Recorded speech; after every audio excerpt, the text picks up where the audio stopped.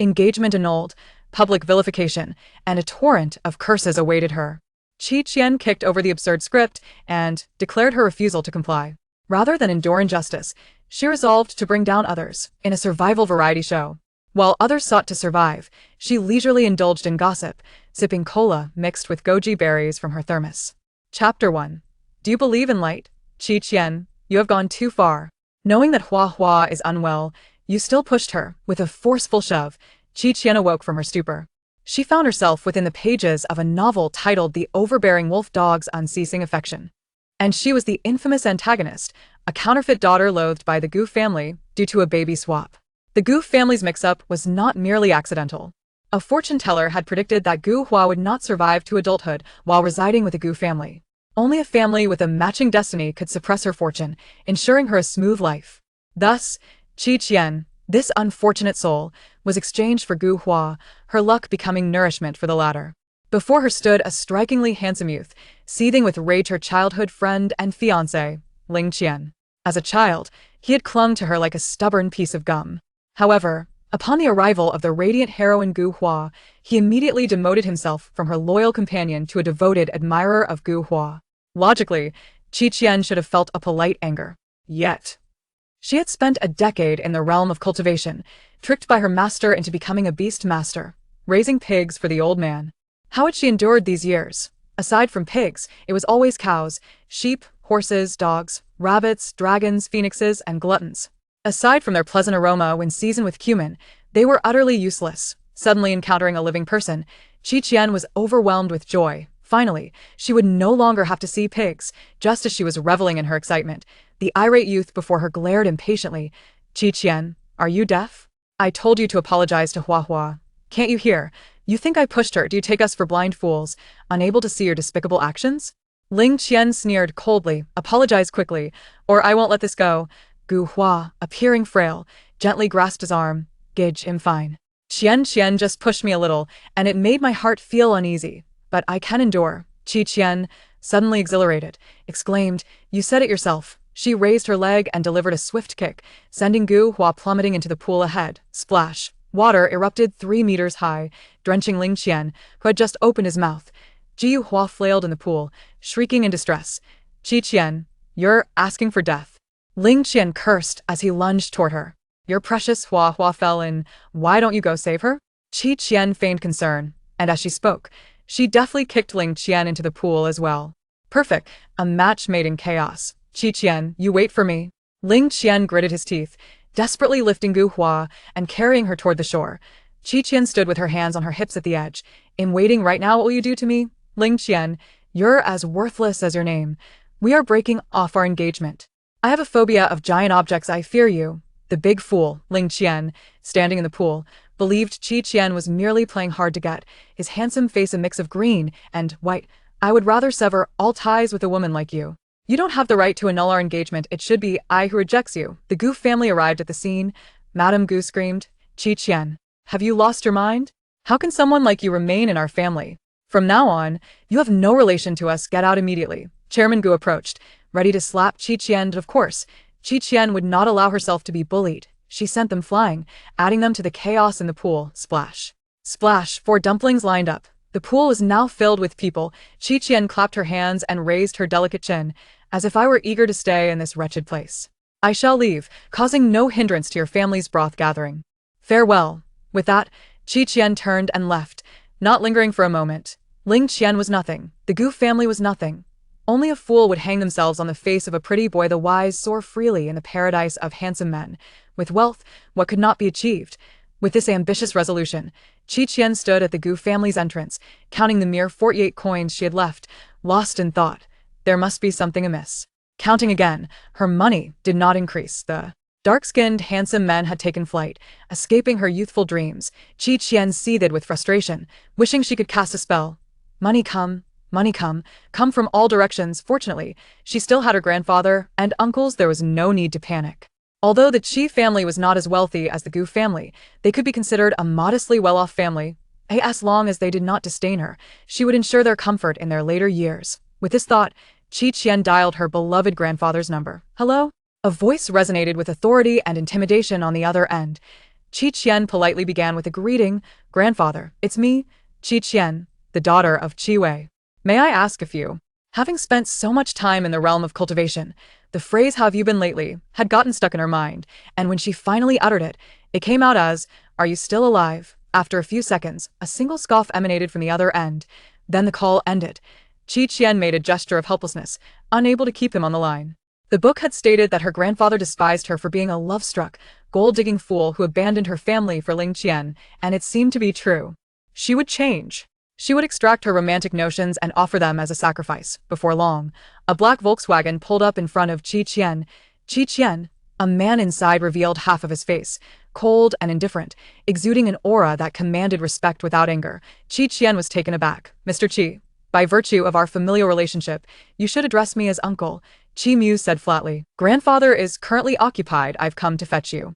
Get in the car. A readily available ride was too good to pass up. Once inside, Mixue noticed her thin clothing. "There's a blanket in the back seat. Help yourself." "Oh." Qian slowly retrieved it and draped it over herself, lounging back in her seat. Mixue's brow twitched, yet he said nothing. "How did you know I was here?" "I hadn't even had the chance to tell grandfather my address. You wouldn't be anywhere but the Gu family. However, this is the first time you've taken the initiative to contact us." Mixue observed her through the rearview mirror, curiosity evident in his gaze. He refrained from commenting on her short-sightedness, yet his impression of her plummeted. Qian recognized that her sudden change in temperament would undoubtedly raise suspicions among the Qi family who had previously interacted with her. As she pondered, her eyes inexplicably turned red. "Uncle, do you believe in light?"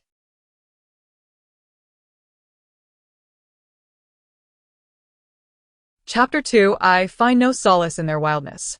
Skepticism fills my heart, and I yearn to grant them another chance, only to be met with disappointment once more. My stay in the Gu family seems devoid of meaning, yet, at the very least, I am blessed with true kinship. You are my guiding light. With heartfelt sincerity. Qian's words resonated deeply, moving all who heard them. Mixue, perplexed by her emotion, felt a sudden pang of discomfort upon seeing her tear-filled eyes. After all, Qian had spent over 10 years among the Gu family, and it was only natural for her to struggle with the upheaval of her identity.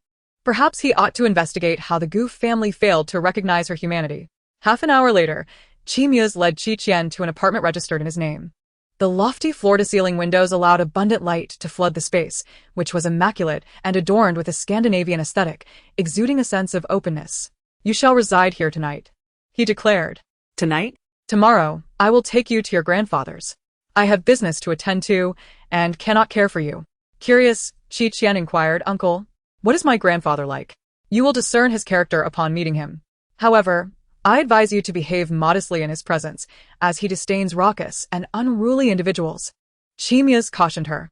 In her mind, Qian conjured an image of a stern old man post-retirement and earnestly promised, "I shall certainly be well behaved." "And my other uncles? What do they do?" she asked. "Your second uncle runs a shop. The third is a lowly actor. The fourth forages for wild vegetables abroad.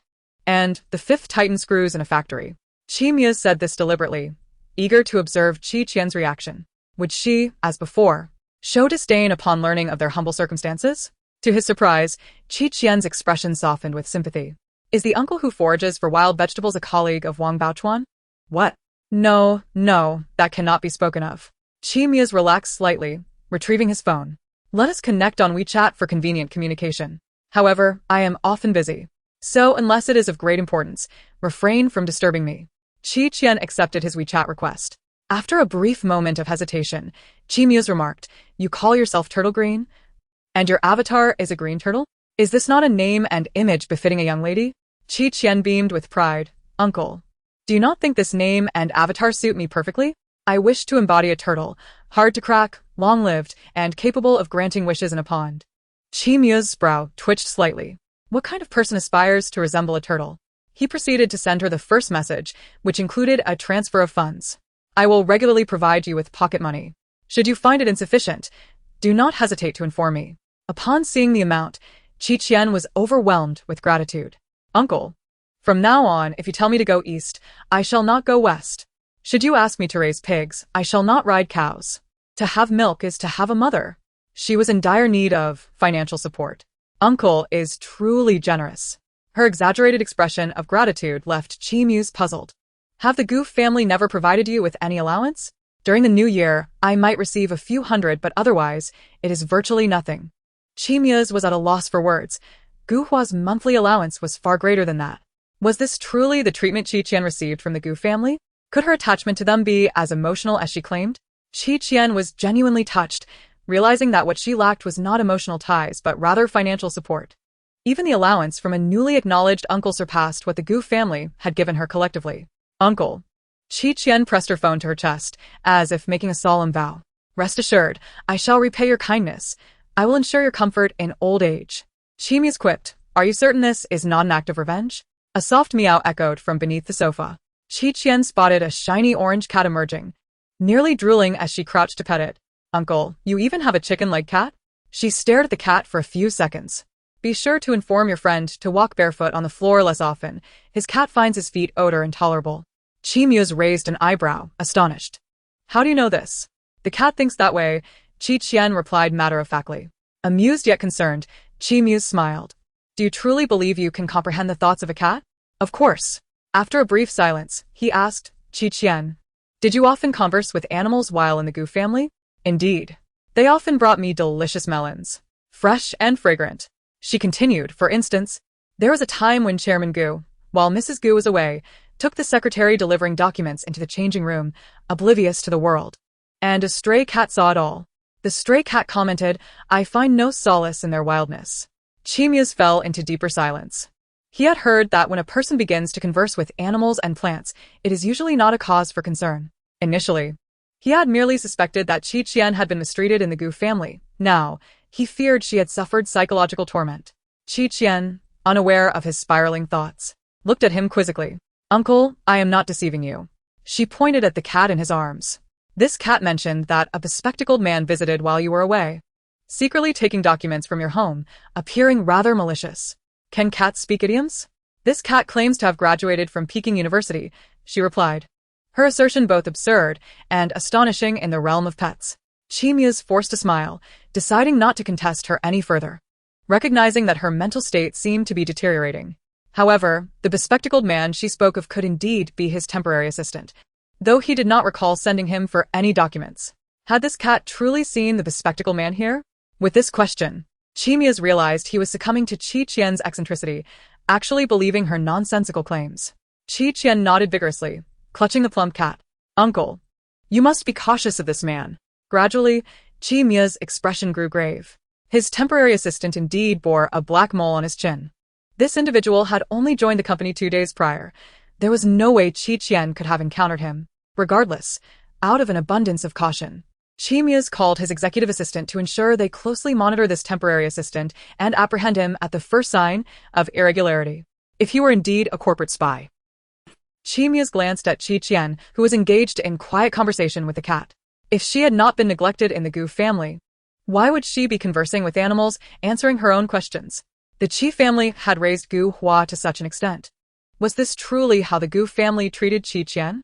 A flicker of displeasure ignited within Qian. Chapter 3 The world has deteriorated, and the hearts of cats have grown cynical. Gurgle. Qian's stomach growled audibly. Did you not have dinner at the Gu family? They were preoccupied with a celebration for their biological daughter, leaving no time for me. Qian made his way to the kitchen, asking, What would you like to eat? I shall prepare it for you. Qian immediately replied, Buddha jumps over the wall. Braised pork tenderloin, spicy belly strips. Only noodles, he countered.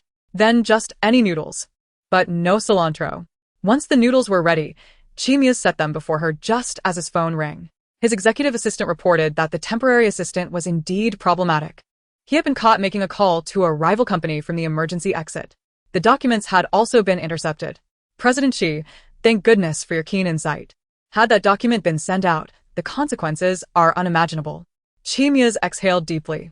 First, uncover what he knows, then we will involve the authorities. Understood. Could it be that Qian's insight was accurate? Perhaps she had overheard something from the Gu family, or perhaps it truly was the cat. Uncle, help. 1600 francs. Qian's voice rang out in distress. She was pushing the cat away, exclaiming, No. We are of different species. Forcing a union will yield no good results. The hefty orange feline meowed, meow meow. Follow me, and you shall feast on delicacies. Qian protested. What kind of family allows a cat to remain unspayed? It endangers a pure maiden such as myself. Thus, a playful chase ensued between the girl and the cat, each retreating and advancing, their antics a delightful dance of pursuit.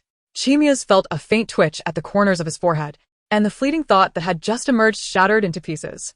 He had insisted that such absurdity could never occur. He approached and removed the orange cat from Qian's back, instructing, "You eat yours." One cat was already enough of a disturbance. Now there was Qian to contend with as well.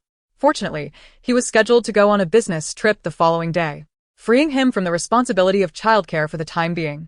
The orange cat yelled at him, "What are you doing ruining our interspecies love story?" Qian sighed with relief. She had narrowly escaped being overwhelmed by the little feline. The world had surely declined. The hearts of cats were no longer pure. Where was the morality, the bottom line, and where was the pet hospital? As Qian slurped her noodles, she surveyed the apartment. The entire family seemed to be antagonists, each one hindering the path of the male and female leads without a return. And here she was, a minor villain, having her fortune siphoned away by the heroine Gu Hua, destined to become a stepping stone in the romantic journey between her and Ling Qian. Qian clenched her fists. Even if she were a stone, she would not serve as a stepping stone but rather weigh down their coffins. Wait a moment. Her fate seemed to be one of being tormented by the leads until her health deteriorated, and she met an early demise? With a sigh, she vacantly mused, "I no longer wish to strive." After 10 years of nurturing pigs and a century of reclining in idleness, had she not earned the right to enjoy life? What was the point of exerting effort? She was done. Chimius inquired, "What is going on?" The next morning, Qian entered Chimius' car, cradling a thermos with an expression of indifference towards worldly matters. "What is wrong?" Chimius noticed her unusual demeanor and casually asked, "I've suddenly come to terms with things," she replied, cradling her thermos like a lotus flower, her face radiating a sense of emptiness. "As the saying goes, my fate is mine to control. If I live another day, that is a gain. From this day forth, I shall focus on my health." "So you brought a thermos? Inside is iced cola. Isn't that contrary to your intention of nurturing health?" "I also added a few goji berries." Chimia's lips twitched. Was this a case of mystical health practices? Before reaching the Qi family home, he cautioned Qian, "Behave well once we arrive at your grandfather's house. Strive to be allowed to stay." "Behave?" "Yes. Your grandfather has a strong dislike for children." Qian's eyes widened in disbelief. "Then why are you bringing me there?" "This is for your own good," Chimius replied, recalling his tyrannical father, akin to a despot, and not harboring high hopes for Qian's acceptance. However, Qian had little emotional connection with them. Her best strategy for establishing herself in the Qi household was to remain close to her father. If she could elicit even a hint of pity from him, her status within the family would become markedly different. With a stern expression, Chimius warned Qian, "If you cannot remain at your grandfather's house, you may find yourself homeless." Qian retorted, "Homeless and starving on the streets, meeting an early demise. How dreadful." "Uncle, do not worry. This matter is in my hands, and I will make it work," Qian promised, thumping her chest. "I meant you should rest assured." Chimius regarded her with skepticism. The car traversed a long, straight avenue lined with sycamore trees, leading to an expansive green lawn adorned with intricately patterned tiles that paved the way to a refined statue and fountain. At the end stood a stately and elegant mansion, guarded by uniformed sentinels who required a pass to enter. Qian, puzzled, inquired, "Uncle, are we visiting the castle before meeting grandfather? Why else would we be here?" Chimius replied nonchalantly, "This is your grandfather's home."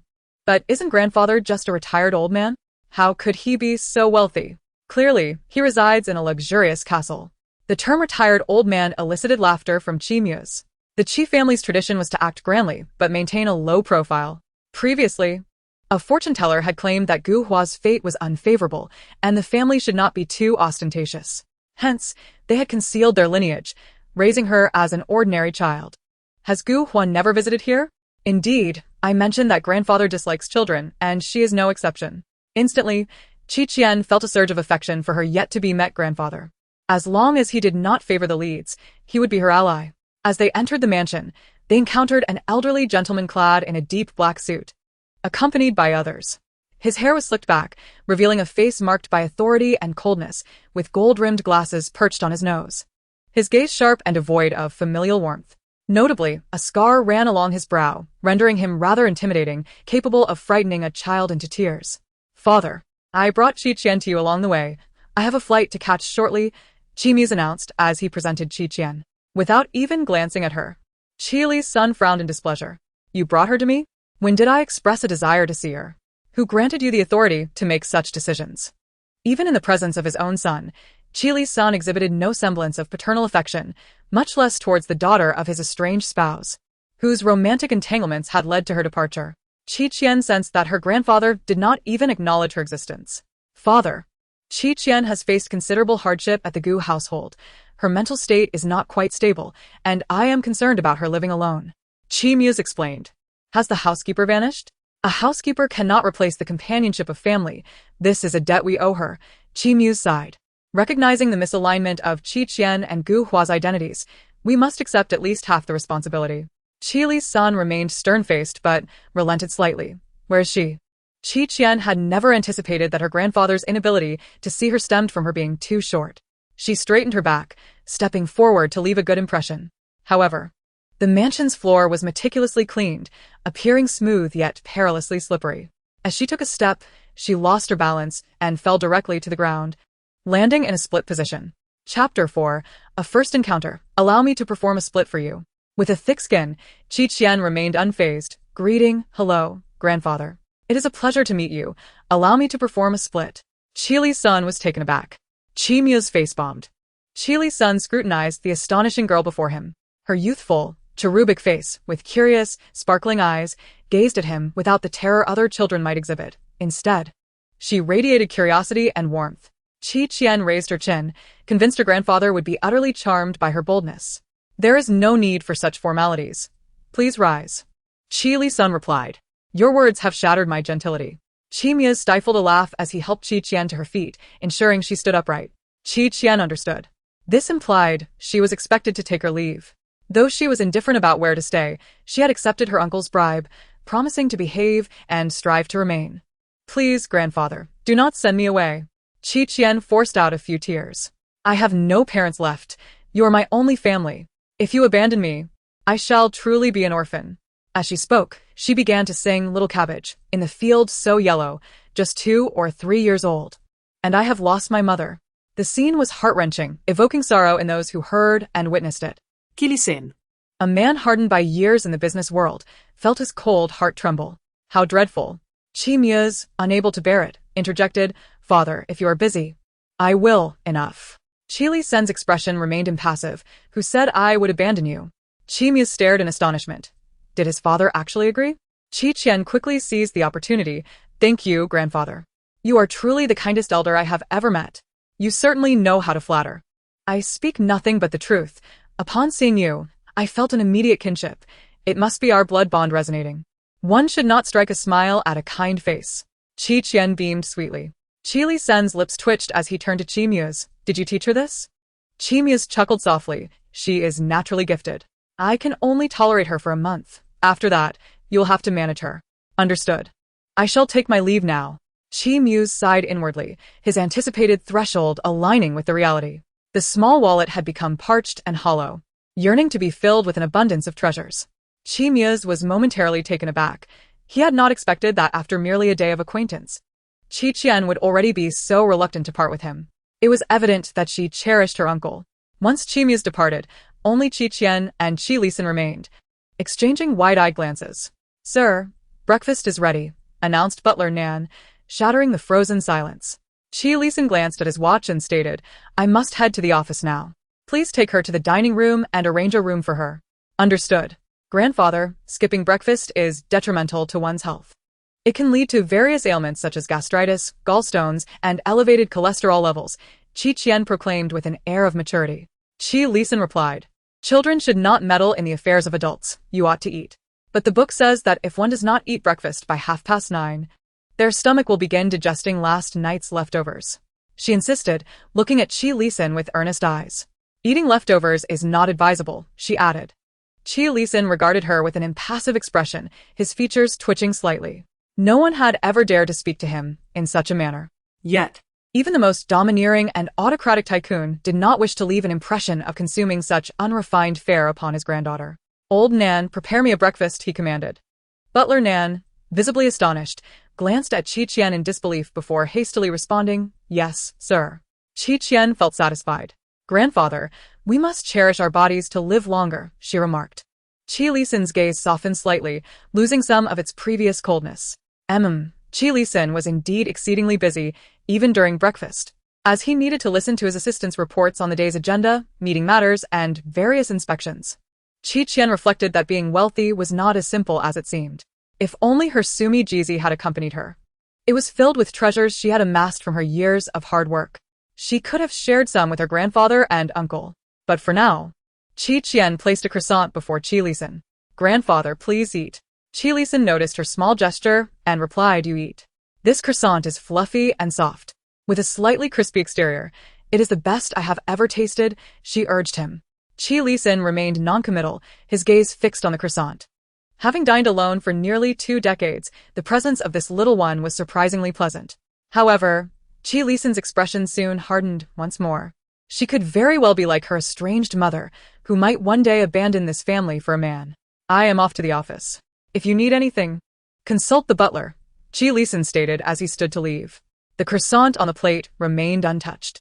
Butler Nan, noticing Qian's lowered head and fearing she might be disheartened, reassured her, "Miss, do not be upset. The sir is truly busy and lacks experience with children." Qian, however, had suddenly recalled a character from a book, a super-rich antagonist. Her grandfather appeared equally affluent. "Butler Nan, what is my grandfather's name?" she inquired. "Miss, you may call me Uncle Nan. The sir's name is Lisan, with Li meaning fierce, Anson meaning forest." "Lisan," Qian exclaimed, her bun falling from her grasp. Wasn't he the self-made, renowned tycoon whose reputation stretched across the land? He was also the greatest antagonist in the story. To avenge his deceased granddaughter, he had repeatedly put the protagonists in peril, almost costing them their lives, and ultimately succumbed to illness. Her grandfather Qian. Good heavens, she gasped, realizing that her grandfather's quest for vengeance would entangle her uncles in a conflict against the protagonists. Stop. This is akin to the story of the Calabash brothers rescuing their grandfather. Qian suddenly felt the weight of her existence. Should she perish, this family would be doomed. She must prioritize her health. A few less sips of soda wouldn't bring about her demise. "Uncle Nan, do we have any pets at home?" Qian asked. "Yes." Qian spent the entire day in the courtyard playing with a dog and a bird. "Did you not inform her that one must maintain silence in this household?" inquired Lisan. "Sir, it seems she may have been too lonely. She has been conversing with the dog and bird all day, and I found it hard to intervene." Butler Nan sighed, noting that the young Miss's mental state seemed genuinely concerning. "She has been talking to animals?"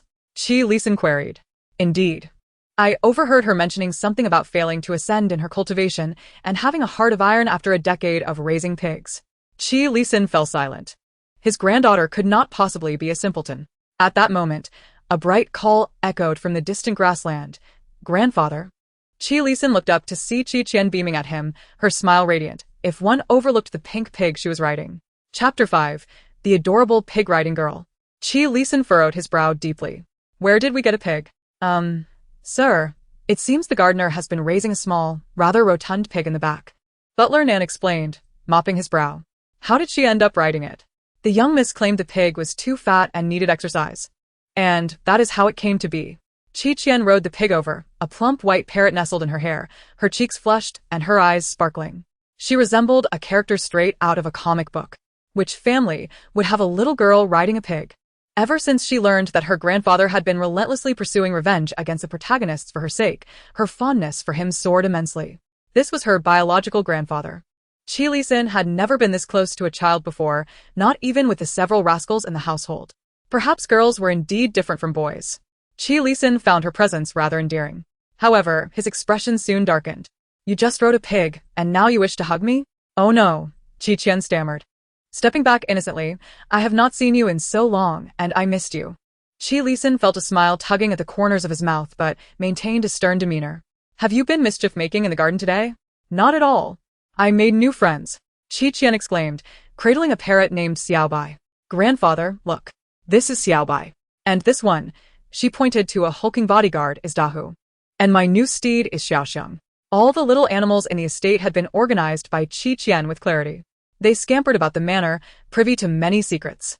For instance, Butler Nan, who was usually calm and gentle, secretly harbored a stash of domineering CEO literature beneath the bed, which he perused every night. Also, someone had once attempted to drown the money tree with boiling water, hoping to drive her grandfather to bankruptcy. Additionally, there was an incident involving a sniper waiting for her grandfather to lean out the window, only for him to spend the entire night reviewing documents and evading disaster. Qian had indulged in gossip all afternoon, her belly round. Yet, dinner was still a necessity. Qian cast a scrutinizing glance at the pig adorned with a bow on its head, his lips twitching. You have named it. How will you ever consume it later? Qian hugged Xiaoxiang. But the pig is so cute.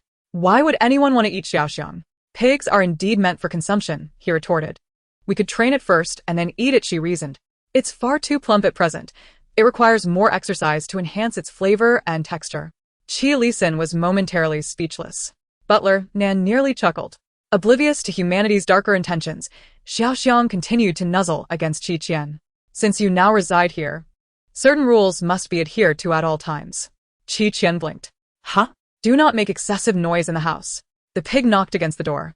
Do not enter my private quarters. The parrot flitted over Qian's head. His temple throbbed. Lastly, maintain your distance and do not come too close to me. Qian, unable to endure any longer, coldly reprimanded Butler Nan.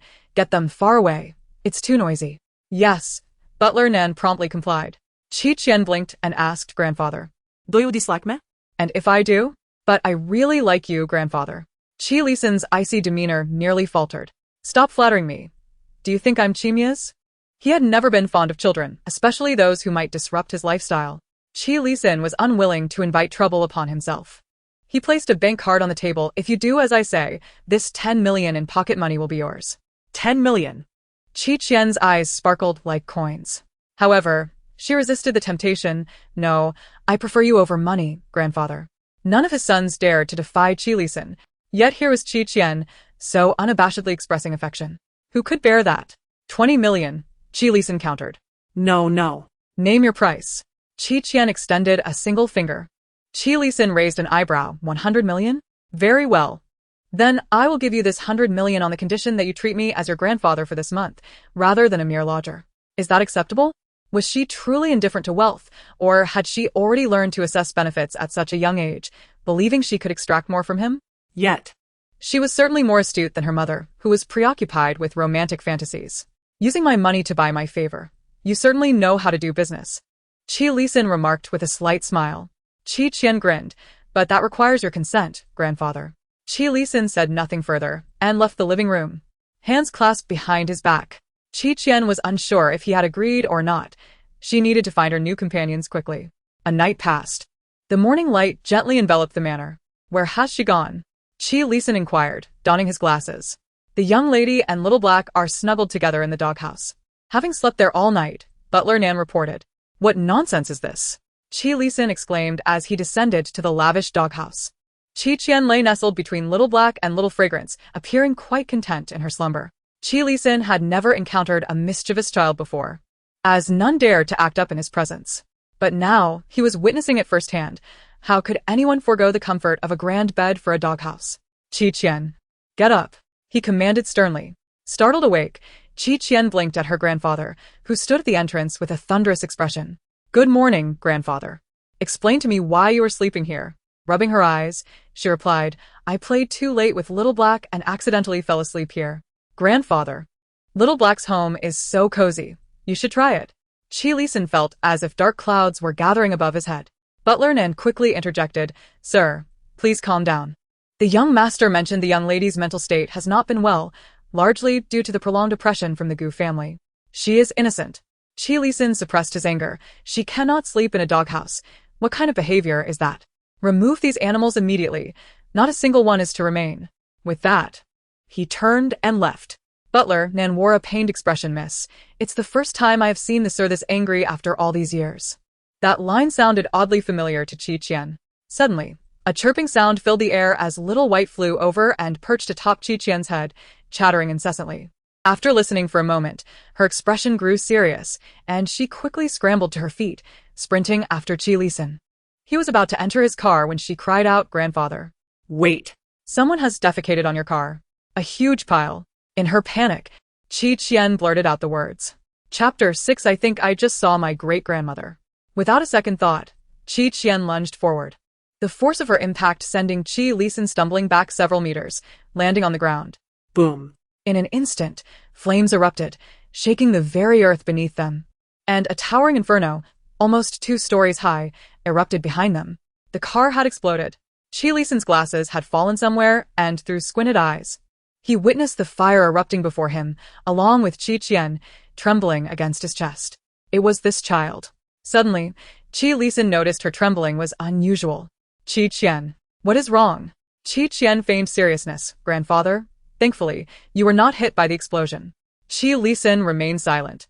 The air seemed to carry an unpleasant odor. Hiss. Qian suddenly gasped. Grandfather, I think I sprained my paw. Qi Lisan immediately instructed someone to call for a doctor, scooping her up and striding toward the house. The doctor reset Qian's dislocated wrist and inquired about her feelings. She responded weakly, this pain is like a love that began in youth, only to fade away without cause, penetrating to the marrow. The doctor stifled a laugh. It's fine. You haven't injured the bones too badly. It will hurt for a while, but we'll be all right. Qi Lisan's expression darkened as he sought ways to ease her pain. Hadn't he seen her face turn pale from the agony?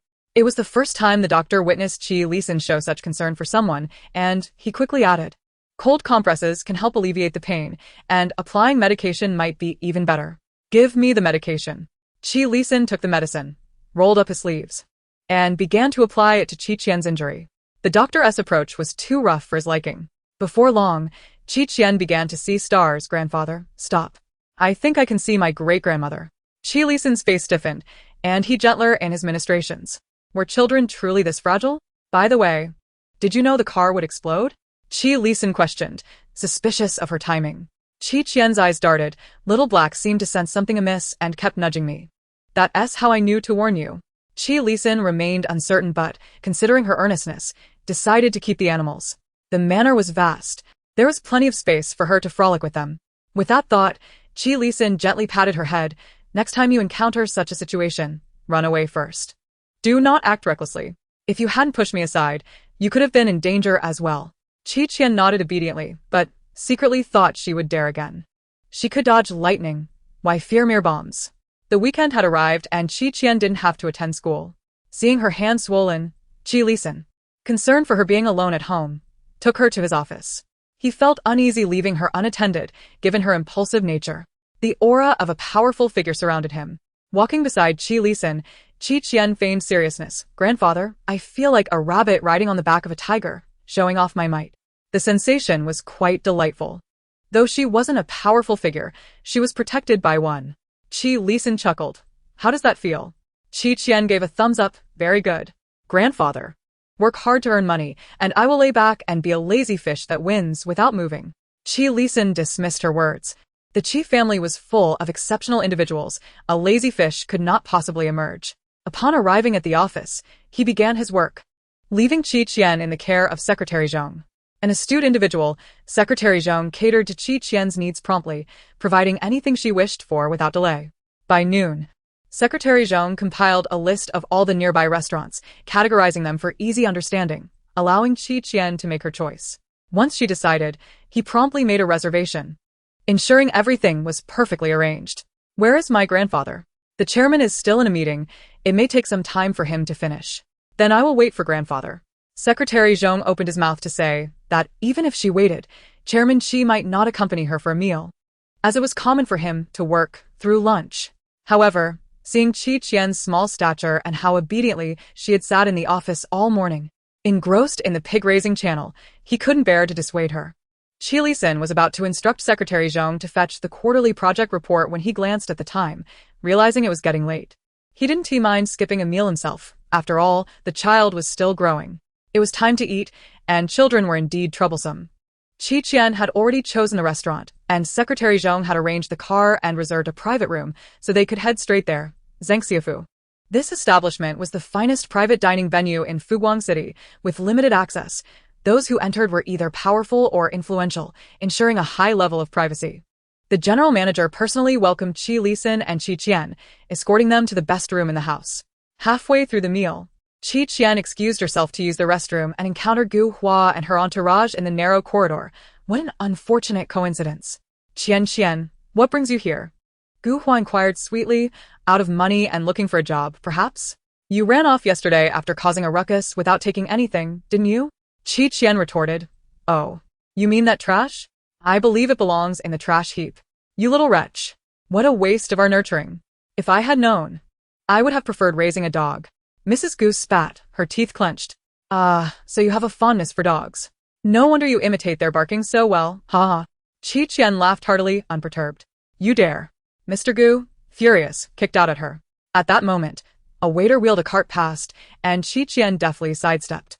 The loud thud echoed as Mr. Gu's foot collided with the cart, causing an audible crack, and he groaned in pain. Mrs. Gu's expression shifted drastically. Darling, are you all right? Your back cannot be injured. Qian, you have gone too far. Gu Hua interjected, standing protectively in front of her parents. My parents raised you after all. How can you be so heartless? If you have guts, confront me. Enduring the pain, Mr. Gu felt a swell of gratitude. This was indeed his biological daughter. Not that wild child Qian. Qian sneered at them, then, with a swift motion, splashed a bowl of hot soup over the Gu family trio. Gu Hua hurriedly shielded her parents. The dark broth drenched them, rendering their high-end attire worthless. Qian chuckled. I suggest you refrain from being arrogant in my presence in the future. Otherwise, I will deal with each of you in turn. Chapter 7. I love division. Division loves me. After speaking, Qian elegantly turned and left, reminding the waiter to come find her for reimbursement of damages. The corridor was chaotic, with Mrs. Gu's curses growing increasingly venomous, filled with regret for not having suffocated Qian in her cradle. The general manager received word and came to manage the situation. Also ensuring the Gu family was escorted out. Standing outside the restaurant, the Gu family felt the stares of passers-by, their faces burning with humiliation. We are esteemed guests here. How dare she treat us with such disrespect? Mrs. Gu fumed. Mr. Gu detected something amiss. The moment Qian left, the general manager welcomed Hua Hua. You've been with the Qi family for so long. Could they have influential backing? Gu Hua hesitated, shaking her head. No, they are just an ordinary working-class family. And my uncles are quite down on their luck. Perhaps this is merely a coincidence. She refused to believe that Qian could thrive after leaving the Gu family. Better than she was. Earlier, when she approached Gu Hua, she had heard a mechanical voice stating that the mission to crush the female antagonist and seize her fortune had failed, and the host would soon face punishment. Could that be the sound of Gu Hua's system? What a revelation. The protagonist enjoyed such privileges, able to plunder her fortune through tasks. Qian's mind raced with possibilities. If she could hear the system's south voice by getting close to Guanhua, she could anticipate her actions and prepare accordingly. However, she needed to remain within a certain proximity to hear it. Qi Lisan observed Qian's slightly swollen wrist and recalled the determined expression she wore when she lunged at him. At that moment, Qian suddenly raised her hands in her sleep, exclaiming, "Sea swallows. Thunder and lightning. Bestow upon me strength to cook the male and female leads to perfection." Qi Lisan sighed. Though she was a bit foolish, she was also a sincere little fool. Once outside the room, Qi Lisan summoned butler Nan, instructing him to thoroughly investigate Qian's experiences in the Gu household over the past 15 years and to find him a book. Certainly, sir. What book would you like? A parenting manual. As the weekend passed, Qian's wrist had nearly healed, and it was time for school. She woke up with a frown. Qi Lisan noticed the time and urged her, "Hurry up and eat. You'll be late for school." He adjusted his tie. Feeling somewhat awkward about sending the child to school for the first time, Qian, feeling dejected, murmured, "Grandpa, can I skip school today? I feel terrible." "What's wrong? Where do you feel unwell?" "Just the thought of my unfinished homework makes it hard to breathe." Qian weakly clutched her chest. Qi Lisan's brow furrowed. With finals approaching, she hadn't done her assignments? "What scores do you usually achieve?" "Full marks. If you don't believe me, check my past papers." "You can score full marks without doing your homework?" "That's because I have a special technique for scoring." "What technique?" Qian set her chopsticks down, dramatically gesturing with her hands as if stuffing her head, reciting, "I love division. Division loves me. Scores flow in abundantly." Qi Lisan felt a vain throb at his temple. Every member of the Qi family was an elite in their respective fields, so how did they end up with a child who needed to resort to magic for exams? Would she truly not be expelled from school for this? "I don't always use this method," she continued, pulling out a turtle shell and placing it on the table. "Last exam, I relied on this. I got every multiple choice question right. Shaking the shell, she muttered, "Tell me if it will rain today." When the coins fell with all tails up, she declared, "Grandpa, it will rain today. Remember to take an umbrella." Qian was baffled. Was passing exams dependent on magic or divination? How had she achieved such scores? Was the universe particularly lenient on foolish children?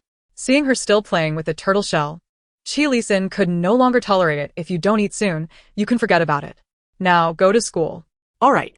After breakfast, Qian drove Qian to her current school, Mixue Middle School. This institution was renowned in Fuguang City as an elite private school with exorbitant tuition fees, attended primarily by the wealthy. The Gu, Ling, He, and Su families were particularly prominent among the students. Upon arriving at school, Qian remembered that the school was organizing an outdoor excursion for all students, traveling together by luxury bus. As soon as she boarded, the previously lively chatter ceased. All students turned to her with sympathetic looks. "Qian, are you all right? I heard you were ousted from the Gu family. How utterly unfair." Indeed, after all this time, there should be some sentiment. Gu Hua is quite nice, but the Gu family has been too ruthless towards you.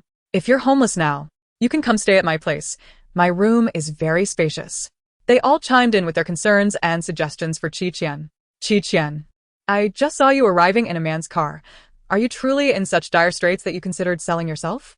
"Haha, don't say that. Who would want a bean sprout like her?" These hurtful remarks came from Qian's acquaintances, friends she had grown up with. Like Ling Qian, upon meeting Gu Hua, they seemed to short-circuit, turning against her. The malice among familiar faces often cuts the deepest, as they know precisely where to strike for maximum pain. Qian refused to indulge them, asking, "You seem quite familiar with the scene. Are you currently employed by some wealthy benefactor to know so much about this? What nonsense are you spouting?" He Fengji slammed her hand against the back of the seat. "Do you want me to end you?" Qian smirked. "You have a piece of lettuce stuck in your teeth." He Fengji's face stiffened, instinctively covering her mouth. Su Jiqing shook her head. Disappointment etched on her face as she looked at Qian. "You pushed Hua into the water last time, and still haven't apologized. How can you act so brazenly? No wonder Qian is ignoring you now. It's akin to you dousing yourself in perfume, yet there's still a pungent stench of ignorance that assaults my nostrils. How can you be so uncouth?" Su Jiqing's complexion fluctuated between shades of blue and white, left speechless by the retort. When did Qian's tongue become so venomous? Was it the shock of breaking off her engagement with Ling Qian, or being cast out by the Gu family that drove her mad? Regardless, she deserved it. She was nothing compared to even a single finger of Gu Huahua. Qian found her seat, prompting He Fengji to stand abruptly, declaring, "Anyone who associates with Qian is against us. Weigh your choices carefully." Chapter 8. The Call of the Wild. Both the He and Su families were renowned aristocrats in Fuguang City, wielding considerable influence, not just in class, but across the school. His words clearly aimed to isolate Qian. Unfortunately, the classmates were unconvinced. "Isn't it a bit harsh to bully a girl like this? Gu Huahua isn't even here. Your loyalty is meaningless." He Fengji's face flushed with anger as he glared at Qian. "Qian, you possess quite the talent." Qian rolled her eyes. "Your talents are limited, weighing in at a mere 5.5 kilograms with the box included." Upon reaching their destination, He Fengji seized an opportune moment and deliberately bumped into Qian as she alighted from the vehicle. If she fell, surely her leg would break, necessitating a trip to the hospital. However, Qian sensed the impending collision and deftly sidestepped, lifting her foot to kick him squarely in the backside. Oh. Quite a sizable rear. Easy to kick. With a thud, He Fengji fell face first a meter away. "You!" He Fengji fumed, blood streaming from his nose, rendering him both comical and pitiful. Qian, hands tucked into her pockets, chuckled leisurely. "Oh, dear. Could it be that your late-night escapades with your benefactor left you weak and unsteady on your feet? You deserve a tonic, my dear." He Fengji's face shifted through shades of anger and embarrassment as his voice cracked, sounding like a duck. "Say that again." Qian stepped on his back. "Silence, smut. Your barking is grating on my ears." She continued past him, completely disregarding his presence. Su Jiqing, who had just disembarked, rushed to assist He Fengji. "Are you alright? Has Qian gone mad?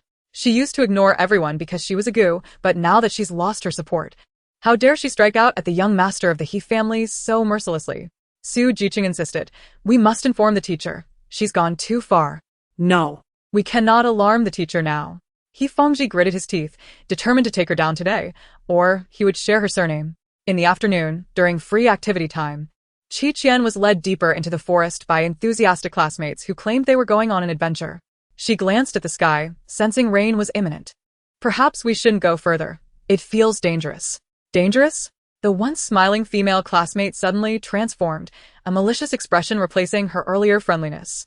It's precisely the danger that prompted us to bring you along. Ha! Did you honestly think we wouldn't disdain you, a mere peasant, and continue being your classmates? Look in the mirror and ask if you deserve to be here. What a disgusting fake heiress. I can't fathom how you once had the audacity to act so arrogant and dismissive. Now, it seems karma has caught up with you. Staying with someone as pathetic as you only drags us down, so it's best if you disappear. Qian remained unfazed. Ah.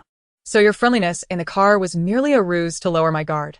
I thought all of you had taken leave of your senses today. Given your usual lack of camaraderie, you are truly foolish. But if you kneel down and lick my shoes, begging for mercy, I might just let you off the hook. Qian, kneeling to offer 100 kowtows? Not a chance. As soon as the words left her mouth, a flock of birds burst from the trees, startled. Then, from the underbrush, a formidable shadow emerged, fixated on the group of students. Their faces paled, hair standing on end. A bear. Quick, lie down and pretend to be dead. No, run. Don't eat me. My flesh is foul. My desk mate is tastier. Chaos ensued, with students scattering in every direction. The closest Hifangji shoved Qian away. Don't blame me. Blame your worthless life. He pushed her forward and turned to flee, oblivious to the moral implications of sacrificing another's life for his own survival. Qian, the embodiment of survival, was not meant to perish so easily. The bear, however, ignored her entirely, charging straight at the retreating students. Crap. How did this happen? Qian watched in amusement as they scrambled away, their foolishness evident. If she had no backup plan, would she have so willingly entered the depths of the forest with them? It seemed the boomerang had returned to strike its throwers.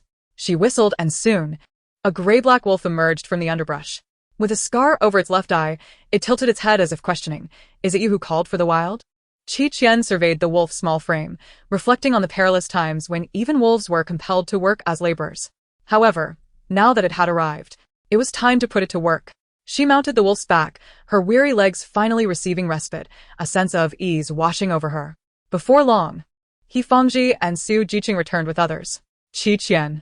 Hifangji ground his teeth in rage upon seeing her. How are you still alive after that bear attack? You have quite the resilience. Qian, we need to take shelter from the rain in this cave. You should leave, Su Jiqing said coldly. They were numerous. While Qian stood alone, they believed she would not dare to confront them. After Qian had pushed Hifangji, Su Jiqing was thoroughly disillusioned with her. Qian sat by the fire, laughing at their words.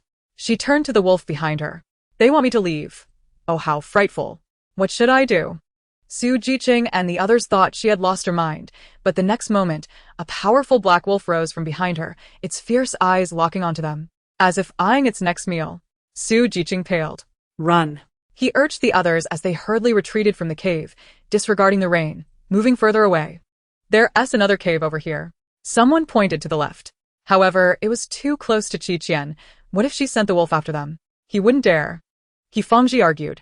With so many eyes watching, if she tried anything, it would be murder. Our parents would never forgive her. Everyone inside. A group of drenched students scrambled into the new cave, which was not much larger than Qian's, making it uncomfortable. Moreover, there was no room to start a fire.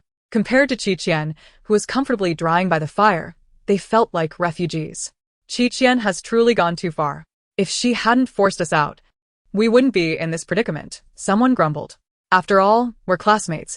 Does she really need to be so cold-hearted? But how did she manage to keep that wolf from attacking her? I've never heard she possessed such a skill. Who cares? Once we get out of here, we can crush someone like her, a pauper, with ease. Their resentment for the rain was directed entirely at Qian, their voices growing louder. Qian's voice pierced through the rain. Am I deaf? Come, whoever acts out again can deliver food to my wolf.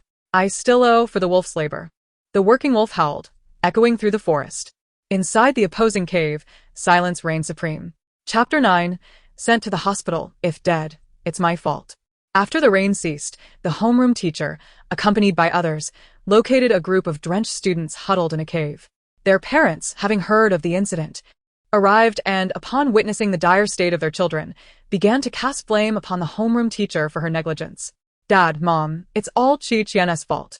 She insisted on venturing deeper into the forest, and we only ended up in this predicament because we were trying to find her. We even encountered bears and wolves. Qian threatened us that if we spoke of today's events, the wolves would devour us. Look at my injuries. They are all due to Qian. My leg hurts so much. It's all because of that jinx. The group of students unanimously shifted the blame onto Qian, embellishing their accusations with fervor. This incident, while a collective misadventure, could potentially lead to consequences for them all if the school pursued accountability. However, their sheer numbers provided a shield, allowing them to distort the truth and evade responsibility. Qian emerged from the cave, stretching her limbs, and upon hearing their indignant remarks, she could not suppress a chuckle. You still have the audacity to laugh. The homeroom teacher glared at Qian, her expression darkening. You led so many students into the forest danger zone. Are you trying to get them killed? This could be construed as murder. Though Qian was academically gifted and generally favored by the teacher, the current situation was beyond salvaging. Other parents joined the fray, voicing their outrage. If such a student remains at Mixue, can you ensure the safety of our children? ISN, she that fake heiress from the Gu family? The Gu family has disowned her. Does she even deserve to attend the same school as my son? She must be expelled and apologize, or we will not let this matter rest. Standing alone against the tide of accusations, Qian found herself in a seemingly hopeless position. Yet, she stood at the cave's entrance against the morning light, her youthful, unblemished face exuding an unexpected aura of defiance. The parents felt an inexplicable pressure, though they dismissed it as mere illusion. After all, she was just a penniless girl. I am Qian's guardian. Who dares to approach me? A commanding voice, as formidable as a mountain, resonated from behind. A black-clad bodyguard parted the crowd, forging a path.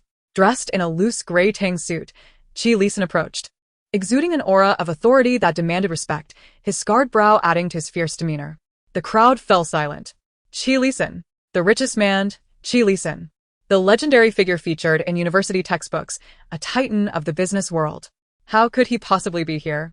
Grandfather. Qian's eyes widened in disbelief. She had not expected her busy grandfather to appear. The parents who had just condemned her exchanged looks of astonishment upon hearing her address Qian as grandfather. Chairman Qi. This student Qian is yours? She is my granddaughter, Qian replied, his expression unchanging. Upon hearing that my grandchild was lost during an outing, I hurried over. I never anticipated stumbling upon this spectacle. The leading parent stammered, Chairman Qi, the children claim that Qian led them into the forest to get hurt. Are you suggesting that a single individual led a group of over a dozen? Or should I believe that my granddaughter held a knife to each of their throats, compelling them to follow her? Qian mocked, a cold smile gracing his lips. The parents turned crimson, caught in their own embarrassment. Though they had considered the absurdity of their claims, their protective instincts had overridden their judgment. Parents, I believe it would be wise to hear what Qian has to say, the homeroom teacher interjected, sensing the shift in dynamics. Qian turned his gaze to Qian, encouraging her to speak. Qian promptly recounted, Grandfather, they brought me here under the pretense of exploring, only to turn hostile, asserting that I, as a poor wretch, did not deserve to be their classmate. They even threatened to make me disappear. When a bear appeared, they all fled, and Fengji even pushed me toward the bear, as if to send me to my doom. I was all alone. How could I possibly contend with them? Such blatant lies, without any evidence. Fengji shouted, his face pale. Of course, I have evidence. Qian grinned, revealing her 8 teeth. I didn't mention it, but while you led me into the forest yesterday, I was recording everything on my phone. Don't think that just because you're a minor, you bear legal responsibility. The juvenile detention center awaits you. The participants felt their hearts race, tears welling in their eyes. No. It's not my fault. Fengji coerced us into this. We were merely following his orders. He said that if we didn't cooperate, our families would sever ties with our company, and I wouldn't dare to hurt an aunt normally. Another chimed in and Su Jiqing. He's in cahoots with Fengji. Buddha, Guanyin, Jesus, God, save me. I don't want to go to juvenile detention. The very individuals who had recently united to accuse Qian began to turn against Fengji and Su Jiqing, eager to shift the blame. They were guilty, but in comparison to the masterminds, their culpability seemed less severe. Qian had expertly manipulated their self-interests. Stop your nonsense. Our Fangji is not the kind of person you claim he is. A member of the He family shouted, their face flushed with embarrassment. The Su family echoed. Did you all only speak this way because Chairman Qi is present? Our Jiqing is the most sensible. He would never do such a thing. Qi Lisan's icy gaze settled on the He and Su families. You two families very well. The He patriarch trembled, Chairman Qi. The children merely acted out of ignorance. Please, show mercy. Qi Lisan interrupted coldly. My granddaughter Qi Qian is also a child, and she is far more precious than all of your children combined. With that, Qi Lisan beckoned Qi Qian to follow him, leaving the scene. Qi Qian gazed at her grandfather's imposing figure, feeling a profound sense of security in having such a powerful ally. If this incident had involved the Gu family, they wouldn't have even bothered to show up. Grandfather. Thank you. Qi Lisan turned to look at the little fool. My granddaughter should never suffer at the hands of outsiders. Chapter 10. A touch of bullying and fear of authority. Qi Qian felt overwhelmed with gratitude, but then she remembered that in a month, she would have to leave her grandfather to embark on her own journey. This golden support had a time limit. However, she believed that with her exceptional ability to relax, she could make the most of her time. The prospect of flying excited Qi Qian, who had only ever seen sword flying and never boarded an airplane. Helicopters were not something one could simply board. They required prior permission, and the various procedures meant that one could not just take off on a whim. Her grandfather wouldn't have known she was in trouble to request flight permission. It must have been due to his special connections. Qi Qian could only express her admiration with a single phrase, Grandfather, you're amazing. Qi Lisan shook his head disapprovingly. Let me see the footage you recorded. Grandfather. I was just bluffing them. I didn't actually record anything, Qi Qian said innocently, blinking her eyes. If I hadn't said that, they wouldn't have admitted anything so quickly, and we would have been caught in a lengthy dispute. So, deception is sometimes necessary, isn't it? After all, if I truly had footage, why wouldn't I have shown it from the beginning? Qi Lisan chuckled. You are quite clever. Hee. His strong demeanor was not only to defend Qi Qian but also to establish her authority. She was no longer without a backing after leaving the Gu family. Qi Qian felt a surge of emotion. Grandfather, you are so good to me. I will definitely take care of you in your old age. Qi Lisan replied. I have no hope of that from you. What a little fool. She wouldn't be able to settle down for a single day. Raising a child was akin to facing trials. Qi Qian, do you wish to transfer schools? Qi Lisan inquired further, questioning the benefits of such a learning environment on her development. Qi Qian hesitated for a moment before shaking her head resolutely. I don't want to. He pressed. Only the weak flee when faced with challenges. I am not weak, nor have I committed any wrongdoing. It is not I who should transfer schools. Qi Qian asserted firmly. Moreover, she continued, rather than adapting and growing in a new environment, I would prefer to be a stubborn stone, crushing all the soft persimmons around me, relishing in the discomfort of others while finding joy in my own defiance. Suddenly, her enthusiasm surged. No matter how resilient He Fangji and the others were, they could not withstand the force of her considerable fists. Qi Lisan raised an eyebrow. So you are? Grandfather. I merely possess a slight tendency to bully the weak while fearing the strong, she replied with a mischievous grin. Qi Lisan chose to indulge her. She cherished life intensely at present, which was reflected in her thermos filled with icy cola, adorned with a few floating goji berries. Goji berries for health. Blended into cola for a delightful wellness experience. What's wrong with that? Having consumed too much cola, Qi Qian rushed outside to the restroom, and by chance, overheard two birds chattering on the windowsill. This building is quite tall. It's apparent the owner is wealthy. What good is wealth? Just now, a man in red entered and concealed several packets of contraband drugs inside a blue vase.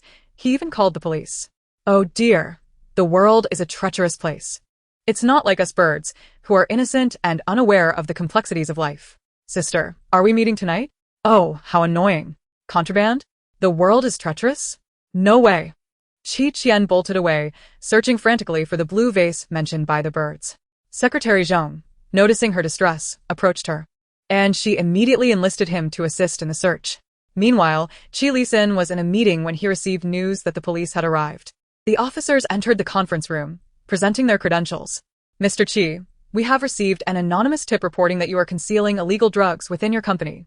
We will now conduct a routine search of your office and other areas. Is that acceptable? Qi Lisan, seasoned by life storms, remained remarkably calm, responding, cooperating with the police is a civic duty we all must uphold. Please proceed. The police commenced their search throughout the building. An hour later, they reported, Mr. Qi. We have found no illegal substances. It appears this was a malicious prank. The team leader expressed his regrets. Qi Lisan smiled softly. Your caution is commendable. There is no disturbance whatsoever, as long as the truth is uncovered. Indeed, he added, we are quite familiar with Mr. Qi's character. This tip-off seems rather peculiar, possibly stemming from personal grievances. Mr. Qi has made significant contributions to charitable endeavors and has been praised by municipal leaders as a conscientious entrepreneur. Thank you for the reminder. I shall be more vigilant in the future.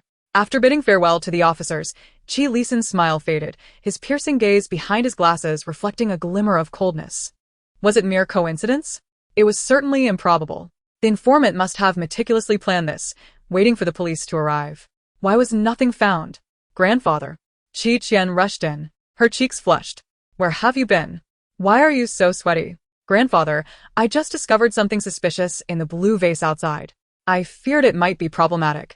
So I had Secretary Zhong take me out to dispose of it, she quickly explained. Secretary Zhong followed up, Mr. Qi, those items are likely the source of this report. Thankfully, the young lady discovered them in time. Otherwise, the reputation of the Qi family enterprise could have been irreparably tarnished. He was immensely grateful to her. This young lady was not merely a passive observer of health and wellness channels, but had saved him from a potential midlife crisis of unemployment. Qi Lisan looked down at Qian. Did you burn them all? Did you open any of those items? No, she shook her head. They looked very dubious. So I didn't open them and threw them straight into the incinerator. Everything was destroyed. It must infuriate those behind the scenes who orchestrated this. Qi Lisan sighed in relief. He was concerned that out of curiosity, she might have opened those tainted items. She was still young. The sordid realities of adulthood should not intrude upon her world. Thanks to you, my company has avoided disaster, he said, gently ruffling her hair. You may make a wish, and I shall fulfill it. Having resolved such a significant dilemma for the company, if she wished for a helicopter, Qi Lisan would acquiesce. Qian's eyes sparkled, Grandfather. I want a large fish pond. Qi Lisan nodded. Are you planning to raise something in it? It was likely to be koi or ranchu goldfish, as girls often fancied such delightful creatures. Then he heard Qian declare, and I want to raise an enormous turtle. Qi Lisan momentarily lost his composure. A what? Chapter 11. Entering a meditative state, retreating into the void. You wish to raise a turtle? Qi Lisan seemed incredulous, confirming once more. Why would you want to raise a turtle? Is this something a girl would like? Qian nodded emphatically. Without a turtle, my wishing pool would lack essence. A turtle wishing pool. Qi Lisan rubbed his temples, realizing her intention. Very well, do as you wish. However, one condition, no matter how your classmates plead with you, you must not respond. Understood. Qian initially thought her grandfather was merely jesting, but soon found He Fangji and Su Jiqing at her door, apologizing. Yet it was evident their intentions were born of necessity rather than genuine remorse. Qian could not be bothered to entertain them, opting to ignore their presence. Undeterred, they resorted to messaging her on WeChat. He Fangji wrote, Qian, tell your grandfather to cease targeting my family's business. I'm begging you. Let us put this behind us. We can still be friends. Have you forgotten how well I treated you in the past? Qian felt utterly disgusted. Yet, she could turn the tables on these two. Qian replied, I can consider letting you off the hook, but only if you. She sent the message and promptly blocked them. He Fangji and Su Jiqing found themselves fretting over her unfinished sentence. What? They wondered anxiously. What could it possibly be? They hoped to wait for Qian to return to school to clarify, only to find that she never showed up. The reason being, Qian had been caught calculating choices using a turtle shell by Qi Lisan, who chastised her for her gambling behavior.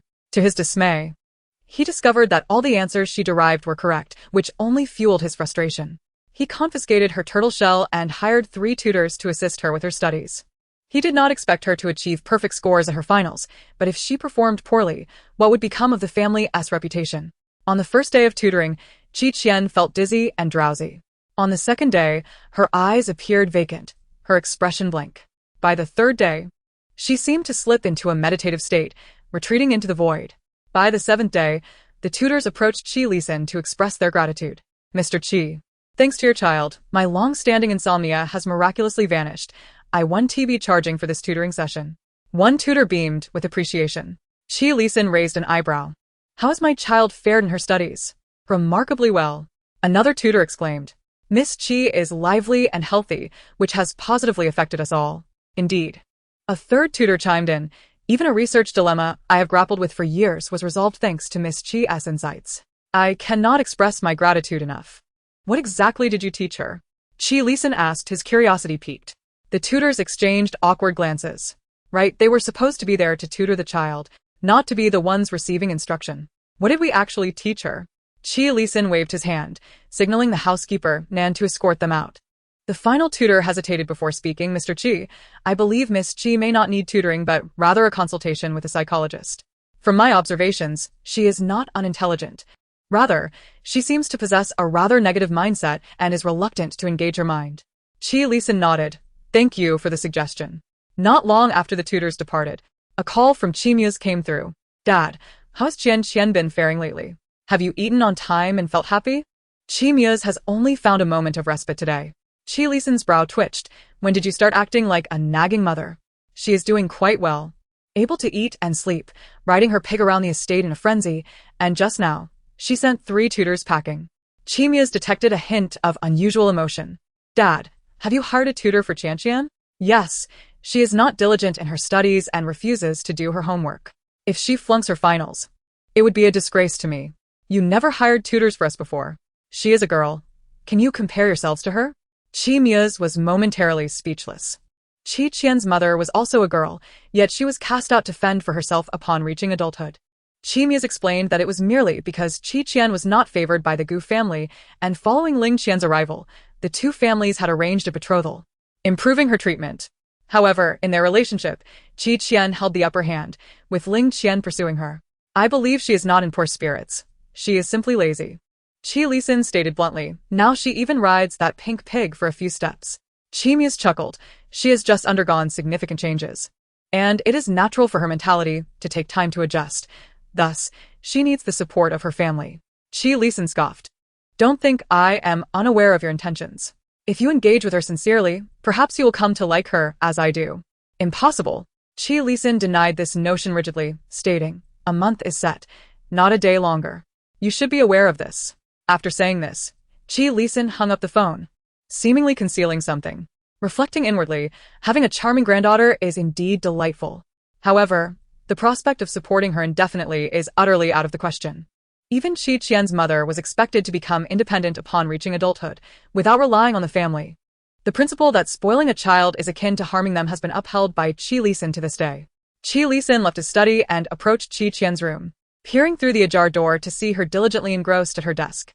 He felt a slight sense of pride, affirming that the Qi family had no idle members. However, upon closer inspection, his expression darkened. Qian was not studying, she was stealthily indulging in instant noodles, using 2 chopsticks to knit a sweater for them. Qian, who bought you this junk food? Dispose of it immediately. If I catch you eating this rubbish again, you can forego your meals. Qian lamented, Grandpa, I was wrong. Just let me have one last bite. In her movement, she accidentally knocked over her backpack, spilling its contents all over the floor. Others' backpacks contained textbooks, extracurricular readings, and homework assignments. Qian's backpack was filled with spicy strips, potato chips, fish snacks, soda, and candy. Qi Lisan's temples throbbed. Was she attending school, or merely stocking up on goods? He coldly confiscated Qian's contraband and ordered her to cease consuming junk food. Qian felt as though her joy had vanished like a fleeting bird of youth.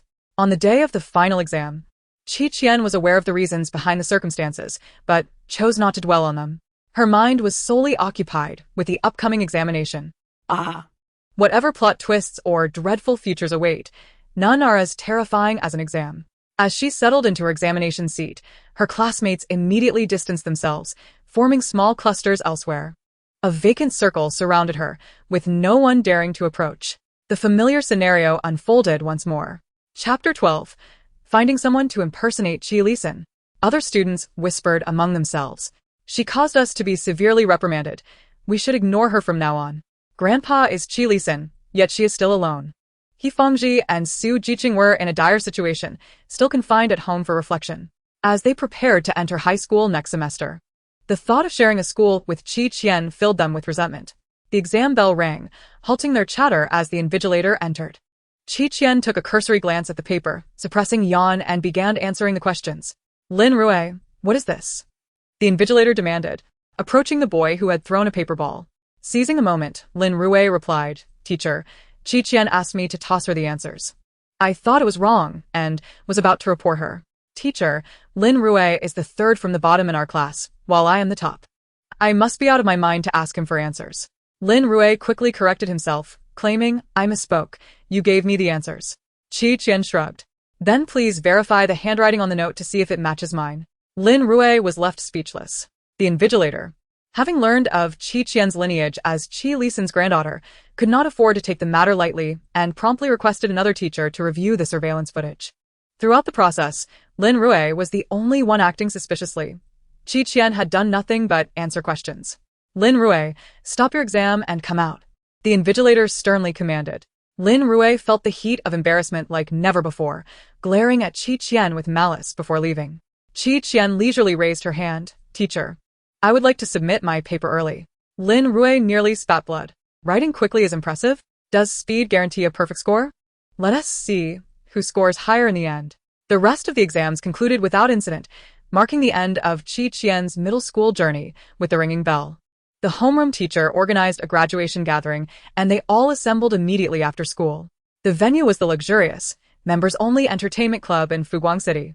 Besides their own class, other classes were also hosting parties there, such as Ling Qian and Gu Hua's sophomore class. Since Gu Hua had skipped a grade in elementary school, she was in the same year as Ling Qian. Upon learning that Qian was present, Gu Hua and Ling Qian made their way over. As Qian stood to grab some snacks, Ling Qian, with an irritable expression, blocked her path and impatiently said, Qian, I told you not to overstep. Fangji and Jiqing were so kind to you, and you caused them to miss their finals. How can you show your face at this gathering? Qian retorted. Imagination is a disease. It seems you are quite afflicted. You should buy yourself a coffin adorned with Ultraman. Perhaps it will serve as a fitting joke after your demise. You, Gu Hua intervened. Qian, you mustn't be deliberate. There must be a misunderstanding. Let us talk it out. Right, Qian? Qian smiled. You're right. If you keep prattling, I'll slap you. I was merely concerned for you. Gu Hua's tone suddenly escalated. You are not Qi Lisan's granddaughter. The person that day was just an actor you hired, right? I have been in the Qi family for over a decade. And no one knows better than I who your grandpa truly is. She had only seen old Qi once, and he was merely a middle-aged steward. The assertion that Qian was Qi Lisan's granddaughter was laughable. It was nothing but a dream. Gu Hua felt as if the heavens were aiding her. This was an excellent opportunity to completely remove Qian from her sight. The booming music in the private room abruptly ceased, and everyone turned to listen to Gu Hua's words. Qian actually hired an actor to deceive us into believing her grandpa is Qi Lisan? How vain can she be? I knew something was off. If she were a true heiress, I'd cut off my own head and kick it like a ball. Miss Qi, if I slap you now, will the Qi group sue me? Woe is me. The Qi group would merely commend me for getting rid of this shameless pretender claiming to be their chairman's granddaughter. Those closer to Qian splashed their drinks over her head. Qian retaliated, seizing the arm of the assailant and slamming his face down onto a table piled high with wine bottles. Did I give you the right to act so brazenly? Let go. Let go. The boy cried out in pain. Ling Qian, filled with disgust, said, Qian, have you had enough? Are you embarrassed now that your facade has been exposed? You are provoking the chairman of the Qi group. Qian boldly replied, if you have the guts, call the police and have me arrested. What is going on? Qi Lisan passed by a private room and fortuitously caught the sound of his foolish granddaughter. So he stepped inside. Those classmates who had seen Qi Lisan sneered, here comes the actor hired by Qian again. How can this person be Qi Lisan? It's laughable. I've met Chairman Qi, and he certainly doesn't look like this. Gu Hua shared the same sentiment. Qian's grandfather could not possibly resemble this man, and Qi Lisan surely did not look like that either. The manager of the club who accompanied Qi Lisan could hardly endure it. Open your eyes. This is indeed Chairman Qi of the Qi group. Didn't your parents teach you to be cautious in public? Ling Qian's expression shifted slightly. Manager Kong, he really is. While they may not have had the opportunity to meet Qi Lisan, the manager of this establishment, Kong, was well acquainted with him. There was no way Manager Kong would collude with Qian and her grandfather in a farce. The reason was simple. This opulent venue was a property of the Qi group. Manager Kong could not possibly mistake his own employer. Grandfather, what are you doing here? Qian abandoned the troublemaker and, abandoning her earlier bravado, scampered to her grandfather's side. I came here for an inspection.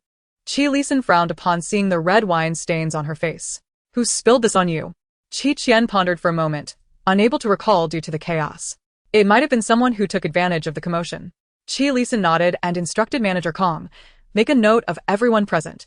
They will all be blacklisted, and their parents will be notified to come collect them. How dare you? Someone shouted defiantly. Can money truly allow one to act with impunity? Qian raised an eyebrow. You bullied my granddaughter on my territory. I want to settle this with you, but with your parents instead. If you have the audacity, feel free to have them come confront me. A group of people turned pale, as if they had struck an iron plate. Their parents had warned them that if they harmed Qian and jeopardized their family business, they would be cast out to beg. How could they not control themselves? Chapter 13. The Chosen Pure Prison Wind. Gu Hua was utterly confused. She had indeed seen someone else, not this person. In truth, this man was Qian, and he could not possibly lie for Qian. Upon hearing Ling Qian's words, Gu Hua felt her composure fraying. If Qian's grandfather was Qian, then all her efforts over the years to build a relationship with the Gu family were in vain. Seeing Qian and Qian leave, Gu Hua suddenly came to her senses and hurried after them. Grandfather. Qian paused, and even Qian, who had initially intended to ignore her, stopped as well. Gu Hua approached, her face flushed with excitement. Grandfather, it's me, Hua Hua. Grandfather, aren't I your only granddaughter? Qian blinked. Could it be that you are also his granddaughter? Gu Hua, exasperated by Qian's naivety, exclaimed, Grandfather, don't you remember me? You even had uncle give me a red envelope during the New Year. Qian interjected. Oh, it turns out the red envelope wasn't just for me. Others received it too. Qian shot her a glance. I don't recall giving her anything. It was likely your uncle acting on his own. He then warned Gu Hua, this student, I don't recall having a second granddaughter, so please refrain from claiming kinship. Grandfather, no. Chairman Qi. I was merely overwhelmed with excitement upon meeting my idol. I meant no offense, Gu Hua said, her admiration evident. The system in her mind chimed in. Yes, host. That's right. Become Qian's granddaughter and oust Qian from the family. You will absorb her remaining fortune. Qian exploded with indignation. Her fortune was already scant, and now Gu Hua wanted to siphon it off. Was she a vacuum cleaner, capable of such absorption? Before Qian could retaliate, Qian coldly remarked, those who see me as an idol are a dime a dozen. Who do you think you are? Just because you admire me. Does that entitle you to special treatment? Gu Hua's face froze in shock. She hadn't expected the rumor tycoon to be so cutting in his words. Qian's eyes sparkled. Grandfather, you're so cool. Qian glanced at the naive girl beside him, unsure of what she found amusing. With such innocence, how would she survive without his protection? As the child had yet to embark on her journey, Qian was already filled with concern. He signaled to the bodyguard to handle the aftermath and took Qian away. Gu Hua was left breathless with anxiety, yet could only watch them depart. If he were merely a wealthy individual, it would be one thing. But Qian, he was Qian. It was too late for regrets now. Don't worry, host. You still have a chance, the system's mechanical voice echoed.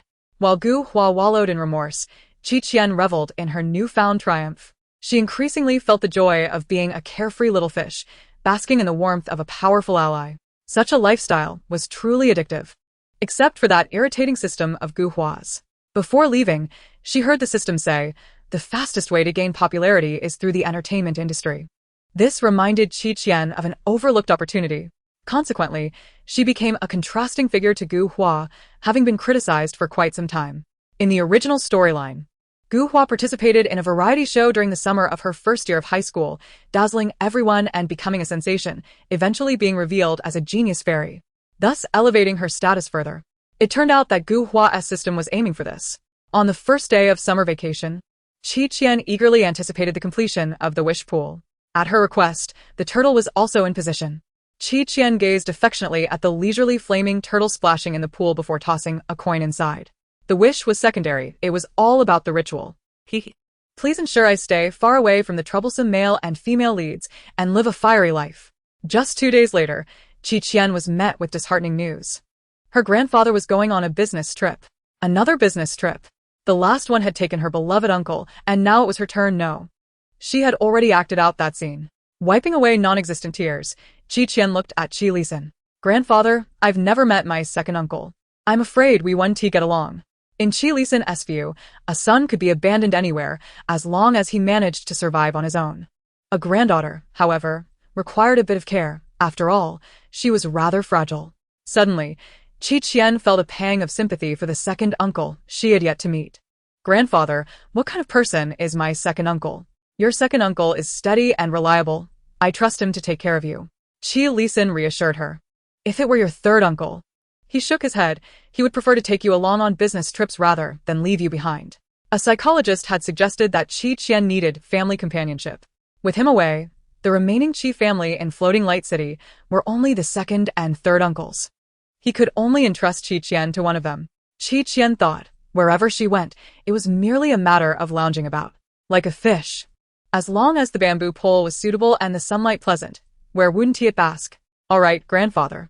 When will my second uncle come to pick me up? I'll leave this afternoon. He won't be able to pick you up until later tonight. That evening, Qian packed her bags and stood at the door waiting for her second uncle to arrive.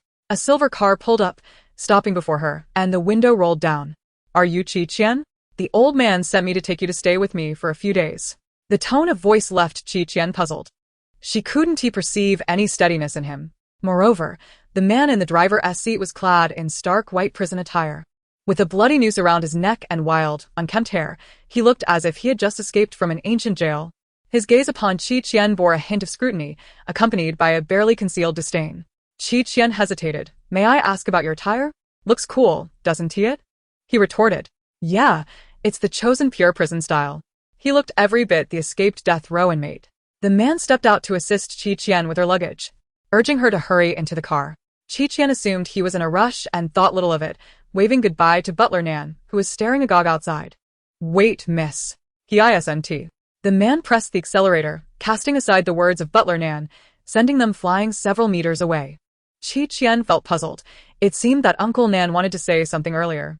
The man replied, Oh, he wanted to say that I am not your second uncle. Chapter 14. The Spider-Woman. Then who are you? I am certainly no good person. The man's expression shifted to one of chilling menace, as if accompanied by suspenseful sound effects. I intend to capture you for dissection and sell you for a handsome price. Haha. Qian asked third uncle. Is this fun? Qi Fengxiao paused. How do you know? Firstly, you bear a slight resemblance to the eldest uncle. Secondly, your character differs from the second uncle as described by grandfather. Moreover, I heard from the eldest uncle that you, third uncle, are a bit part actor.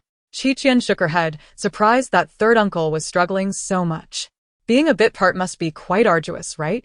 After many years in the industry, Qiangdi was experiencing such sympathetic gazes for the first time. He suddenly felt a surge of theatricality. What's wrong with being a bit part? It's all because I don't rely on my family and strive on my own. You just wait until I hit it big. I'll take you to enjoy life. Qian replied, Uncle, although you currently lack skills and earn little, with your exceptional talent for painting grand visions, you will surely amass wealth in the future. He had no cash on him, so Qian pulled out 101 yuan to give him. For the grand vision. Qi Fengxiao filled up the gas at the station and continued on their way. Qian asked, Third uncle, where is my second uncle? He has been quite busy lately and doesn't he have time to attend to you, so he made a bit of a trade with me, Qi Fengxiao said casually.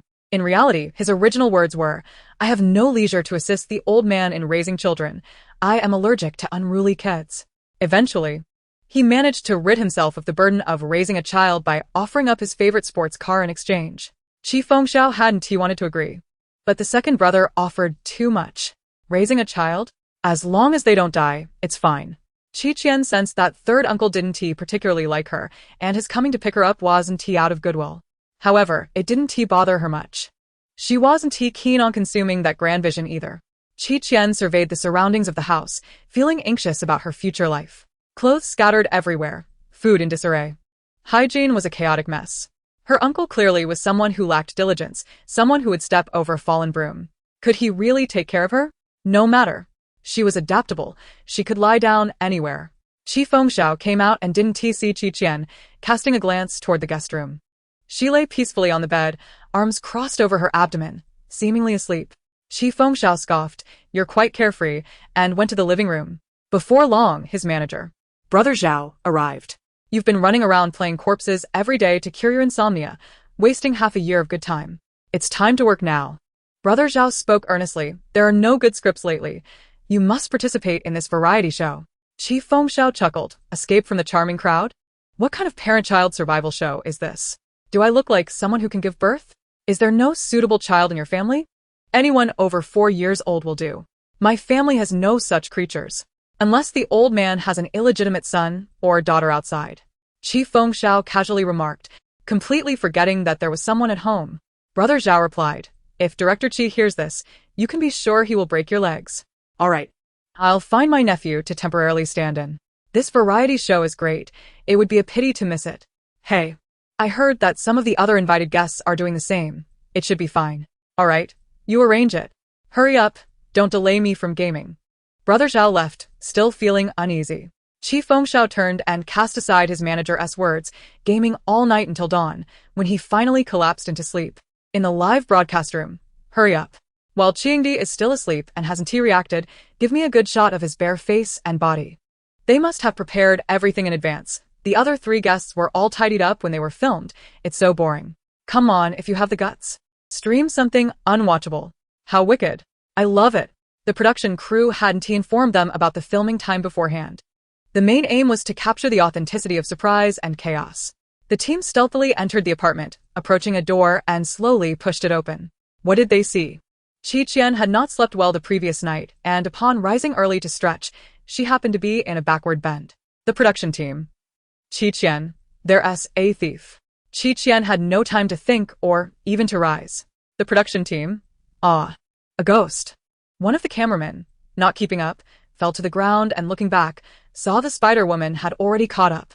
He screamed and flailed, desperately trying to escape, but barely moving a couple of centimeters. In the live broadcast room, what just bumped into my face? Isn't the Qingdi? It's a woman.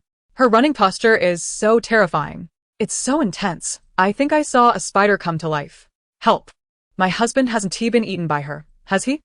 The commotion roused Qi Fengxiao from his slumber. With his strikingly handsome face still marked by sleep, he irritably walked out. What's all the noise about? He unexpectedly locked eyes with the Spider-Woman on the floor, only to find her eyes were inverted. As Qi Fengxiao's mind began to clear, he recognized the Spider-Woman. Qian? It's me. Qian opened her mouth, and with her current posture, she appeared even more terrifying. Chapter 15. My third uncle is a great danger. Qi Fengxiao felt a chill run down his spine. Are you trying to send me to my demise? Hurry up and get up. Uncle, help me up, I ran too fast just now and my back is stuck. Qi Fengxiao found it both amusing and exasperating as he helped her up. Why are you trying to scare me? Qian, rubbing her back, looked quite aggrieved. A group of strangers suddenly barged into my room, and I was stretching when I got startled and instinctively chased after them. In that upside-down position you were running in? Oh, I thought that would make me faster. It was indeed fast. They were almost ready to leave this beautiful world on a rocket. The production had walked in. Qi Fengxiao shot him a threatening look. Just call me by my name. During filming, you only use my name. His down-to-earth persona could not be shattered. All right. Brother Qi, the producer, was bewildered. Is this young lady your partner for this variety show? Could you introduce her to us? He called Brother Zhao, demanding to know what was going on. Where's your nephew? Brother Zhao replied, Ancestor, I forgot to tell you. My nephew was chased by a dog 3 streets over and broke his leg. We're all at the hospital. He probably can't make it. You could have told me sooner. What do we do now? Isn't there's still a little girl in your family? I'm watching a live stream from the hospital. When did you hide a beauty? Qi Fengxiao exclaimed. Hide what? Do you want me to break the law and end up sewing? This is my niece. Brother Zhao chuckled. Then, this is just perfect. You don't know, when your niece first appeared in the live stream, the viewer count soared. She has far more variety show appeal than my foolish nephew. Just let her take the phone, and I'll talk. Qi Fengxiao glanced at Qian and lowered his voice. She thinks I'm just a bit part actor. Don't ruin my persona. Or you can do the show yourself. Brother Zhao retorted. You've been playing corpses and bit parts. I've put up with you for long enough. If you keep this up, I'll expose you in front of your niece. I'll give you a raise. Fine, boss, I acknowledge I raised my voice just now. Qi Fengxiao handed the phone to Qian, gesturing for her to take it. Qian accepted it, puzzled. Hello? He wept and lamented, as if the refusal of Qian would result in Qi Fengxiao being thrown out by the landlord and left to starve on the streets. Qian pondered. Her third uncle, who hardly had enough money for 100 yuan of gas, might indeed perish from hunger. Initially hesitant, she thought of the 5 million. Just imagine how many spicy snacks and fish candies that could buy. Go. Any second of hesitation would be a disrespect to money. All right, I'll accompany my uncle. Without a moment's delay, Qian agreed. A summer job was within her grasp. She had no reason to feel inferior. Zhao Ge remarked. Even if you lack faith in her, you must trust in your family's good genes. Just look at her face. She is born to conquer the entertainment world. Qi Fengxiao scoffed, seeing only a girl with unkempt hair. First, be self-reliant. When challenges arise, solve them yourself without expecting my help. Second, be clever. Don't bring me shame. Qi Fengxiao remained silent. Zhao Ge laughed heartily, and so the participation in the variety show is settled. You understand what a heartthrob means. So I won't elaborate, it's all about the buzz. While listening, Qian discreetly pulled out a turtle shell to cast a fortune. This doesn't bode well. Zhao Ge inquired. What's the matter? Qi Fengxiao instinctively touched his well-toned chest, contemplating. Thanks to the invigorating start, the viewership in this live stream surpassed all the guests. The director, for the sake of entertainment, instructed them to introduce each other. Qi Fengxiao said, This is Qian, my niece. Qian hesitated before asking, Uncle, what's your name again? Didn't the old man tell you? The elder had informed her of his name, but she found it inappropriate to utter it before so many people. The director sensed the potential for viral content. Speak. Don't be afraid. Qian replied, Qi Sanbao. The director burst out laughing, and the photographer followed suit. The live stream erupted with laughter, so it's known that the famed Qiandi's nickname is Qi Sanbao. Only Qi Fengxiao's face darkened as he gritted his teeth, demanding, The old man told you this too? Does he think I have no shame? That was years ago. Qian innocently waved her hand. After hearing that name from Grandpa, I felt that regardless of what you are called, it seems rather unimportant. Because, whatever the name, the prestige has already been thoroughly tarnished by Qi Sanbao. Qi Fengxiao glared at the camera, ominously threatening, this part better be cut. The director suppressed a laugh.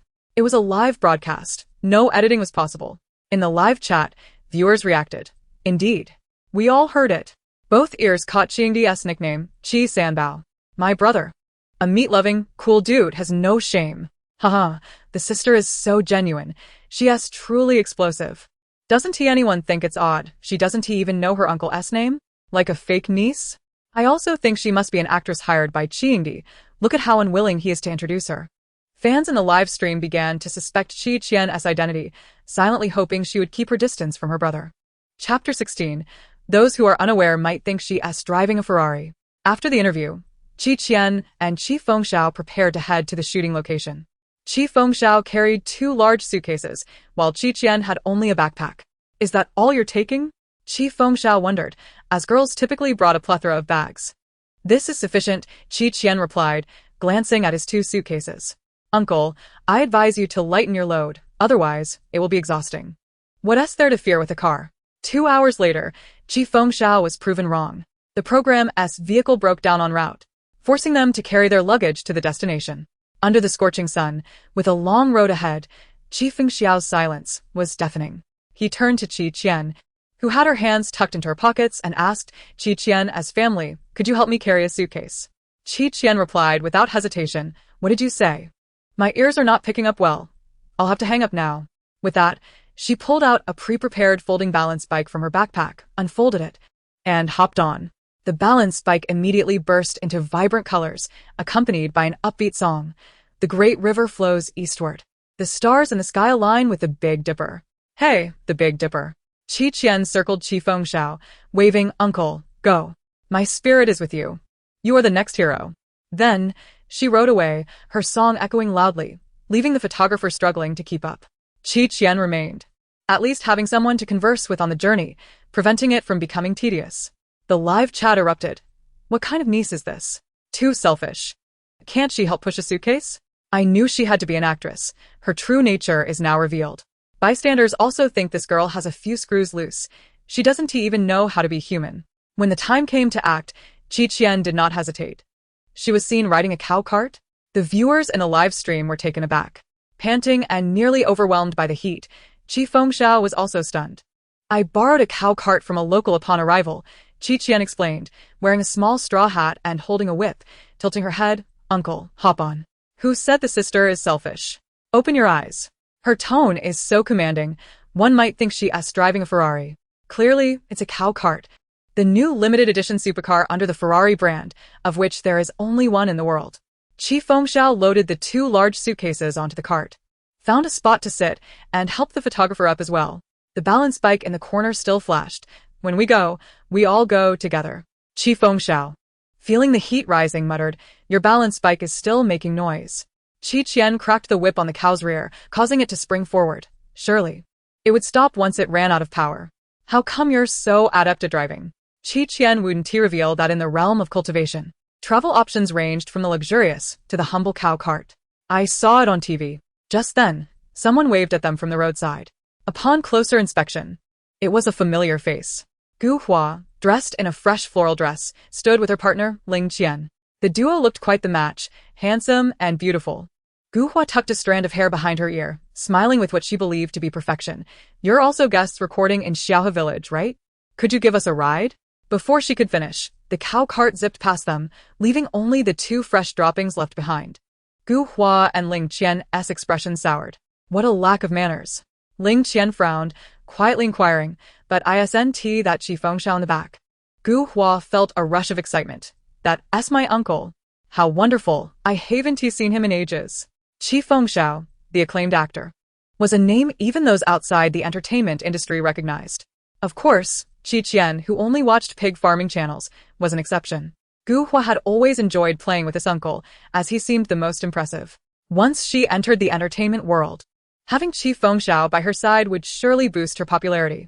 On the other hand, Qi Fengxiao was hit by sand blown up by the sudden acceleration, scowling at Qi Qian to slow down. Qi Qian intentionally distanced herself from those two, saying, Uncle, it's so hot, and you've walked such a long way. If we don't hurry to a cooler place, I'm worried you might suffer from heatstroke. Qi Fengxiao paused, surprised that Qi Qian was so concerned for him.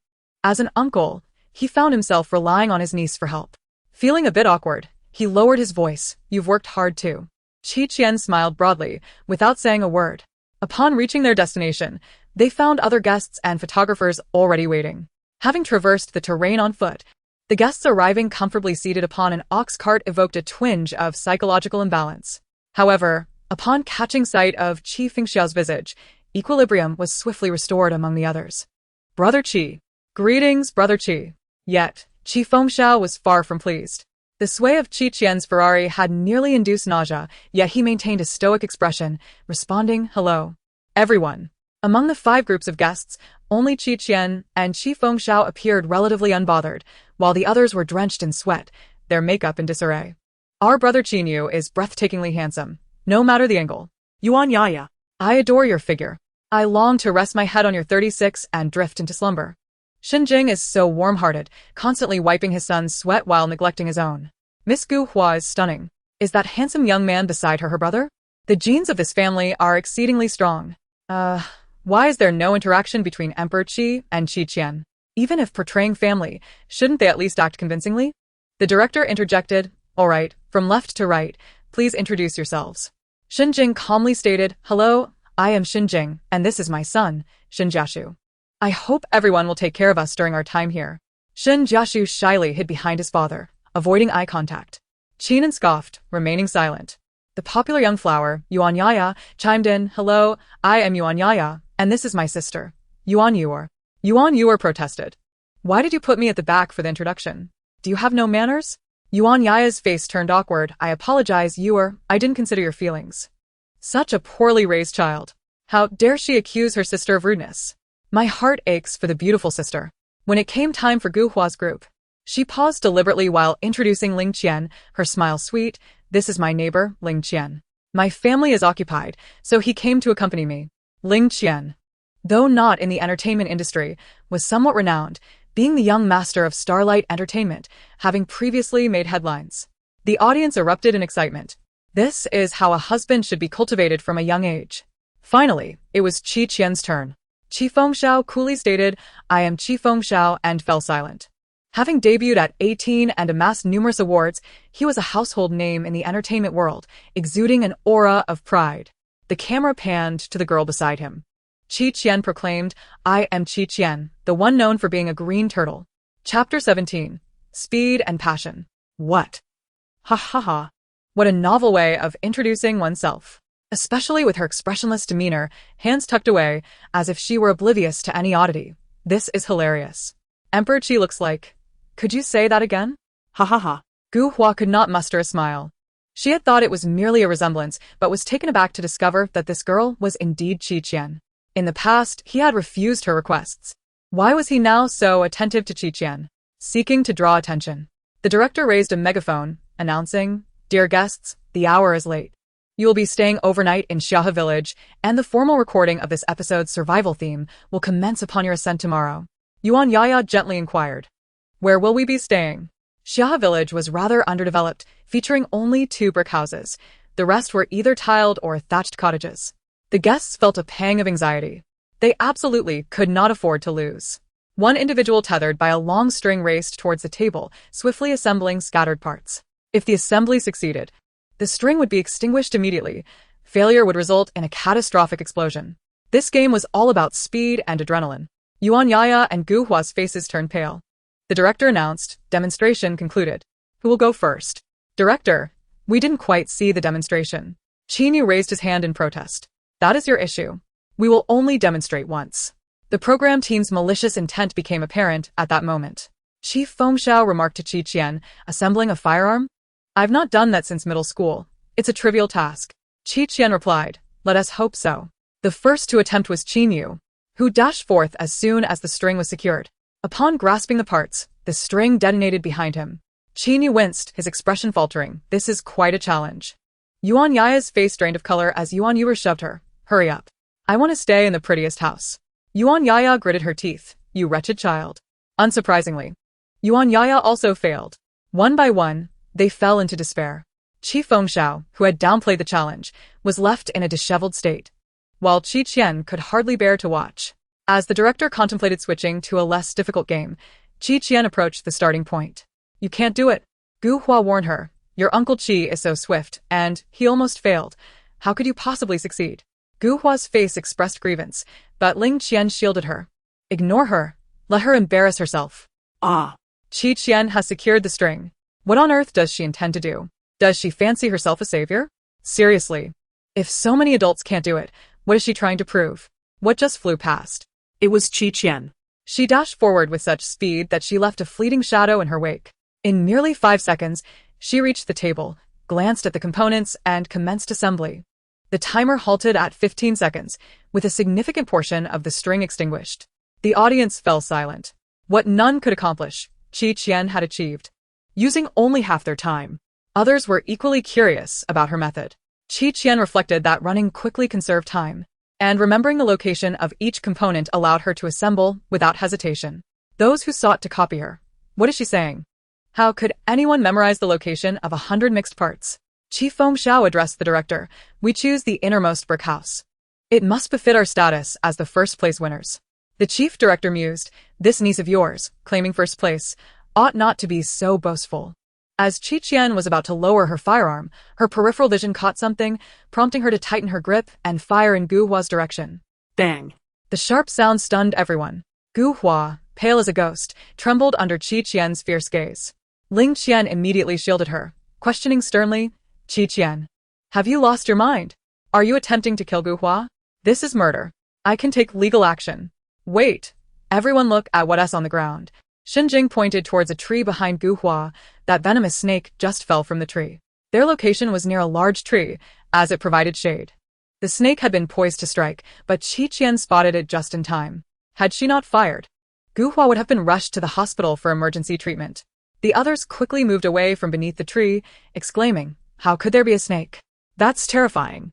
The bullet Qian fired struck the snake perfectly, resulting in its immediate demise. Even a snake is a life. Couldn't we have just chased it away? Yuan Yaya's eyes turned red. The others were perplexed. Why such a show of compassion?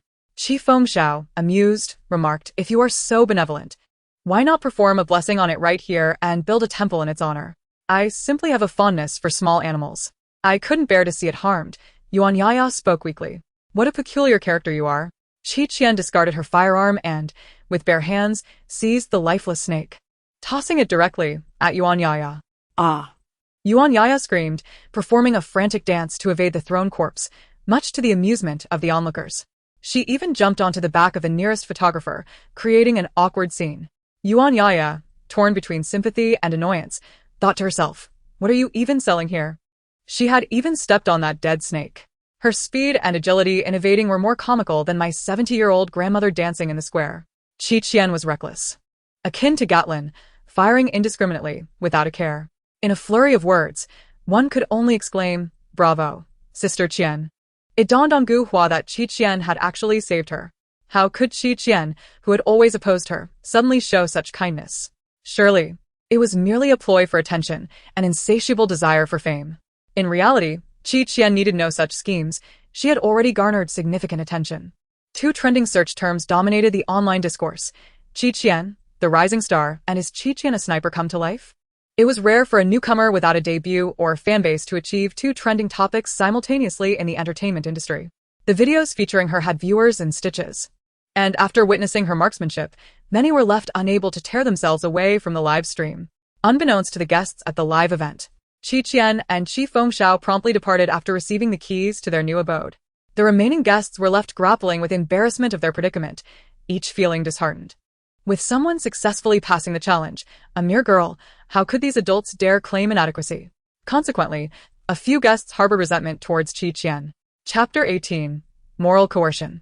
The privileges bestowed upon the first-place winner were indeed commendable. They were housed in a pristine brick dwelling with a courtyard. In contrast, Yuan Yaya's group had to contend with a thatched hut. Yuan Yuer's piercing cries echoed through the streets, incessantly demanding her sister find a way to swap their accommodations. Adamantly refusing to reside in a latrine. Evading the cameras, Yuan Yaya's demeanor shifted. If you keep crying, I'll tell Dad. Go ahead. Dad will surely side with me. I dare you to try. Yuan Yuer was unperturbed. Frustrated to the point of a headache, Yuan Yaya felt powerless and sought out Qian. Sister Qi. My younger sister has been frail since childhood and is used to being coddled. Could you please speak to your uncles about switching our rooms? I would be immensely grateful. Qian leisurely bit down on her lollipop and shook her head slowly, not interested in your gratitude. Yuan Yaya retorted. My sister is 2 years younger than you and needs this place more. Surely you wouldn't want to see her come to harm? Is this moral coercion? Qian replied, as an elder sister, if you cannot meet your sister's needs, perhaps you should reflect on your worthiness to be her sister. Severing ties could remedy all ailments.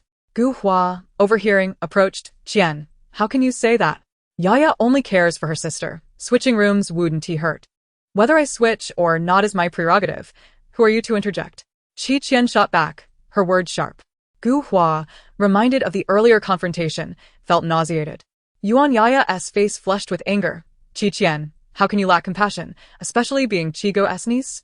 Aren't you afraid of embarrassing him? What of my niece? Qi Fengxiao, holding a bucket of water, stood behind Yuan Yaya, his gaze piercing. Where's the lack of compassion? You tell me. Yuan Yaya stiffened. No. That's not it, Qigo. I was merely teaching Qian about being a decent human. Qi Fengxiao's expression darkened. Who do you think you are? I was just... Qi Fengxiao splashed water at Yuan Yaya's feet, his handsome face twisted with ire. I ask again, who do you think you are? My niece isn't here for your judgment. Gu Hua was too frightened to speak.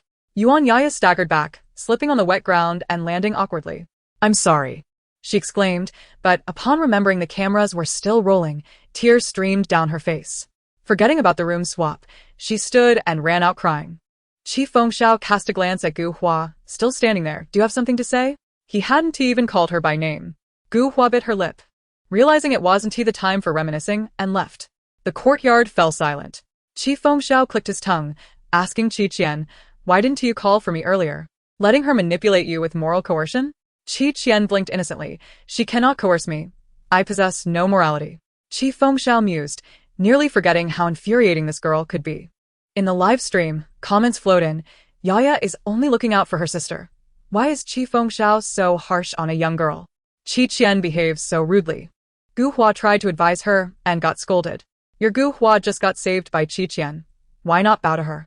Zombies lumbered over to Yuan fans and Gu fans, only to walk away disappointed. Meanwhile, the dung beetle nearby looked intrigued. Upstairs, someone better leave some food for the panda. Haha. Dinner ingredients had to be earned through labor at the villagers' homes. Otherwise, no food would be provided. The production team had conferred with the locals, assigning them arduous tasks. Qi Fengxiao invited Qi Qian to join him for the tasks, but she declined. He did not press her, allowing her to make her own choices. Qi Qian is so obvious in her desire to slack off. My heart aches for my brother working hard while dragging along a deadweight.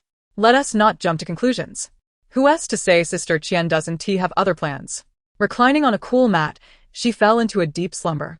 The live stream audience commented, caught slacking red-handed. Qi Qian only managed a couple of hours of sleep before hunger roused her. She rose and headed toward the back mountain. The audience had lost hope in her. She dashed out without a thought for the family still toiling in the fields. What is Qi Qian up to? They wondered. Before they could register how Qi Qian had catapulted herself out, the scene froze, revealing her holding 2 gray wild rabbits. What just happened? Let me describe it. Qi Qian did this and that, and then caught the rabbits. Great description, but no more narrating next time. These rabbits are so foolish they didn't even run. They're too dumb to eat.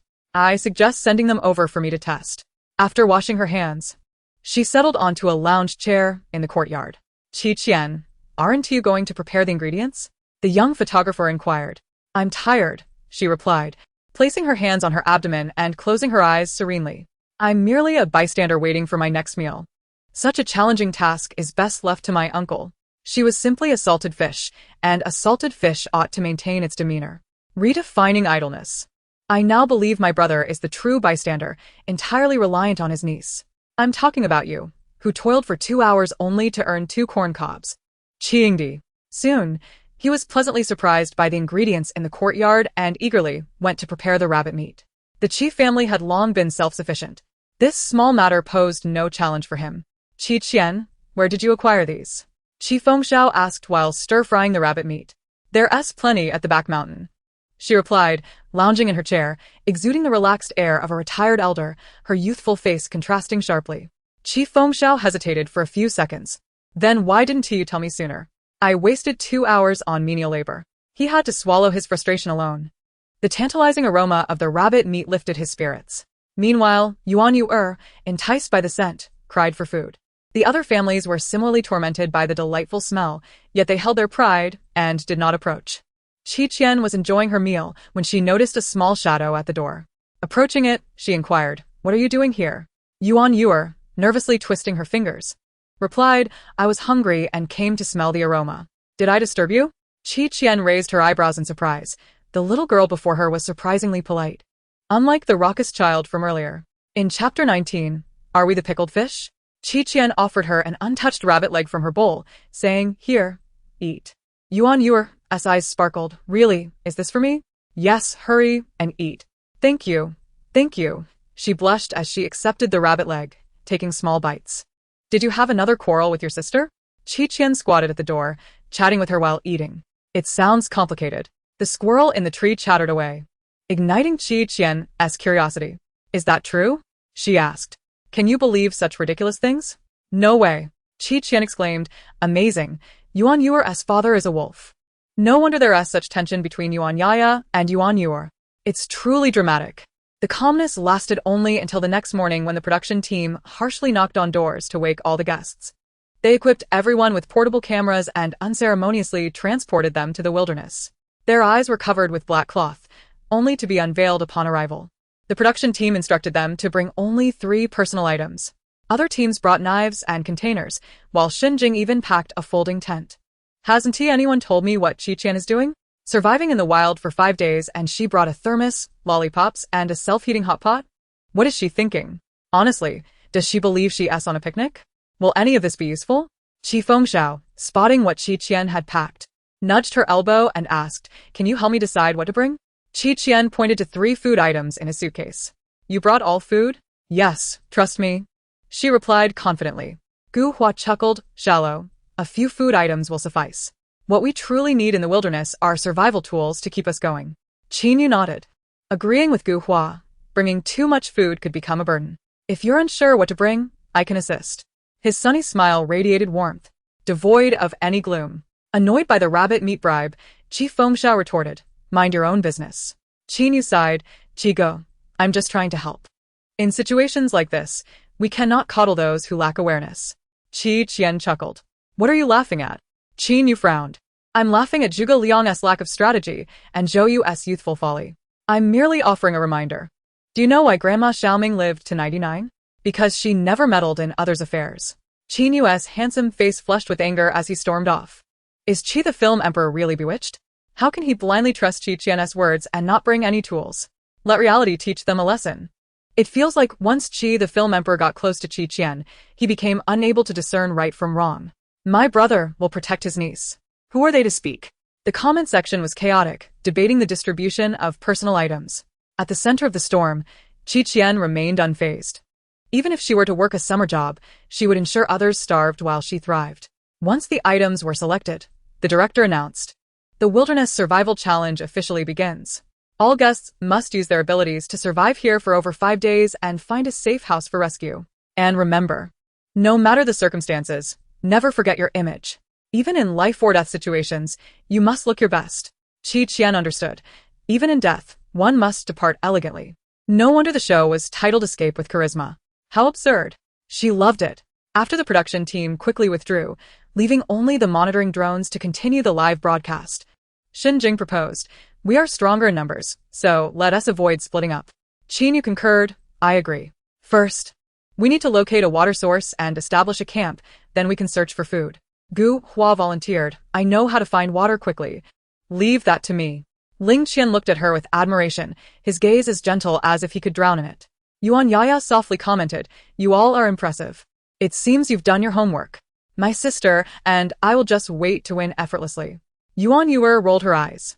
Qi Fengxiao instinctively asked Qi Qian, "Should we stick with them or separate?" Qi Qian, puzzled, replied, "Aren't you the adult? You decide." Indeed, Qi Fengxiao nearly forgot he was the one in charge. An hour later, still without a water source, the group grew increasingly restless. "Gu Hua, how far are we from the water?" Yuan Yaya's legs trembled. "Soon. It should be nearby." Another half-hour passed. "Gu Hua, how much longer?" Qin Yu panted. "Any moment now. It must be close." After another half-hour, the group's expression soured. Gu Hua, who was analyzing the soil's moisture, felt immense pressure. She had come well prepared, yet her first step had faltered. "Just hold on a little longer. The soil is becoming damper, indicating there must be a water source nearby." Blushing, Gu Hua pushed through the bushes on her right. Suddenly, Qi Qian interjected, "Let us go left. There's a river ahead." "How do you know?" Gu Hua asked with a smile. "You're not just guessing, are you? If we go the wrong way, what if we get lost?" Her uncle didn't harbor much affection for her, only recalling her clinginess and her distant attitude towards the rest of the family. At that moment, he realized her strong utilitarian mindset. Being family didn't necessitate closeness. Gu Hua felt deeply wronged by her uncle's words. Ling Qian coldly glanced at Qi Qian before comforting Gu Hua, "You've done your best. Whether they listen is their choice. Let us keep moving. I believe in your judgment." Gu Hua's eyes lit up. "Thank you, Qian Ge." Qi Qian, tired of waiting, recognized that Gu Hua was merely gambling on a non-existent probability. A waste of time. She leaped to the nearest tree and called down to Qi Fengxiao, "Uncle, follow me." "What?" Before he could finish, he saw Qi Qian grasp the vines and swing far out as if on a swing, then grab another vine to continue forward. If one were to add a whooping sound, it would resemble a scene of humans devolving into apes. Qi Qian's antics rendered everyone speechless. Yuan Yuer asked blankly, "Uncle Qi, is Sha a monkey?" Qi Fengxiao replied, "You're mistaken. That's not Qi Qian. That's the Monkey King." Shen Jing kindly reminded him, "Little Qi, aren't you going to catch up?" Qi Fengxiao suddenly snapped to attention. "Wait, where did that monkey go?" In Chapter 20, the Monkey King delivers. The comments erupted. "Is everyone a Tarzan? I'm dying. Chigo has been shocked for centuries. Is this something a human can do? Sister Sha, how many surprises do you have left? Where's the drone? I want to see Sister Sha swinging from the trees." Qi Fengxiao dashed forward, finally catching up to the slowing Qi Qian. The concerned Shen Jing and his son were astonished. There truly was a river here. Moreover, the banks were flat and open, making it an ideal campsite. They felt relieved they hadn't followed Gu Hua's erroneous direction. Over 2 hours later, after enduring these stings, falling into muddy pits, and nearly trespassing into a bear's territory, the other 3 groups also found the river, right across from where Qi Qian and her group stood. Exhausted, they gazed across the river. The tents across the way were already set up, and the delightful aroma of self-heating hot pot wafted over to their side. Yuan Yuer, her eyes tinged with frustration, exclaimed, "I told you to find Qian, but You refuse to listen. We wasted so much time wandering. Indeed you were. Taking a few detours now will lead to fewer in the future, Gu Hua consoled. Yuan Yuler felt like crying. Who would enjoy taking the long way? Ling Qian cast a casual glance across the river, noting that the meager supplies brought by Qian would not last long, and without adequate tools. Even basic traps for hunting were unfeasible. Regrets would come sooner or later. I really don't understand how Brother Qi can indulge such a child, Qin remarked, shaking his head. Gu Hua smiled and suggested, let us hurry and set up our tent to eat. With Qian's temperament, she's bound to face criticism in this variety show. Had they listened to Qian, they could have located the river in just 10 minutes. Yet they chose to waste several times that amount. What is there to be proud of? Qian is just fortunate, and with aerial operations, it's only natural she found it faster than them.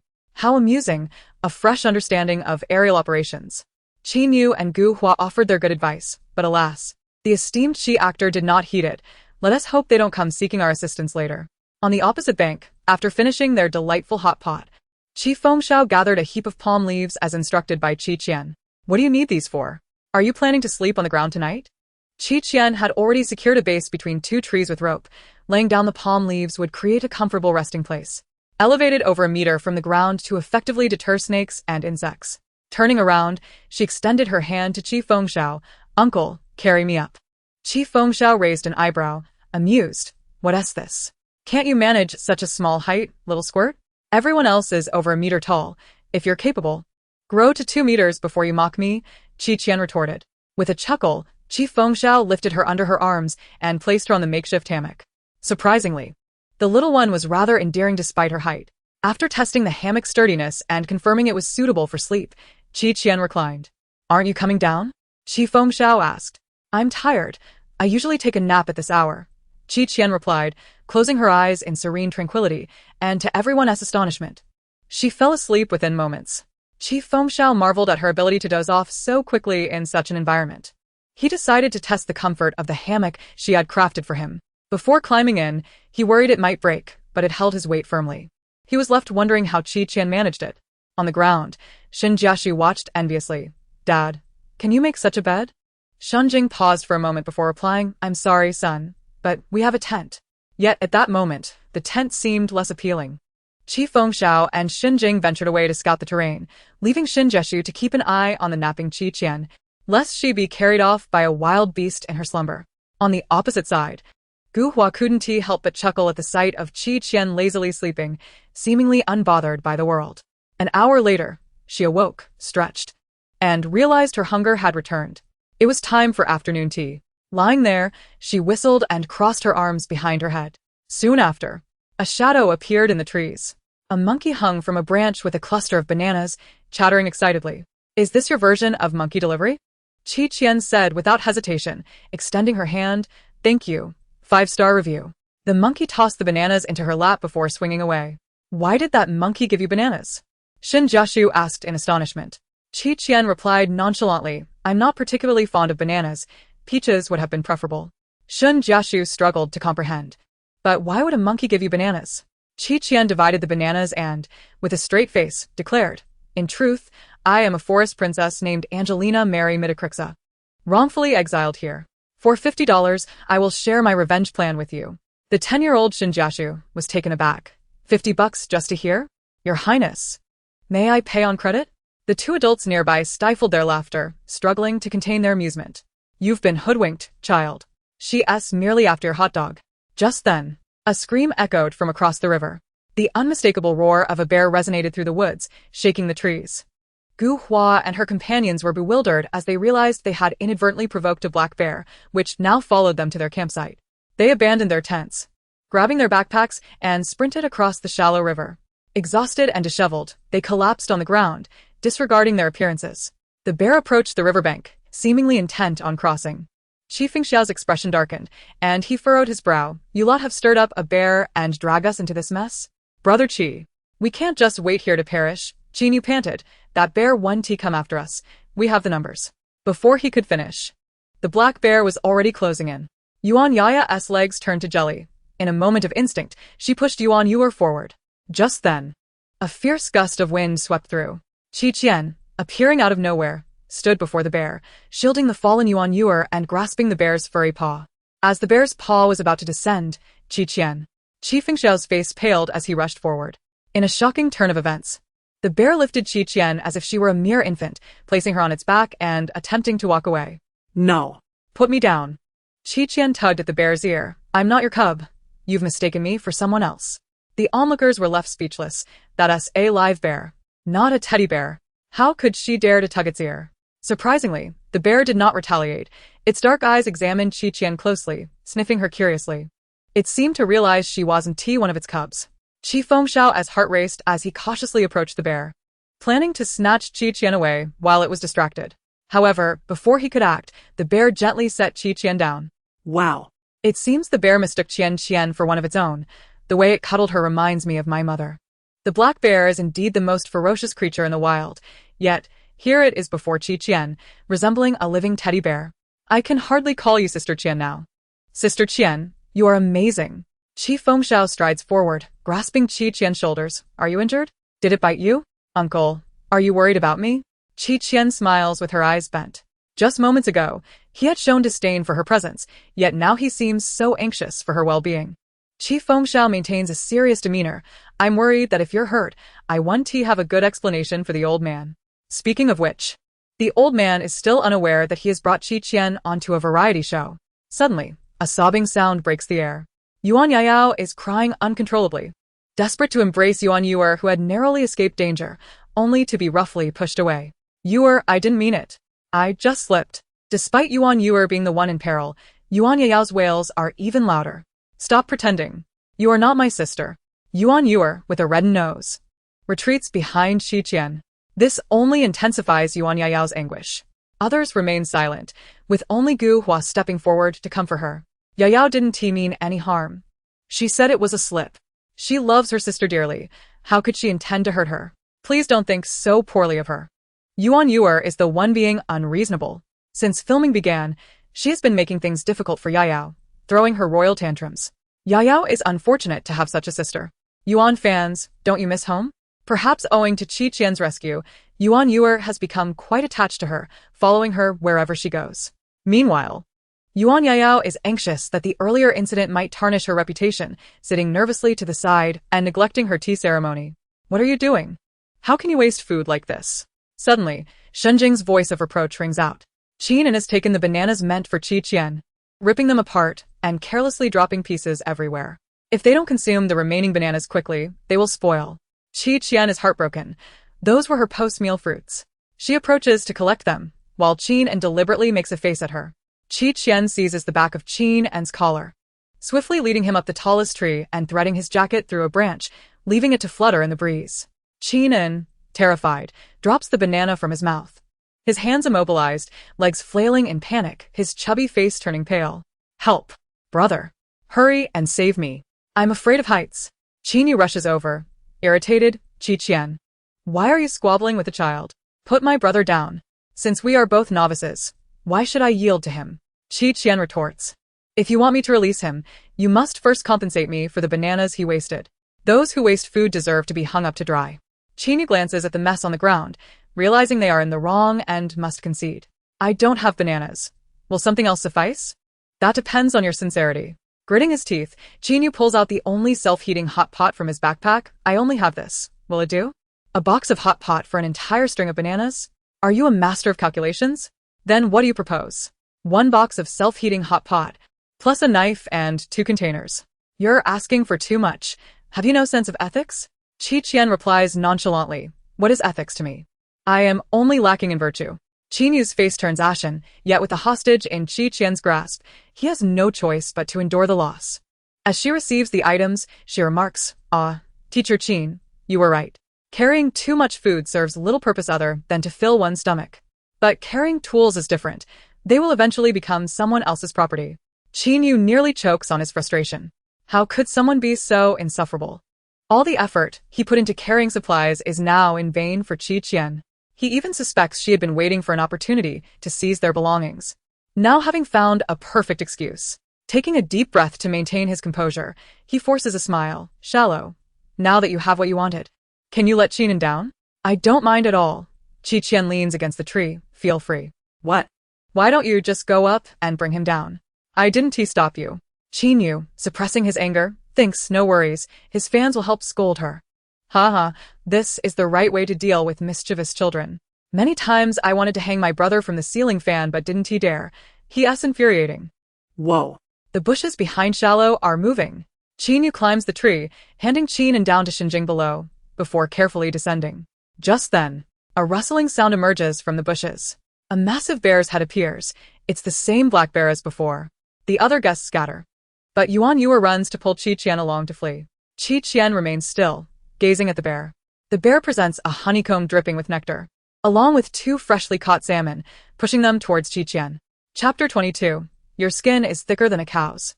The fish is quite delectable, rich in fats and proteins, providing a rapid energy boost. The black bear relishes such fish, though it typically only consumes the roe from female salmon.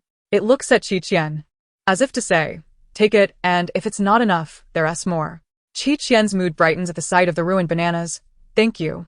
The bear seems to have come specifically to deliver food to Qian, fearing she might be hungry outside. Why are these animals so generous? Each one eager to offer something to Shallow. What do you mean by Shallow? Please refer to her as the forest princess. Does no one feel sorry for Qian, who slid down the tree from exhaustion? I hope this doesn't affect my future happiness. Qian and Qian sit aside, looking grim. Qian ignores them, sitting with Yuan, enjoying honeycomb.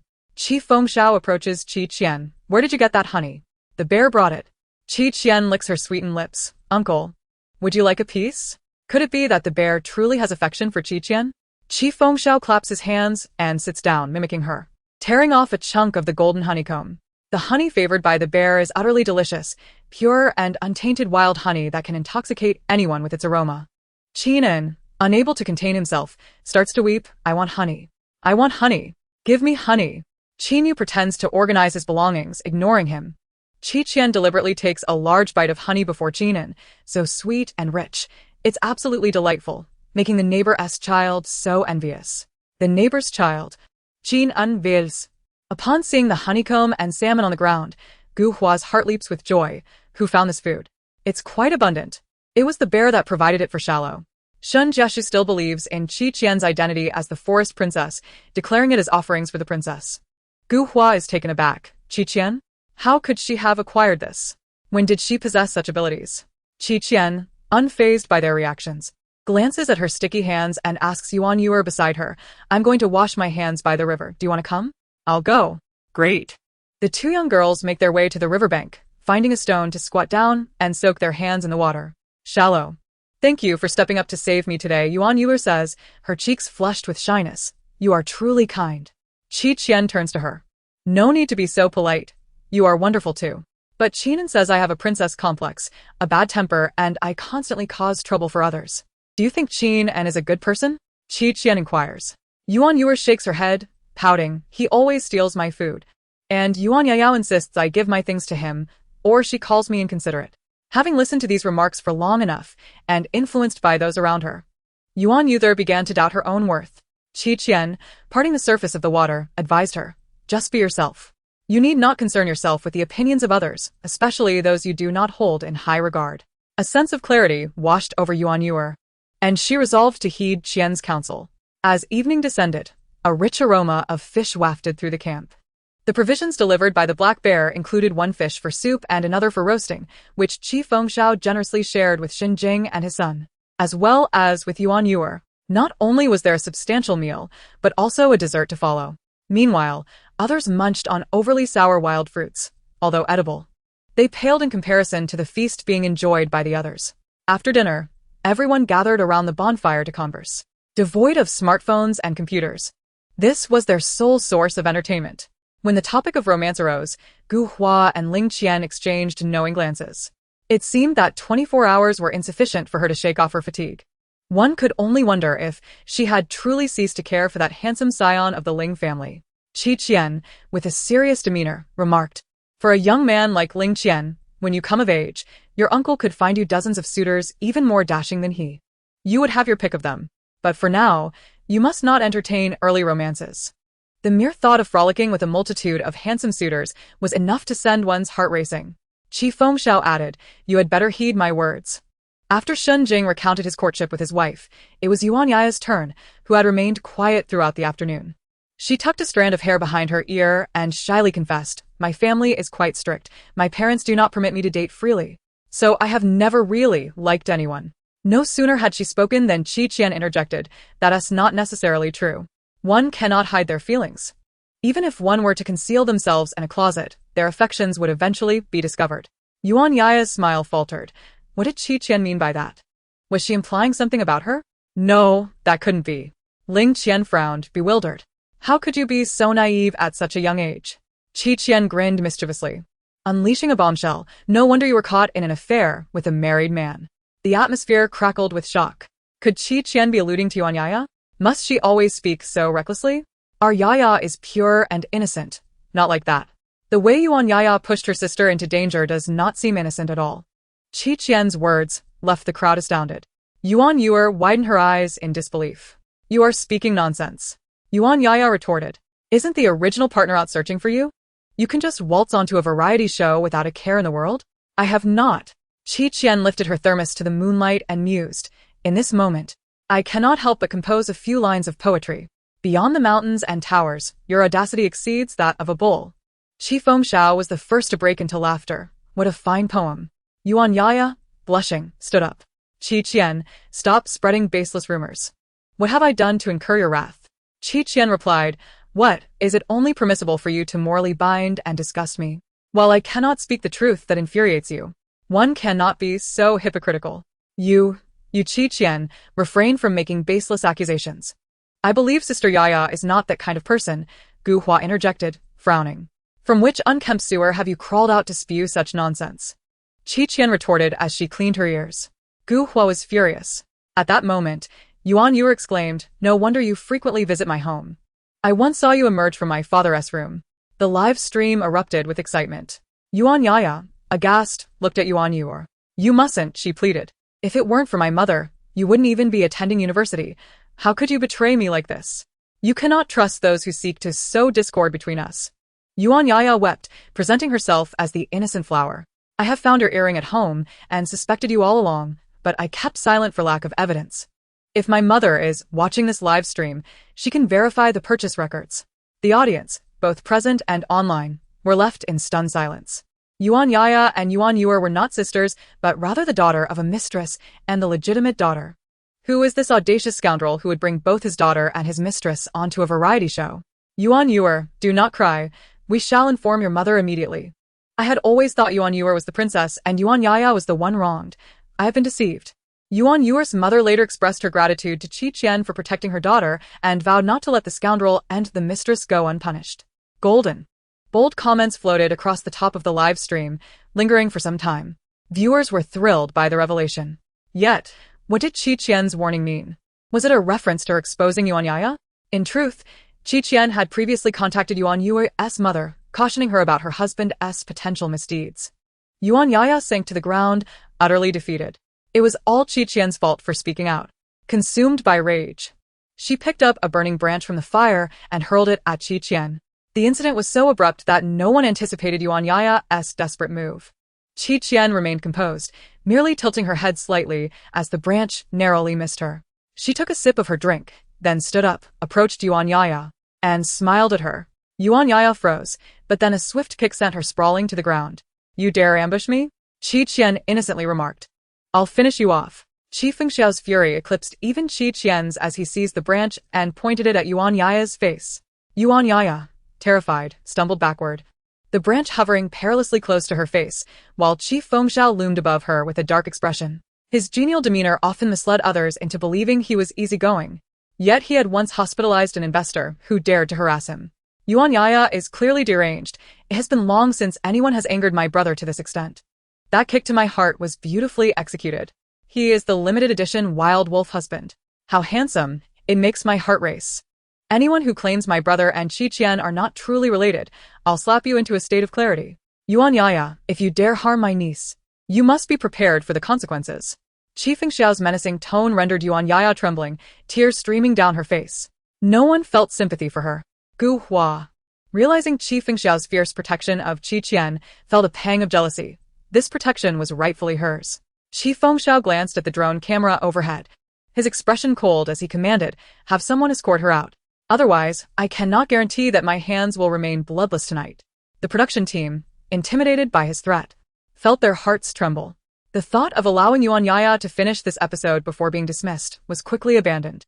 They hurriedly arranged for her group to leave for the sake of safety. Before departing, Yuan Yuer shyly asked Qi Qian, "Shall I give you a hug?" Qi Qian blinked and nodded. Yuan Yuer leaped into her arms, holding her waist tightly. "Thank you. I wish you all the best. I will watch your live stream outside and cheer for you." "You too," Qi Qian replied, embracing her warmly. The sight of the two girls wrapped in each other's arms was captured by the audience in the live stream. "Oh no, my wealth. It's all Yuan Yaya's fault." The bond between girls is truly beautiful, like the softest and most sincere flower blooming in the darkest corners. "Yuer, keep going. We stand with you," and Qian. After Yuan Yuer and her companions left, the live stream continued. However, the incident stirred up a considerable uproar. Secretary Zhong, taking a break in the restroom, coincidentally saw the trending topic and rushed to find Qi Lisan. The show titled Escape the Crowd featured the young lady now with the third young master. Secretary Zhong handed over the tablet. "Third master?" Qi Lisan looked over, watching a compilation of Qi Qian's memorable moments, running on her hands like a spider, carrying the film emperor on a motorcycle, and assembling a gun under duress. Qi Lisan scoffed. Within 10 minutes, he grasped the entire situation, including the second young master's reluctance to care for Qi Qian, leaving her to the third. "The second? Huh." Qi Lisan coldly instructed Secretary Zhong, immediately cut off the funding to the second studio. Lazy and indulgent. She would summon her fan club for even a bag of chips, expecting them to bring it to her on the sofa. It was time to teach her a lesson. Secretary Zhong felt a twinge of unease. Surely, Chairman Qi was not upset with the young lady? He exited, filled with concern. Just as he heard Qi Qian's excited voice from the live stream, "The gunpowder is ready. Let's go blow up that snake. Speaking of which, is python meat delicious?" Secretary Zhong. Qi Lisan. Chapter 24. Intensifying, the flower of life seems to wither. The genius awakened at dawn. Qi Fengxiao rubbed his hair as he descended from the hammock, only to feel his hands drenched. Had it rained last night? Puzzled, he suddenly felt raindrops falling on him.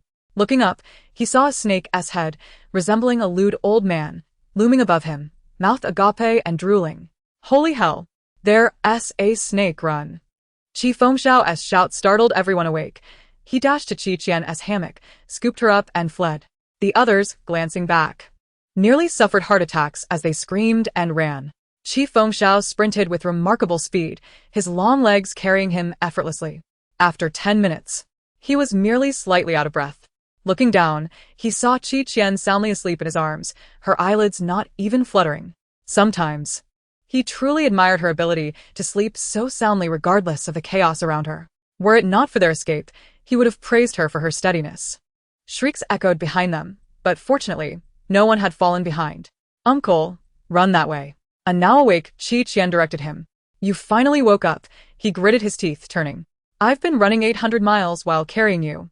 Qi Qian yawned. "The hammock was too small. I didn't sleep well last night." "What's wrong with enjoying a little rest in my uncle's arms?" Qi Fengxiao retorted. "I see you've taken me for a free bed." A bear-like roar echoed through the forest. Upon breaking free into open ground, they finally lost the snake. "Where are we?" "I don't know. We were too busy fleeing." Gasping for breath, they sat on the ground, exhausted from their extreme escape. Qi Fengxiao, having carried Qi Qian the whole way, looked pale. She hopped down, producing a lollipop and popping it into his mouth. "Here, suck on this." Qi Fengxiao's eyes widened in surprise. "You've been saving this for me?" "Yes. Grandpa said you have low blood sugar." The sweetness of the candy flooded his mouth. She had chosen the lollipop just for him. Others only saw Qi Qian's reckless side, but those who did not experience her heartfelt sincerity could never appreciate her delicate thoughts. What a wonderful niece she was. "Uncle, are you feeling better? Once you are, we can get back to work." Qi Qian shattered his fantasy. Qi Fengxiao quipped. "So this candy is just an advance on my wages? What do you need me to do?" "The python is highly sensitive to scent. It will certainly track us down again." The moment those words left her lips, Qi Fengxiao and the others turned pale. Qi Qian added, moreover, "That massive creature may have already consumed humans." How did she know? Because she could not communicate with animals that had dined on human flesh. Such creatures, even if killed, would not be mourned. Is there a volcano ahead? Gu Huan suddenly inquired. I think I smell rotten eggs. Qin Yu wrinkled his nose in distaste. Ling Qian remarked. Let us head over there to take cover. That snake surely won't follow us up there. Shen Jing and his son instinctively looked to Qi Qian, shallow. Do you have any thoughts? Qi Qian waved her hand. There's no escaping. We can only make our own gunpowder and confront it head-on to blow up that snake. Ling Qian scoffed. You think you can just blow it up? Do you even know how to make gunpowder? Be careful not to overreach and end up injuring yourself. Qi Qian replied, You assumed I wouldn't know before I even started? If I succeed, will you kneel and call me father? Gu Huan quickly interjected, shallow. Qian Ge is just concerned for you. If you have nothing useful to say, go lick a toilet and stop babbling. Ling Qian, short of breath, seized Gu Huan's hand and declared, Let us go. Let her go to her demise. Qin Yu and Qinan, also at odds with Qi Qian, turned and left. Once the troublesome individuals departed, Qi Qian stated, The volcano ahead must have sulfur and saltpeter. We will also need charcoal. These are all essential materials for making gunpowder. You all gather the materials. I will handle the rest of the process. She was aware of the high-powered ratios but could not disclose them, lest the live stream be shut down. Qi Fengxiao gazed at her in astonishment. You're truly going to make gunpowder by hand? He had thought she was merely jesting. Qi Qian nodded earnestly. Hand-to-hand combat is too exhausting. Using explosives will save us time. Once we eliminate that snake, we can seek out a safe house. Shen Jing chimed in. No, we'll be able to have breakfast. I'm so hungry, Qi Qian added. Qi Fengxiao remarked, as expected of you. Just as Qi Qian predicted, the python followed their scent. Its body bore wounds from bear claws, and its tail was torn, indicating it was severely injured, making it even more determined to catch Qi Qian and her companions. As soon as Qi Fengxiao lured it, it took the bait. However, it did not anticipate that these humans would not fight fairly. It fell into the pit they had deliberately led it into, and Xin Jing, hiding nearby, immediately ignited the fuse. The moment the fuse ignited the gunpowder at the pit's bottom, a loud explosion stunned the python. Boom! Boom! The pit erupted with a series of deafening roars, shaking the ground. When Qi Qian thought it was time to emerge, she found the python charred and battered from the continuous blasts. Terrifyingly, it was still writhing, its gaping mouth moving incessantly. Seizing the moment, Qi Qian hurled a sharpened bamboo spear at it. The spear pierced straight through the python's head, pinning it to the ground. Now utterly lifeless, the air was filled with the scent of charred flesh. Qi Qian sniffed the aroma wafting through the air and mused, Is python meat delicious?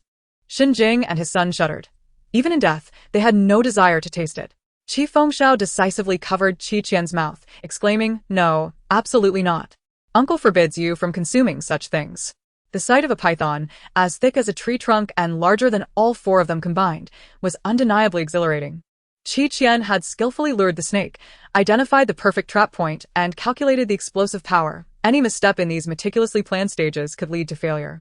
Qi Qian, are you a devil? The snake has been reduced to a charred lump, and you still wish to indulge in its flesh. How outrageous. Delicious, isn't it? The taste is exquisite. Someone exclaimed. Qingdi, do not stop her. Let her eat. If the child does not experience some hardship, she will never learn.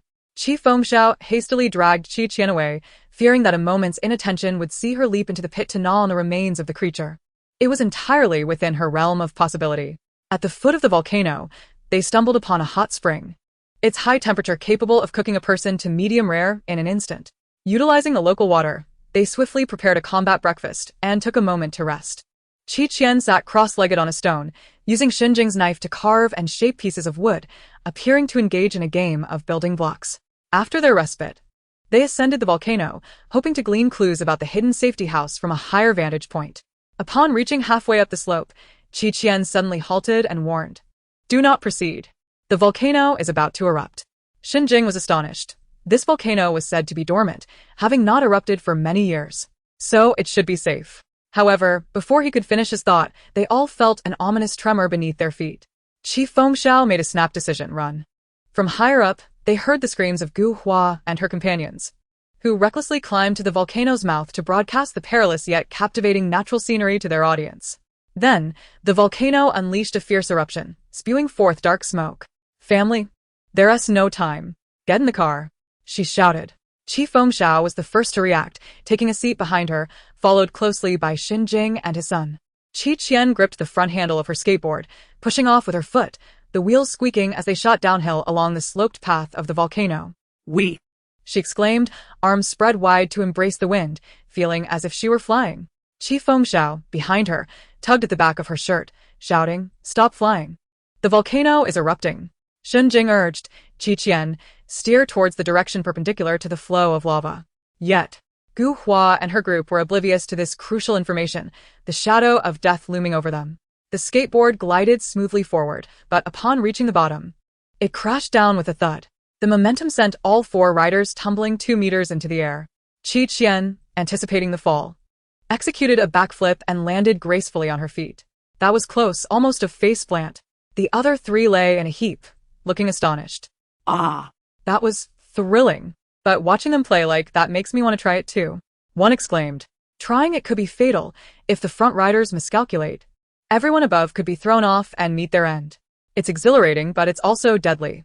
As Qian had predicted, the volcano's eruption lasted no more than half an hour before it subsided. Qi Fengxiao brushed away the ash in front of her, lamenting, "I should have worn a mask." "This is suffocating," Qian reassured her. This minor eruption released a negligible amount of lava, and the airborne debris poses minimal risk to humans and the environment. We simply need to maintain our distance. Qi Fengxiao affectionately patted her head, marveling at her intellect. "What do you have in that clever head of yours?" "Nothing much," Qian replied with a smile. "Just you." Qi Fengxiao paused in surprise, then pinched her cheek, gritting her teeth. "How disrespectful. To suggest your uncle is insignificant." "I never said that, but if that's how you choose to interpret it, there's nothing I can do." Shen Jiashu rushed over to intervene. "Stop.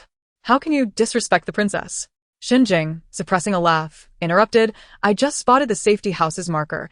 It lies to the south, approximately a few hundred meters away." Just then, Gu Hua and her group finally descended, their faces smeared with a layer of ash mixed with sweat, appearing quite disheveled. Qinyu observed that Qian and her companions were relatively clean, his eyes flickering with curiosity. "You were up there too. How did you manage to escape?" His words sent a cloud of ash flying from his mouth. Qian couldn't help but chuckle. Qinyu's face instantly turned darker than the grime on it. Gu Hua wiped her face and gently asked, "Qian, did Qin want to know how you managed to run so quickly? We couldn't catch up with you from behind. Are you suggesting we should have waited for you?" Qi Fengxiao's expression soured. "Well, it was your choice to go up there. If something went wrong, you must take responsibility. Should we be expected to help you? We have no obligation to do so. Helping is a favor. Not helping is simply being sensible. Aren't you all adults? You should understand this by now. If Qian could make a skateboard, what harm would it have been to make a backup? You're wrapping your feet," she's wrapping her head. "How can you be so brazen?" Gu Hua's internal system chimed in. Mission to slander has failed. The host is about to face punishment, returning 1% of Qian's fortune. Gu Hua nearly ground her teeth in frustration. Qian's eyes suddenly lit up. Her fortune. The things Gu Hua consumed could indeed be returned. Hooray. The thought of regaining control over her destiny filled Qian with joy. At that moment, Gu Hua cried out in pain, her ankles swelling. Ling Qian squatted down beside her, saying, Hua, let me carry you. But you've just run for so long and must be tired too. If you don't want to carry me, I can always be cradled. Gu Hua, her face obscured by dust, showed a hint of color. She glanced at Qian before climbing onto Ling Qian's back. What's wrong? Are you feeling jealous? Qian thought, but her response was merely, I'm about to take my nap. Let us find a place to eat first. Gu Hua exclaimed, all you do is eat and sleep. Don't you have any ambitions as a villainous? After distancing themselves from the volcano, the group found an open area to rest. Their provisions had run out, necessitating a search for food in the forest. The four groups decided to temporarily cooperate, and things initially went smoothly until Qi Fengxiao accidentally stepped into a swamp. Xinjing rushed to pull him out, but the more he tried, the deeper Qi Fengxiao sank, prompting him to halt in fear. My chest is already ample enough. I don't need it to be larger. Pull me up quickly. Uncle, I know you're anxious, but please, don't panic, Qian advised. Relax your body. Take deep breaths and refrain from struggling. Following her guidance, Qi Fengxiao found that his descent slowed. Now lift your arms, trying not to use your lower body strength. And then, next lean your body forward, as if lying atop the swamp. As Qi Fengxiao bent forward, he attempted to extract his arms, wondering if this would expedite his escape. Qian calmly stated, "It feels more comfortable this way." Chapter 26, A Change of Heart Upon Stepping Outside. Qi Fengxiao, despite the tense atmosphere, found himself amused by her words. He waved his arm to point at her. To his surprise, the arm that had been stuck just moments ago easily pulled free. Qian nodded in satisfaction, instructing him to brace himself with his arm above. Lie down as she had just demonstrated and slowly lift himself using the strength of his legs. Remember, don't rush, she cautioned. Qi Fengxiao, known for his impatience, found it more challenging to remain calm than to face a life-threatening situation. However, as he listened to Qian's guiding voice, his racing heart gradually settled. After exerting considerable effort, he finally managed to crawl out of the mire, assisted by Qian and Xinjing, who pulled him up with vines, leaving him covered in mud. The once glamorous film emperor now resembled a muddy creature, his appearance far from dignified. Fortunately, they had access to a nearby water source, allowing Qi Fengxiao to wash off after filling their containers. As his well-defined abdominal muscles became visible, the camera abruptly cut to black, eliciting a chorus of lamentations from the viewers, who lamented their inability to witness the moment. What they had wrapped in palm leaves appeared to be food. Upon opening it, Shen Jiashu's face turned pale as she hid behind her father. It was a wriggling white worm. Finding wild fruits was proving difficult. The only edible items they could scrounge were these insects. Gu Huan softly remarked, "Though it's a bit disgusting, we must adapt to the survival methods of the wilderness." Ling Qian nodded, noting, "Insects are high in protein. They may be unpalatable, but they are certainly edible. Stop talking and just eat." Gu Huan and Ling Qian hesitated at his words. Qi Fengxiao scoffed, "All you have is bravado. If you can't even eat them, what right do you have to preach?" Gu Huan's eyes reddened, and Ling Qian, unable to bear seeing her distressed, bravely took a worm and swallowed it whole. Eyes shut tight. "I've eaten one. Is that sufficient?" "This food is indeed nourishing," Qian remarked leisurely against a tree, "particularly for the brain." She covered her nose, admonishing, "Don't speak. Your breath reeks of insects." Ling Qian, now pale-faced, promptly closed his mouth. "And when did we say we would eat your worms?" Gu Huan gently urged Qian to calm down, explaining that they could only find such items in the forest and could not expect to be fortunate enough to have bears delivering food every time they ventured out. Qian realized that if she wished to avoid appearing spoiled to the viewers, she would have to consume these insects. Suddenly, two sounds emerged from the bushes and trees. To their astonishment, a black bear and a monkey appeared. The bear tossed several salmon at Qian's feet, along with a fresh-looking wild boar leg. The monkey, hanging from a branch, dropped a bundle wrapped in banana leaves, which Qian caught effortlessly. To her surprise, it contained wild peaches and apples. She recalled mentioning her fondness for peaches previously. It seemed the monkey had remembered.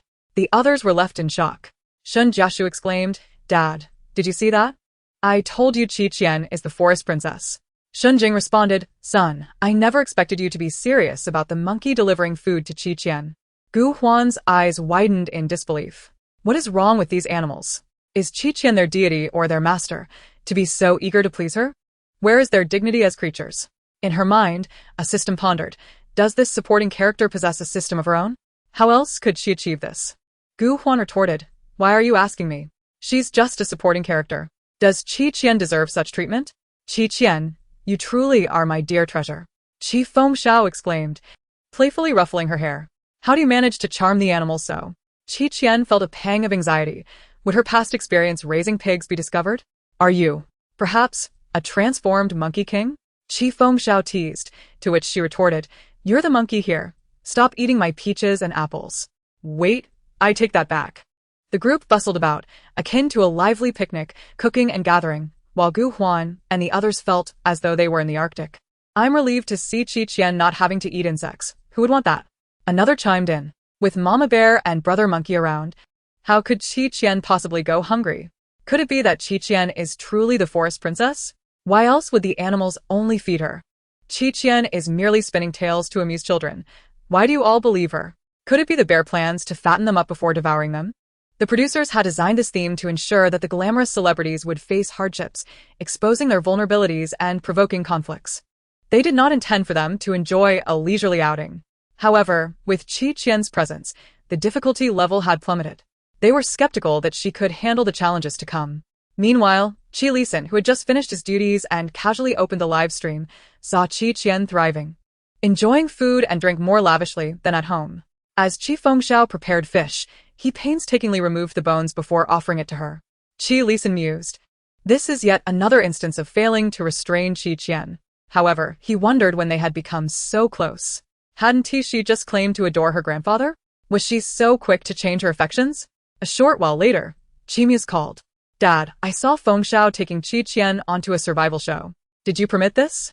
His words tumbled out in a rush, worried about potential mishaps. Qi Lisan maintained a stoic demeanor.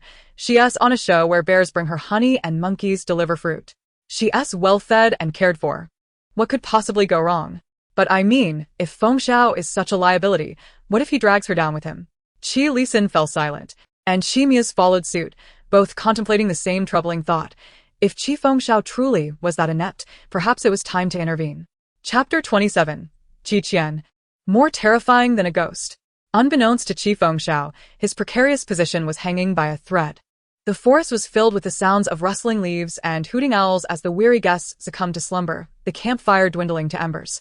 A shadowy figure stealthily approached Qi Qian's hammock, pulling out a small knife to cut the vines, intent on causing her to tumble while she slept.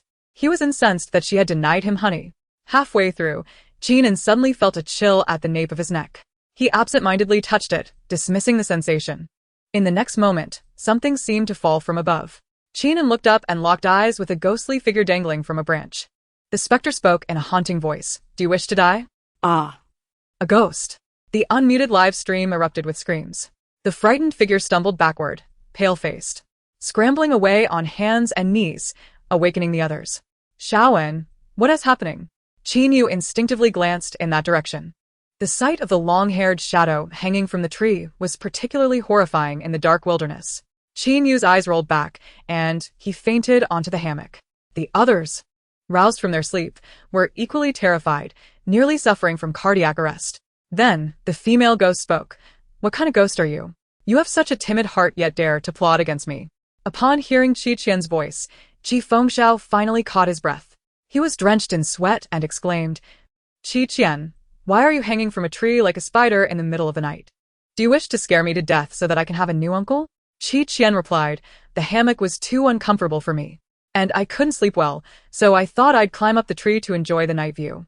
She pointed at the unconscious Qian, adding, that little chubby guy came to cut my hammock with a knife, and when I kindly warned him, he mistook me for a ghost.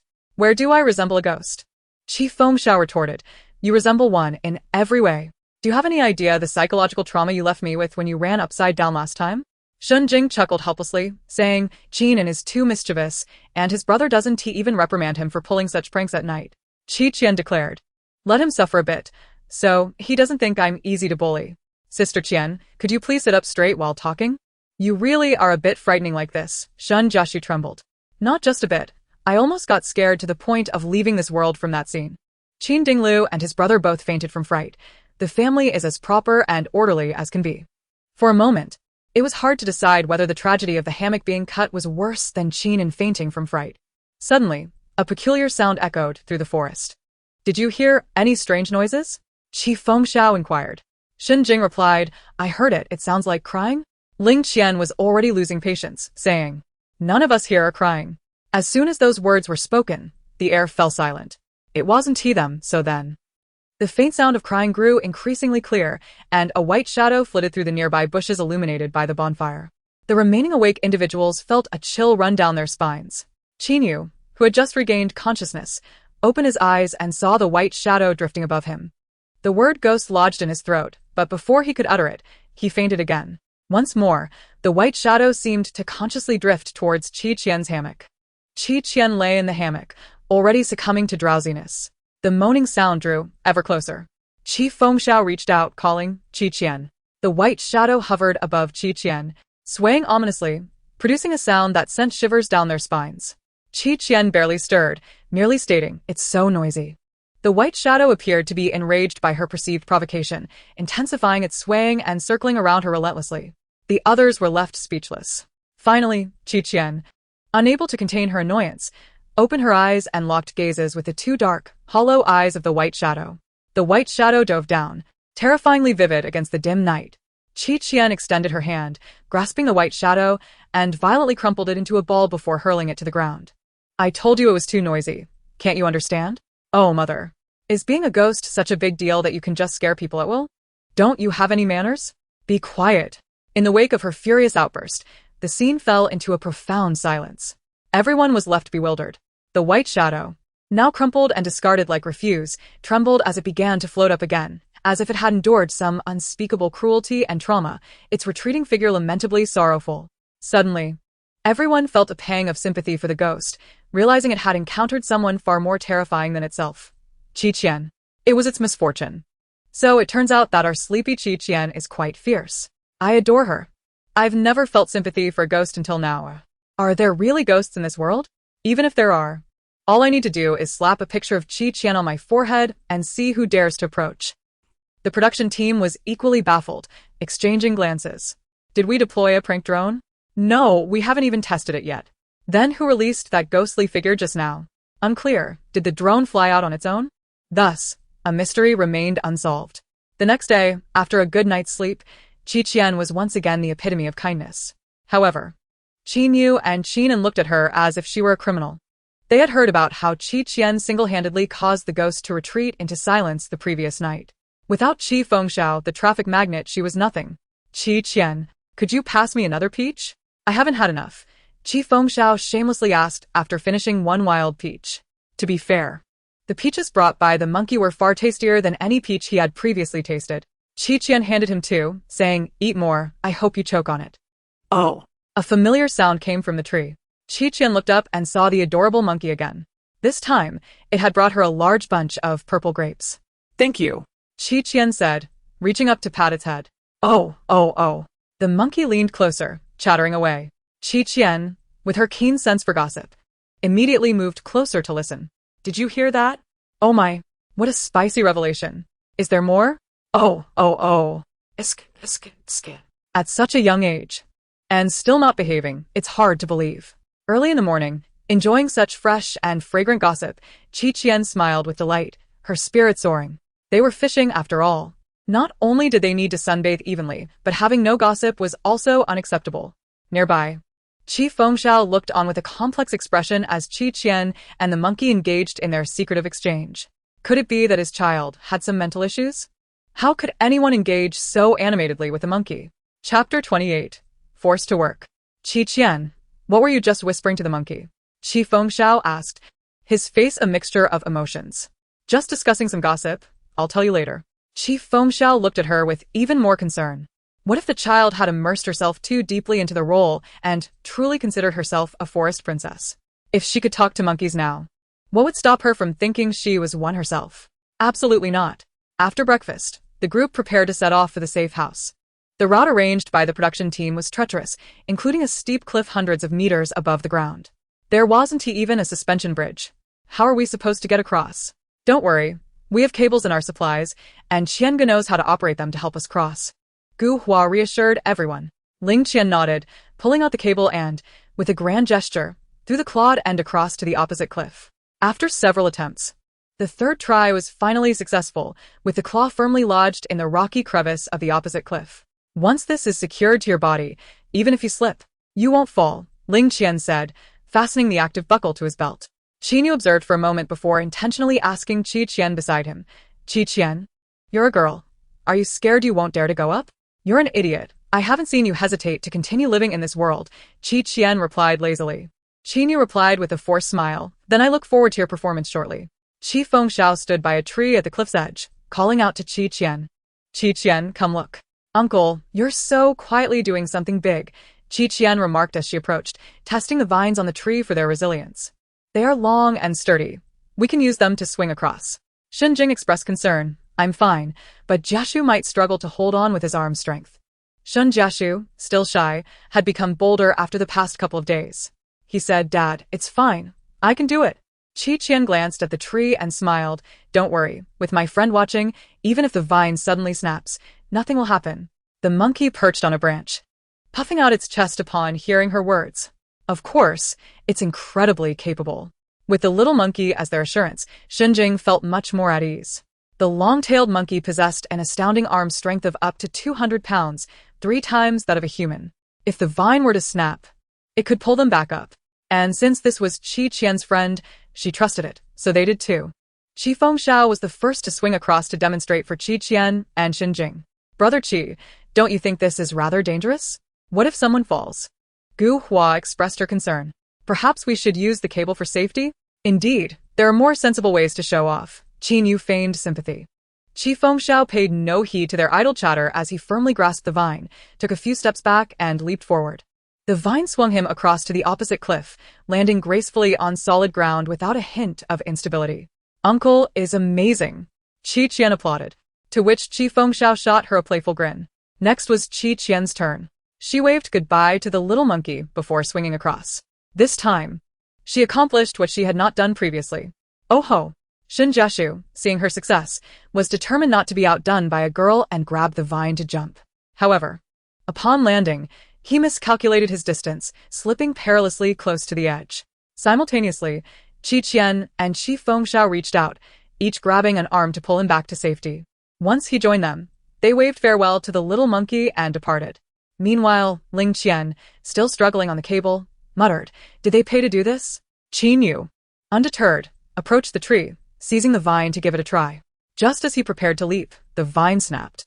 "Can you even handle the assignments from Qianbao? Just leave." Haha. The monkey truly guards its food. No one touches a friend's belongings. Ling Qian has been stuck on the cable for nearly 15 minutes. I wonder if they can make it before dark. I don't understand such thankless endeavors. Gu Hua mentioned that taking a few detours now means fewer in the future. It's hard to judge. I wish her luck. While Gu Hua and her companions were still stuck on the cable, Qi Qian and the others descended the mountain path and arrived at the lakeside. As dusk approached, they paused to catch their breath. The lakeside was adorned with lush grass, and a few wild ducks floated lazily on the surface, appearing quite plump. However, catching them would depend on the guest's skills. Qi Qian's mouth watered. After 2 days of fish, she longed for a change in taste. Borrowing Shenjing's knife, she sharpened a few branches and tied a line to the rear, then set off towards the ducks. Qi Fengxiao and the others assumed she was going fishing and paid little attention. Suddenly, a sharp sound pierced the air, followed by 2 more.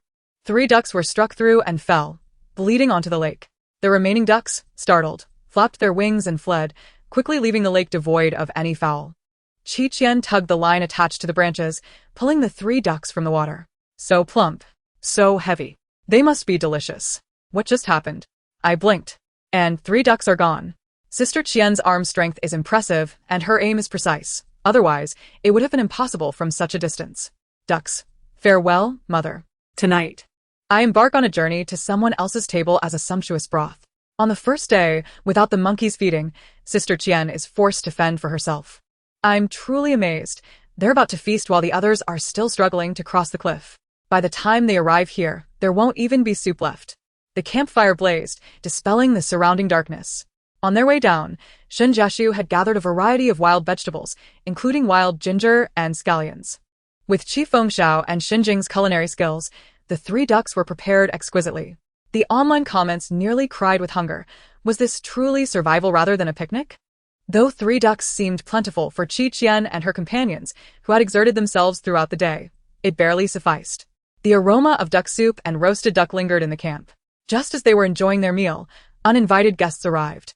Gu Hua and her party stumbled over, nearly incapacitated by the tantalizing scent, saliva pooling as their eyes glittered with desire. Chapter 29. The Heiress of a Great Family. The least composed among them. The chubby Qian drooled profusely, his gaze glued to the roasted duck. So delicious. I want to eat. Qin Yu, unable to watch his disgraceful display, chuckled and spoke to Xinjing. Brother Shin, you all are remarkably swift. We've fallen far behind.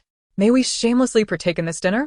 He first explained that they hadn't intended to freeload, adopting a pleading demeanor, which left no room for reproach. Xinjing shook his head. These ducks were caught by Qian. You must ask her. Qi Qian? Qin Yu's eyes widened in surprise. Did she possess such ability? Was it her uncle who had brought them, claiming it was her doing to boost her popularity? Qi Qian noticed the disdain in Qin Yu's eyes. Realizing he was not sincerely seeking help, she was indifferent, having no intention of allowing them to mooch off her. No, we won't have enough to share. Please. We've been climbing all day and we're starving, Qin Yu pleaded, flashing his signature smile. Little and is so hungry he could faint. Qi Qian retorted. If you're hungry, why not seek your own food? Are we in the wild or a buffet? Am I your father or mother to indulge you? Qin Yu gritted his teeth. How can you be so heartless? Ling Qian interjected. How much can you all eat from 3 ducks? We are not mere freeloaders. Qi Fengxiao scoffed. Aren't you planning to eat and drink for free? Gu Hua, with a pitiful expression, turned to Qi Qian, Sister Qian. If you still hold a grudge against me, I want to eat. Please don't make it difficult for them. Her words instantly fueled Qi Qian's resentment. Ling Qian wore a knowing expression, looking at Qi Qian with disdain. Qi Fengxiao, turning the roasted duck, remarked coolly, some people should learn not to be so self-righteous. Grudge against you? Qi Qian laughed. Gu Hua, do you think if I don't clarify, you'll assume I don't understand human speech? What do you possess that warrants my resentment? Is it the trash I discarded long ago by your side, or your proud background? Neither seems impressive. So, what gives you the audacity to act superior before me? Gu Hua was taken aback by her retort, her face stiffening. Was she not the one who had always been arrogant? Qi Qian, silence yourself. Ling Qian furiously stepped in front of Gu Hua. Why take it out on her? I'm the one who wants to break off the engagement. Why unleash your anger on Gu Hua? I asked if the 2 holes beneath your brows are for breathing? I proposed the annulment. Being around someone like you would only hinder my fortune. The farther I stay from you, the wealthier I become. You. Gu Hua burst into tears. Stop arguing over me. It's all my fault. I shouldn't have appeared. She sobbed as she ran off, resembling a bewildered protagonist from a soap opera. Shun Jiashu, with an innocent expression, questioned, Dad, is that sister going through menopause? She seems rather upset. His father quickly covered his mouth. Son, that's not something we speak of. It's best we keep that to ourselves. What is happening? Sister Qian had an engagement with young Master Ling, but it was annulled because of Gu Hua. Young Master Ling claimed he proposed the annulment, and the Ling family is a prominent one in Fuguang City. Why would Qi Qian give up such an opportunity? Setting aside her uncle's status as an actor, the Qi family isn't particularly affluent. They relied on Qi Yingdi since his debut. Gu Hua had intentionally fled, creating the illusion of being wronged. She knew the scene she had orchestrated was about to unfold. Gu Hua had bided her time for this pivotal moment. The brilliance of the talented fairy and the heiress of the Gu family was not something one could possess simultaneously. She was confident that Qi Lisan, who insisted on raising his sons to be independent, would not permit the Qi children to exploit their family name. As Qi Qian, the granddaughter of Qi Lisan, could not be publicly acknowledged. The following day unfolded. The turmoil trending online was quickly detected by Secretary Zhong and promptly communicated to Qi Lisan, who was still on an extended business trip in Mixue City. Rather than immediately perusing the trending topics, Qi Lisan diligently attended to the documents at hand and concluded a work-related phone call. Once he found a moment of respite, he picked up his tablet. Secretary Zhong succinctly outlined the situation. Gu Huan had gained notoriety due to the exposure of her dual identity. While she basked in the limelight, the engagement between Qi Qian and Ling Qian was repeatedly brought to the forefront. Many believed that Qi Qian had previously overreached in her connection with the Ling family, while Gu Huan and Ling Qian were deemed a more suitable match. Online commentators voiced skepticism regarding Qi Qian's impressive performance during a live broadcast, suggesting it was orchestrated with the assistance of her uncle, a celebrated actor. They dismissed her capabilities as overhyped. Upon hearing Secretary Zhong's account, Qi Lisan's expression darkened, the faint lines at the corners of his eyes betraying a cutting coldness. Those familiar with him recognized that he was incensed. After a video concluded on the tablet, it automatically transitioned to another clip. This featured a spontaneous act by Qi Qian after she had climbed a cliff, where she inscribed a message on a boulder.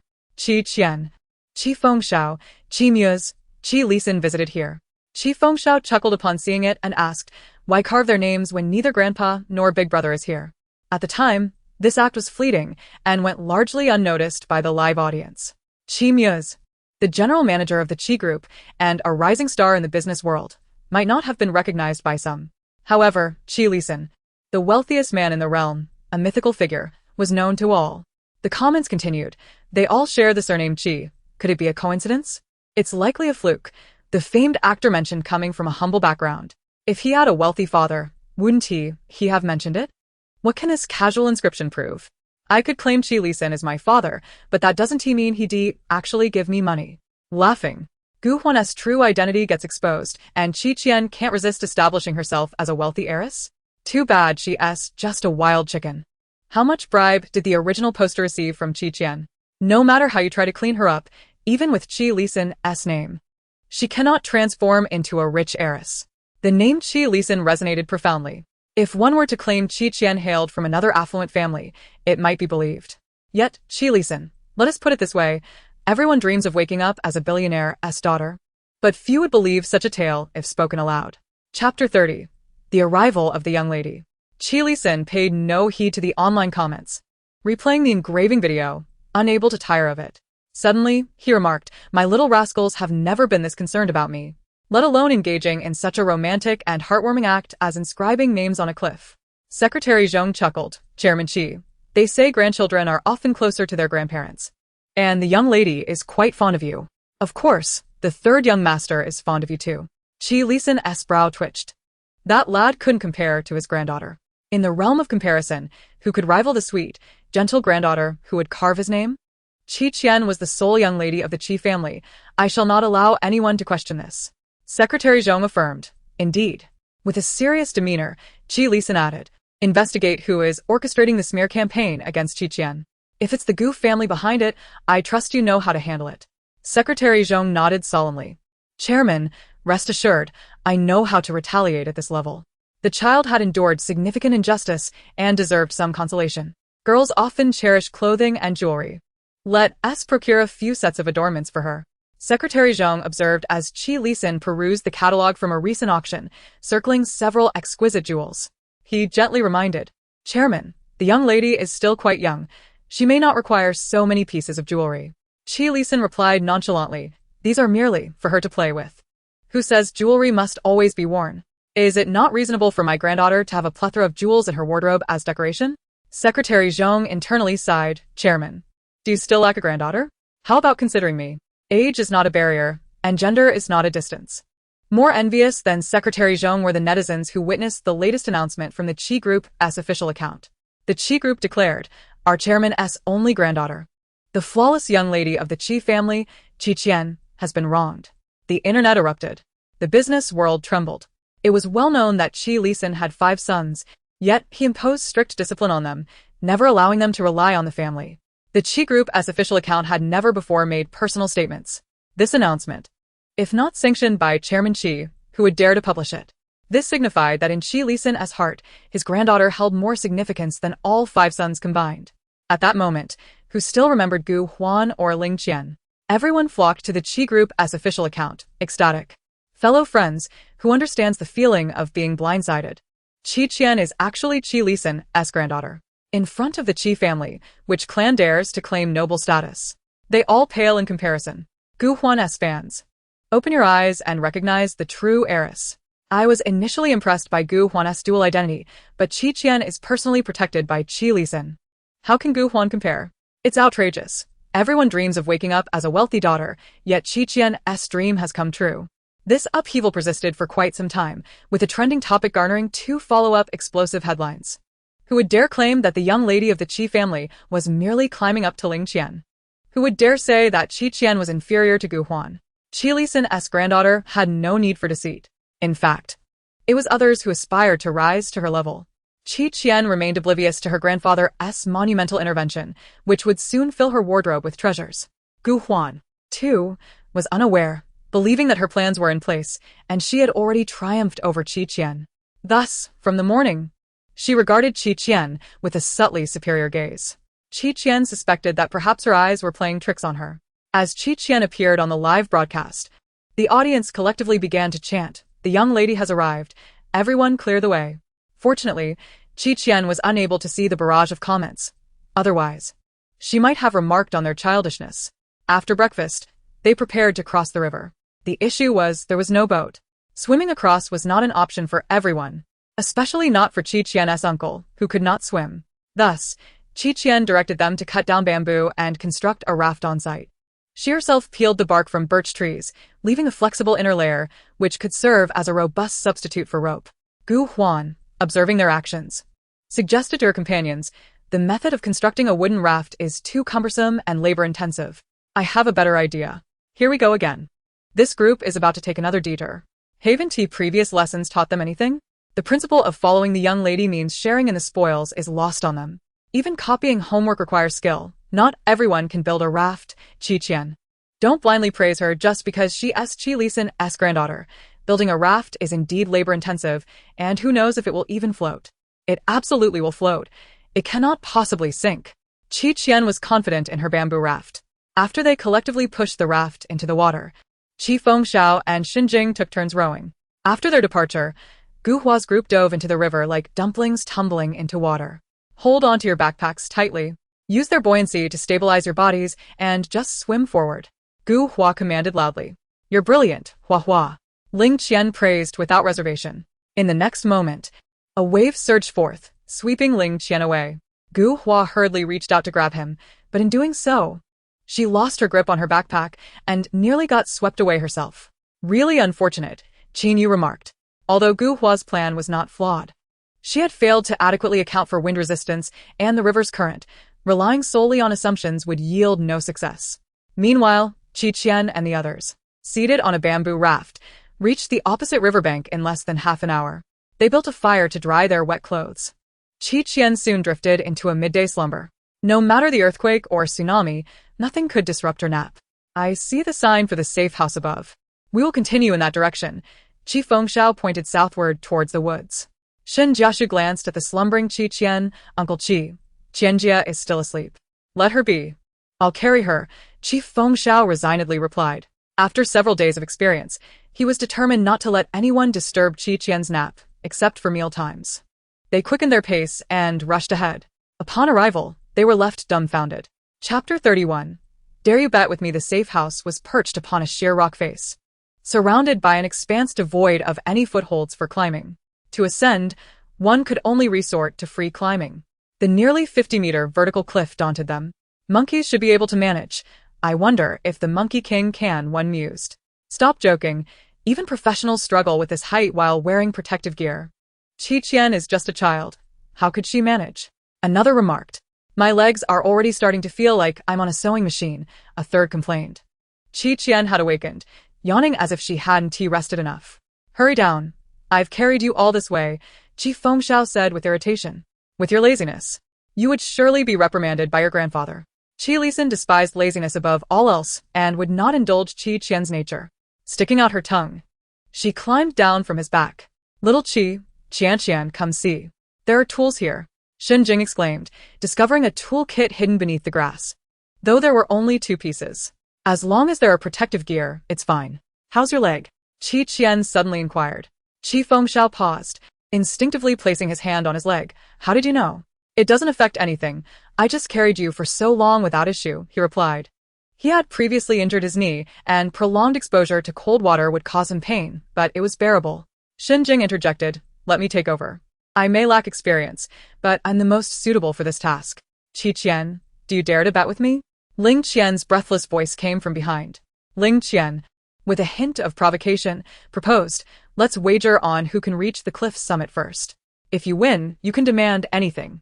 If I win, you must apologize to Gu Hua in front of everyone in the live stream. What do you say? Gu Hua looked at Ling Qian with a touched expression. Ling Qian ignored her and taunted Qian, are you afraid? Then I'll consider you have surrendered. Qian rolled her eyes. I firmly believe that no one is entirely devoid of foolishness.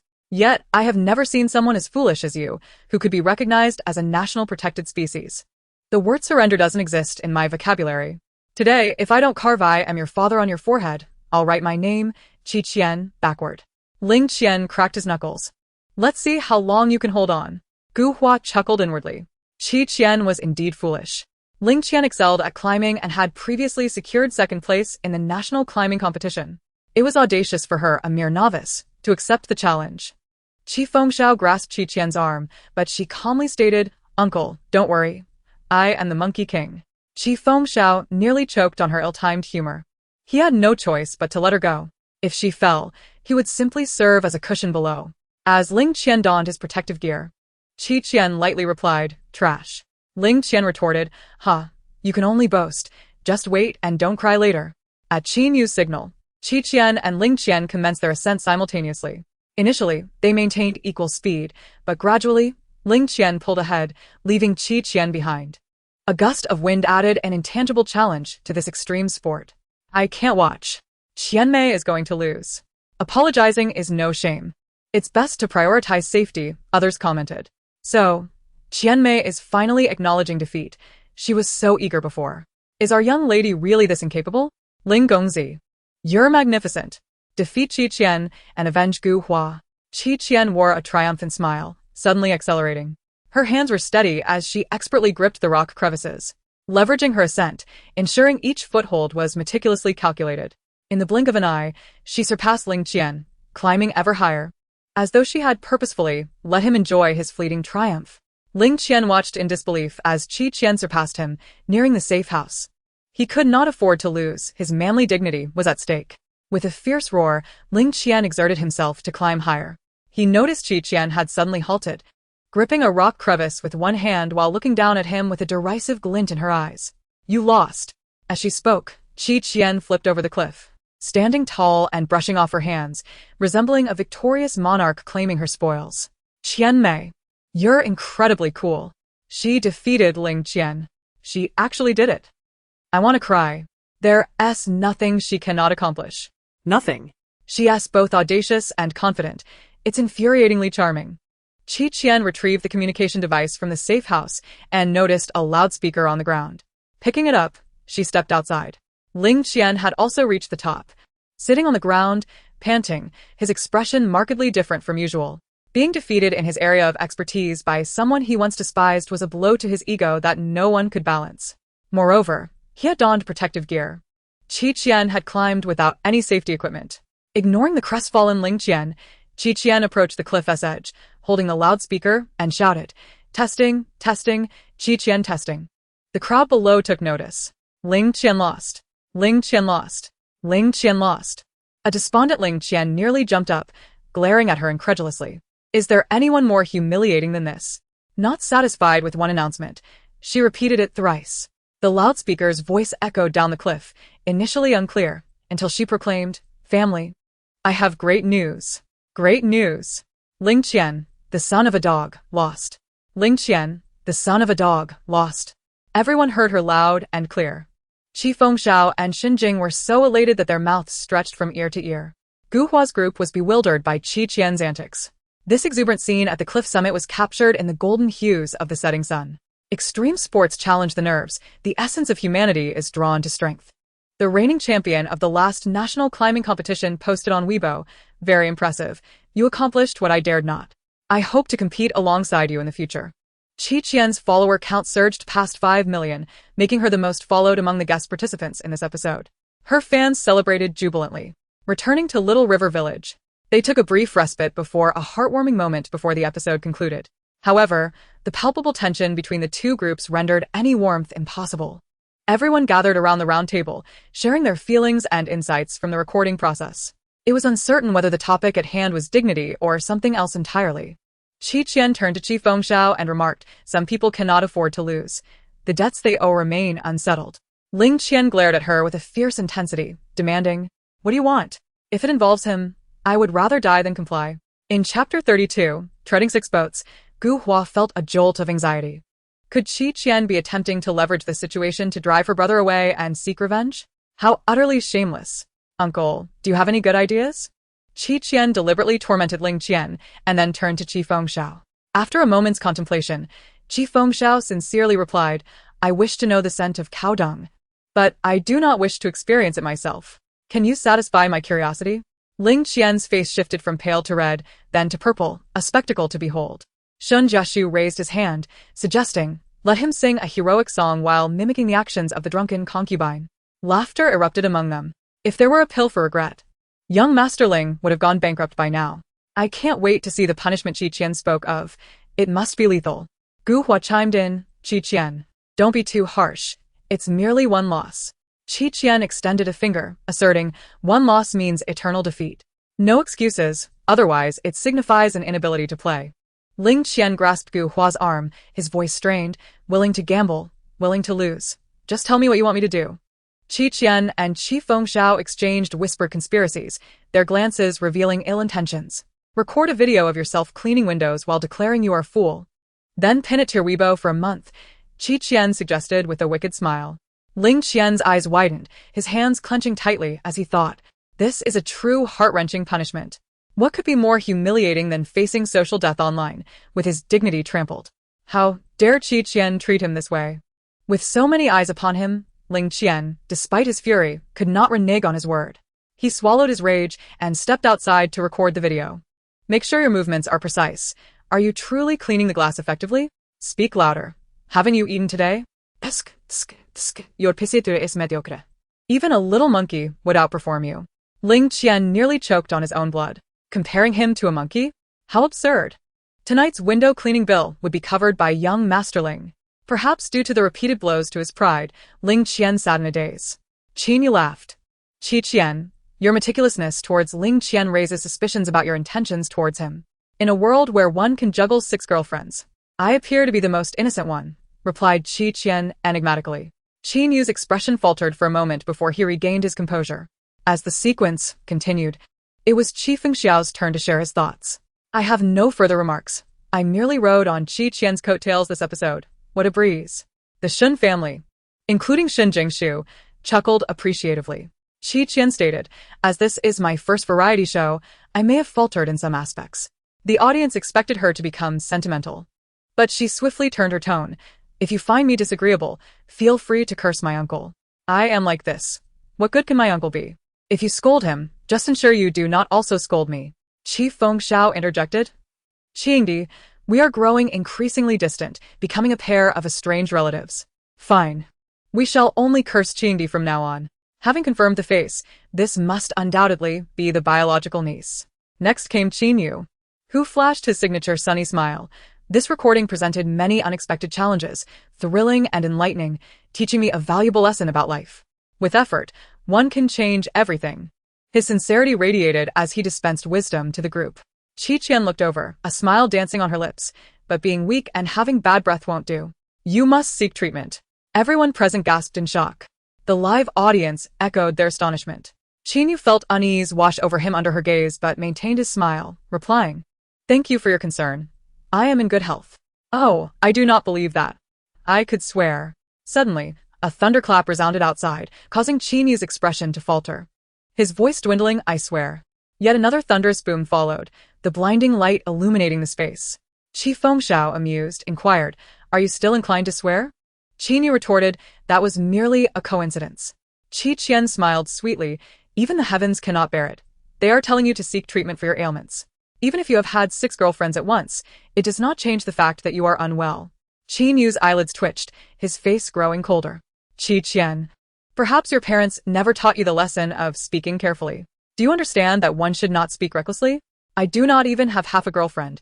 Yet you have 6? Qian, please refrain from making baseless accusations. My brother is pure and virtuous, unlike you, who seems to know too much for someone so young. I have always wanted to ask, where did you get your information about Yuan Yaya?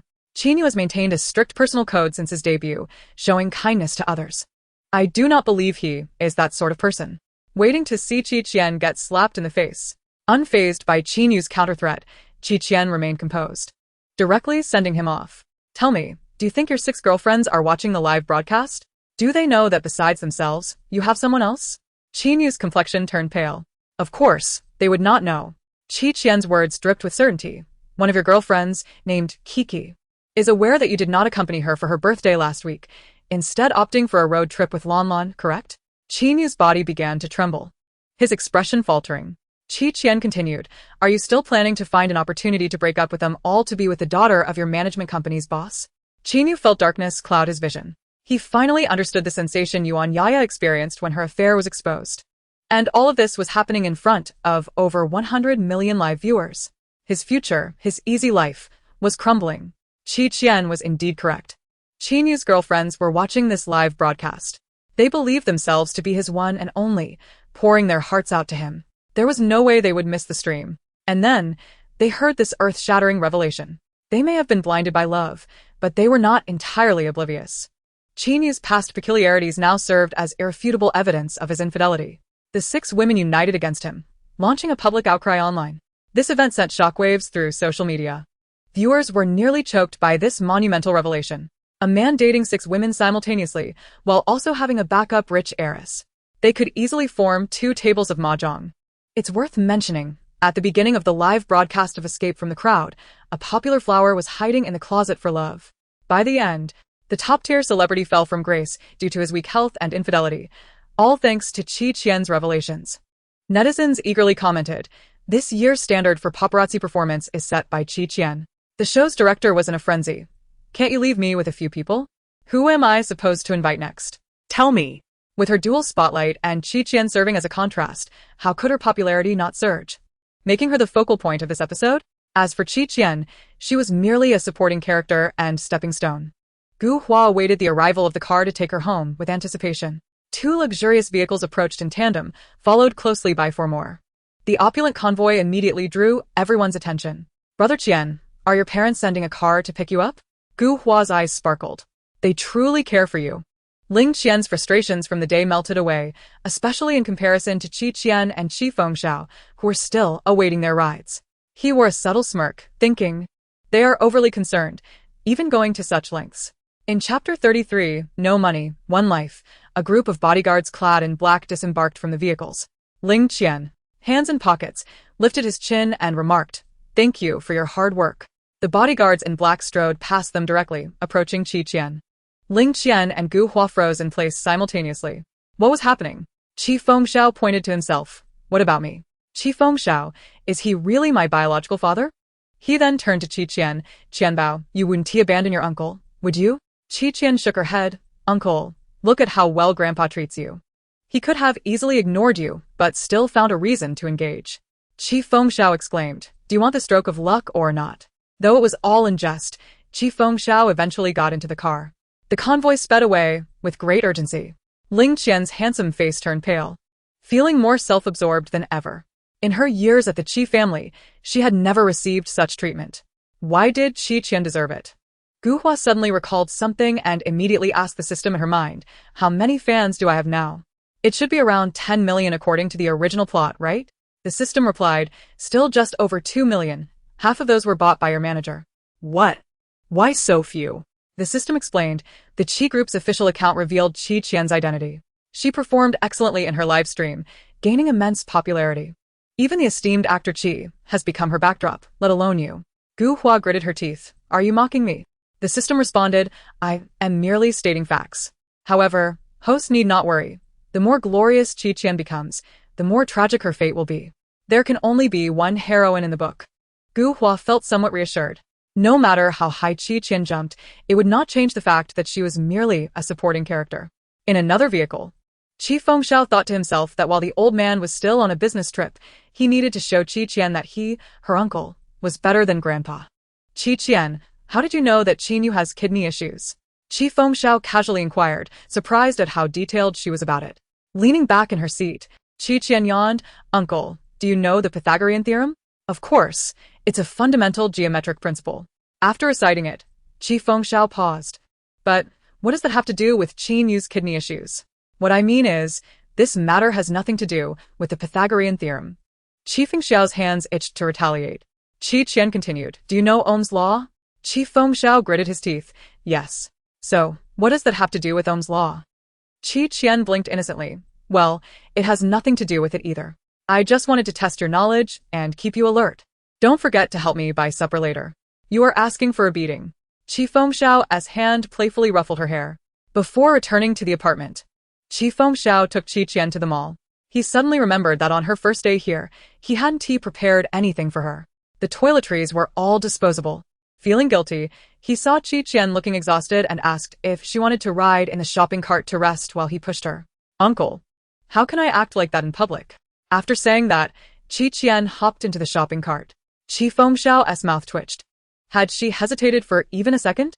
Not long after, a late-night topic trending on social media featured the encounter of Qi Qian and the esteemed actor Qi at the mall, accompanied by a photo of Qi Fengxiao seriously selecting items in front of a shelf. Meanwhile, Qi Qian sat in the shopping cart, her delicate legs swinging in the air.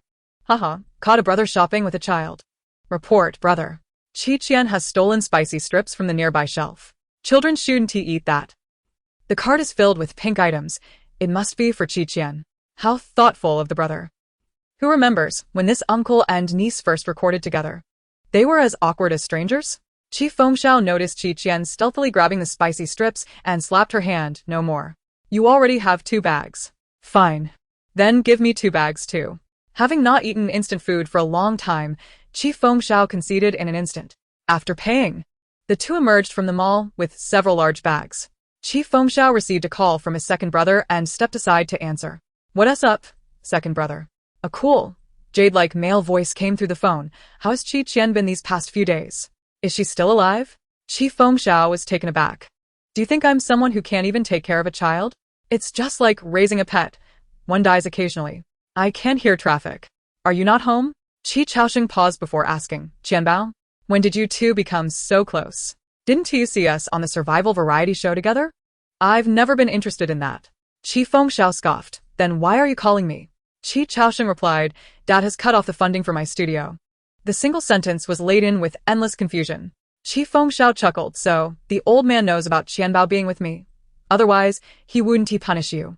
His second brother earned a good sum, but unfortunately, it was all spent on his expensive hobbies, leading him to store part of his funds with their father, who managed it and allocated a certain amount to the studio each month to avoid bankruptcy. "Dad stopped my funds for Qian?" Qi Chaoxing was puzzled. Didn't he dislike children the most? The brothers had all faced their father's disdain in their childhood. Who can decipher the old man's thoughts? Maybe he suddenly found you disagreeable? All right, do me a favor. I can't help with the big stuff, and I don't want to help with the small stuff. I have no money and my life is at stake. I'll pay you back next month. Qi Fengxiao was adamant. "Forget it. Your collection of antiques is a bottomless pit, only taking in but never giving out." After a moment of thought, Qi Chaoxing suggested, "Then send Qian over to me. I can take care of her for a few days." Before he could finish, Qi Fengxiao hung up the phone. Qi Chaoxing. Previously, he had called Qian a little brat, but now that his third brother was willing to exchange Qian, he wasn't pleased? What kind of enchantment had Qian cast on him? Chapter 34. Truly, not treating her as an outsider. Qian, holding a bag of chips, asked Uncle, "Was that Grandpa on the phone?" "No, it was your second uncle." Qi Fengxiao paused and shamelessly spoke ill of him in front of Qian. "He owes a debt. The bank denied his loan, and he came to borrow money from me." Qian blinked. "Is second uncle in such dire straits?" "Of course. Who told him to play with antiques? That stuff is the most expensive. Next time you see your second uncle, stay away. He might just kidnap you to ask Grandpa for ransom. We're all family. That can't be right?" "Not necessarily. Your second uncle might eat children." Qi Fengxiao widened his eyes to frighten her. Qian felt a bit speechless. "Uncle, do I look like a fool?" Qi Fengxiao coughed. "Just keep it in mind. If he tries to take you away, you run immediately. Got it?" Qian nodded confidently, assuring, "I definitely want to go with him." Qi Fengxiao was very satisfied. His second brother wanted to snatch her away? Impossible, absolutely impossible. On the first day after the recording of Escape from 1,000 Charms, the voting for the most popular charm began. Only viewers who participated in the live stream could vote. Each granted a single vote to select the most popular charm of the episode. Qi Fengxiao's popularity went without saying, and the veteran actor Shin Jing, who had starred in numerous classic works, was also a hot contender. Gu Hua and Ling Qian had amassed considerable fanbases, not to be underestimated. Yet, Qian, an ordinary person, led the votes by a wide margin. The reason was simple. Yuan Yaya's downfall. Qin Yu's downfall. Fans of the popular flower and the rising star were heartbroken, retaliating by casting numerous votes for Qian. Upon hearing this, Qian felt as if the 5 million grand prize was drawing closer. The only downside was that her leisurely life was interrupted. In the past few days, whenever she went out to work, Qi Fengxiao accompanied her. Qi Lisan ordered him to supervise Qian, forbidding her from staying at home and ruining her health at such a young age. Thus, Qian was dragged to an advertising shoot location, a bamboo grove. Qi Fengxiao was familiarizing himself with the script, while Qian squatted beneath a tree, listening to the bamboo rats chatter. "Yesterday, the grandson of my fourth uncle's daughter was captured. How pitiful! Who knows whose pot he might end up in?" One bamboo rat exclaimed. "I just saw 2 humans kissing. Oh my eyes. Did they undress?" "No, but the man's hand slipped under the woman's clothing, and he said, 'Little enchantress, I shall have my way with you today.'" The woman replied, "You can't. You already have a wife." The bamboo rats gasped in unison. How scandalous. Engaging in such antics in the bamboo grove, they truly disregard us. I overheard someone mention tampering with the wires, intending to incapacitate someone with the surname Qi. One bamboo rat muttered. Qian choked on her own thoughts. There are only 2 of us with the surname Qi. She sprang up and ran. Upon her arrival, she discovered a figure covered in a white cloth lying on the ground in front of the bamboo grove. She inquired of Zhao Ge, who was present, "Is that my uncle?" Zhao Ge solemnly nodded. Qian rushed over to the figure, shaking him. "Uncle, wake up. How could you just disappear? Who is responsible for harming my dashing uncle? I shall surely break their wings and destroy their paradise. Show yourself." The onlookers exchanged glances, struggling to suppress their laughter, while one individual in the corner was drenched in sweat. He approached Qian and patted her shoulder. "How would I know your uncle is gone?" The figure beneath the white cloth also stirred, lifting the covering to reveal, I'm not your uncle." Qian retorted. "Uncle, let me explain." "No need for explanations." Qi Fengxiao interjected, pinching her cheek. "Can't you wish for something good for me?" Qian pouted. "It was Zhao Ge who suggested you washed up." Zhao Ge quickly shook his head. "I didn't mean it that way. I was implying your uncle had taken a turn for the worse. I just couldn't express it directly." Qian was being pinched rather painfully by Qi Fengxiao. Her eyes darted around, searching for the suspicious figure, uncertain if her earlier performance had been sufficient to intimidate him. To be safe, she relayed the matter to Qi Fengxiao. His expression shifted. "Where did you hear that?" Just overheard it in conversation," Qian replied vaguely. Zhao Ji's face grew serious, regardless of whether it was just idle gossip or a real threat. "I'll have someone check the wires again." After inspection, they indeed found issues. The screws on the wires were loose. Had Qi Fengxiao not left due to sudden abdominal pain, an accident could have occurred. Broken legs would be the least of it. Lives could have been lost. Qi Fengxiao's face turned ashen as he scanned the crowd. Who is jealous of my handsomeness enough to harm me?" Zhao Ge then asked Qian if she knew who the mastermind was. She pointed to the shifty man in the corner. "It's him." Zhao Ge immediately instructed his assistant to bring the man over. Realizing something was amiss, the man turned to flee. Qian took off in pursuit, but the distance was too great, and with numerous filming equipment in the way, he quickly widened the gap. She had no choice but to leap onto the nearby bamboo, using it to spring to the other side, swiftly closing the distance. Then, she stood atop a bent bamboo stalk and leaped like a slingshot. Whoosh! Bam! Qian's kick connected with the man's back, sending him crashing to the ground. Why not sit down and discuss matters calmly instead of running? The man lay there like a dead duck, unable to respond. The surrounding crew erupted into applause. Incredible. How does she navigate the bamboo forest with such grace? Like a martial arts film? Truly, she is the niece of Qigo, possessing such remarkable skills. Is this man from the props team? What's he done wrong? Qi Fengxiao and Zhao Ge squeezed through the crowd, relieved to see Qian unharmed. The man was quickly taken away by the police. Following the incident, the director and key personnel hurried over to apologize to Qi Fengxiao, admitting their oversight that led to this mishap. They offered to reschedule if he wished to halt filming for the day. However, Qi Fengxiao did not want to delay work over this trivial matter. The director, glancing at Qian, seemed to see a treasure. "Qigo, would you consider bringing Qian along for this advertisement? There's a role of a little fairy that would suit her perfectly." Chapter 35. The Turtle Sage is also a fairy. Qi Fengxiao raised an eyebrow, asking Qian, "Do you wish to participate?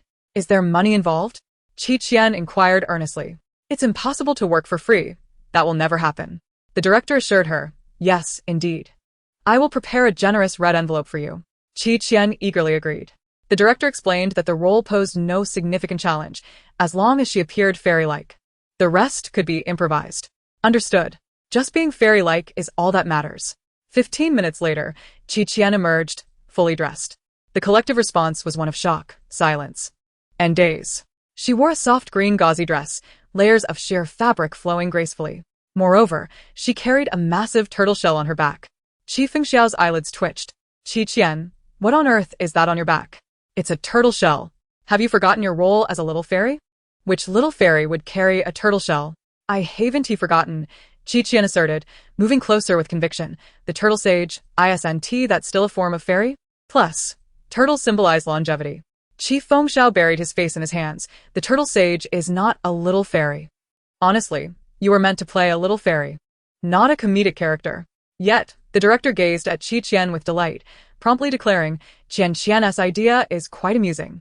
Let us change the role to that of a little turtle sage." The assistant director wholeheartedly agreed. This will surely be a highlight in the advertisement. Qi Fengxiao, at a loss for words, completed the shoot. Qian joyfully received a large red envelope, practically glowing with happiness. As she repeatedly counted the crisp bills within, Qi Fengxiao was puzzled. Doesn't your grandfather give you pocket money at home?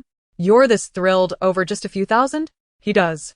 But it feels different when it's earned, Qi Qian replied contentedly. The more she accumulated in her little treasure chest, the broader the expanse of her envisioned paradise for handsome men upon retirement. Even if the Qi family were to face financial ruin then, she would have a fallback. After all, the protagonist shines with a halo, while the antagonist does not. Opportunities must be seized forcefully. Seeing her obsession with money, Qi Fengxiao casually transferred her a sum for spending. Go ahead and spend it as you wish. Qi Qian opened it to find 100 yuan. Qi Fengxiao added seriously. You're still young. Too much money can lead you astray. Spend it wisely. This is your uncle's weekly earnings. You only earn 100 a week after being in an advertisement? She exclaimed. Well, the career is just starting. Expenses are everywhere. One must save where possible. Once a character is established, the acclaimed actor remains steadfast.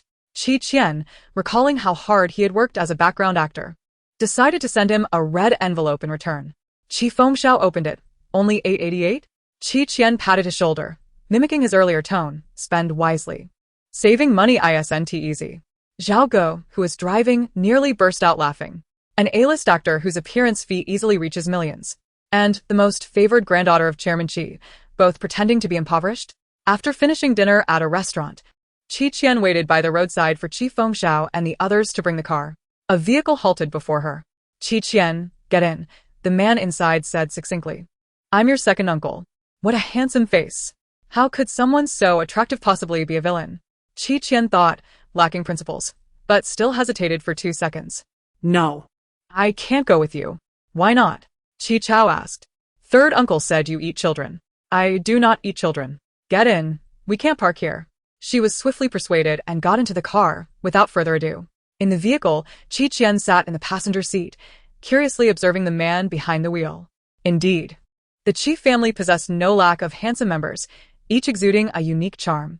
The man before her, resembling a cold beauty, possessed an androgynous allure that radiated an aura of intimidation, akin to a solid block of ice.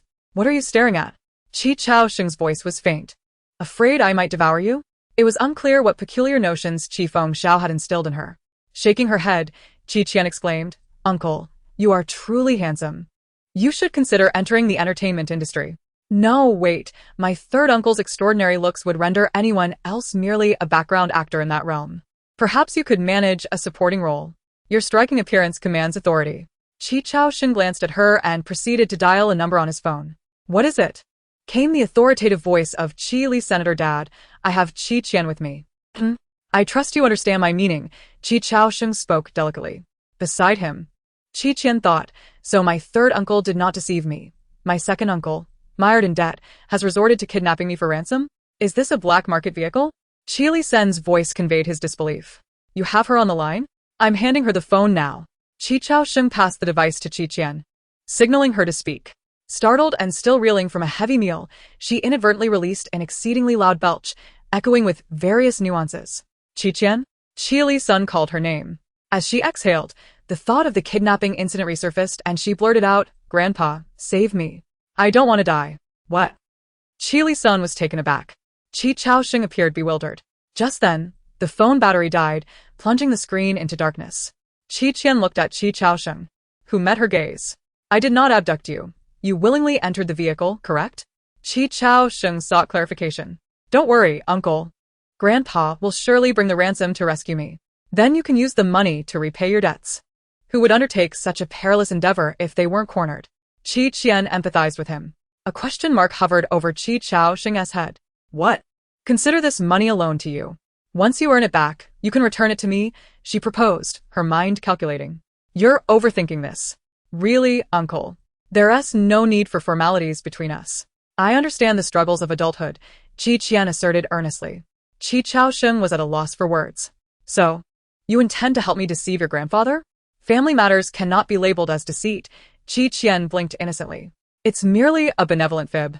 Qi Chaosheng fell silent. Had they not just met, one might mistake them for old friends. Meanwhile, unable to locate Qi Qian outside the restaurant, Qi Fengxiao called Qi Li Senator Dad. Bad news. It seems that Qian Bao has encountered the classic misfortune of a wealthy family. She has been kidnapped. Chapter 36. immediately apprehend her uncle. She is with your second brother. Stop making a fuss. If you can't think clearly, drink some water. Qi Fengxiao stood bewildered by the roadside, her mind in disarray. Qian Bao has been kidnapped by his second brother?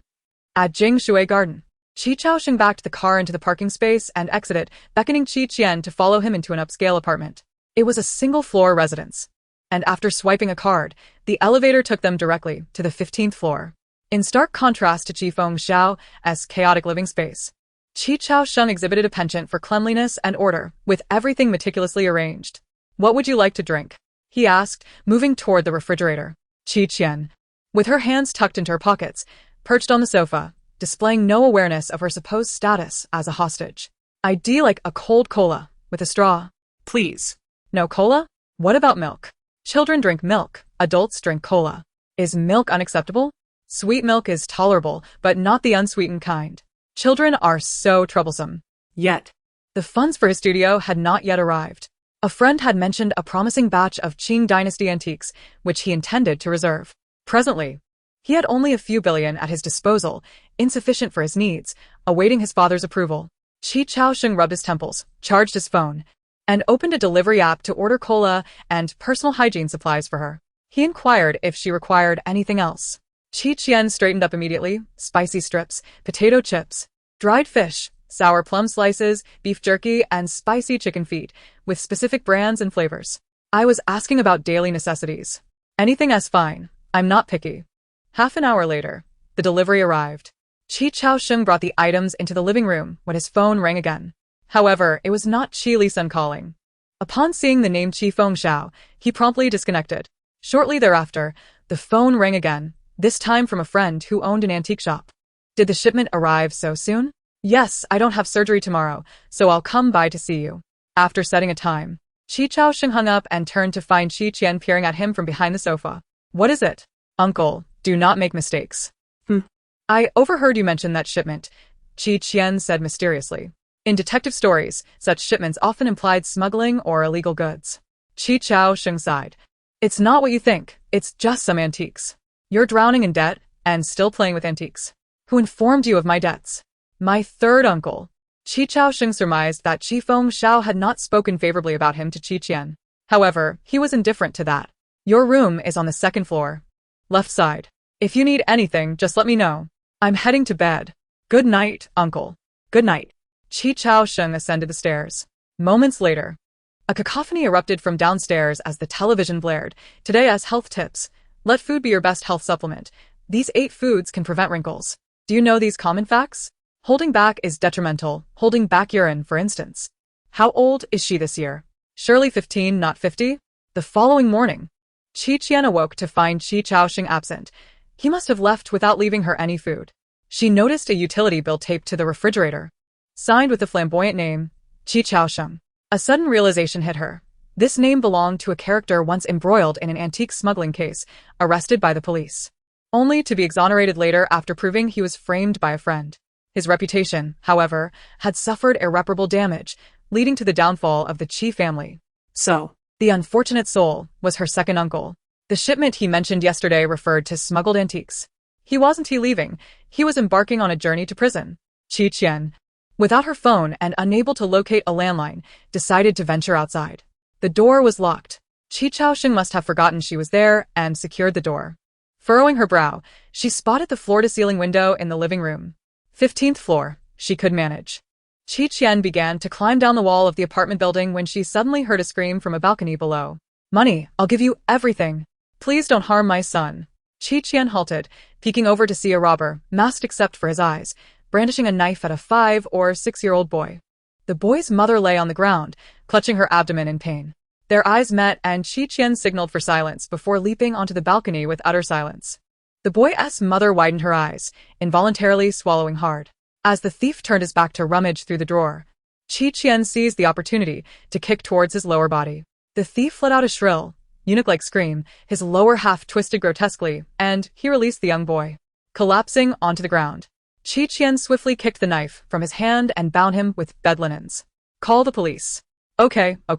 The boy's mother nodded eagerly, expressing her heartfelt gratitude. Thank you so much. I will repay you. Qi Qian replied, "No need for repayment. This is simply my duty." Huh. Shortly thereafter, the police car arrived, followed by reporters. Meanwhile, Qi Chaoxing sat in the vehicle, instructing his assistant, "Drive faster. I'm in a hurry." "Understood," the assistant replied. Turning on the news channel, the news anchor's voice rang out. A young girl intervened bravely to rescue a mother and child from a home invasion.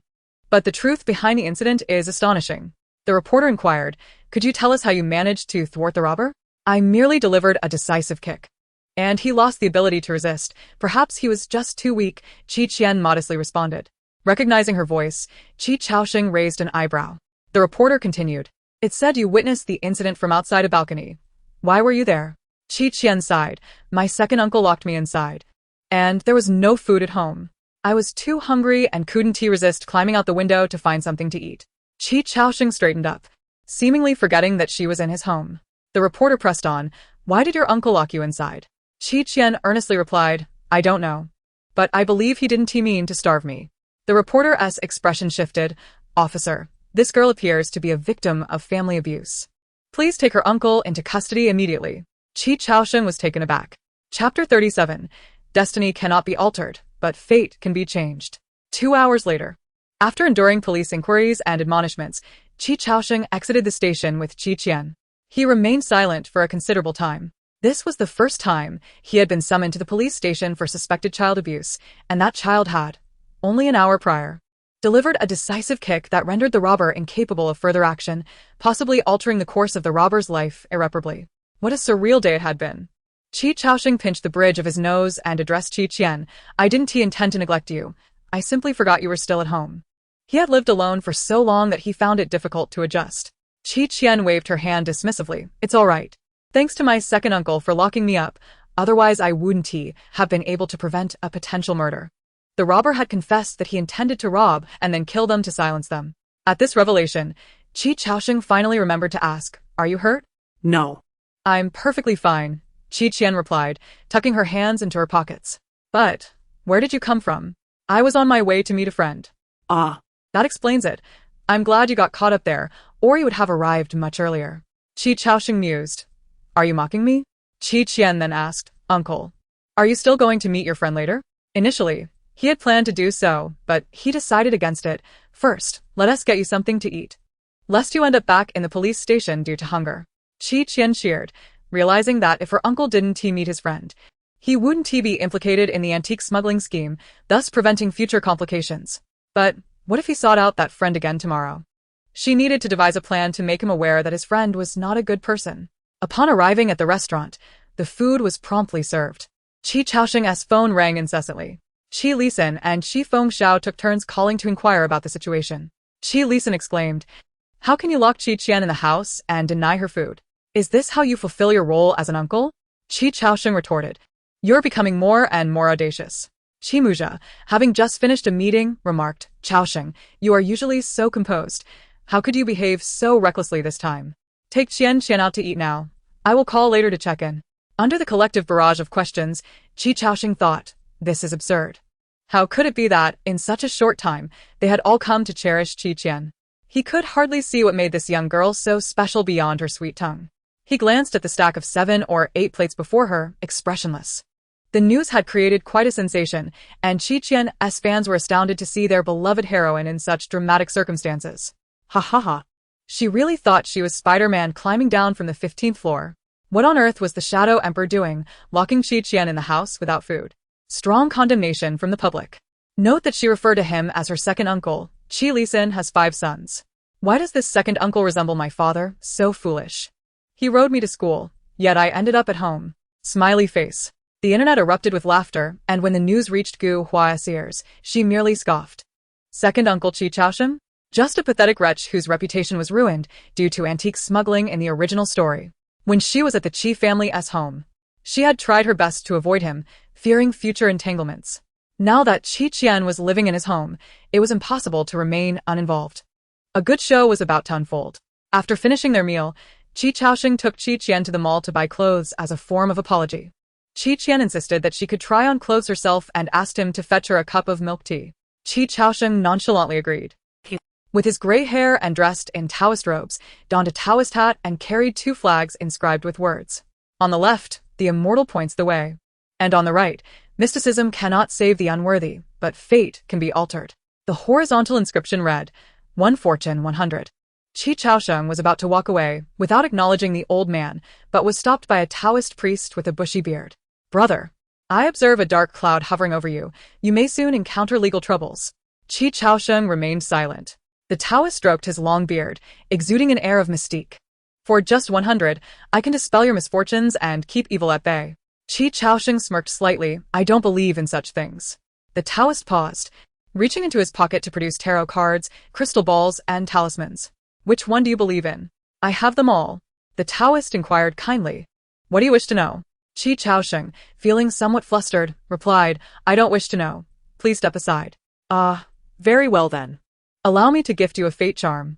The Taoist continued, your brow is dark. Recently, you are prone to encountering petty troubles related to newly unearthed items. Remember. After saying this, the Taoist departed without collecting payment. Qi Chaosheng stood there, furrowing his brow. Newly unearthed items. Wasn't he that related to cultural relics? Could it be connected to the batch of goods his friend mentioned? No. How could one take the words of a charlatan seriously? Once the Taoist had walked away, he slyly removed the white beard that had been stuck to his mouth, revealing a mischievous smile. This should serve as a warning to the second uncle, right? Hey, fortune teller, is your $100 fortune telling accurate? Can you tell me one? A passerby noticed the flags on Qi Qian's back and approached her with curiosity. Qi Qian quickly slipped away. She didn't even have a turtle shell. How could she read fortunes? She was not a charlatan. 2 days later, the studio's funds were deposited. Qi Chaosheng let out a sigh of relief after finishing a call with a friend, preparing to head over shortly. He turned to see Qi Qian sneaking around behind the curtains. Qi Chaosheng called out, pack your things. Qi Qian, still contemplating how to prevent her uncle from meeting that friend, felt puzzled upon hearing him. Your grandfather will be here shortly to pick you up.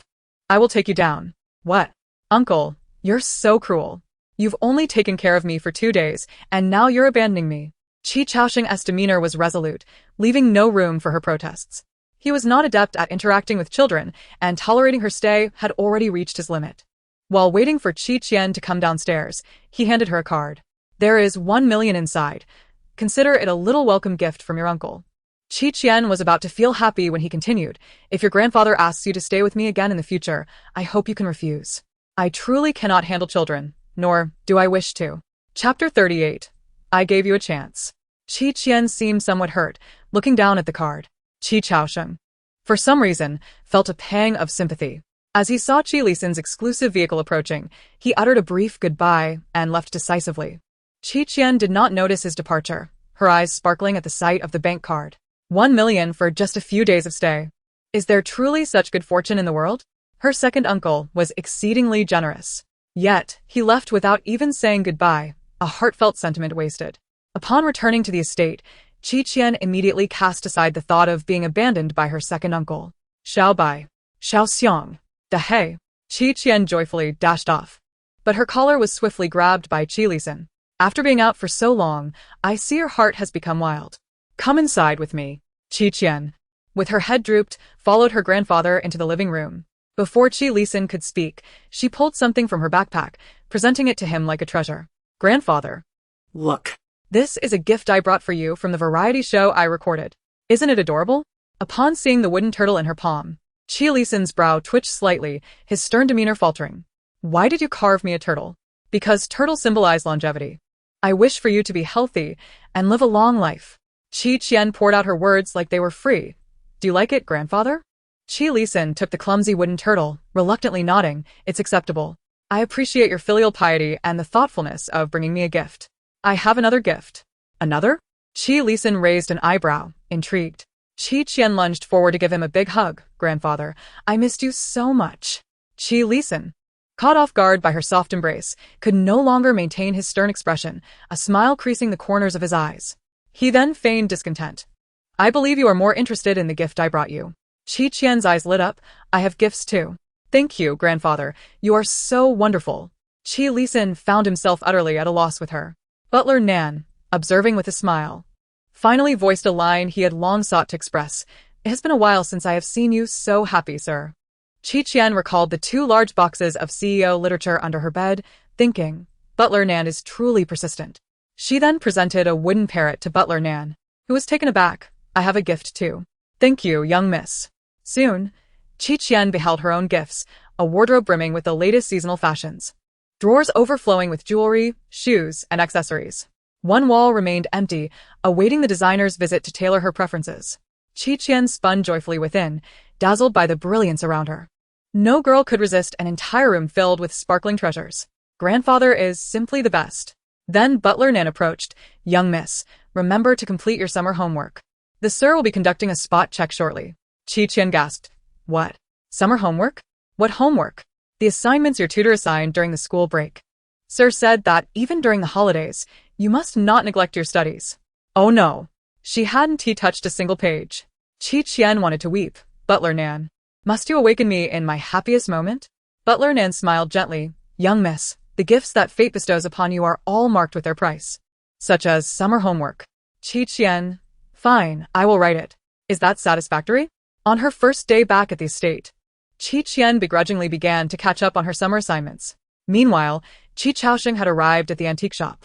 His friend led him to the warehouse and opened an ancient, worn chest for him to see. Wearing gloves, Qi Chaosheng lifted a Qing dynasty famille rose porcelain vase from the chest, dating back to the Qianlong period. Where did this come from? From a wealthy merchant's home. It is said to be a family heirloom passed down since the Republic era. Due to some business troubles, he needs to sell these to raise funds, his friend explained. Qi Chaosheng remained silent, placing the vase down to examine other items. This wealthy merchant is eager to sell these for quick cash. I cannot hold on to them for long. Other customers are also interested. Choose what you like, otherwise, they will be gone. Qi Chaosheng noticed some fine dirt at the bottom of a vase, his expression darkening. Be honest with me. Where did these items really come from? Just from a wealthy merchant's home. Would I deceive you? His friend feigned ignorance.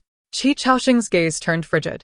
I gave you a chance. Before long, the wail of police sirens filled the air. His friend and the mysterious antiques were escorted away. Qian, I bought fried chicken. You mentioned wanting it yesterday. Before he could finish, Qi Chaosheng froze. The only response was the emptiness around him. She had only been clamoring about fried chicken after seeing an advertisement on the health channel last night, insisting that she would not survive without it. That was why he remembered. Qi Chaosheng placed the fried chicken bag on the table, sighed, and began tidying up the messy table. A paper bag fell from the side of the sofa. Picking it up, he found a Taoist robe, a Taoist hat, and familiar characters on a flag. Qi Chaosheng's expression shifted. Was it Qian who had dressed as a Taoist that day? Did she know all along and purposely dress that way to remind him? Smuggling antiques and betrayal by a friend. Had he not reported to the police in advance, he would have fallen into his friend's trap, becoming a part of his smuggling and money laundering scheme. Escaping would then be impossible. All of this was due to Qian's painstakingly crafted reminder. Perhaps she feared he would not heed the words of a mere child, prompting her to disguise herself as a Taoist. She genuinely thought of him, her uncle. Yet he had cast her aside. Qi Chaosheng pressed his fingers to his temples, suddenly feeling at a loss. He was not adept at comforting children. Remembering the variety show that Qi Fengxiao had mentioned, Qi Chaosheng turned on the television. At the estate, in the study, Qi Lisin had finished reviewing Qian's summer homework. Idly, he picked up the wooden turtle from the table, fiddling with it in his hands. Her assignments were mostly correct, yet some of the questions were high school level, and she answered them all correctly. Was she merely lazy before? Qi Lisin scoffed lightly, setting her work aside as he walked to the window to look down. On the lawn, Qian rode her pink pig, with Xiao Bai on Dehai's head, engaging in a game of bumper cars. How childish. Qi Lisin thought, perhaps I assigned too little homework. Dehai, with his great strength, accidentally knocked Qian off the pig's back. She had only been gone a few days, and Xiao Xiang had already gained weight. If this continued, she would surely be taken to the kitchen. Xiao Xiang, roar. I won the pink one. Dehai, woof woof woof. A dignified blackback will never lose to a pink pig. As Qi Chaosheng approached the lawn, he witnessed everything, perplexed. Chapter 39, The Auction. Nan uncle, what is she doing? Butler Nan cleared his throat. Young master, the young miss is engaging in some friendly, physical interaction with the pets? Qi Chaosheng's lips twitched. Wasn't she just riding a pig to bump into a dog? It seemed that his father truly indulged Qian, allowing her to behave this way. Qian. Upon hearing a familiar voice, turned to look, then huffed, turning away and presenting the back of her head to Qi Chaosheng, clearly still holding a grudge over being abandoned. Xiao Xiang, upon seeing him, had her eyes transform into two pink hearts, sticking out her tongue and running towards him. Qi Qian quickly jumped down, only to see Xiao Xiang had already pounced on Qi Chaosheng. Qi Chaosheng was knocked back a couple of steps, his hands hanging helplessly by his sides, gazing in bewilderment at the pink pig clinging to his leg. Xiao Xiang. Humph, what is it doing? Qi Qian wore an expression of embarrassment as she stammered. Xiao Xiang said it wants to mate with you. Qi Chaosheng interjected. Pfft. Unfortunately, Xiao Xiang's wish remained unfulfilled. Under Qi Chaosheng's seemingly murderous gaze, the butler Nan forcibly pulled it away. Qi Qian stood silently beside Dahei. Qi Chaosheng awkwardly spoke up. Qi Qian, please do not take to heart what I said the other day. I simply struggle to relate to children. Qi Qian gazed at her fingers, feigning ignorance. He shook the paper bag in his hand. You mentioned wanting to eat the fried chicken from Ji last time, so I brought some for you today. Qi Qian stole a glance, swallowing hard. Qi Chaosheng then produced a box. I also got you a turtle figurine. He paused. It's pure gold. Qi Qian exclaimed. Who can resist this? She swiftly rushed over, hugging Qi Chaosheng tightly. Uncle, you are my dear uncle. The best uncle in the world. Where's the golden turtle? My adorable golden turtle? Qi Chaosheng couldn't help but chuckle, his previously cold demeanor brightening. Qi Qian received the golden turtle and led Qi Chaosheng to her wishing pool. Uncle, look. This is my wishing pool. Qi Qian exclaimed excitedly, arms wide open. As long as you toss money in, any wish can be fulfilled. Really? Qi Chaosheng recalled her earlier act of pretending to be a fortune teller. How much does it cost to make a wish? Qi Qian wickedly replied, 1,000 each time. Qi Chaosheng, having forgotten to bring cash, tossed a coin into the pool. Qi Qian's keen eyes caught sight of the gleaming gold coin, clearly worth more than 1,000. She tightened her grip on the golden turtle, suppressing the urge to snatch the money. I'll wait until the pool is filled. It's all mine. After amusing Qi Qian with the turtle for a while, Qi Chaosheng headed to the study. Qi Li's son was not surprised by his arrival. Regretting it? How did you know? I saw you playing with Qi Qian. Qi Li's son pressed his hand against the mirror's edge, a smirk on his face. You used to despise children. You would flee at their approach. After a moment of silence, Qi Chaosheng retorted. Aren't you the same? You once forbade us from keeping pets in the estate, yet now you allow Qi Qian to raise pigs here. Qi Li's son chuckled, dismissing it as mere jest. Qi Chaosheng could not discern whether he was referring to Qi Qian or the pigs. Did you not just send her away? I was initially concerned about taking care of her.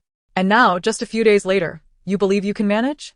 Observing his second son's awkward expression, Qi Li's son relented. Ask her if she would like to stay. If she agrees, you can pick her up the day after tomorrow. Why the day after tomorrow? I plan to take her to the auction tomorrow. So sudden? Qi Li's son casually picked up a wooden turtle from the table. Qi Chaosheng, understanding his father's intention to show off, lingered his gaze on the turtle for some time. A wooden turtle, such a treasure? Meanwhile, Qi Qian, swayed by the golden turtle, did not hesitate to agree to stay at her second uncle's house for a few days. One stay meant 100,000 in pocket money. Staying longer would surely bring in a fortune. Was there a quicker way to earn money? Hee hee. The next day, at the auction venue, which spanned 6 floors, 1 basement and 5 above, floors 2 and 3 were accessible to the general public, while floors 4 and 5 were reserved for platinum card holders. The 6th floor was shrouded in mystery, rumored to be for viewing only. Qi Qian followed her grandfather to the 5th floor's tiered VIP seating, surrounded by screens for privacy. This is tonight's auction catalog. Circle what you fancy, and your grandfather will buy it for you, Qi Li's son said, handing her the catalog nonchalantly. Everything looks so expensive. Qi Qian remarked, puzzled. Grandfather, haven't you already bought me many jewels? Wouldn't buying more be excessive? Not at all. You could change every day without repetition. Qi Qian was dazzled by her grandfather's domineering tone and, recalling the original storyline, a surge of ambition filled her heart. Grandfather, even if you go bankrupt in the future, I'll pick up bottles to support you. Qi Li's son raised an eyebrow. With this little, even if you bought a truckload, I wouldn't go bankrupt.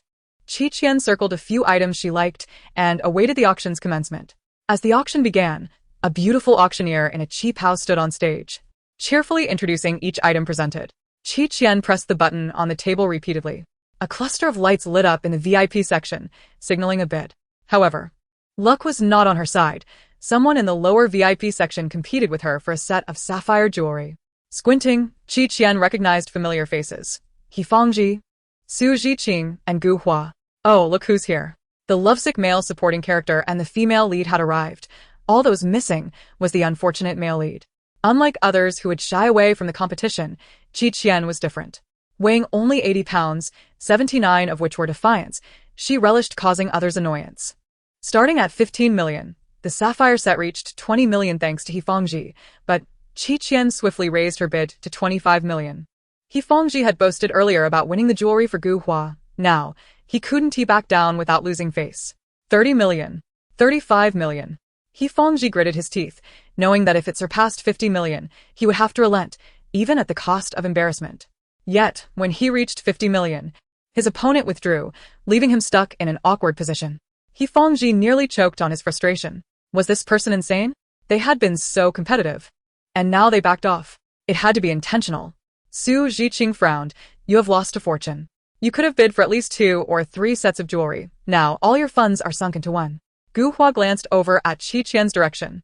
Realizing it was the reserved seat of Chairman Qi, no wonder. Chapter 40, The Rake. Hifangji's face turned ashen. It couldn't have been Qian who opposed us. Could it? Gu Hua hesitated. She has never liked me. You are my friends, so she must have felt sorry for you, making you waste your money. Hifangji and Su Zhiqing quickly comforted her. It's just Qian's poor character. She's always been like this. Hua Hua, don't blame yourself. She only acts so recklessly because she has Chairman Qi backing her. If the Qi family were to fall, she wouldn't last long. Gu Hua smiled faintly. Thank you. I won't let her bother me. System. Host, the target character, is about to appear. Do not miss the opportunity to win his favor. It will greatly benefit you in the future. Gu Hua. Understood. Meanwhile, Qian urgently left the auction hall for the restroom. The golden spiral staircase connecting the 5th and 6th floors echoed with roars. Qian initially thought it was a figment of her imagination. Roar. Chaotic footsteps and screams erupted from above. Help. Someone quick. The lion has escaped. Be careful, Xiao. In the next moment, a white figure tumbled down the staircase. Landing on the central platform, the boy attempted to rise, only to be pinned down by a magnificent lion descending from above. The furry lion's head loomed close, and a feeling of suffocation washed over him as his trembling lips turned pale. Was he going to die? Hey, you're stepping on my skirt. The lazy female voice snapped him from his thoughts. His nearly closed eyes shot open, revealing a girl standing beside the lion. She tugged at her skirt, seemingly displeased, and even kicked the lion's fluffy backside. Did you hear me? Move your big behind. The boy stared in disbelief. Was she insane? To his surprise, the lion not only refrained from acting aggressively, but also adopted a demeanor akin to a wronged spouse, lifting its massive rear and using a paw to extricate the girl's skirt. Then, it dusted off the fabric and politely returned it to her. The youth discerned a hint of servility in the lion's behavior. Was it merely an illusion? The lion lay crumpled beneath the pressure of his presence. Qian, feeling somewhat displeased, tugged at her skirt and playfully pinched the lioness' substantial paw. How will you compensate me for this? She mused, reminiscent of those brazen men who deliberately provoke beautiful women. The lion, in response, extended both of its paws, its fierce visage appearing innocently bewildered, eyes glistening with moisture. A spectacle of confusion unfolded. Just moments ago, this creature had roared fiercely, yet now it behaved in a most uncharacteristic manner. Once Qian had her fill of the absurdity, she glanced at the youth still pinned by the lion and remarked, "Release him. Your kinds are distinct. Forcing an alliance will yield no fruitful outcome." The youth was taken aback. What is she saying? The lion let out a pitiful roar towards Qian, its voice barely louder than that of a mewling kitten. The scent of a lioness? She pondered, patting its shoulder. I understand now. Just wait. Turning to the young man, she commanded, take off your clothes. Ah? He stammered, bewildered. Are you removing them yourself, or do you require my assistance? Noticing his dazed expression, Qian realized he was oblivious to the gravity of the situation. She crouched down and began to tug at his outer jacket. The youth's alabaster face flushed crimson. Stop. What are you doing? If you wish to avoid an intimate encounter with this lion, refrain from resisting, she retorted, swatting away his protesting hands with the force of a bandit stripping a Navi youth. The jacket came off, followed by his shirt and undershirt. Out of kindness, she left him clad in his trousers. The youth lay there, arms crossed, his expression vacant, resembling someone who had been thoroughly humiliated. From the upper floors, a bodyguard shouted, "No one is allowed to look." Close your eyes. Who dares speak of the young masteress' lost innocence after being stripped by a mere girl? I'll make you pay. Others chimed in, you're the loudest, aren't you? Qian tossed the discarded garments to the lion, which eagerly pounced. Engaging in an indecorous communion with the fabric, the youth turned a sickly shade of green. Are you not leaving? What if it recalls your presence and decides to drag you off? Qian trembled as he stood, his bare torso revealing a delicate frame, pale and frail. The corners of his eyes flushed with red, lips quivering, reminiscent of a frostbitten plum, both ethereal and vulnerable. Scoundrel, he exclaimed. Qian was taken aback. What nonsense. I just saved you. Was he truly so ungrateful? My apologies, but I do not comprehend the language of beasts, she replied. Absurd. You seemed to understand quite well moments ago. Wait, whom are you labeling as inhuman? He retorted, his mood darkening. You've stripped me of my garments. Do you not have anything to say? Qian appraised him briefly. Honestly, it matters little whether you are clothed or not. It is evident you are a male. Qian nearly choked on his indignation. Is that even necessary to point out? I am clearly a man. What was her intention? At that moment, Qian remembered she had yet to visit the restroom and swiftly fled, her skirt trailing behind her. Qian's retort lingered on his lips. But with no target to direct his ire, his handsome visage flushed red with frustration. The bodyguard rushed in with a blanket, wrapping the young master securely. Are you all right? I was terrified. Where did that audacious girl go, who dared to lay hands on you and tarnish your reputation? I shall ensure she pays. Be quiet. If you continue to shout, I will make you the first to be punished, Qian warned. Young master, the bodyguard protested. I was merely trying to protect your honor by preventing others from witnessing this disgrace. Useless. You couldn't even fend off a lion. Young master. That lion seemed to be infatuated with you, fixating solely on your beauty. Qian's expression darkened. What did you just say? Nothing, nothing. Thank heavens you are unharmed, otherwise. Your father would surely have my skin for sausage. The bodyguard exclaimed dramatically. Qian's temples throbbed with irritation. Get that lion away from me. And ascertain what it left on my clothes. The sixth-floor exhibition was organized by a wealthy individual known for housing numerous exotic pets. The cougar was his cherished companion and tonight's star attraction. While other animals behaved normally, the cougar had suddenly erupted into chaos, charging at him as if it intended to devour him. Initially, he thought he was to be its meal, only to realize it sought something else. As these thoughts crossed his mind, Qian's face darkened to an inky hue. And that girl who had stripped him, claiming it made no difference whether he was clothed or not. What utter humiliation. Chapter 41. Save for few psychological quirks. You. Go find that girl from earlier. Qian seethed, determined to unearth her whereabouts. Once you locate her and hold her accountable for the indignity she has inflicted upon you, perhaps a hasty marriage will follow. Beginning with mutual disdain and culminating in a tumultuous love affair. Am I not correct? To you, a mere tomato. He was but 17. Marriage was far from his concern. At that moment, Gu Hua spotted her target. She tucked a stray strand of hair behind her ear, adorned with a flawless, gentle smile, and approached. Hello. Is there anything I can assist you with? Qian, as if deaf to her words, turned and walked away. Alarmed, Gu Hua exclaimed, Oh, as she stumbled into his path. Having just endured the humiliation of being stripped by Qian, Qian swiftly dodged. Gu Hua fell onto the bodyguard instead. The bodyguard raised his hands. Young master, please testify that she initiated the encounter. Enough. Qian coldly stated, striding away without further ado. The bodyguard sighed, hastily pushing Gu Hua aside to follow. Gu Hua was left breathless, the tension lodged in her chest. Frustrated, she fumed. Must I knock him out to get his attention? Host, please remain calm. Should you incur legal trouble, your only recourse will be to tread lightly on the plot seams. In the narrative, Qian was now injured by the lion's bite. When you bravely positioned yourself before him, he would remember your face in his haze, perceiving you as a savior. However, the plot had taken a turn for the worse. Again?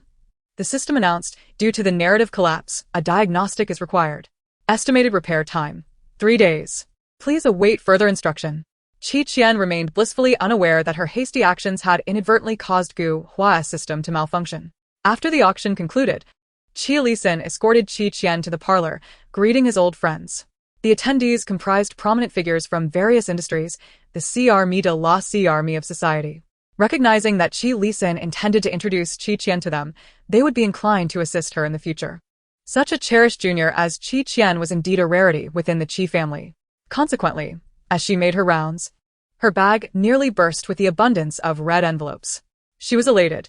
The tangible weight of cash far surpassed the ethereal balance in her bank account.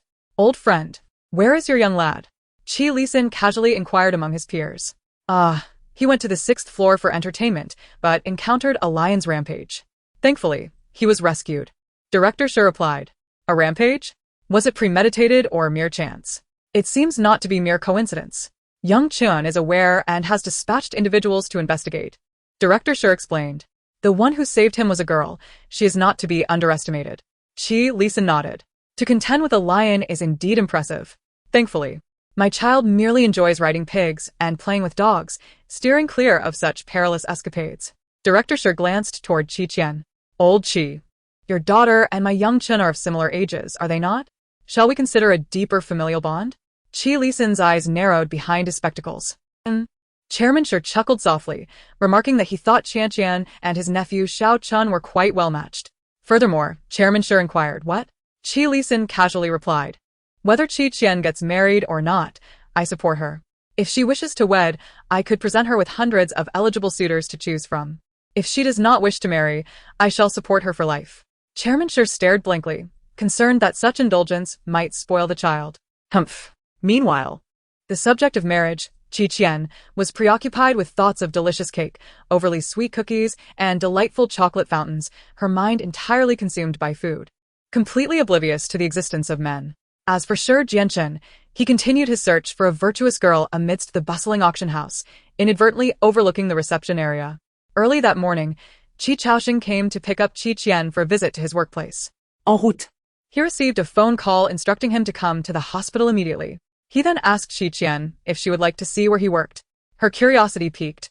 She eagerly agreed, intrigued by what her uncle did for a living.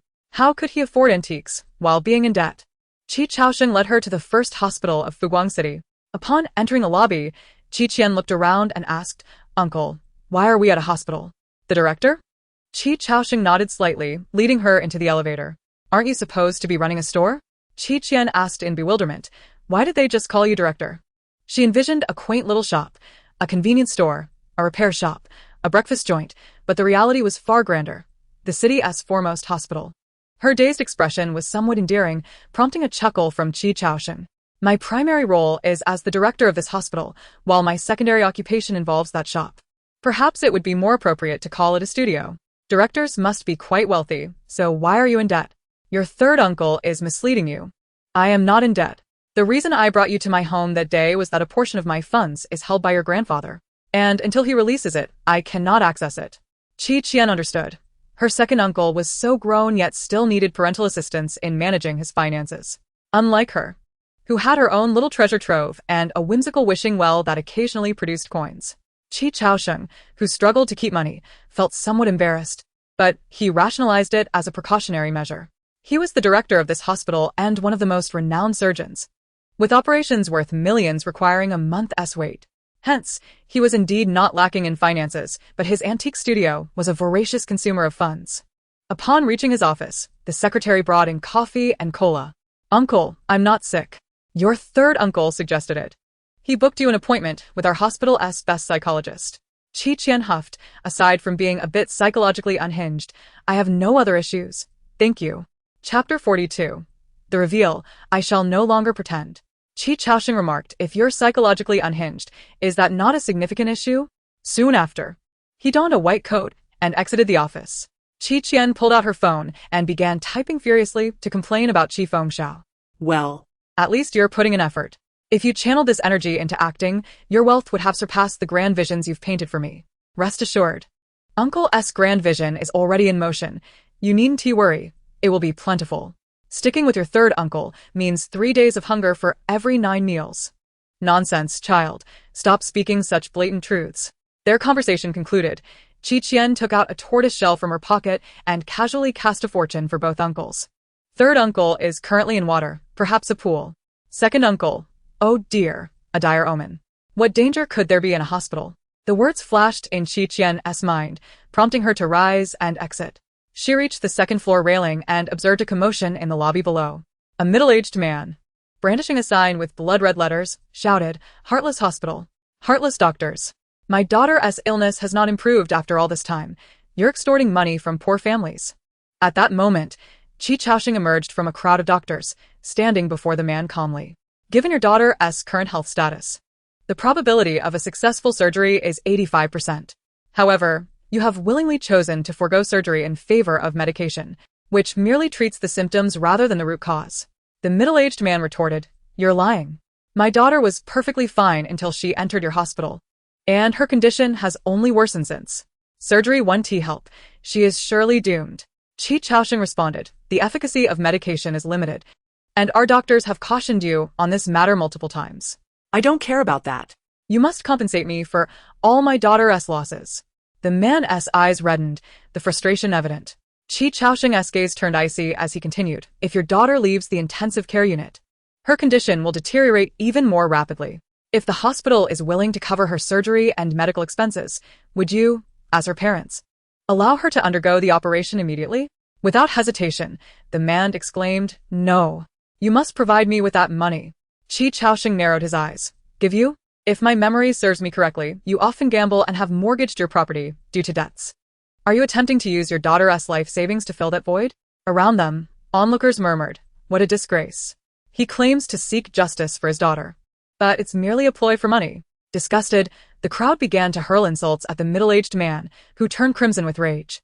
He glared at Qi Chaoxing and lunged toward him, revealing a knife hidden in his sleeve. Suddenly, a pebble soared through the air, striking the man on the back of the head, causing him to collapse to the ground in a daze. Security promptly apprehended him. Qi Chaoxing glanced upward, sensing something, and saw Qian on the second floor, waving at him with a bright smile. She still held the hair tie in her hand, clutching a few pebbles as well, her secret prowess concealed. Qi Chaoxing chuckled softly, turning to instruct a nearby doctor, "Prepare for surgery. Director, are we truly going to cover the girl's surgical and medical expenses? That is no small sum. If she consents to the surgery, she must have a chance at survival." Qi Chaoxing's expression remained composed as he added, "This is my private account. A life should not suffer due to the negligence of parents." While there were many unfortunate souls, Qi Chaoxing could not assist them all. He would exhaust himself. Yet, simply thinking of Qi Qian's presence compelled him to believe he could do better. At worst, he could forego purchasing an antique. The girl agreed to undergo surgery, signing a note promising to repay the debt slowly after graduation, as she was a journalism student at Qian University with a few popular social media accounts. She whimsically decided to write an article about her experience, which unexpectedly went viral, bringing significant attention to the first hospital and its young director. No longer would anyone associate Qi Chaoxing with smuggling antiques. Qi Qian received a message from her second uncle, who instructed her to wait for him at the psychologist's office. As she approached, she noticed a girl crouched in the corner, sobbing uncontrollably. Qi Qian approached, saying, "This is a hospital. If you're unwell, you can see a doctor." The girl looked up with red eyes. "I'm not sick. I'm just too sad." "Oh." Qi Qian nodded. "If you're not sick, then there's no need to call anyone." The girl, looking aggrieved, replied, "Auntie, I'm not feeling well either." "What's wrong with you? You seem perfectly fine. Don't be unreasonable." Qi Qian observed for a moment and asked, "Do you need me to help you call the police?" Both girls froze momentarily. "Involuntary forced blood transfusion constitutes a crime. You know," Qi Qian reminded kindly. "We're talking. What business is it of yours?" The woman scolded with a harsh tone. "What do you know?" Qi Qian replied, "I just got out of prison last week. How could I not understand?" The woman immediately grew apprehensive. You look no more than 10 years old." Qi Qian wore a weary expression. "Once for attempted murder, and once for unlawfully compelling someone to give me a blood transfusion." "Attempted murder?" the woman exclaimed in horror, pulling the girl away hastily. Qi Qian was about to leave with his hands in his pockets when suddenly, he felt a tight grip on the back of his collar. "Hey, uncle. It's all a misunderstanding. Let us talk it out properly," he said. Qi Chao's expression was stern. "I believe your third uncle was right to send you to see a psychologist. Hurry along.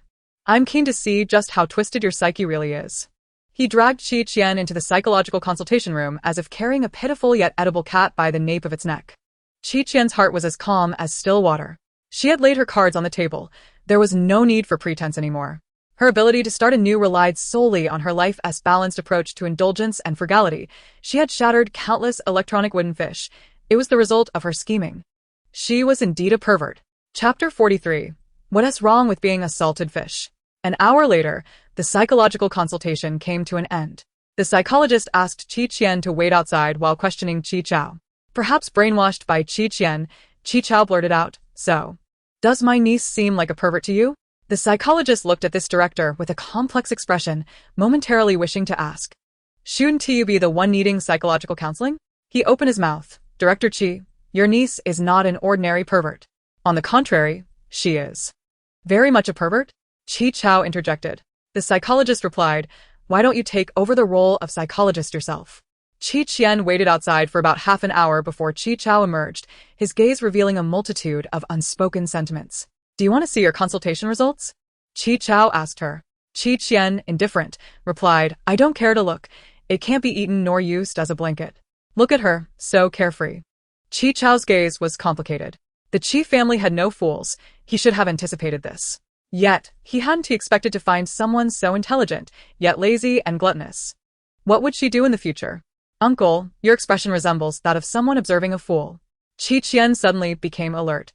Fearing that the psychologist had deemed her intellect inadequate, Qiao felt an urge to tease her. "Yes, the doctor said your intelligence is too low. That you're a little fool." To his surprise, Qian accepted it quite readily, beaming, "So what if I'm foolish? In a family full of smart people, there must be one to balance the ecosystem. Otherwise, they would all perish. As long as I work hard to cling to this life, my family will be safe. So, what's wrong with being a salted fish?" Qiao quipped. "Have you now imbued her with confidence?"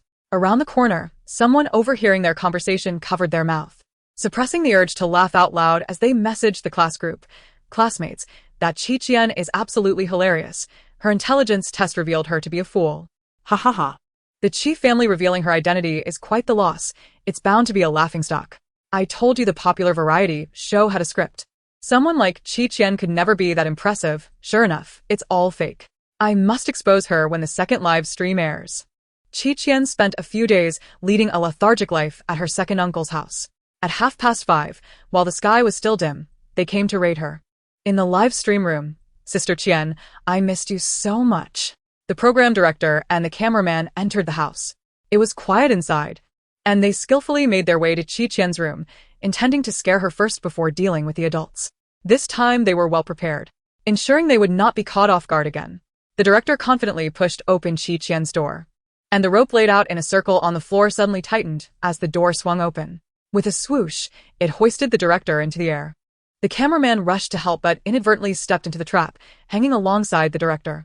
Both men stood there, bewildered, exchanging glances. Who set this trap? It's evident. But who would be so deranged as to set a trap right by their own door? Aren't they afraid of stepping into it during the night? Not far from the door, Qian was blissfully asleep, cuddling the green turtle pillow her third uncle had bought her. The director called out several times, but she remained undisturbed, sleeping soundly, indifferent to the world around her. They looked like two sausages that haven't dried yet, hanging there.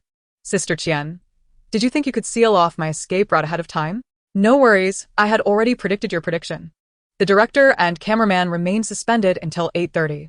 When Qian finally awoke, she got out of bed, rubbing her eyes as she walked outside. The director was on the verge of tears. It was well into the morning, and she had only just woken up. How can you sleep so soundly at your age? However, as they eagerly watched her, Qian, still in a daze, floated past them, seemingly unaware of her surroundings. "Is my weight not obvious enough?" the director lamented. The cameraman wiped away his tears. "I've never been caught by a girl before, even if it's just hanging by the door." As Qi Fengxiao emerged, yawning, he was taken aback upon seeing the scene. "Director Qi, we're just enjoying the scenery. Being suspended high allows for a broader view." Qi Fengxiao replied, "Oh. So you didn't step into Sister Qian's trap. Enjoy yourselves." "Don't." The director pleaded, his face filled with anguish. "We've been hanging here for hours. Could you please let us down?" "Don't rush," Qi Fengxiao reassured him. "Everything has its destined timing. When the time is right, you'll come down." "Thank you. But that doesn't comfort me. Are you really not planning on acting like humans?"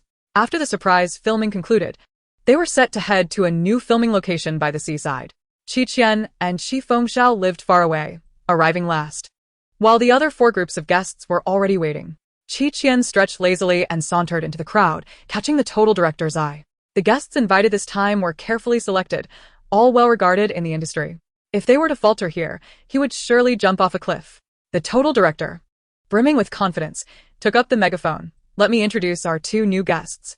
This is the well-known actress Wenli, accompanied by her daughter Tang Xian. Wenli's cascading curly hair rested lazily on her shoulders, her stunning face showing no signs of age, exuding wisdom and elegance. Hello everyone, I'm Wenli. I will require your cooperation moving forward. Tang Xian stood timidly beside her mother. Hello everyone. The actress is so beautiful. Every strand of her hair possesses its own charm. Of course, the daughter of an actress is adorable as well. Is it just me?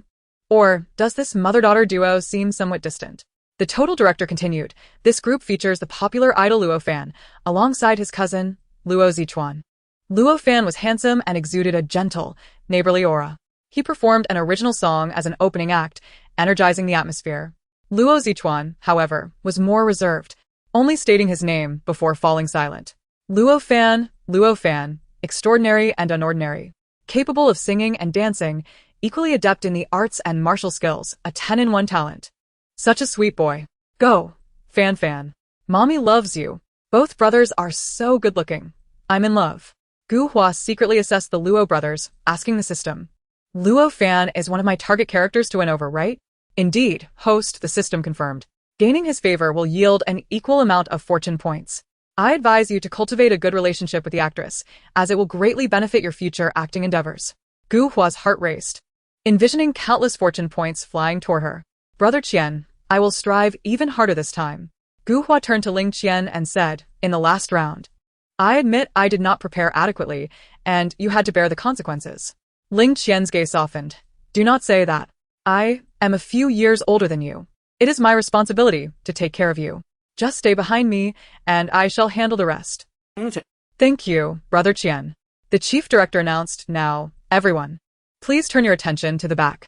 All turned around to reveal a large spinning wheel on the beach, accompanied by several small boats. Only the first 3 were relatively new. The last 2 were dilapidated, and anyone who boarded them was bound to capsize. The chief director continued. Let me explain the rules of the parent-child spinning wheel game. Parents will lie on the wheel while the staff spins it, and children will stand 2 meters away to shoot arrows at the wheel. Qian recalled a television drama she had watched the previous night and blurted out. Whoever gets hit by the arrow will become the prince consort. Fengxiao chuckled. Pfft. The chief director boomed. Please note, this is not Journey to the West, nor are we rehearsing. The child's arrow must strike the red area on the wheel to count as a win. Each person gets 1 chance, with 3 rounds in total. The first to hit will have priority in choosing a boat. Now, let us draw lots to determine the order. Staff brought over the lottery box, allowing the celebrity parents to draw in turn. Oh no, my luck isn't great. I drew first. Luo Fan smiled. Fortunately, my brother is keen on archery and excels at it. Xiao Chuan, I'm counting on you. Luo Zichuan adjusted his glasses and nodded. Fengxiao drew second, followed by Wenli and her daughter, then Xinjing and his son, and finally Gu Hua and Ling Qian. Luo Fan lay in a star shape on the spinning wheel, with a red line marking 2 meters away where Luo Zichuan stood, bow and arrow in hand. The arrow tips were cotton-padded, smeared with paint. They would sting upon impact, but were not lethal. The pressure was palpable. The staff spun the wheel vigorously. With red, blue, green, and black colors on the wheel, the rapid spinning blurred vision. Luo Zichuan, holding the bow, felt beads of sweat on his forehead. At the moment the wheel stopped, he released the arrow. Thud. The arrow struck the wheel, leaving a mark in the blue area just shy of the red. Luo Zichuan bit his lip, frustration evident in his eyes. Luo Fan approached. Wow, I nearly felt nauseous just now. Xiao Chuan, keep trying. You must have been a bit distracted. Hey, chum. Next was Qian's turn. Fengxiao quietly asked her, do you think you can give your uncle some relief? Are you familiar with this? Qian pondered briefly. No. I haven't tried this type of soft-tipped bow and arrow before. In the cultivation world, I used the Golden Crow Divine Bow. Each arrow was like a little sun. Then take it easy. Losing is trivial. But remember, I am your only uncle, Fengxiao said, his concern palpable. Qian thought to herself that the remaining 4 uncles might end up being consumed by him. Qian, so you really don't know how to do this? Luo Fan smiled at her. Let my brother teach you? Luo Zichuan immediately refused. I don't want to. Luo Fan sighed. Xiao Chuan, be polite to girls. Show some chivalry. After saying this, he turned to Qian. I'm sorry. How about I teach you? Before he could finish, Qian had already loosed her arrow without even aiming. The wheel was still spinning, moving too quickly to discern the color zones. Luo Fan smirked. Wasn't this reckless? Qi Fengxiao felt his heart nearly stop, nearly shouting that his life was also at stake. The cotton-tipped arrow struck near his head. Then, the entire wheel, along with Qi Fengxiao, flew off. Crash. Bang. The wheel hit the ground with a resounding noise. Lying on his back, Qi Fengxiao stared blankly. Who am I? Where am I? What just happened? Qian. Everyone present. What on earth is going on? Help. My brother flew out like an Indian pancake. Is what Sister Qian just shot an arrow? Surely it isn't a nuclear weapon? I'm calling the police. I'm really calling the police. A group of staff rushed to right the wheel and untie Qi Fengxiao. Wow. Director, there's a huge hole in the red area of the wheel. A staff member exclaimed. Qian looked innocent, swearing she had only used a little bit of strength. Perhaps it was due to her recent overindulgence in food. Qi Fengxiao, incredulous, thought, I nearly lost my life, and you dare to reset her score? The chief director replied, Go, just look at the wheel behind you. Qi Fengxiao turned and fell silent. The wheel not only had a hole but the area near it crumbled to pieces upon inspection. The damage was severe. Qi Fengxiao suddenly felt that being able to stand there was a blessing from his ancestors. Otherwise, he would have been finished long ago. I refuse to accept this. Qian huffed. I hit the target. If the score resets, then so be it, I don't care. In an instant, Qian's demeanor shifted. It was impossible for her to part with any money. No one would take even a single cent from her. Luo Fan maintained his smile, comforting her. Although the score resets, you truly did well. I should have had my brother consult you. That might be impossible, Qian said blankly.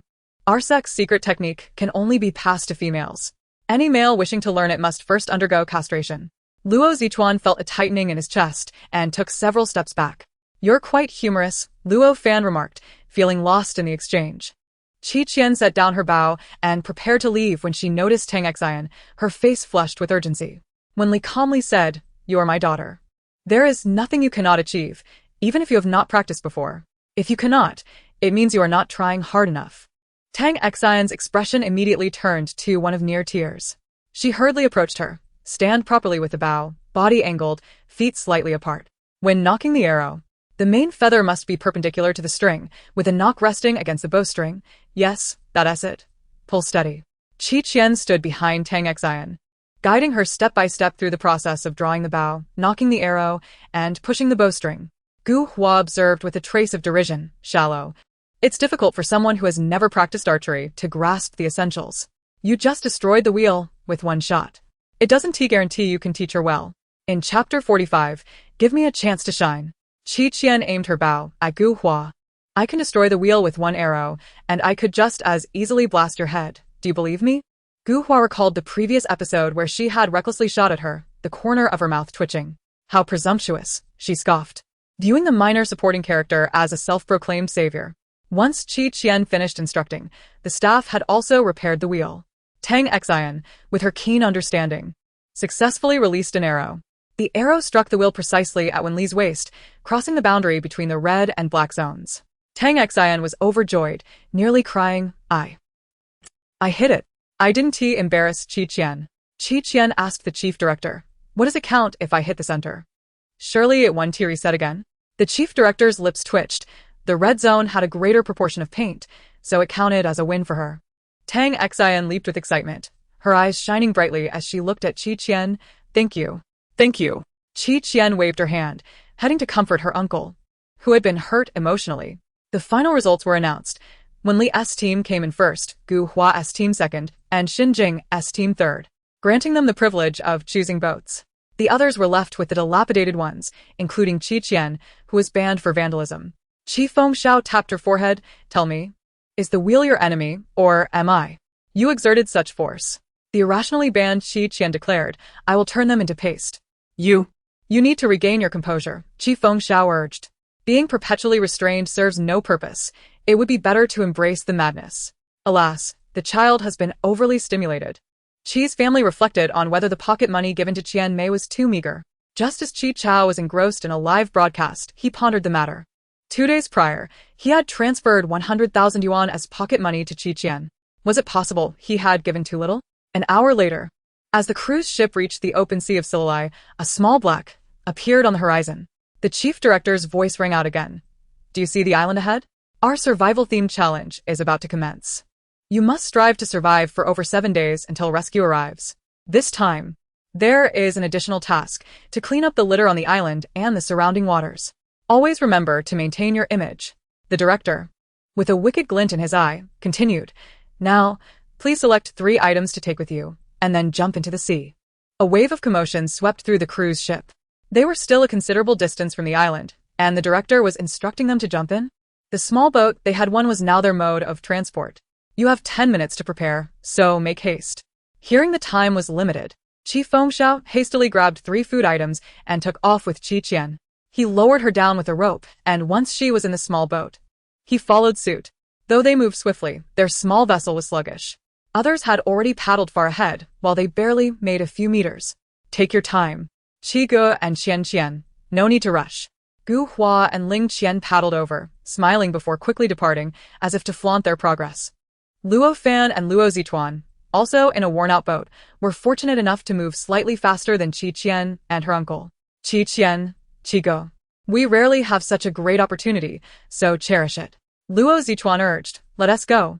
Qi Fengxiao's temples twitched. Were these people out of their minds? Noticing Qian's silence, he thought she was upset and comforted her. It's all right. You can rest. Uncle will paddle, after all. I have plenty of energy since I can't go to the gym. Qian looked up with a hint of melancholy. Uncle, did you know? What? The boat in front is approximately 14 meters away. No matter how I look at it, that number feels like they are mocking us, wishing us harm. Can you tolerate this? This cannot be allowed. If they dare to mock us now, they would certainly have the audacity to actually harm us later. We cannot just sit idly by. Qian exclaimed passionately. I will take revenge for our fallen souls. Qi Fengxiao replied, I know you're angry, but try to stay calm. Our dilapidated boat can only harm ourselves if we attack. The damage to our equipment is severe, and we lack the power for a significant strike. It's truly a case of hurting the enemy by 100 while inflicting 8,000 on ourselves. Qian let out a crisp whistle and plunged her hand into the deep blue water. Soon, she felt the icy touch of a fish fin. I'm in a hurry. Let us speed things up, she said. As Qi Fengxiao paddled, their boat seemed to suddenly accelerate. No, it wasn't just faster. It was flying. Qi Fengxiao stood there, bewildered. Qian Bao, do you feel that? Our boat seems off. I don't need your feelings, I need mine. Qian had already spotted Luo Fan's boat, which was obstructively in their way. Taking a deep breath, she commanded, let us charge through. Their boat surged forward, leaving a white wake on the surface of the sea. Qi Fengxiao was stunned. He hadn't even been paddling, and yet the boat was moving. Uncle, hold on tight. Qian warned. Instinctively, Qi Fengxiao grasped the sides of the boat. The next moment, the bow of their vessel collided forcefully with the stern of Luo Fan's boat, sending it toppling into the water. 1 kill. Keep going. Qian shouted. What reason is there to maintain sanity? In this life, who can avoid madness? If not now, then when? Their rickety little boat sped along the surface of the water with an astonishing velocity, akin to a Maserati, recklessly sending all obstructing vessels flying. None shall survive. The chaos continued, with Shun Jing and his son also capsizing. 3 kills. Laughter, wild and unhinged, echoed across the waves as they gradually faded away. Shun Jiashu clung to the side of his boat, bewildered. Dad, what just passed by? Perhaps it was some fish that disregarded traffic rules, giving me quite a scare. But I thought I heard Sister Qian's laughter. You must have misheard, silly child. Qian isn't fish. Why is Qian's rickety boat so fast? This is absurd. It's quite surreal. I suspect Qian may has installed a rocket propulsion device at the back, allowing speeds of up to 1,000 meters per second. Apologies. I can't continue this. Chapter 46. Treasure amidst trash. The favoritism in disqualifications. Do you want it or not? Qiangdi felt bewildered. The child seems to have suddenly gone mad, and I cannot restrain her. Meanwhile, Wen Li and Tang Xian, who had arrived at the island early, witnessed several boats being overturned in succession. Surprisingly, the second boat to reach the island was that of Qian and Qi Fengxiao. The others? Well, they had managed to swim over. Gu Hua's expression darkened as she rushed towards Qian upon landing. Qian, that was too much. Why did you suddenly crash into us? Do you realize how dangerous that is? Although there were no explicit rules against it, Gu Hua was furious. Her face flushed with anger. If I could have crashed into you earlier, I would have. Ling Qian tried to console her. Hua hua. Let us not stoop to the level of such uncouth individuals. Qi Qian retorted, I have lived a life of virtue, even if I lack manners. I never boast about it. Unlike some, who feel the need to announce their undergarments to the world, afraid others might not know. Ling Qian was left speechless, his face pale from her words. Chief Fengxiao removed his sun hat and placed it on Qi Qian's head, admonishing her, I told you not to converse with animals. You never listen. Qi Qian grinned and obediently adjusted the hat. The two bystanders were even more vexed. Xinjing attempted to mediate, rather than dwelling on this. Setting up camp and finding food and water is our priority. Otherwise, we'll be in trouble when night falls. Luo Fan, wringing out the seawater from his clothes, approached. I can convert seawater into freshwater, but I'll need some tools. There's plenty of trash on the island. We might find something useful. Gu Hua suggested. We could split into groups, one for water, another for food, a third to search for useful items in the trash, leaving 2 teams to set up camp. With a subtle smile, she added, let us draw lots to decide. Meanwhile, she silently summoned the system. System. Leave it to me. In the end, the groups remaining at the campsite were Gu Hua's and Wenli's. Knowing Wenli's secret, Gu Hua aligned with her intentions, quickly bonding with her. Tang Xian squatted nearby, ignored, watching the ants scurry about. The other 3 groups ventured into the forest. Luo Fan, seemingly casually, approached Qi Qian, his wet shirt clinging to his chest, highlighting his muscular form. Qi Qian, your group is tasked with collecting trash, right? That's too dirty for a young lady like you. Shall we switch tasks? Qi Qian yawned, replying, what's wrong with picking up trash? This experience might be useful someday. This fellow actually tried to steal her task. How outrageous. Luo Fan chuckled, you're quite different from the girls I've met before. You seem small yet exude an air of aloofness that is quite unique. But if you could be a bit more gentle, you would be even more likable. Qi Qian found his words peculiar, but chose not to engage further. Aloofness is merely my protective facade. Being unwell is my ultimate weapon. Do you wish to perish? If not, refrain from pointing fingers at me. I haven't taken a meal from your table, so you have no right to dictate my demeanor. Rolling her eyes, she turned and walked away. Chief Fengxiao glanced at Luo Fan with a sneer and followed closely behind. Luo Fan's lips twitched involuntarily. This was troublesome. The young lady certainly had a fiery temper. Perhaps it was better to let Luo Zichuan, her peer, handle her. Unbeknownst to Qi Qian, she had also become an object of pursuit. As the granddaughter of Qi Lisin, her aura was indeed dazzling, drawing even the side characters away from the protagonist to focus on her. The island was littered with debris, but fortunately, there were also numerous useful items. She even managed to find pots and stoves. Uncle, Qi Qian suddenly called out, come take a look. What happened? Qi Fengxiao kicked aside some trash and squatted down for a closer look, his eyes widening in disbelief. This is... Qi Qian held up the object. Wow. It's a gold bar. A fist-sized gold bar. The thrill of treasure hunting amidst the garbage surged within them. Qi Fengxiao laughed heartily. It doesn't have a name on it. So by all means, it's unclaimed property. Whoever picks it up keeps it. Who knows, there might be more nearby. Shall we continue searching? Absolutely. Without a moment's hesitation, they began their quest, transforming the heap of rubbish before them into a mountain of gold and silver. Quickly tell me the location of this island. Whether it's gold or not is irrelevant. I primarily wish to contribute to the ecological environment of the island. Ah. Even Emperor Qi has found some. I'm so excited. While others scavenge for survival, they seek wealth. Who's envious? I shan't say. Unfortunately, there was only that one large gold bar. The remaining pieces were merely half the size of a fist, yet collectively, they amounted to a significant sum. Chief Fengxiao remarked, Qianbao. Do you think this island could be a gold mine? How else could there be so much gold? Qi Qian shook her head. These gold bars are buried too shallowly. It's more likely that someone dropped them here. How many have we dug up? How shall we divide them? Let me see. Qi Qian placed the gold bars into the bucket they had collected and began counting. 1 for Grandpa, 1 for me. 1 for Uncle, 1 for me. 1 for second uncle, 1 for me. 1 for third uncle, 1 for me. Qi Fengxiao playfully ruffled her hair. Hey, looks like you've figured out the distribution. Qi Qian squealed, Uncle. I have another theory. Go on. When we arrived this morning, wasn't there fog around the island? I suspect that a ship might have crashed here in the past, leaving these treasures behind, which later sank into the sea. You mean? Qi Qian lowered her voice. It must have been a treasure ship. The location of the scattered gold is too close to the sea. buried in the sand at just the right depth. It's likely not older than 50 years. That makes sense. Qian gleefully lifted the bucket, satisfied with their findings. They returned home laden with gold bars and soon topped the trending topics. I'm collecting trash. You're collecting gold?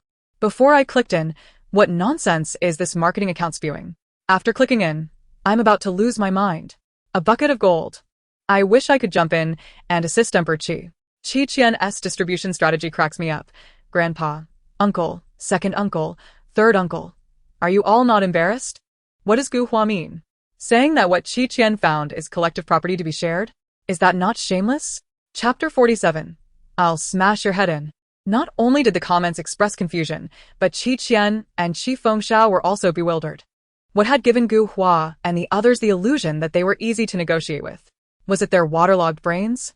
Shallow and Fengxiao, we are a team. Everything is to be shared, such as water sources, food, and camp. Gu Hua smiled brightly. You found gold bars, so you cannot be selfish. Ling Qian frowned. The gold bars on the island do not belong to you. Those who see them share them. When Li chimed in, Fengxiao, what Gu Hua said is true. None of us are selfish. What you found is not equivalent to the value of Qian's gold bars. Shenjing added, and that was found by them. Whether they wish to share it is their choice. There's no obligation. Qian and Qi Fengxiao owed them nothing. Luo Fan stood quietly aside, refraining from speaking. He too had seen the gold bars and, to be honest, felt a pang of envy. After all their hard work, only Qian's group had found gold. It was only natural for everyone to feel a bit off-kilter. However, would Qian truly give up the gold bars? Is this what you want? Qian retrieved a gold bar from the bucket, tossing it lightly in her hand. Gu Hua exclaimed, Qian, that belongs to everyone. Everyone? Qian smirked and suddenly threw the gold bar into the sea with a splash. The gold bar vanished from sight. Gu Hua's eyes widened in shock. What are you doing? Qian, hands in her pockets, replied lazily, didn't you want it? Go pick it up yourself. What's the matter? Don't you have hands and legs? Oh, and you don't even have a shelter. That bucket of gold was firmly hers. Tang Xian weakly protested. That's not fair. When Li shot her a cold glance, Xian, mind your own business. Tang Xian anxiously looked at Qian, wanting to help but feeling powerless. Qian remained unfazed. Uncle, grab the weapon, we're leaving. Ling Qian attempted to intervene but was brushed aside by Qi Fengxiao. Do you really think we care to be with you? Qi Fengxiao scoffed. You all can enjoy yourselves. Once they departed, Shenjing and Shinjeshu quietly gathered their belongings and followed suit. Only 3 groups remained.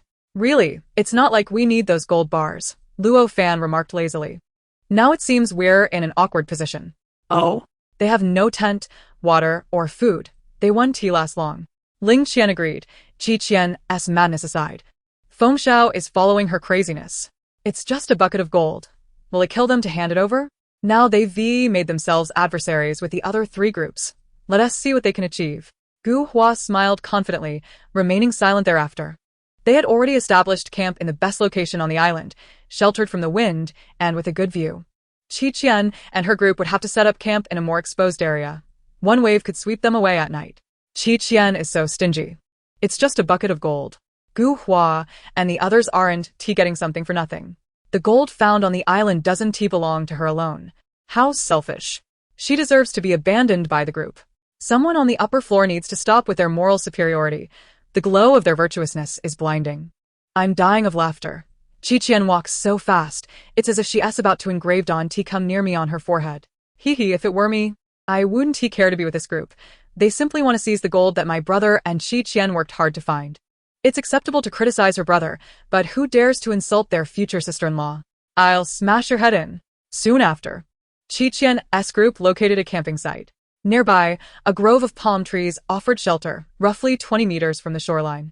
What they referred to as tents were actually constructed from palm leaves and bamboo, just large enough for one person to sleep in. Qianbao, is there a reason the tents are elevated off the ground? Qi Fengxiao asked while moving bamboo. Qian replied, the tide may rise tonight. And you wouldn't want to wake up floating on the sea, would you? How do you know? Qian pulled out a turtle shell from her pocket, stating confidently, the turtle shell told me. Qi Fengxiao rubbed his nose, already accustomed to her eccentric way of speaking. They continued assembling the tents, while Qian took Shinjeshu to the beach. Being at the beach, they naturally intended to gather shells. Besides shellfish, The resources on the tidal flats were abundant. She stood idly by, preferring to use her words rather than her hands, adhering to her principles of minimal effort. Shin Jiashu's bucket grew heavier, nearing the point where she could hardly lift it. The tents were already set up, and Qi Fengxiao was struggling to climb a coconut tree. After much effort, he was stuck halfway up. Qi Qian quipped, "Who's the Monkey King? Don't spout nonsense. You're sullying my reputation." Qi Qian expressed her dissatisfaction, saying, "As an introverted person, I don't even dare to kiss my relatives in public. How could I possibly be the Monkey King?"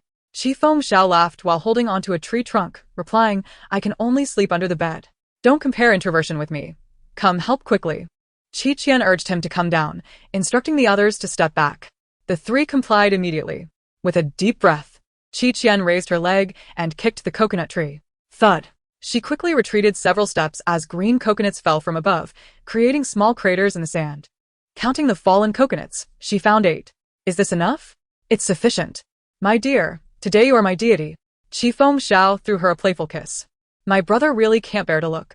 Without Qian Bao, he's like a fish out of water, utterly lost." "Don't be like that. At least my brother is a competent leg ornament. Our Shunge is the same." Before the group disbanded, he was busy running around. Now he's in full retirement mode. "I've come to realize that without Qianmei, this family is doomed to scatter."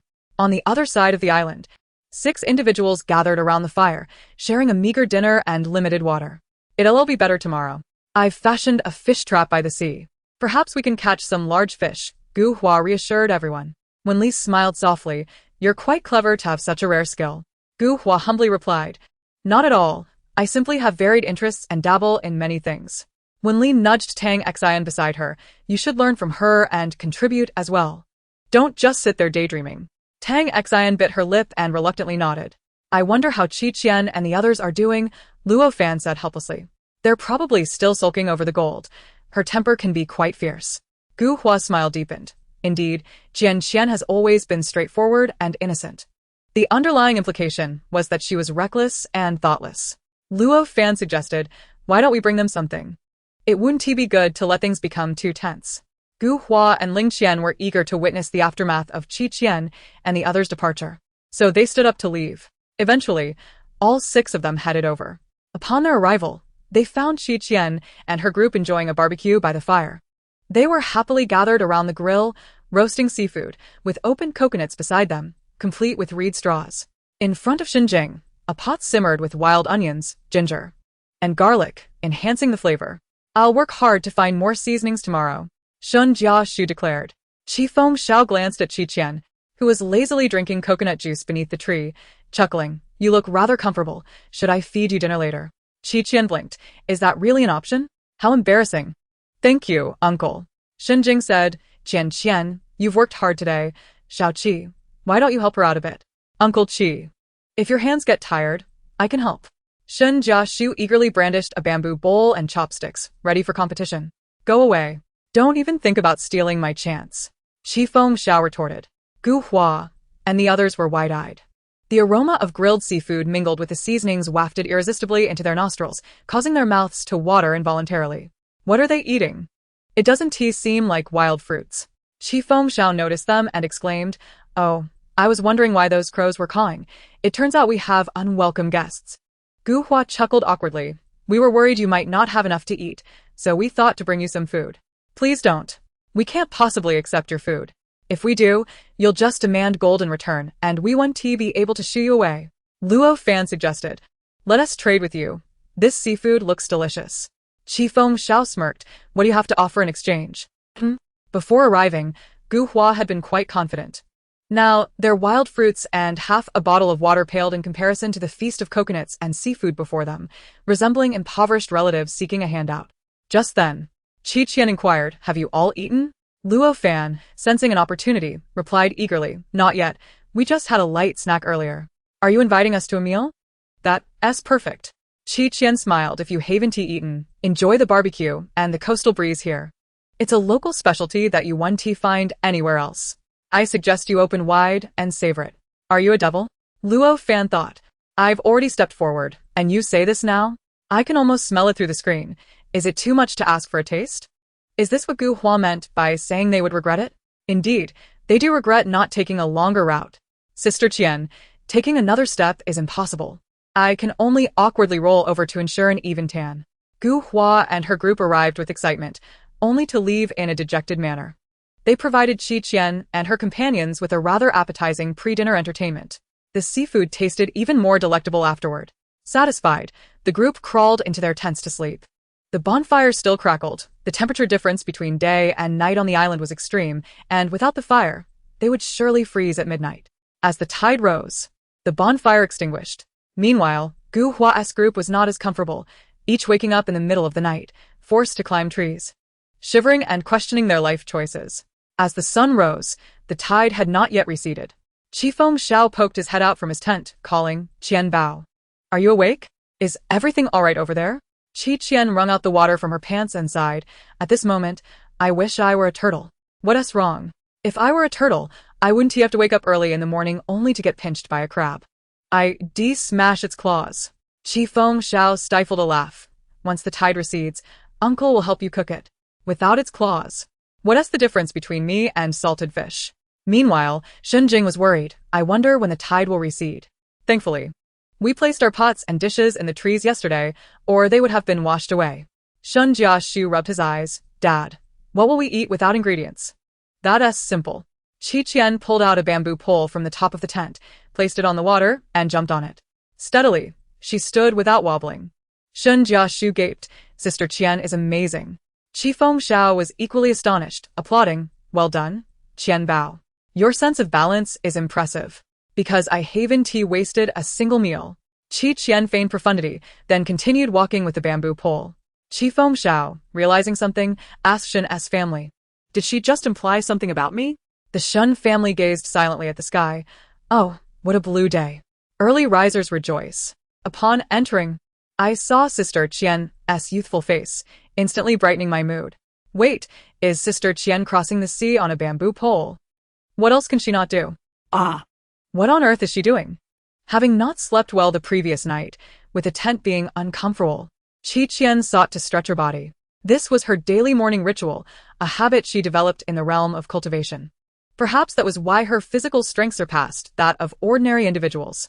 She held the bamboo pole with one hand, balancing on one leg, while raising the other leg high above her head, grasping her ankle. As I descended the stairs, I overheard a friend exclaiming into their phone, "Wow, what an incredible person. Her sense of balance must be extraordinary." Shocked, I witnessed Shi Jianchen walking over. "What's going on?" he inquired. "You must see this," my friend exclaimed, turning the phone towards him. "This girl, she looks even younger than me by 2 years, yet she is astonishingly talented." Shi Jianchen cast a casual glance, but his expression quickly stiffened. He snatched the phone from his friend's grasp, staring intently at the girl displayed on the screen. Although she was half a savior to him, recalling that day stirred his anger. Yet, fate has its cycles. 30 years in the East, 30 years in the West. One should not underestimate the youth in adversity. "Do you know her?" Shi Jianchen asked. "Don't you recognize her? She's become quite popular in our circle lately, especially among pet owners.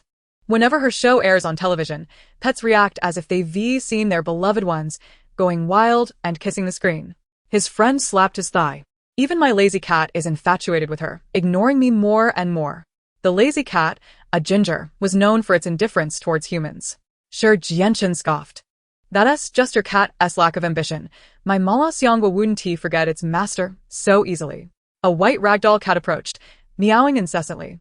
Shi Jianchen lifted it into his arms. "Mala Xiangwa, isn't that right?" The cat ignored him, snatching his phone and leaping away. The caretaker is utterly useless. All it does is hinder its star chasing. Shi Jianchen exclaimed. Meanwhile, on an island, their tent was mostly submerged, leaving only its triangular top visible. Gu Hua and her companions sat on a nearby tree, drenched and disheveled, their hair plastered to their faces. Qi Qian leisurely rode over on a bamboo raft, glancing at the tree. "Oh, this tree is quite splendid. It inspires a surge of poetic creativity within me. 10 years of life and death, of vast emptiness, happy sheep. Gray wolf. One can draw a bough as full as the moon, a tree covered in scars. Don't think we can't hear you mocking us." One of the individuals perched on the tree retorted. "How can she maintain her balance on a single bamboo?" Ling Qian pondered, baffled by Qi Qian's newfound skill. "No," She didn't possess such abilities before. She was merely a self-absorbed young lady, and now she seems even more so. Luo Zichuan remarked, it's all about leveraging support. She relies on the buoyancy of the bamboo while balancing with the pole she holds. It's not merely about understanding the principle, it requires exceptional skill and proficiency. She's quite impressive, Luo Fan added, his expression revealing his reluctance to admit it. As the tide receded, Qi Fengxiao and Shen Jing quickly set up the boiler to prepare breakfast. After rowing all morning, Qi Qian finally sat down, retrieving her thermos for a refreshing drink. Sister Qian, what are you drinking? Is it good? Shen Jiashu had been curious about her thermos for quite some time, having observed her sipping from it occasionally. Qi Qian sighed, it's traditional medicine, not pleasant at all, bitter, in fact. Just then, Qi Fengxiao accidentally bumped into her arm, causing some liquid to spill. Sizzle. The dark brown, sweet liquid emitted tiny bubbles, with 2 goji berries floating atop. Shen Jiashu leaned closer to sniff. It smells like cola. Qi Fengxiao immediately pressed down on Qi Qian's head. I just told you to drink less cola. It's bad for your teeth. Were you sneaking some? It's traditional medicine. Qi Qian defended, clutching her thermos. There are goji berries in it. Do you think adding a few goji berries to cola makes it healthy? Goji berries are nutritious, but how does that make cola healthy? Qi Fengxiao retorted, tugging at her collar. You can eat 3 meals a day. But does that mean you should combine all 3 into 1 meal? Qi Qian curled up, ignoring him. I can't believe I thought she was drinking health tonic. My heart ached for a second before reality slapped me. Who taught her to do that? Is it just a case of burying her head in the sand? Why is the Emperor of Shadows confiscating the childish joy? Honestly, it should just be thrown away to prevent her from secretly sipping it. You all have no compassion. How can you treat Sister Qian like this? I'll report that she is hiding chocolate and lollipops. With her thermos confiscated, Qi Qian fell silent. Qi Fengxiao wouldn't indulge her. Carbonated drinks are the quickest route to cavities. If he didn't manage her now, she would surely regret it later. After breakfast, Qi Fengxiao turned to find Shen Jing. Brother Shen, I remember you used to work in construction. Can you build a simple wooden cabin? Xianbao mentioned her back hurts. Possibly from sleeping in the tent. Upon hearing this, Shen Jing's demeanor shifted. She's a girl. She shouldn't have to sleep so carelessly. I'll gather materials and construct a cabin. I'll even make her a bed. Shen Jiashu eagerly interjected, Dad, I want to sleep in a bed too. You're a boy. You'll manage, Shen Jing replied. Shen Jiashu was taken aback. Boys have to endure such hardships? He wondered if it was too late for him to become a girl. If Shen Jing knew his thoughts, he might first prepare a loving dish of bamboo shoots and meat for him. The group split up. The adults remained at the camp to build the cabin while the children went out to collect trash. Shen Jiashu had cultivated the self-discipline of a younger brother, diligently carrying all the tools without letting Qi Qian lift a finger. With hands in her pockets, Qi Qian led her little brother to the spot where they had discovered gold yesterday, only to find Gu Hua and her companions had arrived first. Sister Qian, should we go over and chase them away? Shen Jiashu asked, fuming. Qi Qian remained calm. Let them be. Do they truly believe assignments can be copied so easily? For those who struggle academically, even the answers before them could be misinterpreted. We scoured this area thoroughly yesterday. Not a speck of gold, nor even a bird's droppings remained. Let them flounder in their futile endeavors. Gu Huan noticed Qi Qian's arrival and departure. Questioning the system in her mind, can't you detect if there's gold nearby? System. I'm a strategy-based system, not a treasure-hunting one. I can't detect that. How does Qi Qian know there's gold here? She's just lucky. Gu Hua pondered. How much luck does she still possess? Haven't I absorbed most of it? Please remember, you've recently returned quite a few luck points to her, the system implied, hinting at her numerous task failures. Gu Hua gritted her teeth. Realizing she could no longer allow the situation to unfold unchecked, she had to take the initiative. By afternoon, all guests prepared to row out to sea. Yet Qi Qian and her companions found their small boat missing, just like Shen Jing's family's. Qi Qian, where did your boat go? Luo Fan feigned concern. Gu Hua smirked. It probably got swept away by the tide last night. Perhaps it wasn't tied properly. I suspect one of you thought it would be amusing to take it, didn't you? Qi Qian replied flatly. Hands that can't be controlled should be severed. Luo Fan raised his hands defensively. Hey, it wasn't me. I had nothing to do with it. Ling Qian frowned. Don't make baseless accusations without evidence. It's not like we would covet your dilapidated boat. Who can say for certain? Those who haven't tasted something often find it appealing. Who knows if someone among you thinks our trash is delicious and took a lick while we weren't paying attention? Qi Fengxiao coldly retorted. Wenli's expression was somewhat complex, and Fengxiao, your words are quite unrestrained. If such remarks were directed at others, it would be deemed impolite and a significant blemish on their character. However, given Qi Fengxiao's status and prowess in the entertainment industry, he is afforded the liberty to speak freely without concern for others' opinions. Qi Fengxiao ignored Wenli, which left her feeling rather uncomfortable.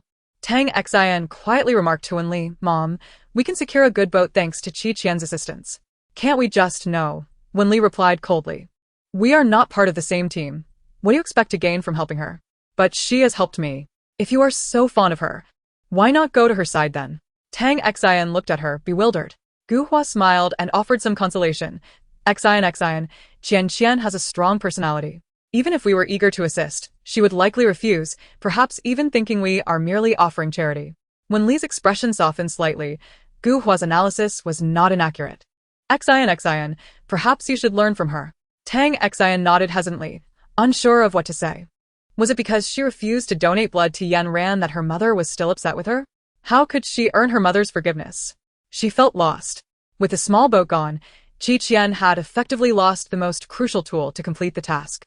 Those waiting in the live broadcast room immediately seized the opportunity.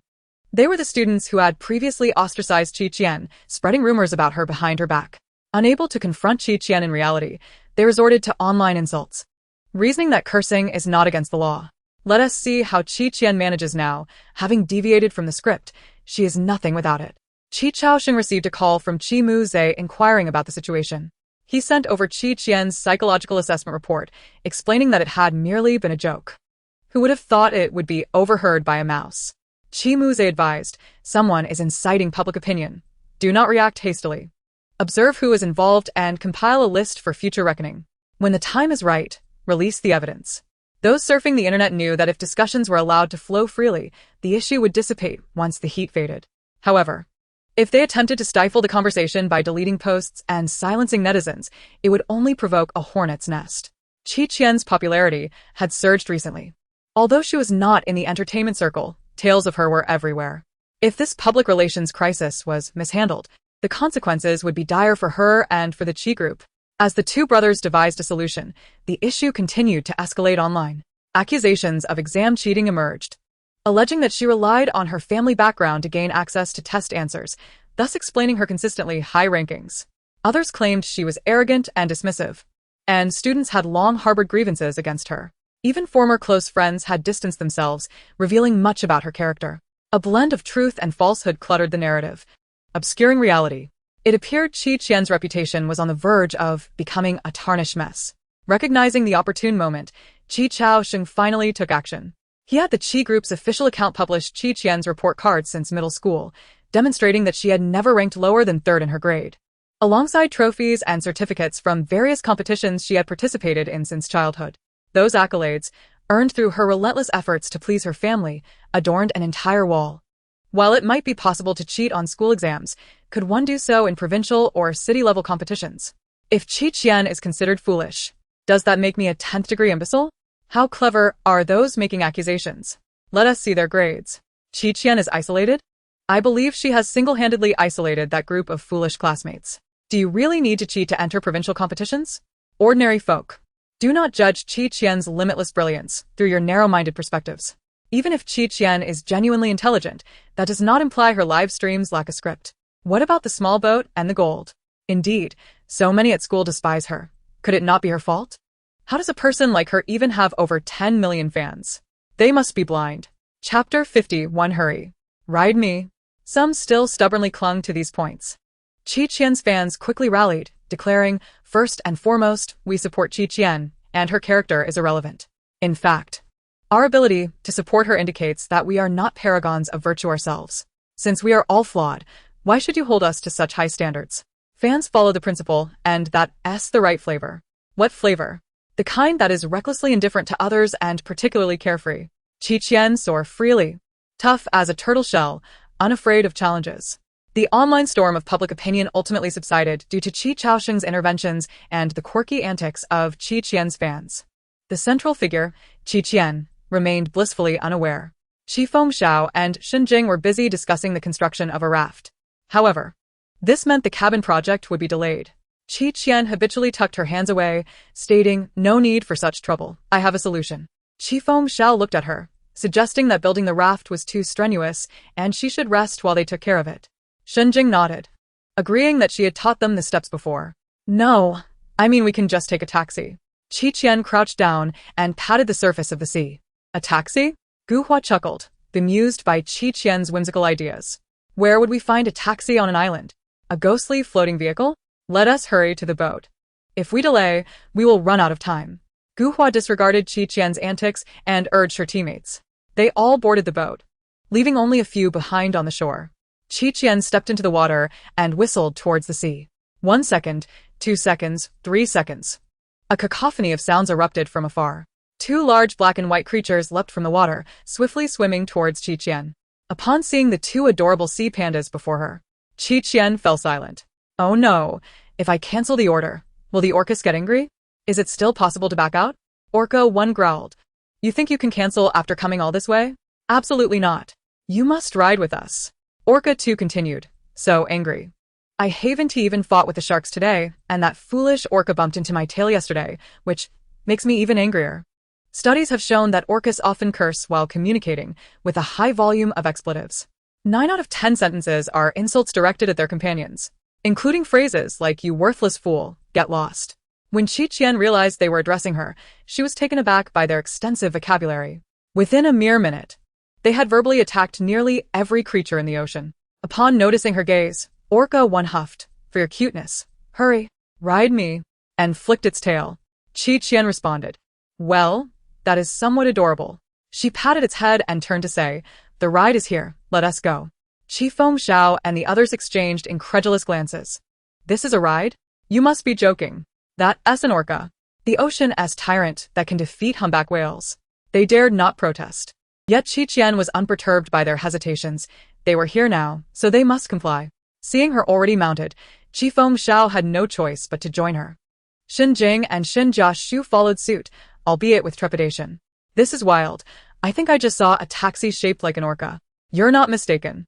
That creature is called an orca, and now it's Qian's mount, losing their sanity." "Script? Who even calls this a script? Someone write me a script where an orca willingly carries me. I'm losing my mind. Can someone explain the principle behind this? Black bears offer food, monkeys deliver fruit. It can all be interpreted as animal affection.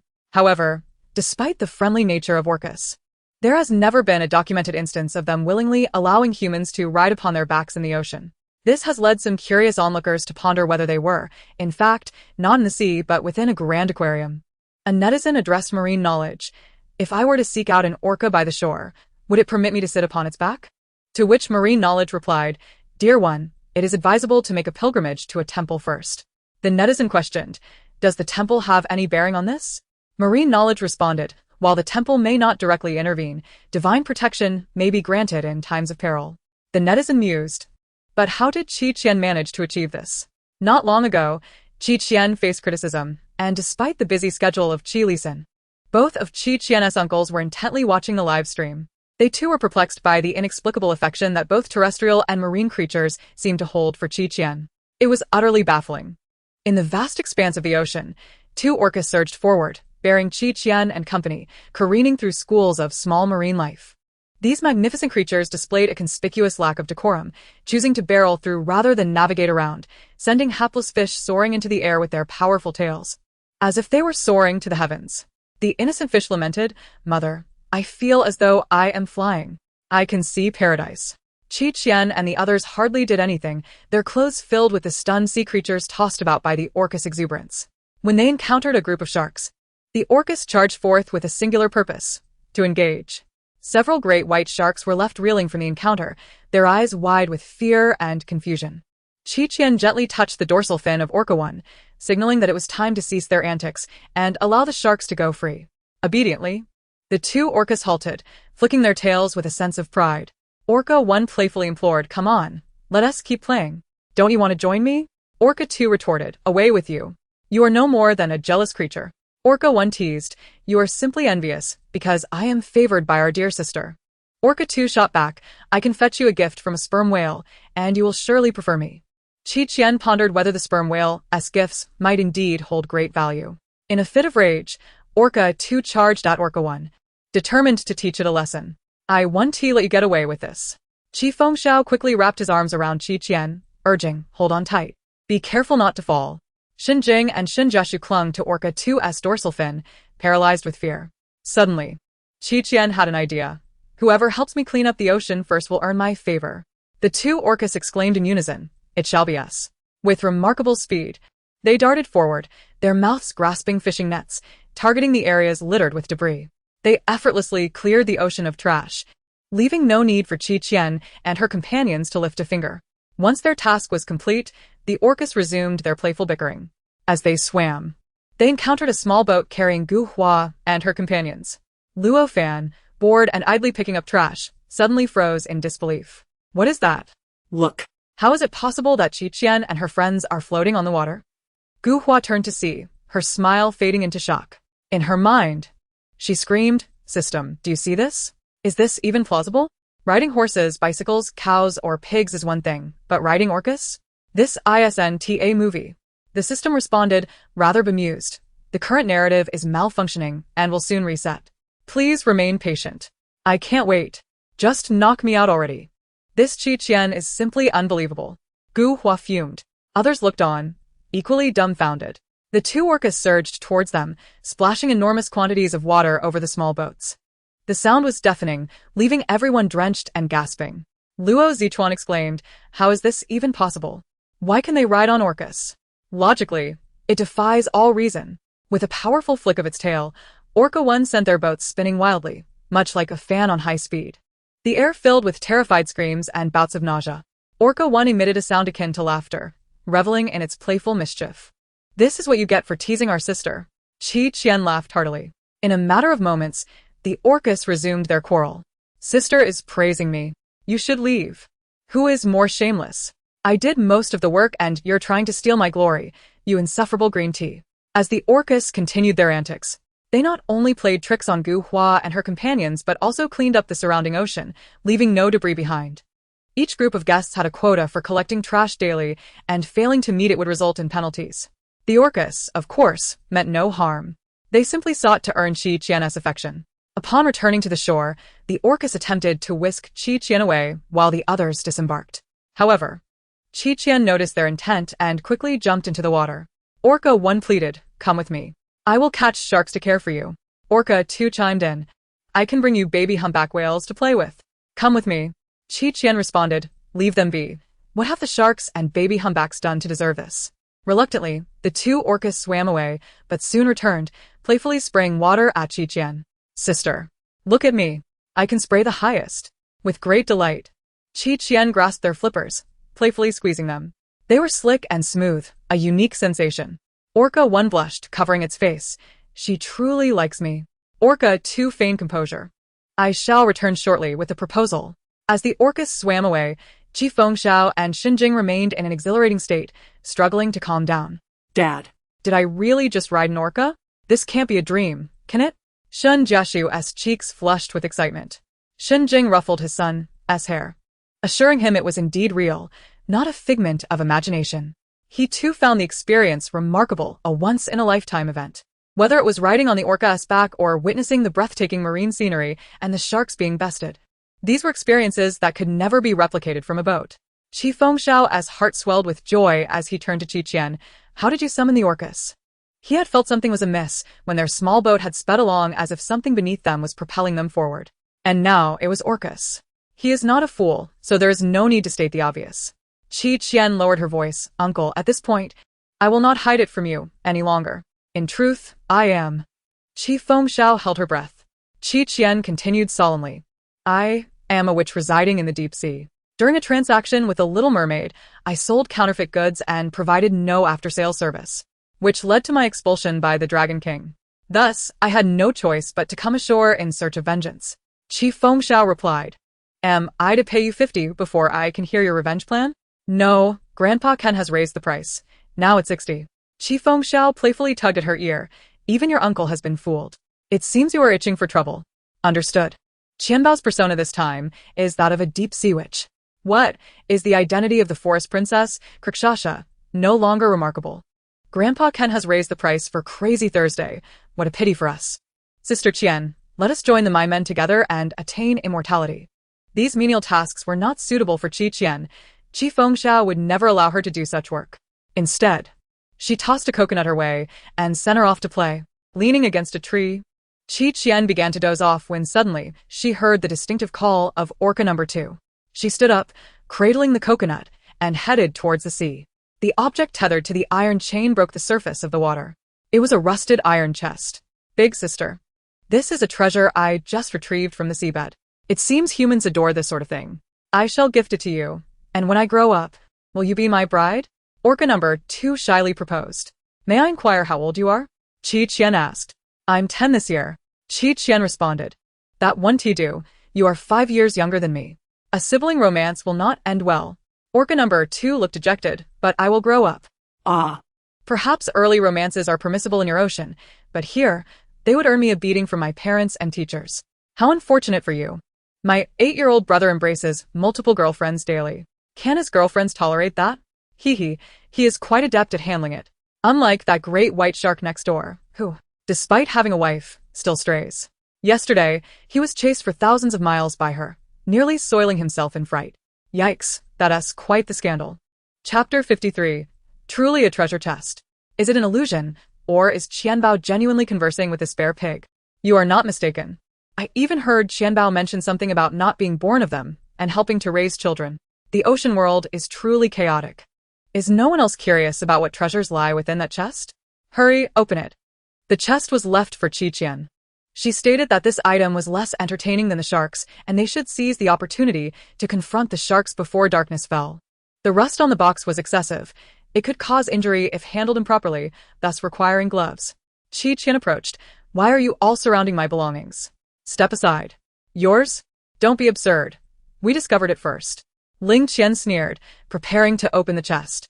Qi Qian unceremoniously struck his arm with a knife hand, causing him to drop the chest. Gu Hua stood in front of him. Qian, we did indeed discover this chest first. Please do not act irrationally. Qi Qian retorted. It seems that even my mere presence causes you to lose your composure. Is it that upon seeing my belongings, you are rendered immobile? Wenli remarked. If you claim this is yours, what proof do you have? And how do you prove it belongs to you? Luo Fan chuckled. Qi Qian, you have unearthed so many gold bars.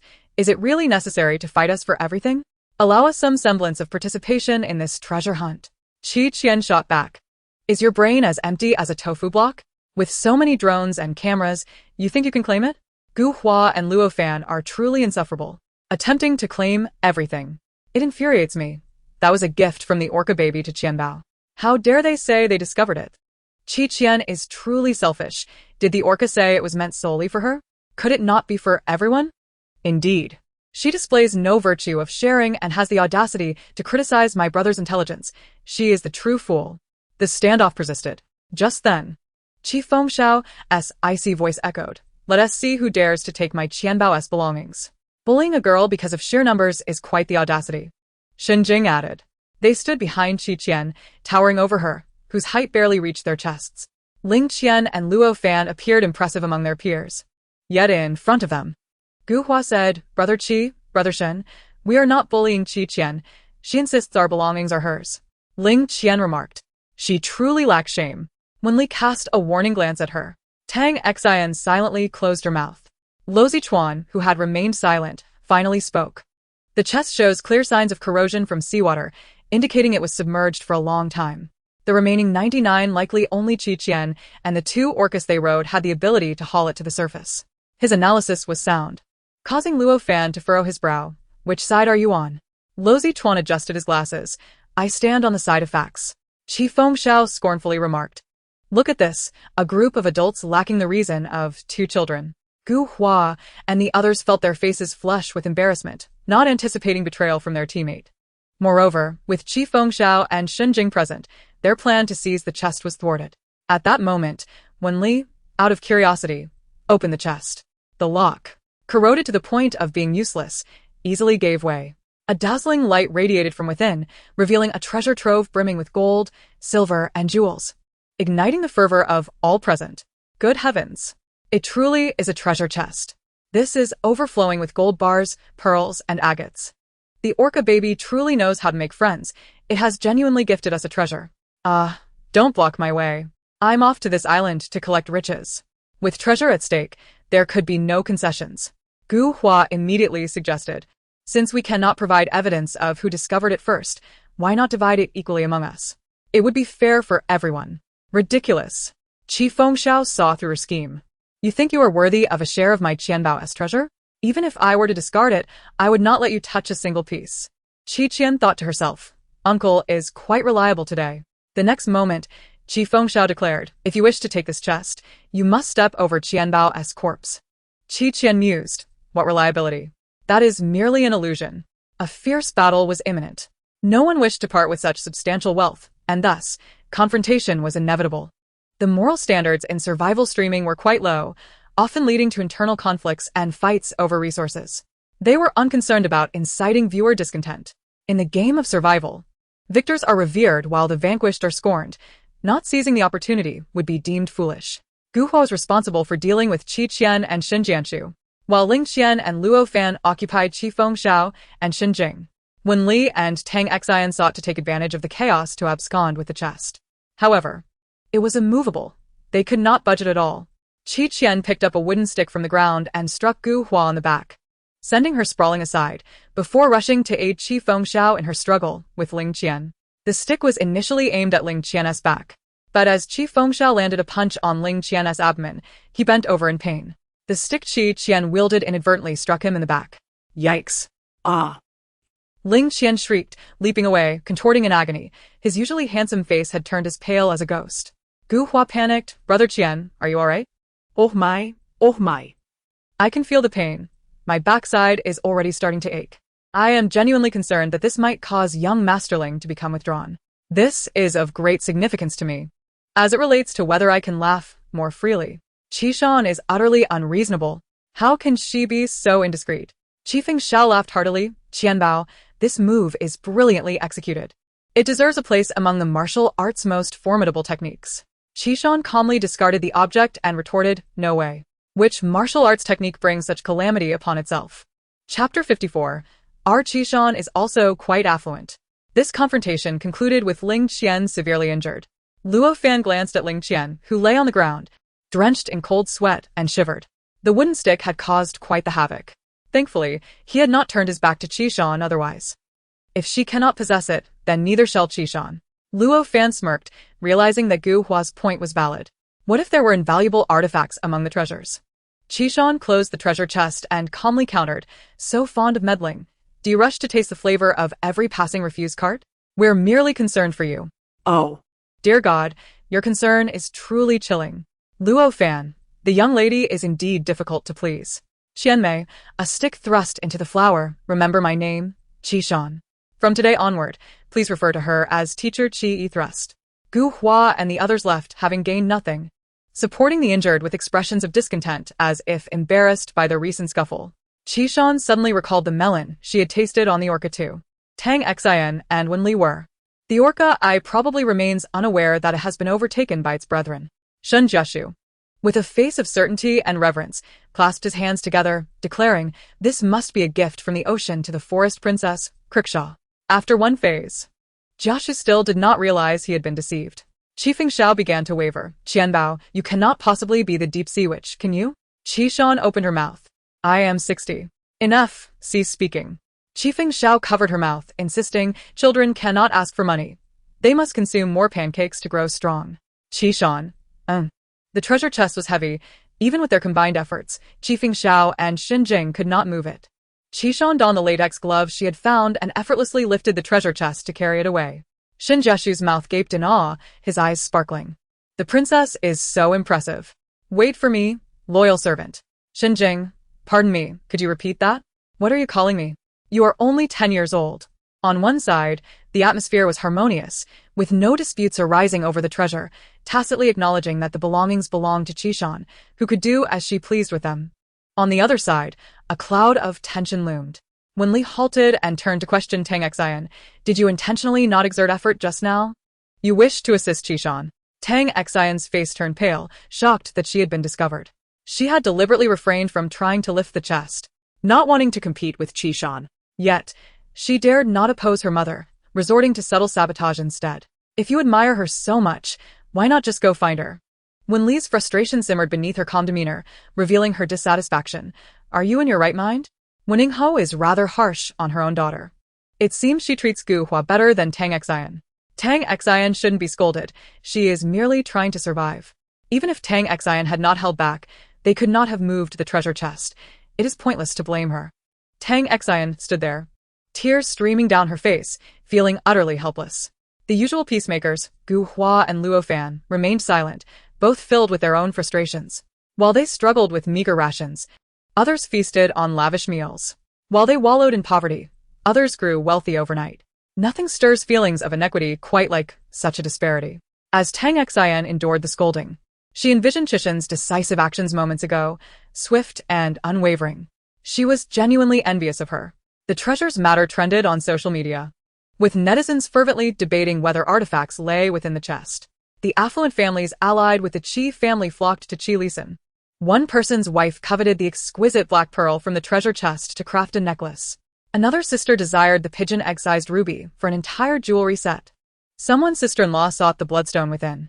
They were willing to pay handsomely for these treasures or offer other forms of compensation to acquire them from the Qi family. For the first time, Qi Lisan's phone buzzed incessantly with personal matters. The items belonged to Qishan, and how she chose to handle them was her prerogative.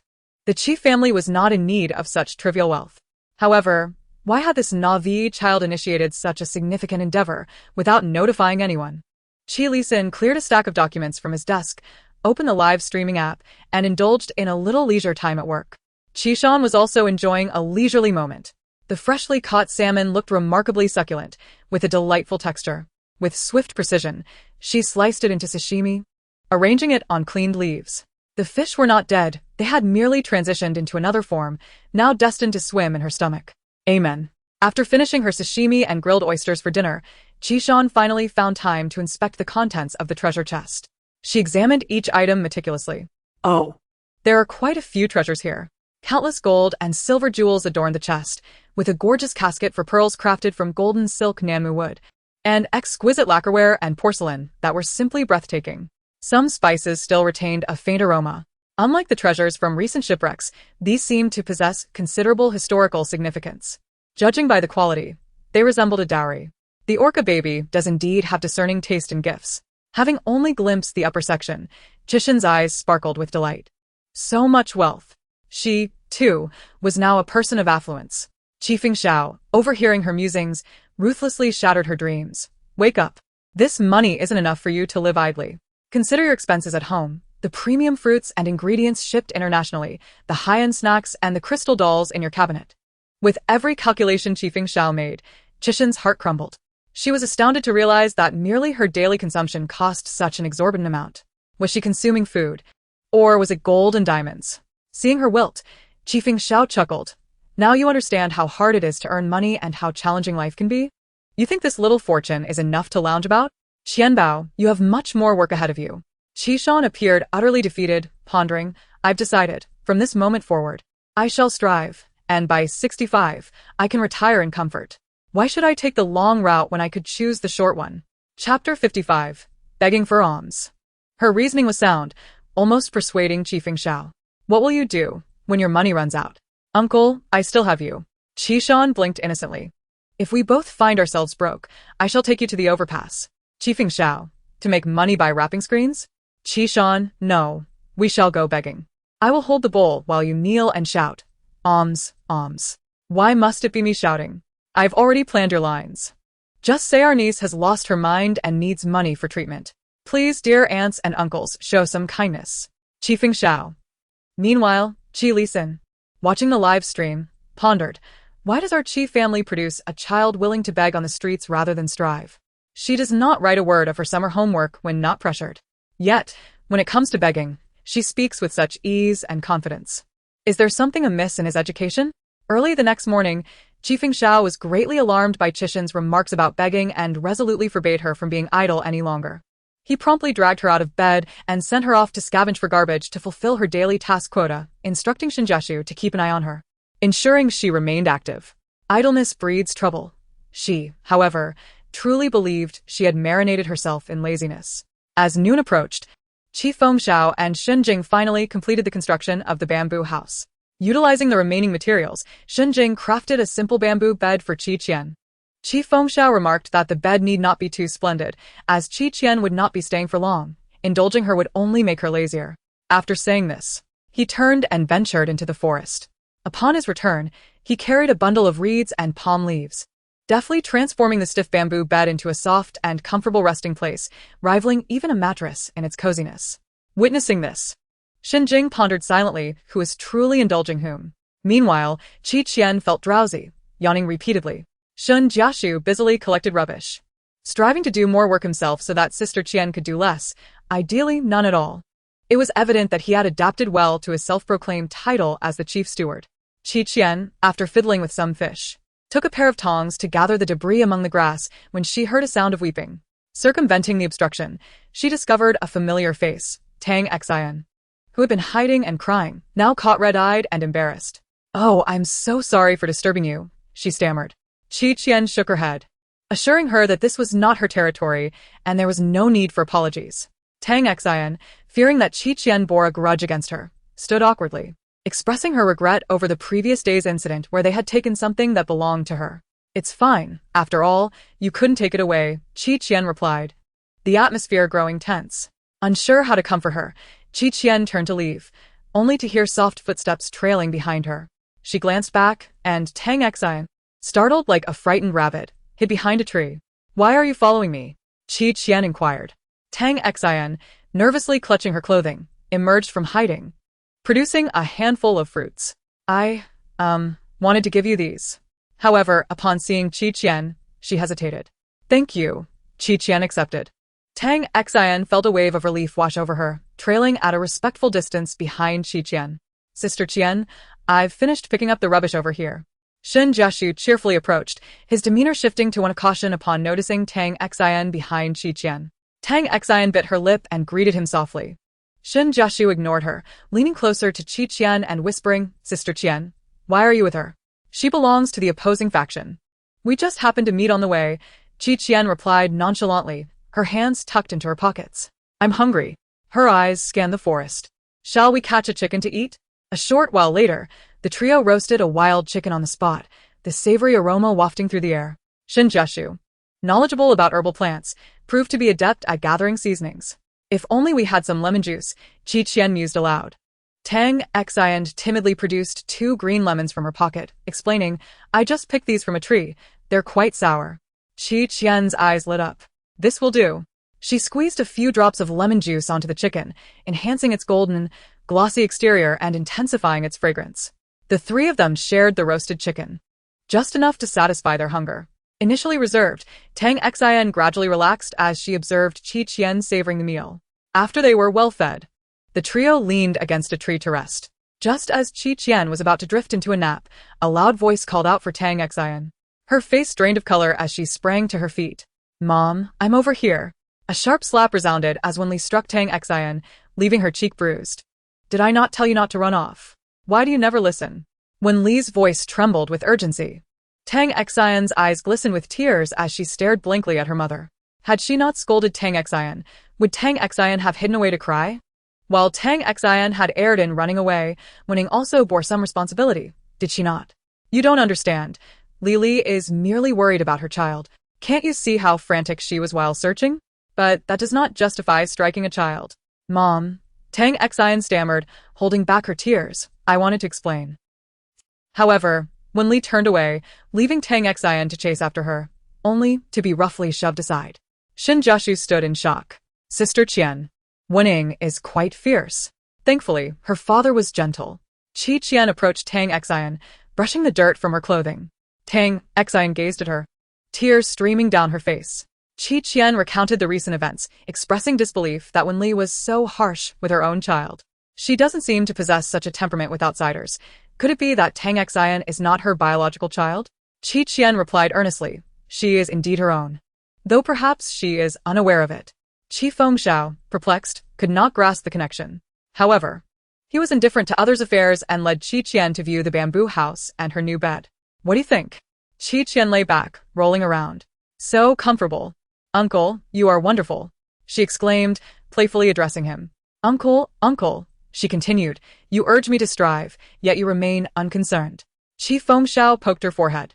I have crafted this bed for you. Should you not also put in some effort? Qi Qian, with a serious expression, replied, Uncle, success stems from diligent effort. Thus, I plan to rest for the next couple of days. Qi Fengxiao retorted. In essence, you intend to be lazy to the core, do you not? Chapter 56. Indeed. It is a contest for affection. The sudden inclusion of Tang Xian was met with general acceptance among the group. While the adults remained oblivious, the children were innocent. Only Shun Jiashu harbored dissent. With Tang Xian's arrival, she had usurped his role as the chief steward. The tasks of peeling shrimp for Qi Qian and sprinkling sauce on sashimi had been his, yet Tang Xian had swiftly taken over. She surely aimed to usurp his position. Shun Jiashu mused, confident that Sister Qian would not be easily swayed by her. Thank you, Qi Qian said, her cheeks slightly puffed as she chewed on the sashimi that Tang Xian had offered. Tang Xian's face flushed with happiness, a satisfied smile gracing her features. Shun Jiashu exclaimed in frustration, how infuriating. She is indeed competing for my affections. After lunch, Qi Qian retired to her bed for a nap. Shortly thereafter, Qi Fengxiao called from outside, Little treasure, your friend has come to visit. Qi Qian remained motionless, serene upon her bed. What friend? Those two chubby orcas, he replied. Qi Qian, utilizing the last remnants of her consciousness, pondered for a moment. Oh, those two orcas. She rose and stepped outside, indeed finding Orca 1 and Orca 2 present. However, Orca 2 had a notch missing from its dorsal fin, as if something had taken a bite. Orca 1 wore a cheerful expression. We're too adorable to have caused that. It continued, who could blame a certain cunning whale for taking advantage of the situation to curry favor with sister. Qi Qian was soon presented with a gift from Orca 1, a sizable lump of sperm whale excrement.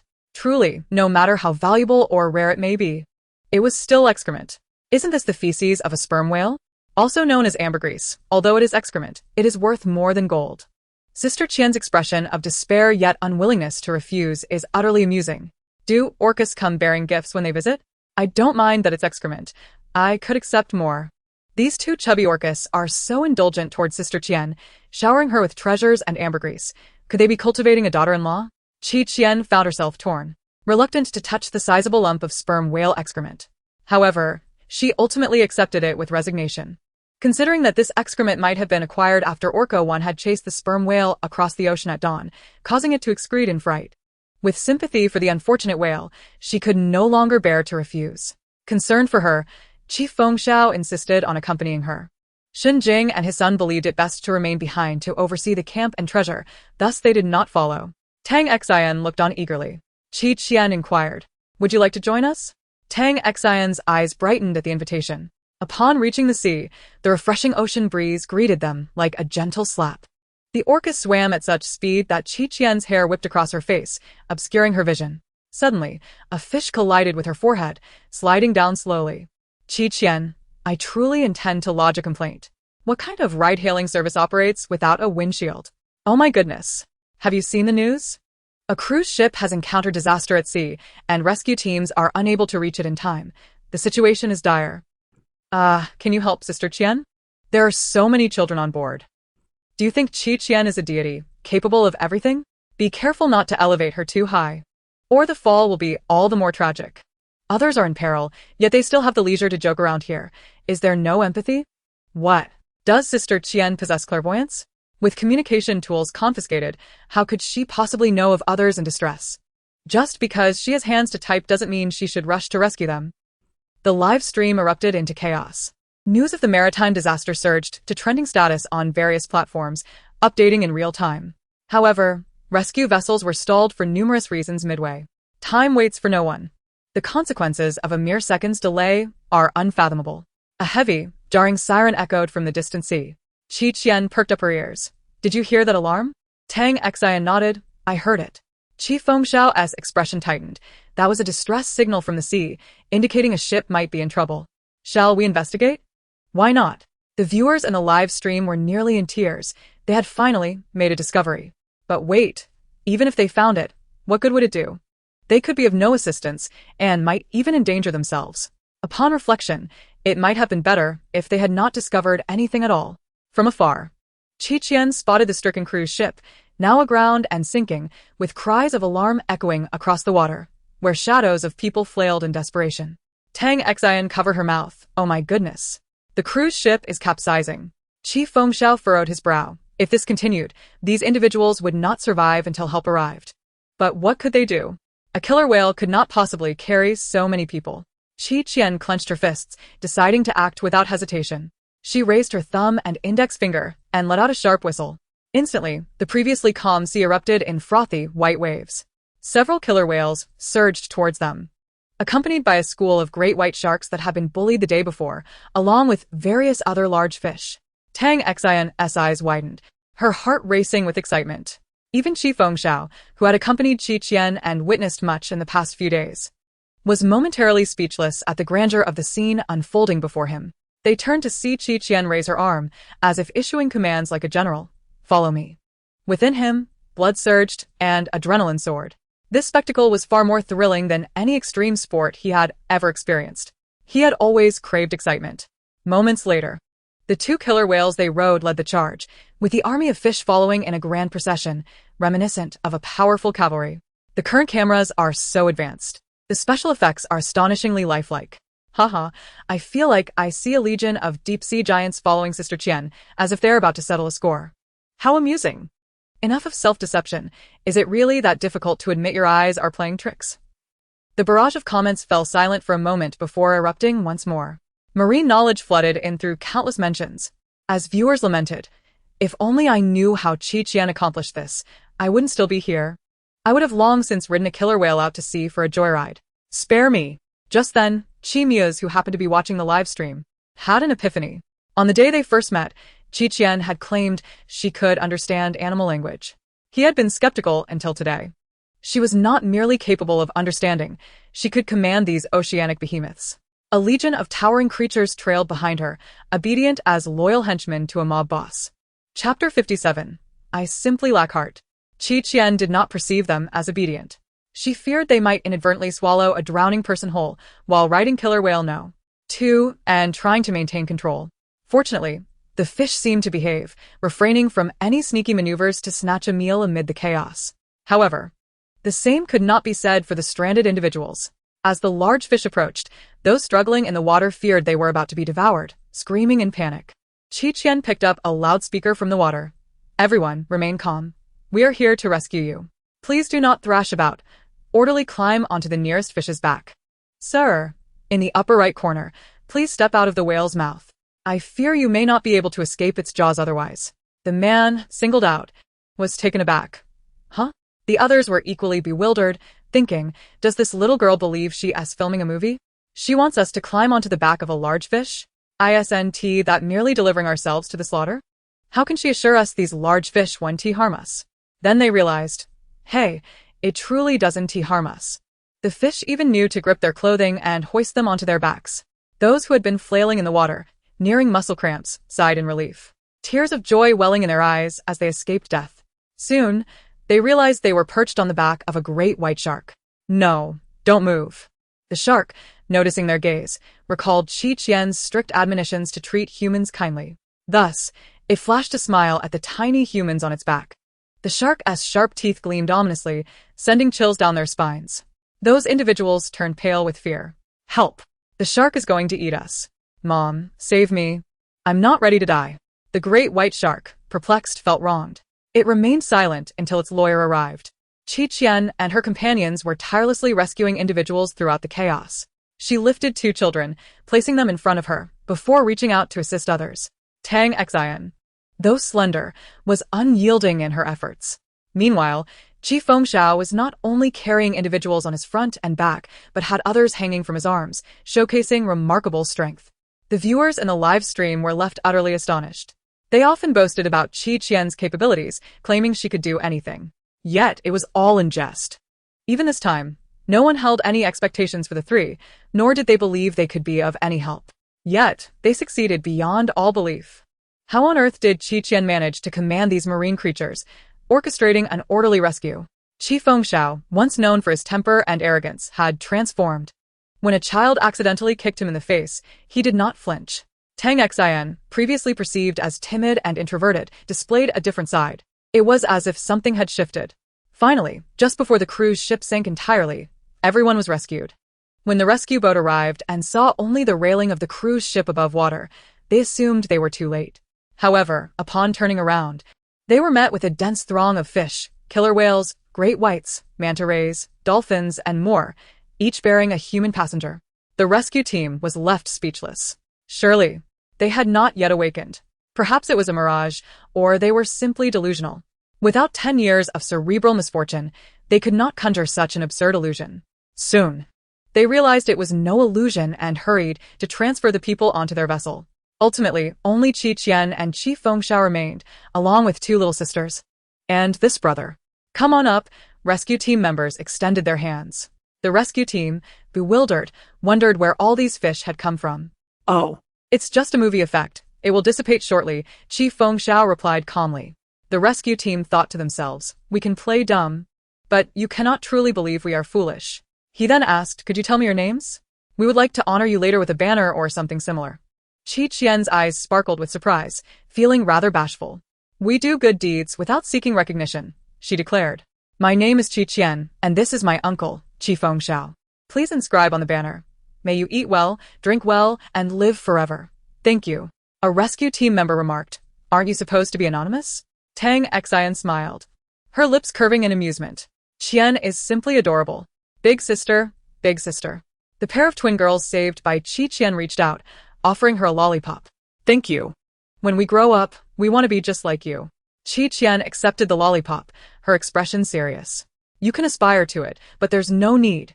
For I am not a good person. The twins protested. We don't believe you.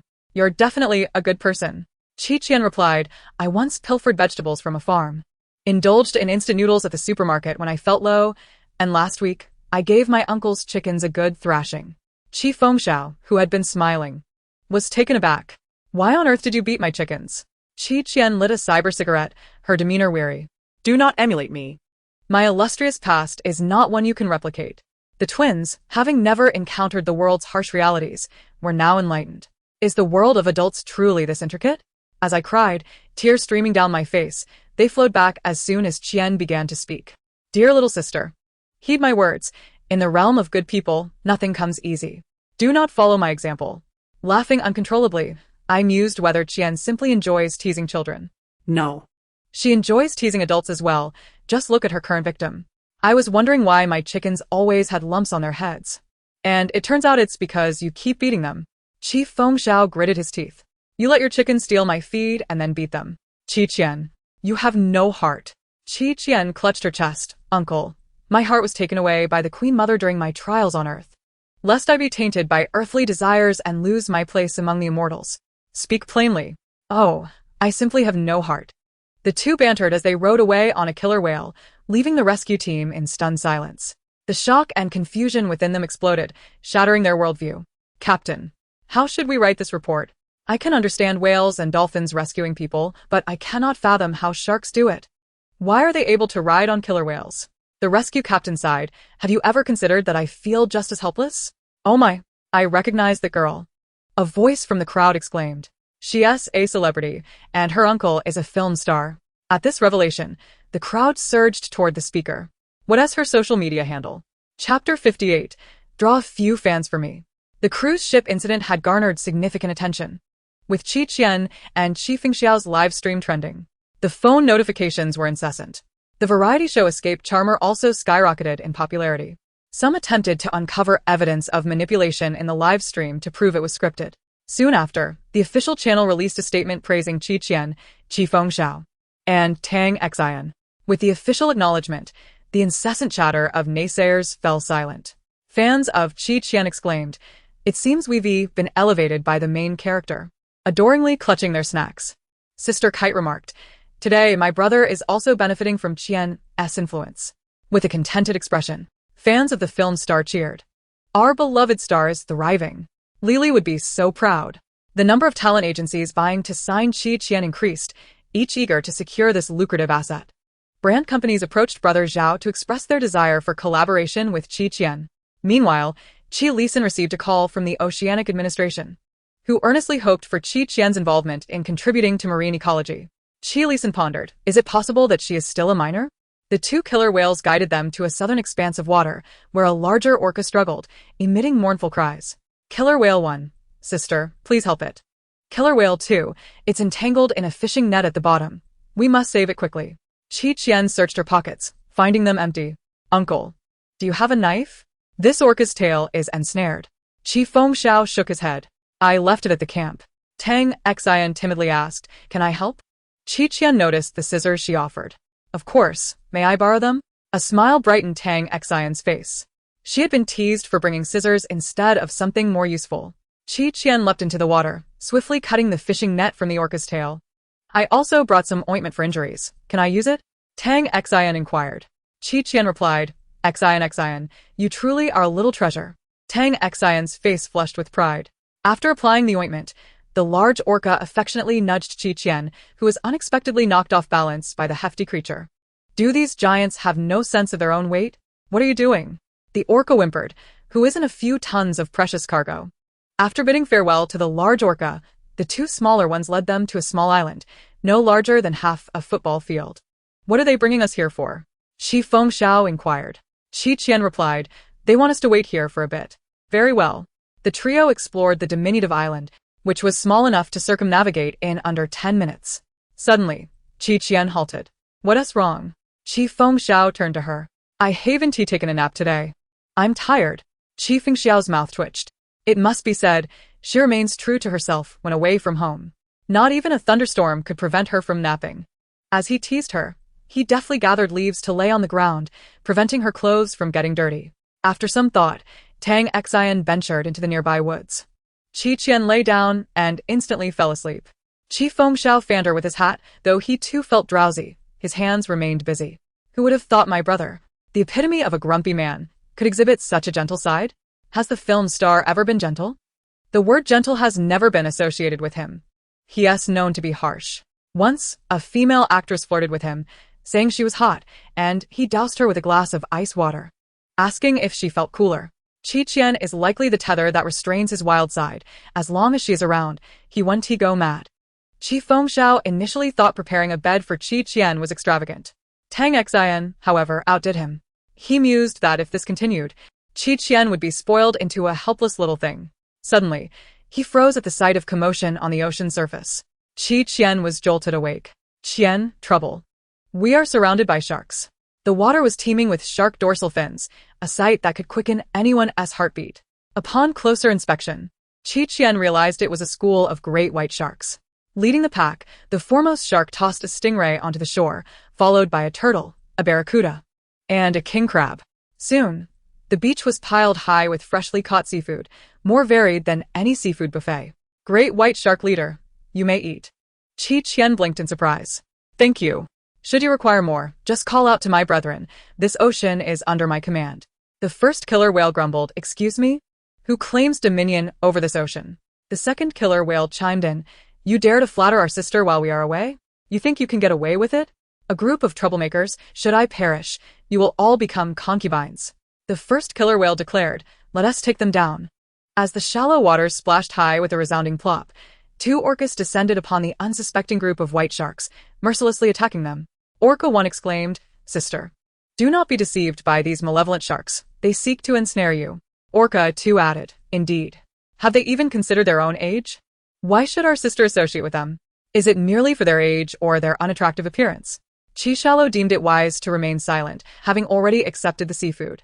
The two orcas proposed to take Shallow on a shell-collecting expedition, leading the trio to a picturesque beach. Shallow envisioned shells as small and adorable, while the orcas spoke of magnificent, oversized pearl shells hidden beneath the rocks. The live stream chat erupted with excitement. Who could resist such a sight? The allure of the shells overshadowed even the pearls themselves. Using fishing nets, they gathered a plethora of pearl shells, settling on the sand to unveil their treasures. Each shell contained varying numbers and qualities of pearls, heightening the thrill of chance. After all, if one could gamble on durians, why not pearls? amidst dozens of shells. They unearthed a mountain of pearls, each one plump, lustrous, and gleaming white, interspersed with exquisite shades of pink and peacock green. Fengxiu pondered aloud, with such an abundance of pearls. Our viewers must be envious. Cousin, have you gained many followers since you began your advertisements? Not many, still fewer than you, Fengxiu replied, feigning innocence. Qi was taken aback. Do I have followers too? Tongxin shyly interjected, yes, many. I even followed you. Fengxiu chuckled. Don't you ever browse the internet? Ah. I'm usually quite busy, too occupied with feasting and self-care, Qi thought. Fengxiu playfully poked her head. You are unaware of your fortune. You already have 10 million followers, all called shallow fans. I actually prefer yellow and green, Qi replied earnestly. Yellow in its literal sense and green as in the color of a turtle shell. With 10 million followers, shouldn't you provide some fan benefits? Qi contemplated. Perhaps I could organize a giveaway? What do you intend to give away? Just a few fans for a complimentary meal. Chapter 59. Does Sister Shallow still need a dog? The Shallow fans in the live stream echoed their approval. Indeed, she is their rightful queen. Never disappointing us. Jokingly, Qi proposed, I'll take a portion of these pearls and give them to my followers in a giveaway. The comments flooded in. I've watched your live stream since childhood. I've always adored you. Please choose me. The fortune teller claimed my 5 elements lack water. I realized it must mean I am destined for Qi. I stand at 187 meters, a doctor. When it rains, I run home. Does Sister Shallow still need a dog? Sister Shallow, choose me.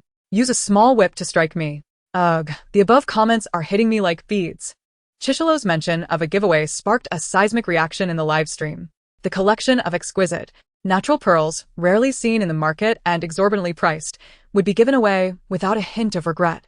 A remarkable act for a girl who hesitated to pay fines for spinning wheels. How touching.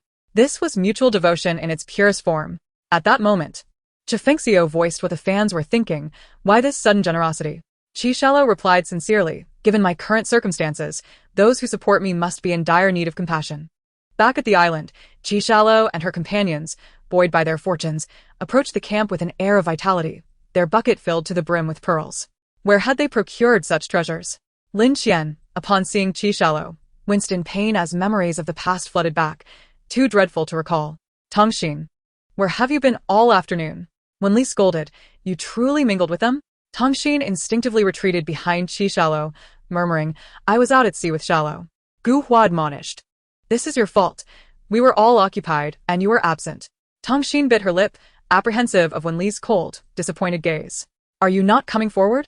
Wen Li's displeasure deepened. Qi held Tongxin's trembling arm, addressing Wen Li, Miss Wen, I must admit I hold you in high regard. Wen Li paused, then resumed her icy demeanor. Is that so? Indeed, Qi continued earnestly. For I find it remarkable how someone could be so foolish as to sacrifice their own daughter to appease another. What do you mean by that? Qi replied lightly. You have a dear friend you consider a sister, do you not? Your bond is so profound that you would allow your own daughter to donate blood to her ailing child. Such sisterhood is truly moving. Tongxin gasped in shock. How does she know this? Wen Li's expression darkened. What are you implying? Nothing much, merely inquiring about the brand of your bed. It appears quite comfortable. Otherwise, your friend and husband would not frequent it so often. Qi tilted her head, perhaps engaging in some extreme physical exchanges? Fengxiu's temple throbbed. Who taught Shallow such words? Who corrupted my innocent Shallow? What just rolled across my face? Here she comes again with her gossip. I say, can Qi refrain from spreading rumors? Li's husband is notorious for his devotion. How could he stray? Nonsense. My friend and my husband hardly interact. Actually, they have known each other 5 years longer than you and have even been together. Impossible. Did you not give birth to a stillborn child? In truth, she still lives.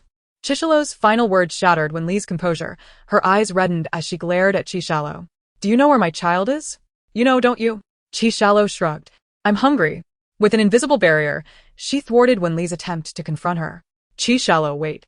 Wen Li called anxiously. You haven't finished speaking. Or perhaps you were indeed weaving lies.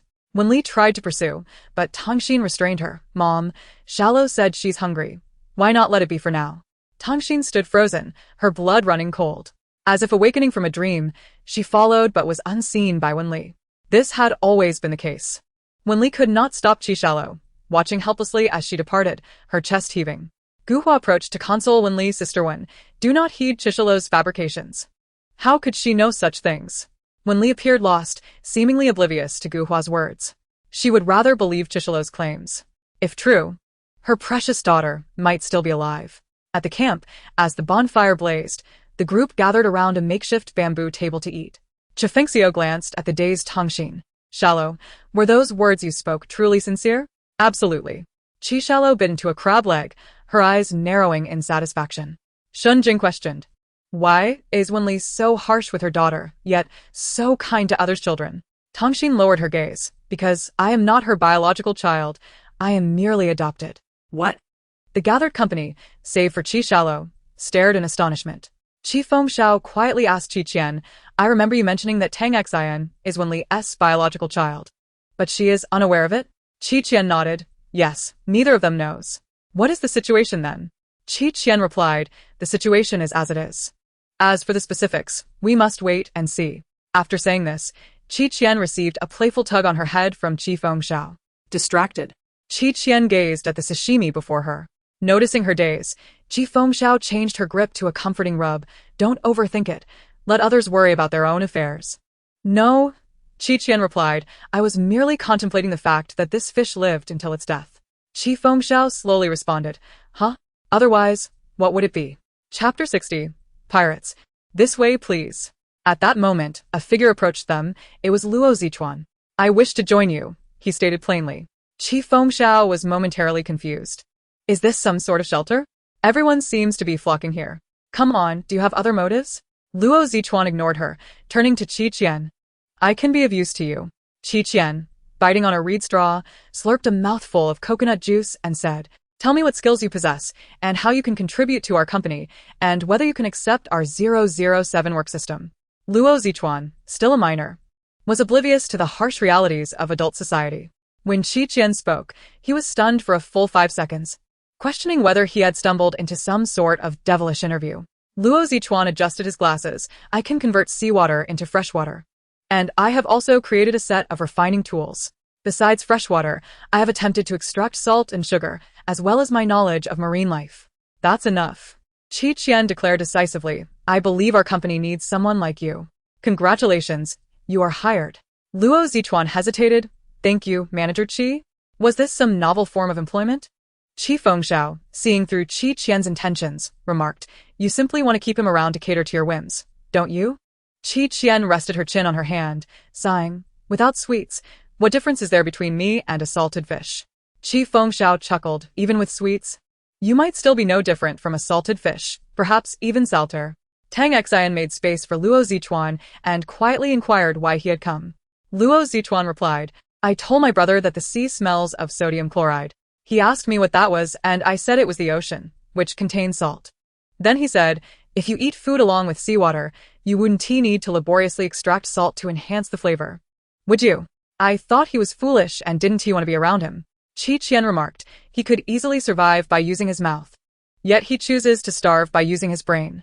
Silence is the island tonight. This Luo Zichuan seems promising, knowing whom to associate with here. Sticking with Sister Qian means feasting on king crab every meal. After Luo Zichuan joined, Qi Qian's sweets arrived. The forest was abundant with wild fruits, including plenty of wild sugarcane. He turned most of the sugarcane into brown sugar blocks and refined the rest into white sugar. As Qi Fengxiao passed by, she saw him inserting finely sharpened sticks into the brown sugar blocks, crafting them into lollipops that Qi Qian adored. She remarked, Here we go again. Another one spoiling Qi Qian. At this rate, she would become utterly spoiled. Luo Zichuan, keep that jar of sugar for me, Qi Fengxiao said. Luo Zichuan looked up. Why? We can't let her have too much sugar. If you give it all to her, she'll end up with cavities. I won't give it all to her. She has to ask me for more if she wants it, Luo Zichuan replied slowly. Moreover, cavities arise from not rinsing one's mouth after eating, leading to sugar accumulation on the teeth. The layer of plaque contains bacteria that break down sugar. Qi Fengxiao felt overwhelmed. Okay, you keep it. But just don't let her have too much. Oh. When did Luo Zichuan become so close with Qi Qian? He even makes lollipops for her? Qiangdi thought to himself, if he can recite scriptures so well, why not go to the West for enlightenment? I understand the logic. Are they here to survive or to vacation? Luo Fan felt a pang of jealousy, watching Luo Zichuan offer Qi Qian candy. When he had encouraged him to please the young lady, he refused, but now he was volunteering himself. It felt like a gift. An ominous atmosphere loomed as a pirate ship sailed toward the shore. On board, a pirate with an eye patch aimed a weapon at Gu Hua and the others. "Raise your hands, don't move." Gu Hua and the others exchanged glances and raised their hands in compliance. This was far more entertaining than scavenging. Luo Fan taunted, "Pirate, we have nothing of value on us. However, we know someone who has acquired treasures from the seabed. They are hidden in her camp." The pirates exchanged greedy glances. "Let us there quickly, and if you dare deceive us." A gunshot rang out, exploding in the air. Holy crap. Luo Fan turned pale. "This way, please." In the forest, Qian, Qi Fengxiao, and Luo Zichuan had completed their garbage quota for the day. Upon returning to the camp, they discovered chaos. Shen Jing and his son, along with Tang Xian, were bound and kneeling in the sand. The pirates were rifling through the bamboo houses, yet found nothing. The pirate captain kicked Shen Jing, demanding, "Where's the treasure? Hand it over, or none of you will survive." Shen Jing remained silent, protecting Shen Jiaxu and Tang Xian behind him. The pirates then turned their attention to Luo Fan, slapping him. "Where's the treasure you spoke of?" Luo Fan was nearly in tears. "I saw them hide it in the house. How could it be missing?" Upon hearing this, Qi Fengxiao's expression darkened. "This fool. What is happening? Is this scripted? How could a script allow actors to carry real weapons? These must be real pirates." "Wait. Sister Qian and Qingdi haven't been captured yet. There us still hope. Can Qian summon Orcus to the shore? If not, she should remain silent. Without them, she asks nothing." Had they been waiting this long? Qi Fengxiao realized Qian had not spoken, thinking she was scared. "Sister Qian, don't be afraid." Qian, with a blank expression, glared at the pirates. "They broke my bamboo house. And my bed. They dared to touch my bed. They have crossed the line." Qi Fengxiao gasped. "Calm down, they are armed. What is there to fear? Everyone has their skills," Qian asserted, gripping the bow and arrow in her hand. She had crafted a bow and arrow for convenience while foraging in the wild, and now it served its purpose perfectly. Chapter 61. A Skill to Conquer All. Luo Zichuan was skeptical of her bow and arrow. "There are 13 of them, and more than half are armed. We may not stand a chance in a direct confrontation." "Confrontation? Don't you think this forest is an excellent hunting ground?" Qi Fengxiao suddenly grasped her meaning. "What do you propose we do?" "I have a plan." Half an hour later, a piercing scream echoed through the forest, followed by the sound of hurried footsteps. Luo Fan, bruised and battered by the pirates, exclaimed, "That girl. The treasure is in her possession." The pirate captain gestured. "Two of you stay here to guard. The rest follow me into the forest." A dozen pirates rushed into the forest, carelessly pursuing their prey, oblivious to the impending danger. Qi Fengxiao and Luo Zichuan split into two paths, sprinting forward. The wind from the bullets grazed their bodies, their hearts racing in their throats. The pursuing pirates remained unaware of the peril closing in. A blunt wooden arrow struck the neck of the last pirate in their group, rendering him unconscious. Qian seized a vine from the tree, swinging from one to another, swiftly and silently changing her shooting position. One by one, the pirate crew fell to the ground. "What on earth? I have so many subordinates." Enraged, he fired several shots into the air, demanding, Who is causing trouble?" A haunting voice echoed from above. "It is I, your grandfather, Qi." The pirate leader looked up, only to be met by a shadow descending from the tree, delivering a swift kick to his face, knocking him to the ground. "Ah, The Monkey King has emerged. Qian Mei." "At last, I have awaited your arrival. Who was it that claimed Qian Mei was nothing without the Orcus? Open your eyes and behold. Qian Mei, do you carry weapons? Fear not, for with a single arrow, I shall take your life." The pirate leader lay on the ground, a distinct shoe print branded onto his face, blood trickling from his nose. He attempted to retrieve the gun lying beside him. Qian released the vines and landed, stepping harshly on the pirate leader's right hand, grinding it mercilessly. "Damn it!" The pirate leader cursed in agony. "So, you are the one who destroyed my bed? You think you can just walk all over me?" Qian, unfazed, stomped down again, finally releasing her pent-up frustration upon seeing the two symmetrical prints on his face. These foolish brutes. Just because they wore eye patches, they thought themselves to be one-eyed giants? Qian bound all the pirates and set off to find her uncle and Luo Zichuan. After they split up to run, they regrouped ahead, luring 3 pursuing pirates into a pit. When Qian arrived, the 3 pirates were on the verge of climbing out. She picked up a wooden stick and struck them on the head. "Down you go." Thwack. Thwack. Thwack. It was oddly satisfying, akin to playing whack-a-mole. Unable to resist, she delivered a few more blows, becoming addicted to the thrill, squatting beside them to see who would dare to poke their head up next. Unfortunately, they were all out of commission. Panting heavily, Qi Fengxiao and Luo Zichuan emerged. Is it all taken care of? Qian nodded. Only the two left at the camp. Let's go. In the forest, a bizarre scene unfolded. A group of scarred, eye-patch-wearing pirates was bound by a long vine, following a small girl in a line. Why was there no resistance? Because the pirate leader, who had attempted to fight back, had just suffered 2 broken ribs at her hands.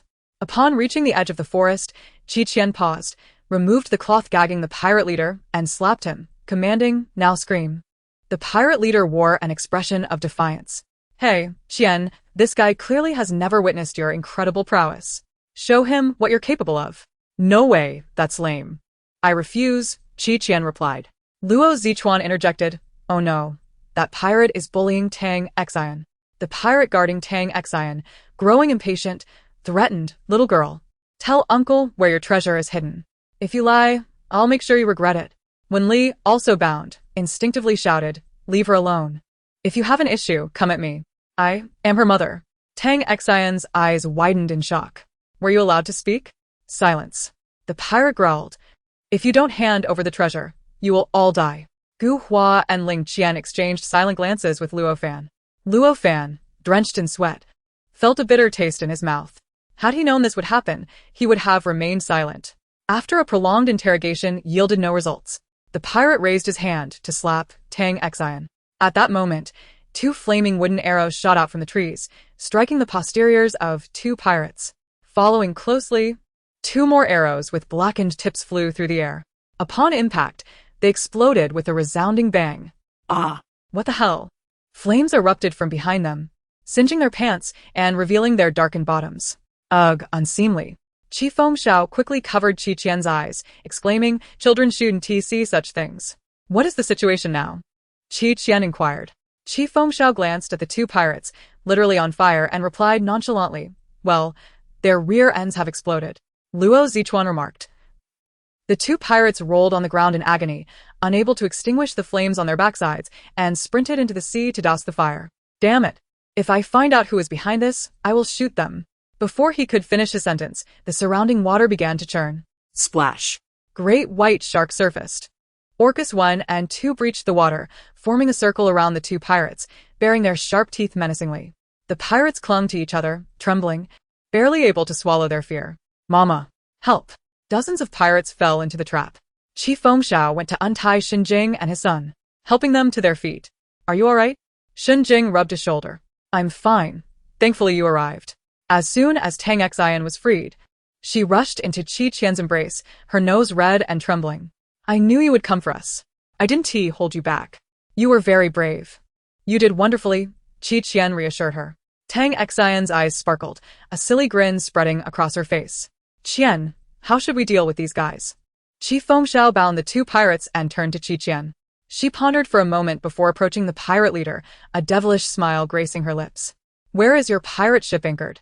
If you do not surrender all your supplies today, none of you shall leave alive. The pirate leader protested. This is outrageous. That line is mine. Chapter 62. Supplies delivered. Upon finding the pirate ship along the shore, Qian marveled at the bounty aboard, whistling in delight. This is a jackpot. Qi Fengxiao observed that she looked more like a pirate than the pirates themselves. Qi Fengxiao and Shenjing took charge of transporting the goods, swiftly ransacking the ship. The pirate leader watched in despair as his crew's belongings were stripped away. You've taken everything. What more do you want? Qian smirked, with his paltry haul. You'll only be compensating me for my emotional distress. You and your crew have also wrecked my bamboo hut and bed. How do you intend to repay that? The pirate leader was left dumbfounded. You've emptied our ship, even dismantled the planks. Who's the real thief here? I can see a glimmer of despair in the face of this outlaw, Qian mused. Why rob anyone else when you could have robbed me? It's as if you delivered this bounty right to my doorstep. Ah, how embarrassing. Could you bring a bit more? As they had nothing left to offer, the pirates were put to work instead. You all get up and start working. Not a single one of you is allowed to escape. You will build me a house and a bed. To ensure the pirates worked diligently, Qian tied their leader to a tree. Holding the whip she had taken from him, she occasionally swung it through the air. Move faster. You seemed quite energetic while binding people. Show me some strength. Anyone who dares to slack off will feel the sting of my whip on their leader's face. They would not only endure physical torment, but also Qian's relentless psychological onslaught. The pain they experienced was theirs alone to bear. I swear. I'll never be a pirate again. If they slowed down even slightly, a fierce little girl was quick to remind them with a whip crack. You're working too slowly. Are you hoping for your leader's demise? Hurry up. And what of the pirate leader? He hung there, bound to the tree, his face marred by shoe prints, eyes vacant, entirely devoid of hope. For a moment, it was unclear who the true pirates were and who were the victims. Upon seeing the Coast Guard, the pirates were on the verge of tears, relieved that help had finally arrived. The Coast Guard was confronted with an utterly bewildering scene. These pirates not only refrained from resistance, but also gratefully extended their hands towards the handcuffs, awaiting their escort. It was perplexing. Before departing, they expressed their gratitude to Qian and left the confiscated supplies with her. After all, it was merely food, and it mattered little. The production team wished for Qian to surrender the supplies. Otherwise, how could they continue with the theme of survival when their needs were so easily met? However, upon witnessing the disheveled state of the pirate leader, who had been tormented within just half a day, and seeing Qian eyeing their luxurious yacht with a covetous expression, the production team realized that their own lives took precedence over the survival theme. After leaving the final task card, they hastily departed. Meanwhile, Qian once again trended on social media. Passers-by speculated that she had returned to raid someone else's lair with 2 orcas in tow, only to discover that she had vanquished an entire pirate gang. The pirates attempted to seize her treasure, but she had turned the tables and commandeered their ship instead. It was utterly absurd. Even a psychiatrist would need medication to regain composure after witnessing such chaos. Why does Qian always trend for such peculiar reasons? I almost feel sorry for those pirates. They seem to have suffered greatly at her hands. I genuinely suspect Qian is either a forest princess or a deep-sea witch. Just look at her antics. What normal person would behave like that? Thanks for the invitation. Has Qian ever been normal? Absolutely not. Stop exaggerating. She appears quite normal when she's not being abnormal. Following this incident, Qian's fan count soared past 15 million, marching steadily towards 20 million. On the island, Fengxiao gazed at the half-built bamboo hut, feeling a twinge of regret.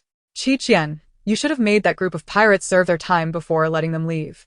It's fine, there are still others, she responded, raising her bow and arrow, aiming at Luo Fan and his companions attempting to sneak away. She released the arrow, which zipped past their heads. Qian, have you lost your mind? Ling Qian exclaimed, urgently shielding Gu Hua with an angry glare. Are you trying to kill us? Qian chuckled. The score isn't settled yet. Did you think I would let you go? Luo Fan understood she was targeting him. His handsome face stiffened slightly. Qian, this is all a misunderstanding. I didn't intend to. Gu Hua interjected in an attempt to mediate. Qian, look at how badly injured Luo has been. It's clear he didn't mean it. Now that we're all safe, let us just let it go.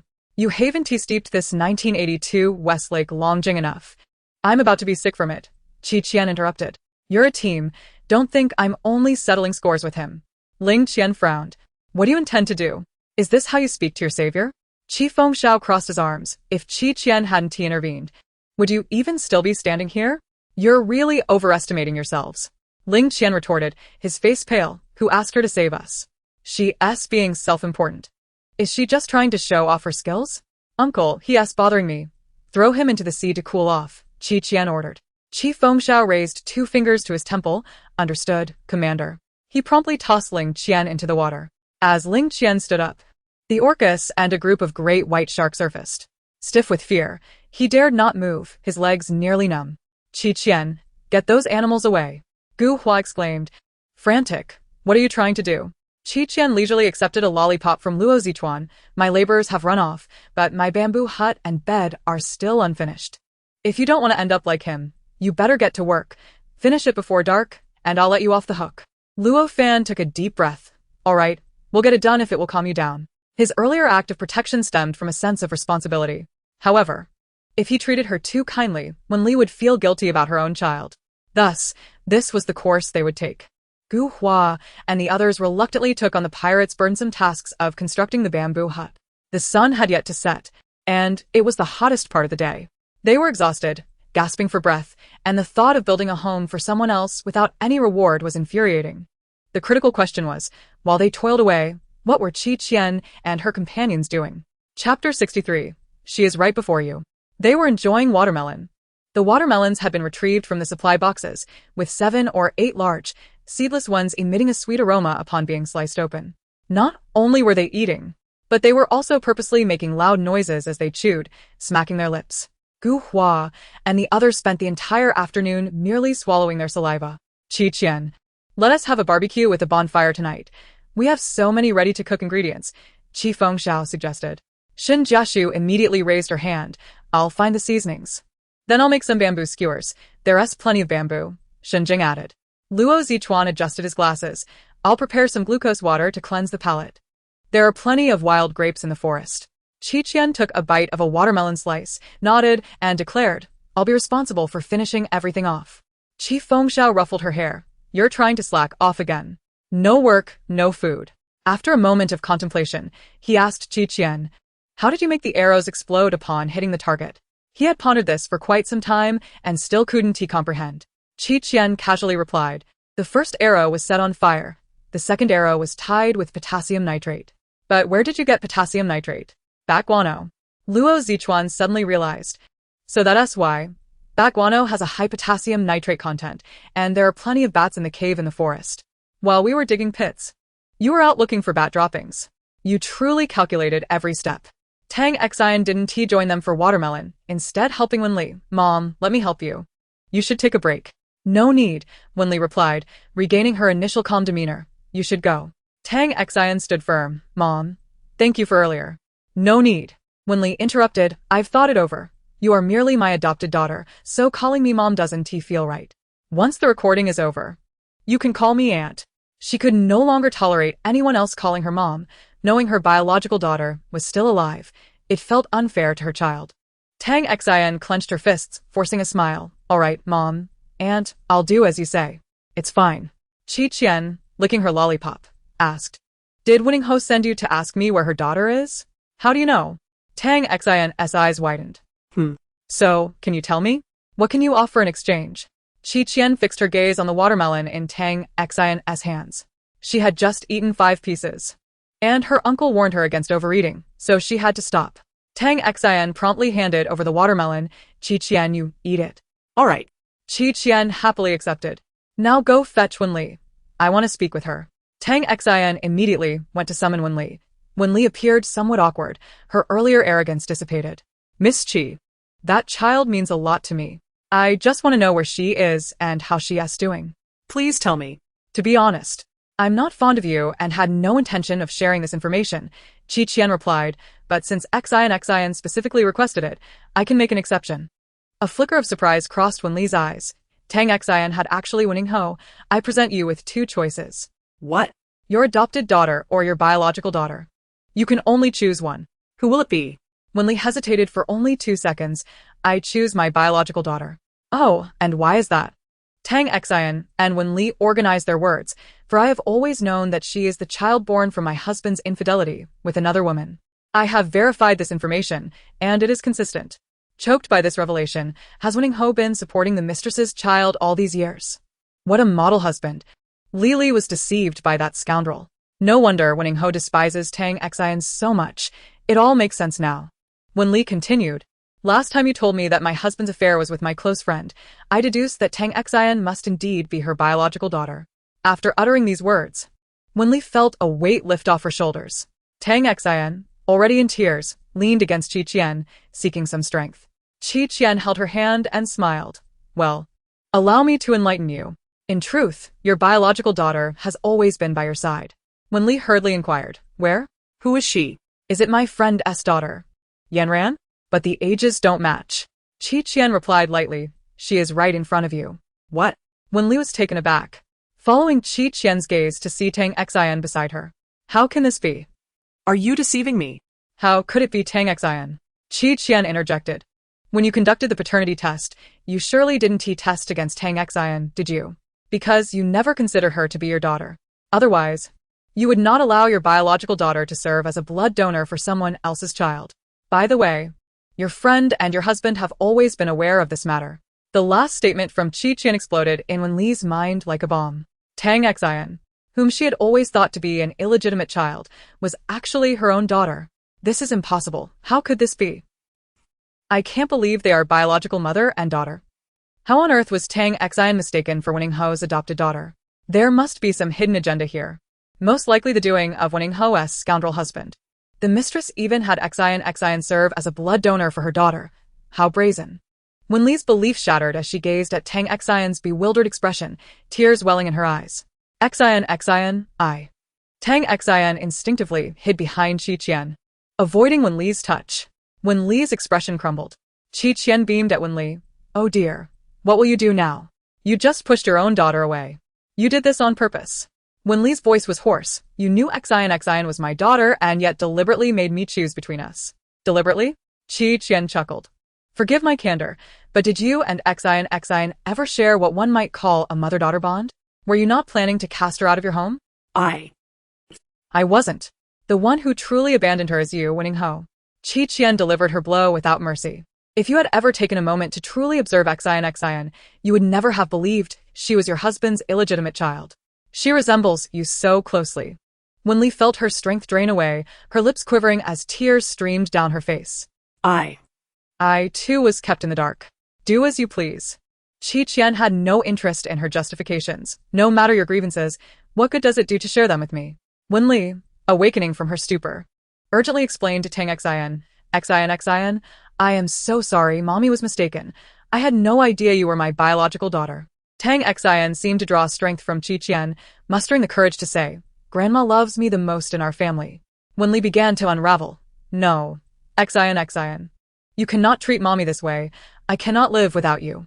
Qian clarified, what you mean is that she cannot live without her biological daughter.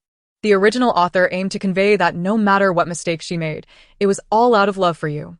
Qi Fengxiao stifled laughter nearby, thoroughly enjoying watching Qian tease others. Delightful. Tang Xian wavered for a moment but soon became resolute. Thank you, but I do not wish to hear your words right now. Xian, Wenli pleaded desperately. Qian stretched and declared, I am hungry. Qi Fengxiao interjected, didn't you just eat 7 pieces of watermelon? The pieces from Tang Xian and Xin Jiashu had all gone into her stomach. Don't think he didn't TC. Qian retorted confidently. Fruits before a meal only fill the fruit stomach, not taking up space in my main meal stomach. So, why can't I be hungry? Qi Fengxiao remarked, this cunning, lazy, and gluttonous character. Hearing Qian's words, Tang Xian firmly stated to Wenli, I'm sorry, Auntie, but I must go find something to eat for Qian now. I cannot continue this conversation with you. Wenli was left speechless, her tears flowing more fiercely. She suddenly realized that in her daughter's eyes, the matter of finding food for Qian was far more significant. This clearly showed how much she had hurt this child in the past. The chasing girl's cremation package is being delivered. Please receive it properly, Wen Ningho. Sister Qian is right. If Wenli had truly cared, she would not have been deceived for so many years without realizing her responsibility. Hiss, I am just curious where Sister Qian got her scoop. It's as if she eavesdropped from the ceiling. Isn't it too detailed? Don't ask, just know it's the magic of the deep sea witch. Wenli wandered off in a daze. This interlude did not dampen the enthusiasm for the bonfire barbecue. Some tended the fire, others washed the ingredients, while others skewered the meat.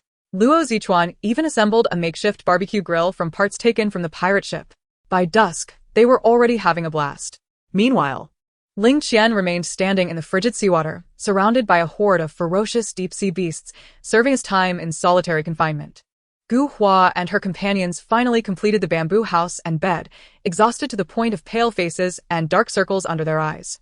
Ready to collapse on the spot, Qian kindly greeted them and gifted them a bamboo skewer, without meat. You've worked hard. This small gift is a token of my appreciation. Participation matters most. I believe with your skills, you could create a sumptuous feast from mere air. Gu Hua and her companions clutched their empty bamboo skewers, their eyes reddening with indignation. This is utterly humiliating. Haha, Qian has truly become a bamboo shoot spirit. Hey, you're still quite nice, eating meat yourself yet not forgetting to make others feel disgruntled. Taking the long way, suffering greatly. These are all important journeys in life. Gu Hua. It feels like Gu Hua and her group are genuinely fighting for survival while Qian's side is simply enjoying a leisurely vacation. Different fates for similar individuals. This phrase was once used by Gu Hua in reference to Qian, who was the protagonist, while Qian was merely the antagonist destined to be cannon fodder. But now, system. The host need not worry. After this live broadcast concludes, Qian will face a certain death scenario. After all, cannon fodder remains cannon fodder and cannot become the protagonist. Gu Hua finally felt reassured, nodding vigorously. Little did she know, the system's words fell entirely on Qian's ears. A certain death scenario?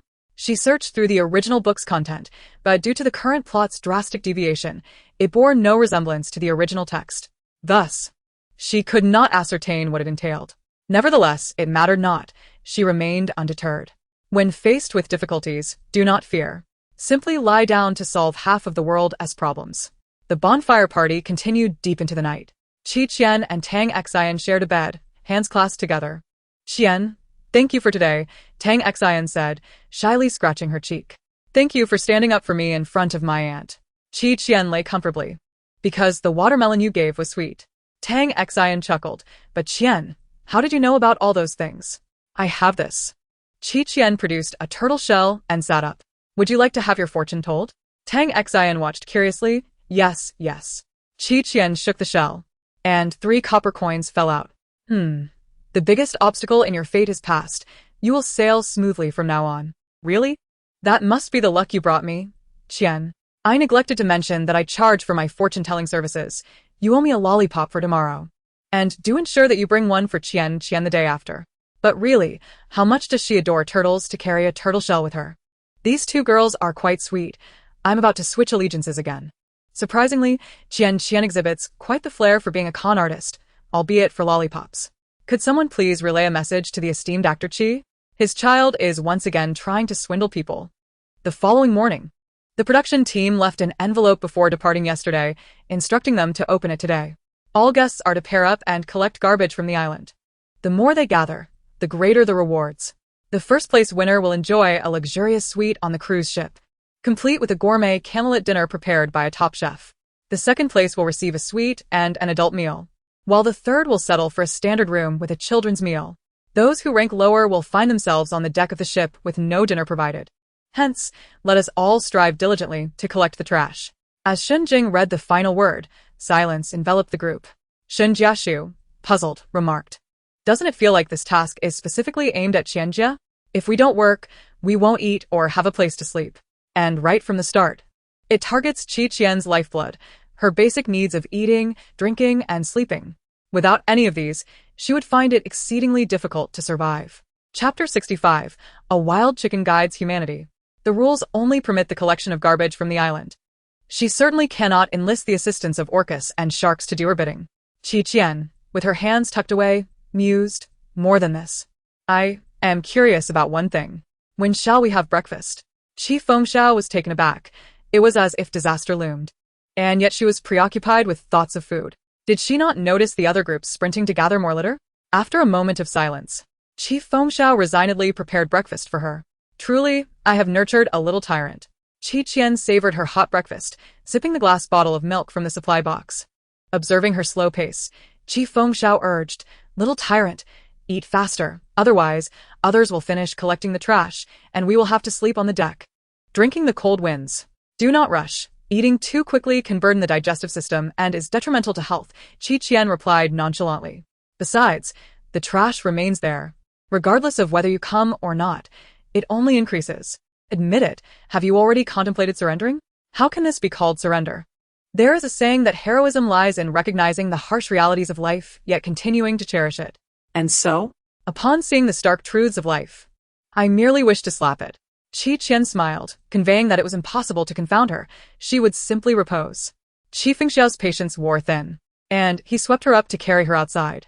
Today you will collect trash whether you wish to or not. Otherwise, do not blame me for being ruthless. Ouch, uncle. I have yet to finish my milk. Qian protested, extending her hand towards the remaining half-bottle. I am merely trying to eat. Who have I offended?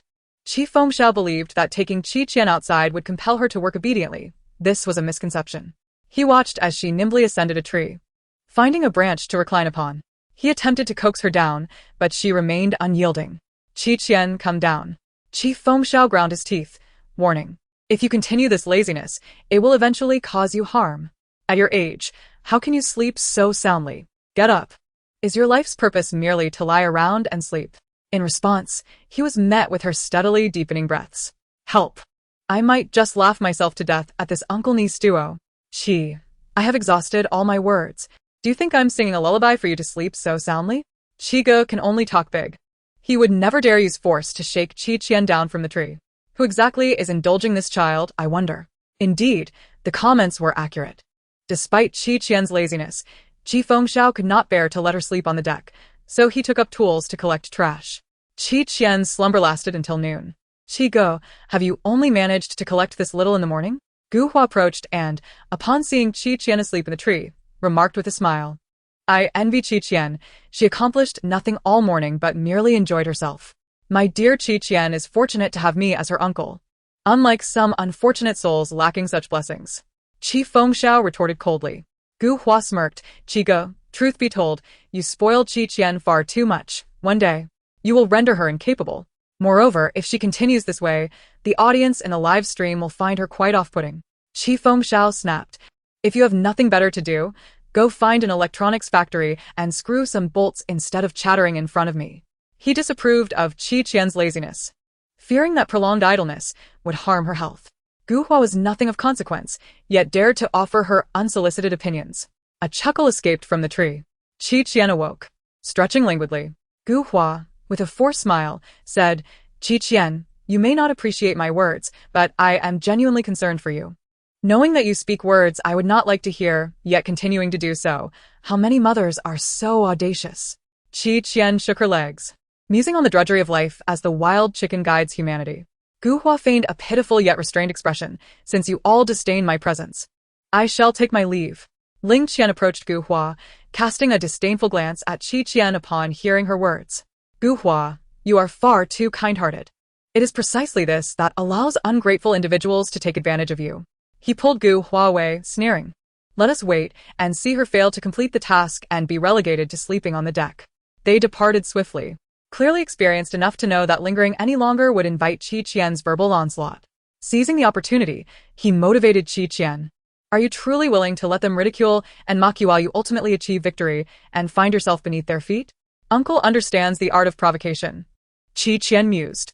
Rubbing her eyes, she glanced at the sky. Was it noon already? Indeed, if you begin to work hard now, there may still be hope. Qian slid down the tree trunk. I am so hungry.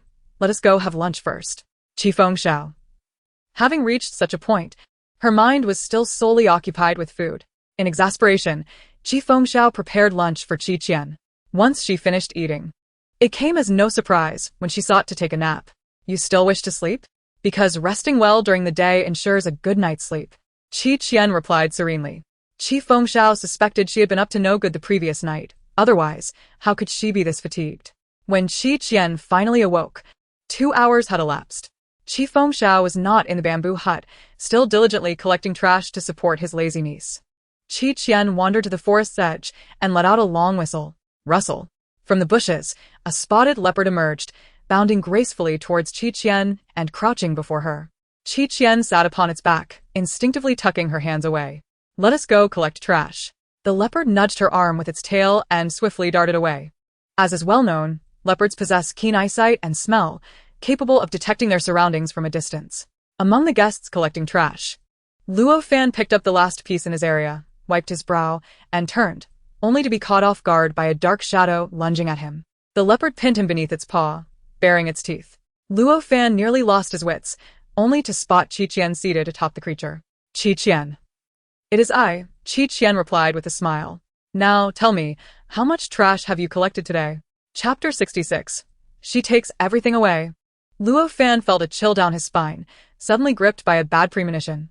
He swallowed hard. Not much. I only collected 4 bags. 4 bags, you say? Qian cheerfully declared. Well done. These are now mine. Luo Fan. How did I become her refuse? Luo Fan felt a suffocating pang in his heart as he faced the menacing leopard. For a long while, he struggled to utter a single word. Finally, yielding to Qian's overwhelming authority, he stammered, I will deliver it. Qian beamed with delight and dispatched 2 wolves to escort Luo Fan. Keep that beast away from me. he exclaimed in terror.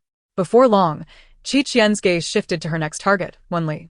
The 2 bags of trash she had collected were swiftly transferred to Qian's account.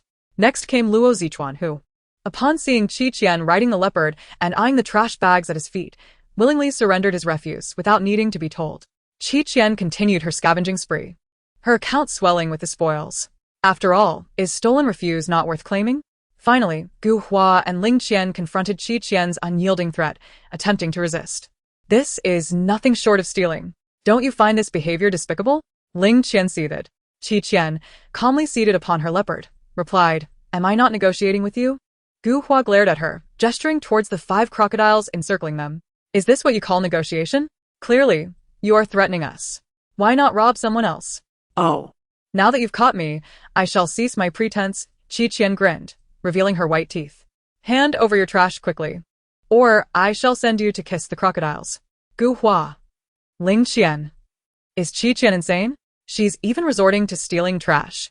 Your refuse, the next moment. I thought she was slacking off, but it turns out she's waiting on the 5th floor, biding her time for others to finish collecting trash, so she can effortlessly reap the benefits. One must admit, this is indeed the most effortless approach.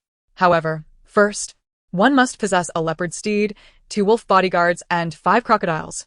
Qian refuses to walk a few steps yet is willing to traverse the forest to seize others' refuse. Truly, it brings me to tears. You can praise her all you want, but there is a limit. Qian's actions mirror those of a brigand. Isn't this a violation of the rules? It infuriates me. Qian has no sense of shame, devoid of any moral compass. Qian's trash-stealing escapade quickly became a trending topic. When Qi Lisong heard Secretary Zhong's report, he initially thought that within a day, his little fool had fallen so low as to resort to scavenging for garbage. Unfortunately, Qi Muse and Qi Chaoxing shared the same sentiment, feeling apprehensive before clicking on the link. After reading the entry, they fell silent. Is this rubbish truly necessary for her to seize? Moreover, she can hardly be bothered to take a few steps. How did Qi Fengxiao raise such a child? On the island, Qian lounged at the entrance of her bamboo hut, a lazy leopard sprawled beside her, allowing her to pet it at will. Qi Fengxiao remarked, Don't tell me you slept all day and woke up only to stroke the furry creature. How could that be? I just want to collect trash. Qian blinked innocently. Look at those trash bags. They are all ours. All of them? Qi Fengxiao's eyes nearly popped out. When did you collect so much in just a few hours? Because we collected it. Ling Qian's ominous voice came from behind. Your lovely niece threatened us with a leopard and crocodiles and took all our trash. Gu Hua, equally incensed, added, Brother Qi. Don't you think she has gone too far? I toiled all day, my hands raw, and she swoops in and takes everything. Qi Fengxiao. Stealing? Trash? All this was taken by Qianbao. Qi Fengxiao was astounded and gave Qian a thumbs up. Well done, Qianbao. How did I not think of this tactic? Qian replied, Stay low-key. This is merely basic skill. Gu Hua and her companions were fuming. You must give us an explanation. How can one behave so irrationally? Qian is no different from a bandit. Wenli hesitated but said nothing. She felt grateful to Qian and could not harbor hatred for having her trash taken. Luo Zichuan, too, had willingly surrendered his refuse. The only ones untouched by the theft were Xin Jing and his son, Tang Xian, who felt somewhat flattered. For some reason, they sensed a peculiar gratitude. Qian could have robbed all of them, yet she refrained. What does this signify? It indicates how soft-hearted and kind she truly is. If Gu Hua and the others heard this, they would surely be incensed. In response to Gu Hua's protests, Qian remained silent. The leopard at her feet sat up, its gaze menacing, growling threateningly. They fell silent, not daring to utter another word. Suddenly, Qi Fengxiao recalled something. Wait. You intended to steal their trash all along. Why didn't you inform me? I collected trash all day as well. Qian feigned innocence.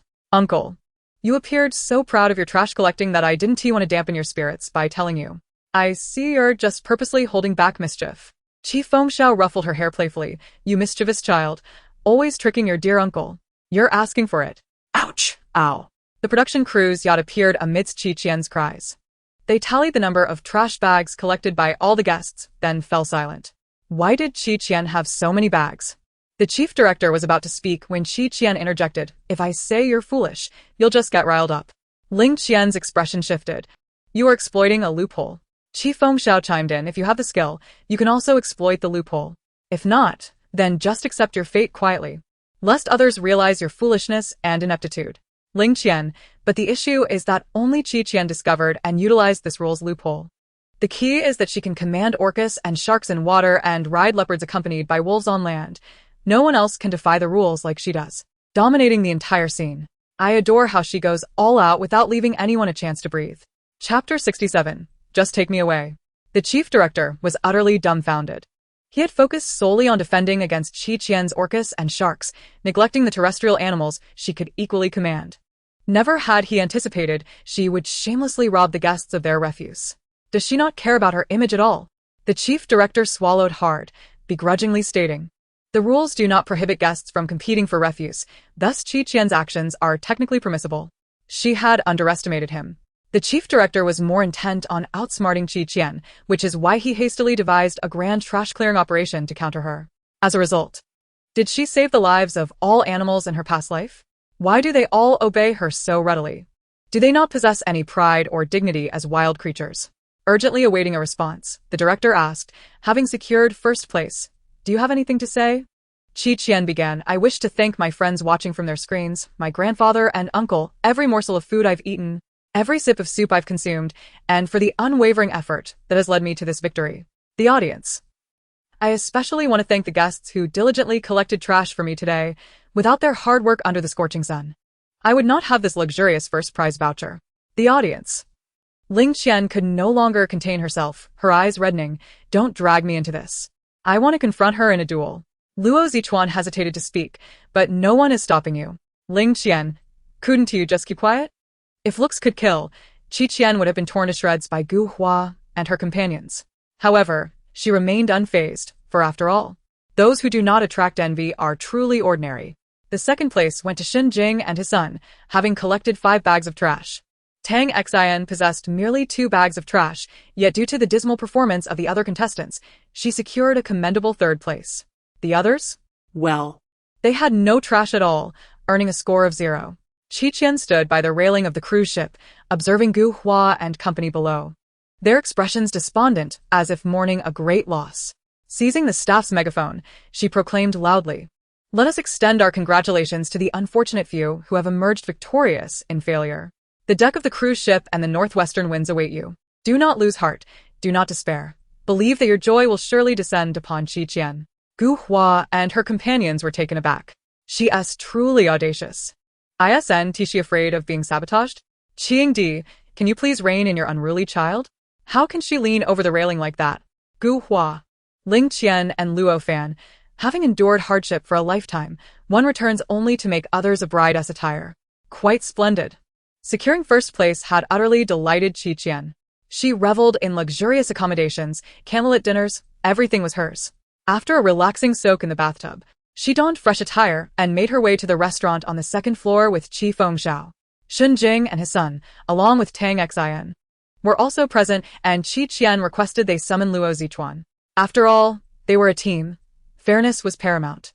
The chef had prepared an extravagant feast, complete with champagne, floral arrangements, and candlelight, creating an atmosphere that was simply enchanting.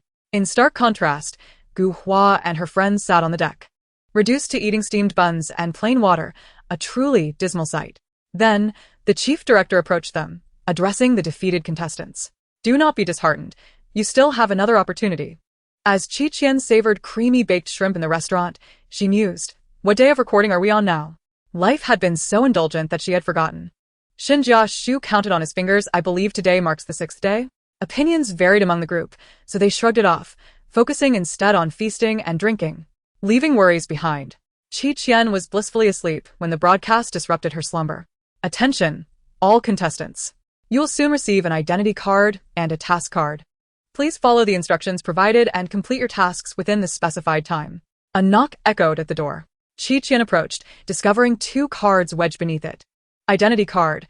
You are the pitiful, feeble prey, soon to be encircled by hunters wielding shotguns. Flee. Escape to where they cannot find you. Task card. You must retrieve the golden identity card from the hunters without the use of weapons. The shotgun is your weakness. Being hit by it will lead to your elimination. Who would wish to engage in such a game at night? Qi Qian yawned. Just take me away. I'll sleep wherever. They all knew that Qian was the most challenging contestant among the group. The broadcast continued. Players who have failed must accept punishment. There will be no breakfast tomorrow. No breakfast. No breakfast. Qian's expression was devoid of emotion. She was both sleep-deprived and furious. How dare they withhold her breakfast tomorrow? She noted this down. I thought this survival live stream would wrap up in just 6 days. It turns out they were waiting for them. Hunters must gather clues to identify their prey. As long as Qian diligently hides, she should be fine, right? Aren't you always praising Qian's boundless abilities? In this situation, I wonder what she can stir up. As she stirs, she might just sink herself. Critics would never miss an opportunity to disparage Qian. The chief director, gleefully observing from behind the monitor, chuckled. For the script, I've been feeling quite cool-headed lately. I refuse to believe Qian can still triumph. The staff chimed in, only someone as astute as you could conceive such brilliance. Qian, the rebellious one, is the most challenging. It is only fitting she plays the prey. Oh, the delightful spectacle of cat and mouse is about to commence.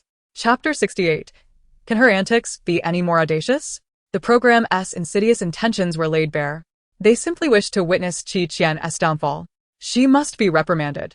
In her room, Qian heard footsteps approaching. Leading the group was Ling Qian, arriving at the door. They had checked the preceding rooms, finding no one. The prey was most likely hidden within. Kick the door down. With a loud crash, the door swung open. Finding the room empty, Ling Qian frowned. Is there no one here? They failed to notice a figure clinging to the ceiling, stealthily inching towards the exit like a spider. Qian chuckled inwardly. Did they think they could catch her? She nimbly crawled along the wall and out of the room without alerting anyone. Unfortunately, Luo Fan happened to stroll down the corridor. He passed by obliviously, entirely unaware of Qian's peculiar position, poised above him. Had he looked up at that moment, he would have likely suffered a heart attack. Qianmei, what are you doing, haha? How can anyone climb a wall so smoothly? It's confirmed, in a past life. She must have been either a spider or a monkey. Where will she hide next? Hide? That was out of the question. Qian never intended to conceal herself. She swiftly descended the wall, reaching the opposite side of the cabin, where she collided with Tang Xian. Qian. Tang Xian was about to rush over when she suddenly halted. Qian, what identity did you obtain? There was a hint of caution, but not much. Tang Xian quickly shook her head. Not me. I'm just like you, one of the hunters. Then, what is your task? Tang Xian, caught off guard, revealed her task card. Golden identity card, held by a hunter symbolizing the sun, music, poetry, prophecy, and medicine. Qian pondered. Among them, only Luo Fan had a profession related to music, while Shun Jing had some medical knowledge. However, she felt the clue had no direct correlation to their professions. Qian formulated a hypothesis. Xian, let us split up. If you find any clues, let me know. Tang Xian, trusting her, replied, all right, but you must be careful. She believed Qian's quest for clues meant to investigate secretly. Yet, as soon as she turned, she witnessed Qian banging on other people's doors with great force. Is there anyone inside? If so, make a sound. I advise you to surrender early.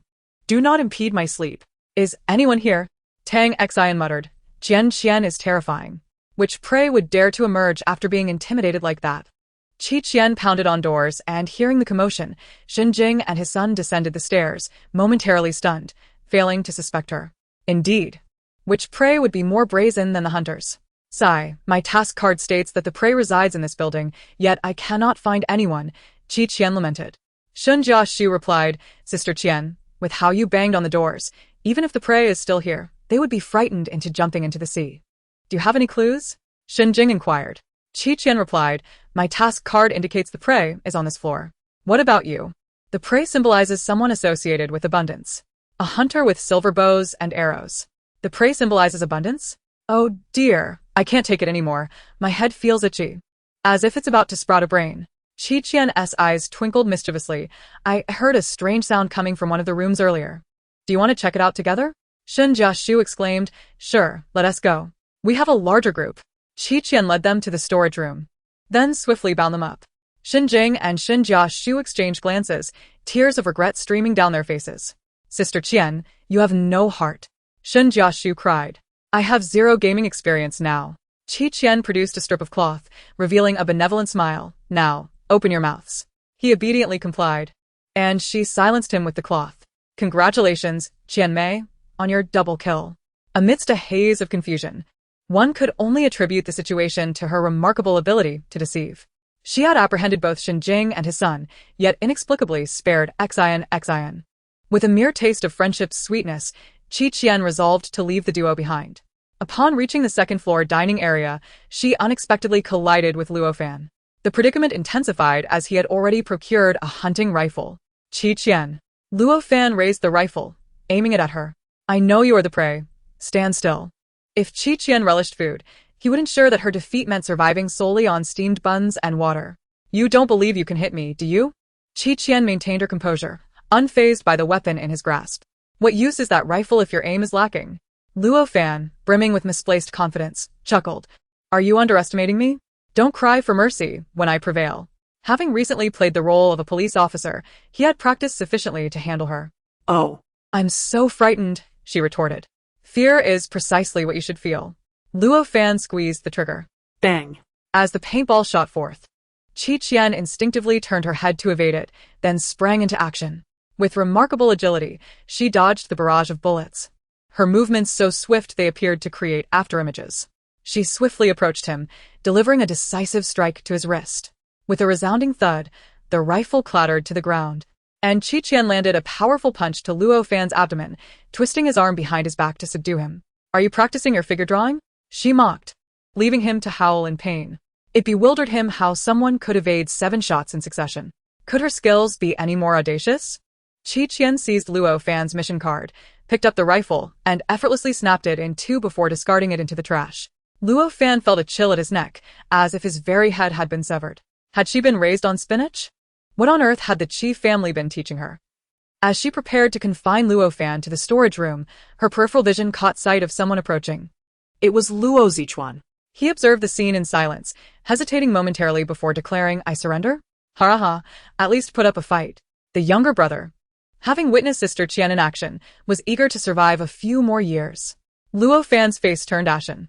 To surrender immediately was a disgrace. In his moment of desperation, he seized the opportunity to escape while Qian conversed with Luo Zichuan. Unbeknownst to him, she had kept her foot on his shoelaces to prevent his flight. As he spun around, the force of his movement sent him sprawling to the floor. His sweatpants slipped down, exposing his legs to the cool air, akin to having consumed 2 chilled peaches. Even more embarrassing was the sight of his bright red underwear, emblazoned with the words, Luo Fan is the best in the world. Chapter 69. Your father is still your father. These words shone like a blinding light, illuminating the corridor and the streaming audience's gaze. What the heck? I nearly burst out laughing in the cafeteria and almost got conscripted for Kung Pao chicken. On the surface, Luo Fan appears as the all-capable puppy, but in reality, he the one with Luo Fan is the best etched on his underwear. With over 90 million viewers tuned in, Luo Zichuan was left horrified. How can my brother be such a weirdo? Qian interjected with a mocking tone. Luo Fan is the best in the world? Which champion are we talking about? The one in bright red pants, ready to rob a bank? Shut up. Luo Fan tugged desperately at his waistband, mortified and wishing to vanish into the sea. Qian, unperturbed by his fragile ego, bound him and stuffed a cloth in his mouth to silence him. Could you at least let me pull my pants up first? Luo Fan protested in humiliation. Luo Zichuan, ever compliant, extended his hands to assist Qian in binding Luo Fan. Just then, Gu Hua's voice rang out. Qian, release Luo and Zichuan. You are surrounded. Following closely was Ling Qian. Qian glanced at their numbers and chuckled, realizing it was merely the 2 of them. Their bravado led one to think they had a horde of reinforcements. What if we add this? Gu Hua and Ling Qian simultaneously raised their rifles. Qian tossed Luo Zichuan aside and challenged, shall we see? She dashed to the staircase, sliding down the railing with exhilarating speed. Gu Hua took aim. A triumphant tone in her voice. Qian, stop struggling. You will lose eventually. It's better to concede now. Don't shout at me. I've been afraid of dogs since childhood. You won't shed tears until you see the coffin. I have a gun. What do you have to challenge me with? Just the fact that I'm your father, ever-changing. Gu Hua faltered, then without hesitation, fired several rounds at Qian. Bang, bang, bang. Qian deftly rolled down the staircase, evading the final paintball while landing gracefully, unfazed. Such poor aim. You can't even hit me. Ling Qian freed Luo Fan from his bindings, urging him to assist. Ignoring Luo Zichuan, he surmised the latter would side with Qi Qian, so it was better to leave him bound. The trio raced down the stairs, only for Qi Qian to discover the doors on the lower floor were locked tight. "Why aren't you running?" Ling Qian taunted, then unlocked the cage behind them. A cacophony of unsettling noises erupted from within the cage. Suddenly, a flock of formidable white geese burst forth, charging at Gu Hua and her companions. Gu Hua's expression shifted dramatically. "Geese. How did they get here?" Ah. "Don't peck my backside. Get away." It is well known that geese are notorious for their ferocity, rivaling even crocodiles and tigers. One goose is challenging enough. A whole flock? Gu Hua and her companions were soon overwhelmed, stumbling about in chaos, their backsides under siege. The trap set for Qi Qian had backfired spectacularly. Standing atop the staircase, she observed the trio being mercilessly harassed by the geese and let out a whistle. "You may be strong, but when the geese come forth, your bravado is meaningless. Ha ha ha, she seems to command every creature. The Goose Brigade. Charge forth. It is our honor to protect the princess. Onward. Qi Qian, I have always been the source of annoyance for others. No one else is entitled to vex me." As the chaos ensued, Qi Qian whistled again, calming the geese. Gu Hua and her friends never imagined they would be cornered and attacked by a horde of geese. Their backsides felt ablaze, limbs numb, and their vision dimmed, as if the stairway to heaven was slowly unveiling. The lead goose turned to Qi Qian, seemingly inquiring, "Boss, shall we cook them? I hear iron pot cooking makes everything delicious." Qi Qian mused, "That may be true, but it's the iron pot cooking of geese that truly tantalizes the palate." The goose replied, "Then you should enjoy it. After all, we are destined to be cooked by humans anyway." Qi Qian directed her gaze towards Gu Hua and her companions. "Who holds the golden identity card? Hand it over, and I might spare you." "It's not with me." Luo Fan hastily expressed, "I have never seen such a thing." His sweatpants were already loose, and if these geese pecked at him a few more times, he might as well take flight. Ling Qian's face twisted in a shade of deep gray. "It's not with me." "Neither is it with me." Gu Hua's eyes were rimmed with red. Qian. "Quickly, make these geese go away. It's just a game. Is it necessary to be so ruthless? When you pointed guns at us, weren't you quite arrogant?" Qi Qian smiled. "One might mistake you for a pencil case, with so many pens inside." With her hands in her pockets, Qi Qian said, "Yes, yes, yes. You are the most beautiful, the best. My pig at home can't compare to you."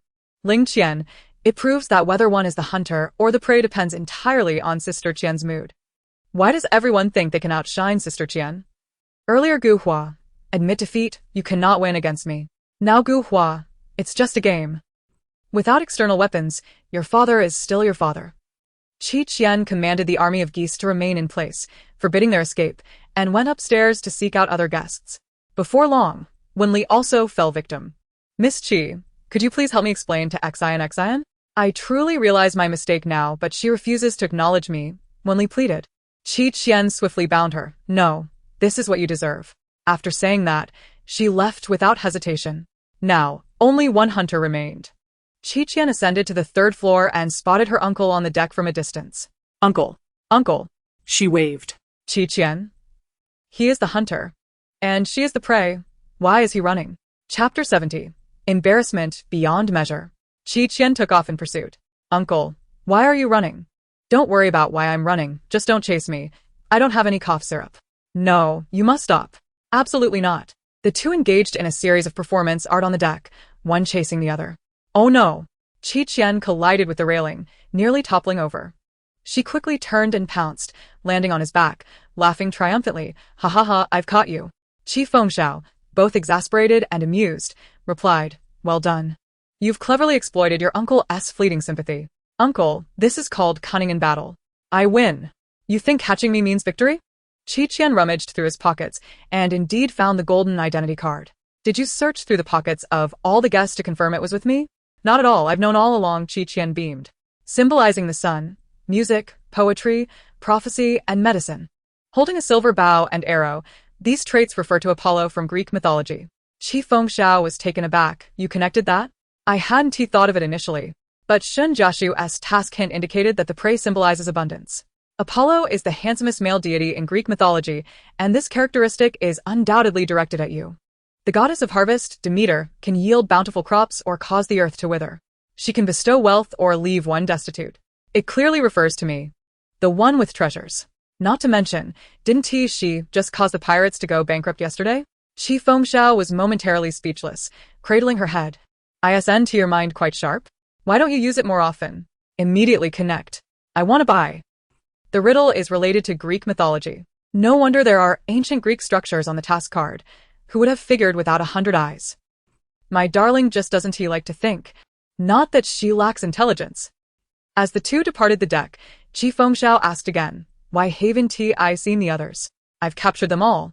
Qi Qian replied cheerfully, but we can discuss that later. Our hunt has only just begun. Qi Fengxiao felt a sense of foreboding from her expression. Who would suffer next? The production team shared the same confusion regarding Qi Qian's statement. They were about to announce the end of the game when they discovered that both Qi Qian and Qi Fengxiao had simultaneously vanished from the surveillance cameras. Then, there was a knock at the monitoring room door. When the door opened, Qi Qian stood outside, presenting an innocuous smile to the room full of staff. Good evening, my prey, all members of the production team. Half an hour later, on the cruise ship's deck, several individuals were suspended from the mast. Fluttering in the wind, Qi Qian sat cross-legged below, holding half a watermelon and scooping out bites with a ladle. Nodding as she tasted, she remarked, "This melon is delightful. Well purchased. Would you like some?" Realizing her oversight, she added, "Oh dear, how could I forget you can't eat watermelon right now? Alas, just watch me eat." The chief director hung at the top, his face lined with regret as the sea breeze dried his tears. The staff pleaded, "Miss Qi, please spare us. We were only following the chief director's orders. We didn't mean to disturb your slumber. It was merely breakfast. How much do you want? We'll have the chef prepare it for you. Just let us down." Qi Qian replied, "Oh no. Where did that rebellious spirit of yours go?" The staff. Indeed. They had resisted. Over 20 of them couldn't even approach a single girl and were instead countered by her. Embarrassment at its peak. "Qi Qian, dear. What would it take for you to let us go?" The chief director implored, rubbing his hands together in flattery. Qi Qian pondered. "You woke me in the middle of the night and made me run for so long. I'm absolutely famished." The chief director responded. "I'll immediately summon the chef to prepare you a late-night snack. Plus, a table of desserts. As for breakfast tomorrow, order whatever you wish." Qi Qian contemplated. "Is it just for me, or do the other guests receive it too?" The chief director felt a chill run down his spine, forcing a smile. "Just for you. It's all yours." "All right, considering my kindness," she replied. The chief director added, "Isn't it more about my humility, sacrificing my dignity as a director?" Qi Qian released them. "I expect to see my late-night snack within half an hour." All right. The chief director left, his expression one of suppressed frustration. "Today, you are all in for it. Over 20 people couldn't handle a single girl. How useless. If it were me, believe that with just one slap from Sister Qian, I could make her beg for mercy. You're merely hanging in the wind, while she's been starved all night." The comments section erupted with laughter. Only a few detractors fixated on Qi Qian's actions, but they were soon drowned out. Not only would they watch her feast, but they also had to endure the penalties for losing the game, a special blend of bitter melon and devil pepper juice. The dark red liquid in the glass exuded a foreboding aura, causing all faces to pale. "Director, do we have to drink this?" Luo Fan swallowed hard. The chief director coldly nodded. "Who told you that you couldn't handle even a cute little girl? Come, everyone, take a cup." Luo Fan begrudgingly grasped a cup of the concoction, bringing it close to his nose. The odor nearly made him retch. The others, witnessing his reaction, hesitated, their hands trembling slightly. Qi Fengxiao urged, Qian, it was because of you that he lost. You can't just stand by." Qi Qian blinked. "Uncle. Don't be afraid. Be brave. My heart is with you." Qi Fengxiao replied, "Why don't you lend me your mouth to drink?" Suddenly, a dreadful scream echoed. Luo Fan, after gulping down the mixture, contorted his features, his face turning purple as if poisoned, collapsing to the floor, frothing at the mouth before losing consciousness. The others? What the hell? One sip could genuinely kill someone. The chief director urged everyone, "Don't just stand there, whether you drink early or late. You must drink it. Why not just down it in one go?" The others retorted, "It's easy for you to say. Why don't you do it yourself?" Lin Qian frowned and said to Gu Hua, "Hua, don't drink anymore. I'll finish this glass for you." Gu Hua looked touched. "Thank you, Brother Qian. You're truly wonderful." Chapter 71. Still want the recipe? Lin Qian, with the gallantry of a hero, closed his eyes and gulped down the mixed juice. In just a second, his expression changed dramatically, and he froze. Gu Hua sensed something was amiss and gently pushed him, Brother Qian. Before she could finish, Lin Qian toppled sideways, convulsed a few times, and fell silent. Help! Another one has collapsed. Shivering, is this fruit and vegetable juice or poison? Lin Qian, you let me drink it. The next moment, I'm taking my leave first. Gu Hua's voice trembled. Director, are you sure this is safe to drink? 2 people have already fainted. The chief director reassured, don't worry, it just tastes a bit unpleasant, but the fruit and vegetable juice is highly beneficial to the body. The others exchanged skeptical glances. Really? I don't believe it. One by one, the guests began to collapse. Finally, it was Chief Fengxiao's turn. He felt that whether he died early or late, he might as well die early and be reborn. He downed the mixed juice in one go. Huh. Chief Fengxiao looked at the cup in his hand in astonishment. It wasn't tea bad at all? And what was this flavor of mulberries? Why does it seem like Qi the actor is completely fine? Could it be that it's actually not bad? The 8 people lying nearby would disagree. Perhaps Brother Qi's taste buds have mutated. The only one who laughed till the end, eating shallow. Chief Fengxiao sat beside Qi Qian and lowered his voice. Did you secretly switch it for me? Uh-huh. Qi Qian did not deny it. Didn't you say you didn't want a drink? Little treasure, my dear niece. Chief Fengxiao was moved to tears, hugging her tightly. I didn't waste my affection on you. Then can you peel shrimp for me? Shun Jiashu has fainted. And no one is here to peel them for me. The sentiment was premature. Chief Fengxiao resignedly put on gloves and peeled the shrimp for Qi Qian, dipping it in sauce and casually offering it to her. Wait a moment. Why am I so adept at this? While watching the live broadcast, Qi Lisan chuckled coldly. It turned out that his educational shortcomings lay with this youngest child. It was he who had spoiled Qi Qian. The night passed.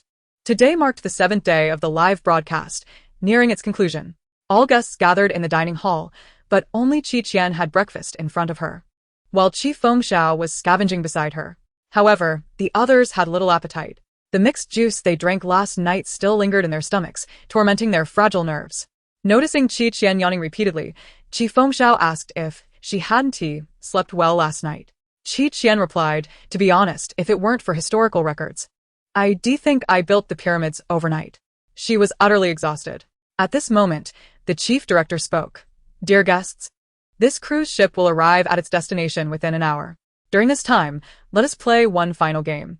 Upon hearing the word game, all guests wore expressions of discontent. If we fail the game, we'll have to drink the mixed juice again, right? No way. I'd rather die than take another sip. Can we have a moment of peace? My mouth still tastes of mixed juice. The chief director cleared his throat. Rest assured. There is no punishment this time. We will merely draw some questions from the live chat. Upon hearing this, all guests relaxed. The chief director continued. First question, what has been your greatest gain from participating in this variety show? Luo Fan smiled professionally. I have begun to reevaluate myself, realizing that one must not be arrogant or complacent, but rather remain humble. From beside, Qi Qian chimed in, Luo Fan, the greatest in the world? Luo Fan's face turned crimson, his toes curling in embarrassment as he raised his cup. Haha, Luo Fan woke up at midnight. No, is she sick? Let us send off the all-round little pup and welcome the bitter tea prince. Shun Jiashu's younger brother raised his hand. Me. My greatest gain is following Sister Qian, living to 99. Working with Sister Qian, I'll share half the treasure. Joining the shallow door ensures eternal life. Qi Qian's voice drifted again. Those who believe me, bind them, gag them, and lock them in a dark room. Shun Jiashu. He fell silent. Why are even allies attacking me? Qi Qian continued. Efforts in vain are still efforts. The hard-earned trash goes into my pocket. Gu Hua, it's only the first question. And Qi Qian has filled the entire room with animosity. Sister Qian, who was called up before getting enough sleep, has lost her mind and started rampaging. Is this sword a must-have for her? The chief director asked the next question. Has this survival experience enhanced the familial bonds between you? Shun Jiashu responded, Director. There's a group among us that isn't family. Everyone turned to look at Gu Hua and Lin Qian. Qi Qian took a sip of milk. You don't understand. Don't look at young Master Lin being only in his teens. He is actually someone's child. The faces of Gu Hua and Lin Qian changed simultaneously. Qi Qian, can you go a day without spouting nonsense? How did we become mother and son? Lin Qian gritted his teeth in inquiry. Qi Qian replied, Oh? Did I say you were mother and son? Aren't you someone's son? Lin Qian choked, realizing he had fallen into Qi Qian's verbal trap, his expression darkening. Gu Hua smiled gently. My family and brother Lin's family are quite close. So we consider each other family. After speaking, the two exchanged a smile. Xin Jeshu remarked, it really looks like a mother and son. The two retorted, only you have a mouth, babbling all day. Xin Jing added, I tell my son we're father and son, but we're actually more like friends. So I feel nothing has changed. Dad, can I call you big brother from now on? No. Oh. When it came to Wen Li, he managed a more forced smile. I previously made some mistakes due to prejudice, pushing my originally dependent and loving daughter further away. If possible, I hope to make amends. Tang Xian averted her gaze, lowering her head to drink water, remaining silent. Qi Qian quipped, I broke the mirror. Oh, I glued it back together. The next day, looking in the mirror. What the heck is that terrifying thing? Wen Li. How does Sister Qian confidently choose madness between shining and glowing? No one can survive a minute under Sister Qian's blade. If they do, they get another one. Qi Fengxiao couldn't help but cover his face. He was genuinely afraid that little treasure would be beaten to death here due to her lack of filter. He thought so and reminded her accordingly. Qi Qian looked apathetic. Whatever, if they can't beat me, I'll just spit at them. Qi Fengxiao. The chief director announced, the last question is directed at Qi Qian. Seeing the gleeful smile on the chief director's face, the others sensed that the upcoming question was likely unfriendly. Sure enough, a viewer asked Qi Qian, what do you eat every day that makes your fart so foul? It was a double entendre. Lin Qian burst into laughter. Good question. I'd like to know too. Gu Hua's eyes glinted with mockery. Qi Qian replied leisurely, it's fine to let you smell it. Do you still want the recipe? Qi Fengxiao laughed heartily. Everyone. The viewer who posed the question, I can't compete. It's truly unbeatable. At that moment, a staff member rushed in. Director, trouble. Our cruise ship has been surrounded. Chapter 72. I don't know if it's written yet. The chief director's hand trembled. Pirates again. No. It's a huge group of orcas, sharks, and dolphins. The chief director. On the sea, a swarm of marine animals surrounded the cruise ship, as if they had come for a fight. A timid person might faint on the spot. I see. I thought I forgot something. It turns out it's baby orcas. Chi-chan placed her milk down and followed her uncle outside.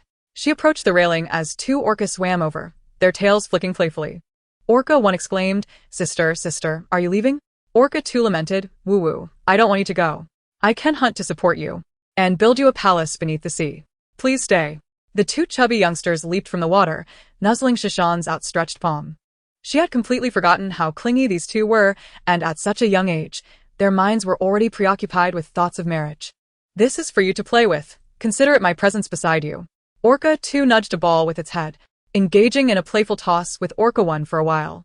A shark attempted to snatch it but hesitated, fearing retaliation.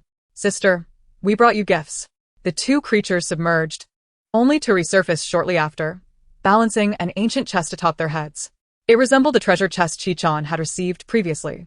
Orca 1 said, Sister, the sea is poor, and we have no grand gifts to offer. Orca 2 added, you mentioned liking this kind of chest before, though it may not be worthy of you. But since you like it, it's yours.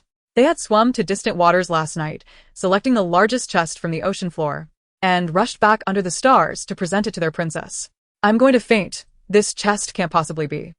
Orca babies, come to Auntie's house. Auntie will take care of you. They chased the cruise ship all night just to give Chi-chan a farewell gift? My boyfriend doesn't even think to give me flowers on our anniversary. I'm not envious. Not at all. The production crew and other guests were left in disbelief upon seeing the haul. Surely, no one would come back with a second chest after already possessing one filled with treasures. Wouldn't it be fair to share? Chi-chan refrained from opening the chest publicly this time. Instead, she expressed her gratitude to the orcas, saying, Thank you. I truly cherish it. Orca 1 asserted, Sister, if you whistle, I'll come from miles away. Orca 2 added, I will ensure that the sperm whales produce plenty of waste to send to you in the future. Chi-chan replied, No, that is quite unnecessary. She then took out her phone, wishing to capture a commemorative photo with them. The animals surrounding the cruise ship erupted with excitement, all vying to take pictures with Chi-chan. She handed her phone to a crew member, calling for her uncle and others to join in. The crew member maneuvered backward, striving to include all the animals in the frame. It was imperative. Several great white sharks were glaring at him, seemingly poised to leap and bite if they were excluded. 1, 2. The click of the camera perfectly encapsulated the moment on the deck railing, marking the finale of this live broadcast. Upon reaching the shore, the fleet dispatched by Qi Lisan awaited eagerly. The crew's hopes of keeping the treasures were dashed as they watched the bodyguards load 2 treasure chests, along with a large barrel of pearls and marine products, onto the vehicle. Qian and Qi Fengxiao settled into the car as it drove away. Some remarked sourly, 8 cars to pick her up at once? The princess isn't even as grand. It's wonderful to be the granddaughter of Qi Lisan. Are you forgetting about Qiangdi? You mean the Qiangdi who would have to sell sweet potatoes by the roadside if he retired? That's too hasty. The Qi family's convoy was filmed and posted online, igniting a wave of discussion. Fans fervently tagged Qian, hinting that she should not forget certain transactions. While in the car, Qian recalled her long-unused Weibo account, posting a lottery announcement. Within 10 minutes, it had garnered over 1 million shares. What's the big deal about a few pearls? Listen to me. Don't share. You win anyway. Better to let me have the chance. Uffed. Even in the Arctic, I can hear your scheming. I thought Qian would at most give away 20 pearls. But she's actually offering 50 per person, enough to make a necklace. Sister Qian, I would transform for you. Look at me. These pearls not only captivated netizens, but also attracted the attention of wealthy socialites who eagerly shared the post. After sending out the Weibo post, Qian set her phone aside. Aren't you going to see how your fans praise you? Qi Fengxiao scrolled through her phone, noting that their comments were remarkably verbose. Qian, keep your hands to yourself. What if I see a bad review? My fragile heart cannot bear it. What? Did you just call yourself fragile? Yet, it was for the best. Her role as a struggling 38th tier extra could continue. Qi Fengxiao glanced at Qian, who was playing with a turtle shell, and nodded in satisfaction. By the way, little miss. The bodyguard in the front seat spoke respectfully. Uncle Nan instructed us to remind you about your summer homework before we departed. Qian blinked, huh? The bodyguard continued. Uncle Nan mentioned that he noticed how lazy you appeared during the live stream, so he tasked your tutor with doubling your assignments. And when we get home, he will check on the homework you've written since leaving. With a thud, Qian dropped the turtle shell. Qi Fengxiao dismissed it. It's just a bit of homework. You can finish it in no time. Why the need for a reminder? As he spoke, he noticed Qian's face turn blank, as if she had lost her soul, and suddenly felt a sense of foreboding. Qian, please tell me you've done it? Qian, dazed, replied, I didn't even bring my homework to my second uncle's house. How could I have written it? Her mind simply could not accommodate such a horrifying thought. Then where did you leave it? At home, with the black dog. Qian lamented, I left it with the black shepherd. I told it to keep an eye on it and write as much as it could, but who knows if it did anything? Qi Fengxiao. The bodyguard. Wait, you had a dog write your homework? Isn't that a bit excessive? Chapter 73. What's a girl to do? There was no option left. Qian's expression began to shift drastically. I'll call Uncle Nan and ask him to have the dog answer the phone. Then I'll instruct the dog to chew up the homework, obliterating the evidence. If the homework is gone, how can they claim I didn't do it? Hee hee. Don't laugh so menacingly. Qi Fengxiao felt a chill run down his spine. It's just homework, not the end of the world. The dog is innocent. It merely lost its innocence, while I lose my freedom. Qian gradually lost her rationality. Qi Fengxiao quickly snatched her phone to prevent her from executing such a deranged plan. How terrifying. What has homework become that it instills such dread in children? Look at how it has twisted a normal child into this state. Qian's eyes brimmed with tears. Really? Would Uncle deceive you? With him around, you would never face the old man's wrath. Uncle. You are the best uncle in the world. Immediately, both uncle and niece turned to the bodyguard driving, their eyes conveying a clear threat. The bodyguard sweated nervously. I didn't hear anything. Would he be silenced? Half an hour later, the convoy arrived at a service station to refuel. Qian requested to use the restroom and asked her third uncle to buy her some snacks from the convenience store. In the restroom, she encountered a plot against her. Qian thought it quite thrilling. Perhaps this could serve as an excellent excuse to avoid her homework. Thus, she cooperatively pretended to faint. Before long, she overheard someone speaking. Is this Qi Lisan's son? Why is he in the ladies' restroom? The response came in a dialect. How would I know? Celebrities fear being recognized, so they disguise themselves. But he's way too short. Oh, I swear I saw him get out of the car. There's no way to mistake him. Short or not. As long as we got the right person. Qian. She, adored by all. A celestial beauty whose charm blossoms like flowers and causes tires to burst upon sight, was mistakenly identified as her uncle, a tall, burly, and rather foolish man. This must be due to her uncle's gender not being sufficiently pronounced. As Qian tightened her grip on her fists, the black cloth covering her head was suddenly yanked away. A man, as slender as a bamboo pole, pointed at her and exclaimed, "See? I told you she must be the famous Qi. But how can she be a girl?" The hefty driver glanced over. His face contorted in rage. "Did you not say you wouldn't mistake anyone? Is this your idea of not being mistaken? You fool." The skinny man retorted. "Don't curse at me, all right? Can't we just use her to exchange for ransom? What is she worth? Perhaps she is related to that star?" The skinny man then asked Qian, "Little sister, what is your name? What is your relation to Qi Fengxiao?" Qian, with a glint in her eye, responded, "I am Qi Lili and Qi Fengxiao is my brother." "Siblings? Surely, you must have a good relationship. How much would your brother be willing to pay for your ransom?" "I don't know, but my brother is wealthy." The hefty man interjected, "Wealth is good. Being a star is great. Money comes easily. Unlike us, who toil all day and fail to capture even one person. The market is getting worse." The skinny man remarked, "Little sister, don't hold it against us for being cruel. Blame it on your affluence. My third uncle is merely an extra in plays, with pockets emptier than my face. How much money could he possibly have?" Qian thought to herself but said out loud, "My brother doesn't have much money, but he would scrape together what he could for me. You can rest assured. We all have it tough." The skinny man seemed to find a kindred spirit in her. "You are young and rather charming." Qian replied, "I mainly felt a connection with both of you upon meeting. Although you have captured me, you have not harmed me, indicating you are different from those nefarious kidnappers. You have principles and a conscience. Who would risk their life if not compelled by circumstance? Alas, you truly have it hard." These words moved the hefty man. "Indeed. We are not like those heartless kidnappers. We have a conscience and principles. We are righteous kidnappers. We only want money. We will not harm you." The skinny man untied Qian, reassuring her. "Do you have anything to eat?" "I am hungry," she inquired. Yes. What do you want to eat? We will make sure you have enough." "All right then." Thus, amidst Qi Fengxiao's furious chase, Qian found herself bonding with the two kidnappers. Qi Fengxiao had already informed both Qi Lisin and Qi Chaoshen about Qian's abduction via phone. Their elder brother, Qi Mixue, was abroad, rendering notification futile. Qi Lisin was still in a meeting, and only Qi Chaoshen, who had just stepped down from the operating table, received the call. He promptly contacted his high-ranking friend at the police station, requesting assistance. The police set up roadblocks and checkpoints along the routes the kidnappers might take, awaiting their capture. However, the kidnappers deviated from expectations, taking a longer route along the mountain road.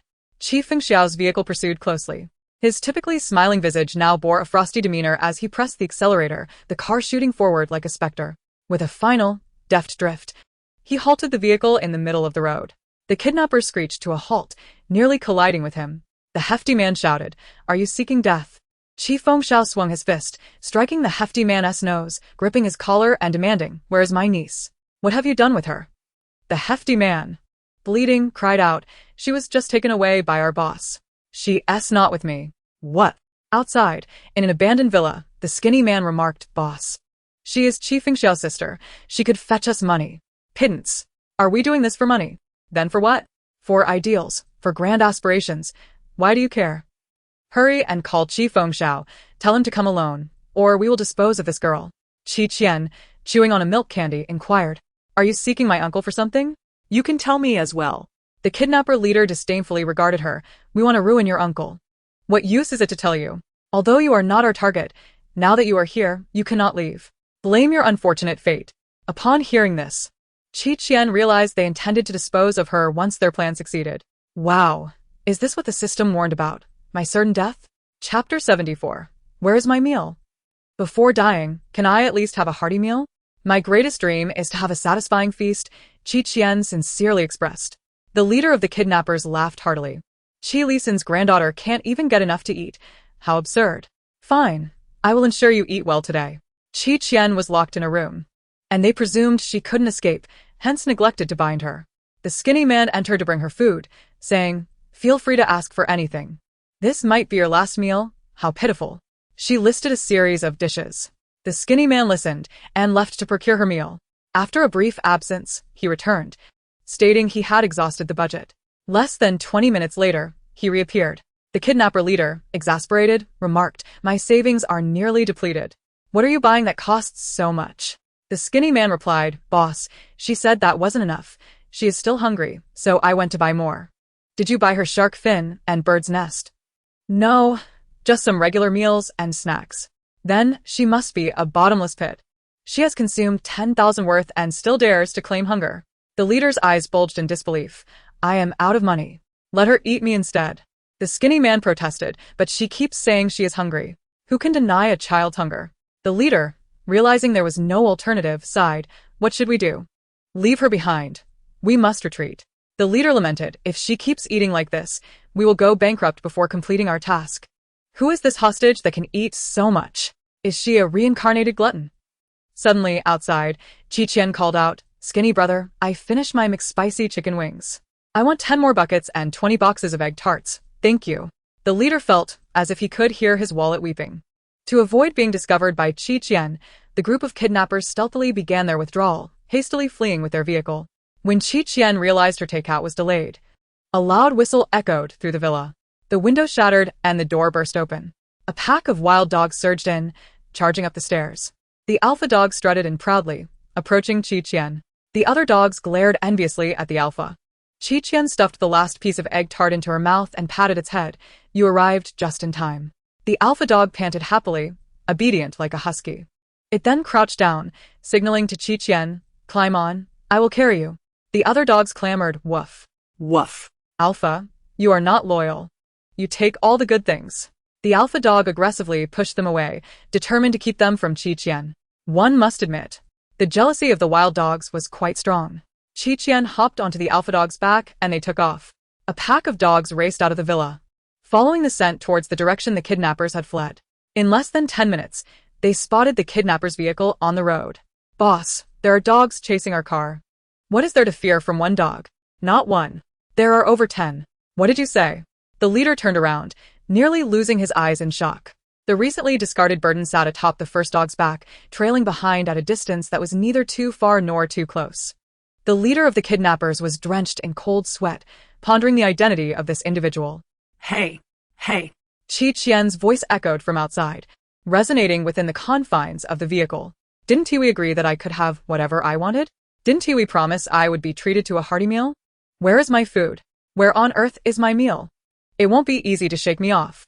The kidnapper leader was on the brink of a breakdown, exclaiming, "What is wrong with her? Is 10,000 yuan not enough for her appetite?" The other kidnappers murmured among themselves, "Who on earth brought her here? This is a malicious attempt to undermine our internal cohesion. Their intentions are sinister." A slender figure trembled in fear, too intimidated to speak. Qian declared, "If you make a promise, you must keep it. If you said you would feed me until I am full, you cannot abandon me halfway. Please, I beg you. Find someone else. We swear we will never kidnap you again." "But I am still hungry." The kidnapper leader could hardly maintain composure, lamenting, "Sister, it's not easy for me to earn some money. After feeding you, how much will I have left? I truly cannot afford this." He had aspirations. Yet, he could not do so without financial means. "Is this girl a demon? You deceitful lot, how dare you betray my trust?" Qian, irate, commanded, "Wong squad, charge." With a cacophony of barks, a pack of wild dogs surged forward, shattering the car windows, causing panic screams from within. The vehicle came to a halt, and the kidnappers were dragged out by the scruff of their collars, unceremoniously tossed onto the ground. Occasionally, a car would pass by, and upon witnessing the commotion, the drivers halted to capture the spectacle on their phones. "Hey, that girl riding the dog looks remarkably like Qian. No way. How could Qian possibly be here?" The onlookers buzzed with curiosity. Qian used the kidnapper's phone to contact the police, and then dialed her Uncle San. Upon seeing the unfamiliar number, Chief Fengxiao felt a pang of anxiety and blurted out, "Please don't harm her. I will give you whatever you want. No matter the cost." In just 2 short hours, he was on the verge of madness. The mere thought of Qian suffering any harm rendered his heart numb. Then, Qian's voice came through. "Uncle, it's me. I'm on the highway. Can you come pick me up? Wait right there. Uncle will be there shortly." Half an hour later, Chief Fengxiao arrived with the police, both rushing to the scene. Qian, he exclaimed, striding over to embrace her. "Are you hurt? Is there anywhere you feel unwell?" Qian was startled by his sudden embrace, letting out a long hiccup. "Oh, uncle, please loosen your grip. I can manage." The police had cuffed all the kidnappers, reproaching, "You have quite a nerve, kidnapping Mr. Chi's granddaughter." The kidnapper leader wailed, "Officer, I want to report this girl. She swindled me out of over 10,000 yuan." The police were taken aback. "What did you say?" The kidnapper leader recounted how Qian had consumed over 10,000 yuan worth of food within a mere 2 hours, demanding more, and had the audacity to chase them down on a dog, insisting they were responsible for ensuring her satisfaction. "We abandoned her, yet she pursued us relentlessly." "Officer, how is this not fraud and robbery?" Having played the villain for so long, he had never been subjected to such humiliation. Chapter 75. Cast out from home. The officers present struggled to contain their laughter, with one young officer unable to hold back a chuckle. This was certainly no case of fraud or robbery. This was an act of righteous justice. Upon hearing the tale, Chief Fengxiao remarked, "Serves you right. To dare kidnap my dear Qian. He has been lenient by not breaking your legs." Onlookers excitedly shared the video online, dubbing it the first hostage in history to bankrupt her kidnappers. Qian. What kind of sensational news is this? "Oh, it's you again, Qian. The pitiful state of the kidnappers reminds me of Pirates by the Daming Lake. Ha ha ha. What did Qian eat to devour 10,000 yuan worth of food in one go? Honestly, I want the link." "Wait, your main character was kidnapped. And all you care about is what she ate?" These little kidnappers are a laugh, trying to act tough in front of Qian. The comments section exploded with laughter, showcasing the power of Qian's fanbase. Before long, Qian arrived. The two uncles flanked their niece in the back seat, resembling an Oreo. "How are you managing the child? You indulged her during the live stream, yet you can't even protect her." Qian scolded his unreliable brother. Chief Fengxiao sheepishly replied, "It was my fault for not keeping a close watch on her, allowing the evildoers to take advantage." Qian chimed in, "Uncle, those kidnappers were simply unfortunate to encounter me. Consider it a service to the public." Qian narrowed his eyes at her. "Tell me, when the kidnappers abandoned you, why did you chase them for food? Are you starving at home?" "But at home, I'm not allowed to eat junk food," she retorted. Wasn't this the perfect opportunity to indulge? This was the so-called counterproductive effect. Qian rubbed his temples, wishing to admonish the child but ultimately relenting, his tone softening. "Did they hurt you?" "Yes, my fragile heart was wounded by their deceit, and I require a chilled cola to mend it." He had no business asking such a question. In the manner, Qian and Chief Fengxiao endured a severe reprimanding. "You can't even take care of a child. Your skills have diminished over the years." What? "Have you both grown tall, without growing wisdom? Have your basic judgment and vigilance been fed to the dogs? I fear one day you'll wake up to find your throats slit in your slumber." The two brothers hung their heads in shame. Qian was witnessing her grandfather's wrath for the first time and was taken aback, tugging at his sleeve. "Grandpa, it's not Uncle S' fault. It's those kidnappers who are to blame, and they have already been punished." "I haven't even scolded you," Qian said, gazing at her. "Do you think you are blameless? Chasing after kidnappers has made you quite the troublemaker. Do you want me to put you out?" Upon hearing this, the chastised brothers sensed a strange dissonance. Was this truly a lecture, not a compliment? Qian grinned. "Grandpa is so formidable. As your granddaughter, I certainly cannot be lacking. It's only fitting that others recognize we are family." Qian maintained a stern expression, warning, "No more foolishness. If you act recklessly again, do you believe I will cast you out? Children are inherently rebellious and troublesome." Qian shook his grandfather's arm. "I'm so adorable. You surely wouldn't want to throw me away." Qian could no longer maintain his facade, poking her forehead. "You're quite the chatterbox. I wonder whom you learned that from." "My uncle said I am gifted." Qian chuckled helplessly, smoothing out her disheveled hair. The chastised brothers pondered. Why does it seem like the crisis has been averted? We thought Qian would face a stern reprimand and be sent to reflect in isolation. Perhaps even tasked with writing a 5,000-word essay, followed by a 20-kilometer run to contemplate her actions. And yet, this is it? Qian and Chief Fengxiao felt no sense of injustice. After all, Qian had treated all 5 of them equally, with no favoritism. In their family, no one was particularly cherished, so no one felt slighted. Even Qian's mother was regarded by Qian with the same indifference as his sons. The affection bestowed upon Qian was unique within their household. However, Qian and Chief Fengxiao felt a pang of sympathy for her lack of parental figures, so they naturally held no resentment towards her. "By the way, Grandpa, where are my 2 precious big boxes?" Qian inquired, scanning her surroundings. Qi Lisan instructed someone to bring the 2 boxes into the living room. Upon opening, the radiant golden light could no longer be concealed. The first chest contained an array of gold and silver jewels, valuable yet not particularly worthy of collection. The second chest, however, was quite different. Qi Chaosheng stepped forward, astonished. Are these antiques? Indeed, this chest was filled with exquisitely crafted artifacts such as gold utensils and porcelain, alongside a dazzling assortment of gemstones and currency. They appeared ancient and rustic, marred by numerous scars, yet their worth was undeniable.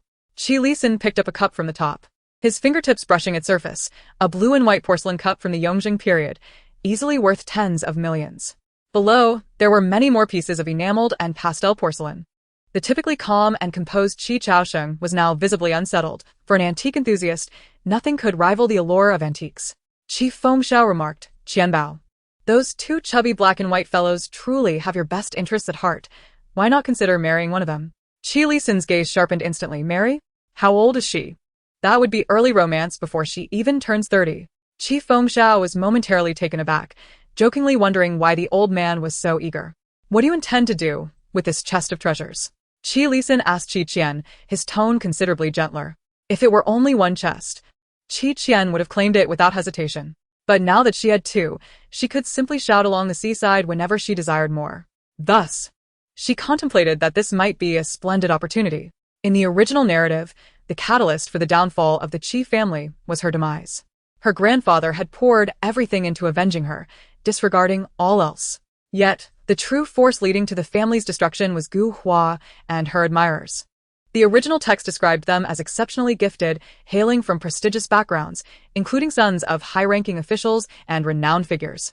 They uniquely revered Gu Hua, willingly orbiting around her, serving her every need, a more advanced version of infatuation. United, they gradually undermined the foundations of the Qi family, which was already at its breaking point. Qi Qian had never felt warmth from the Gu family, and Ling Qian, that sycophant, was not worth mentioning.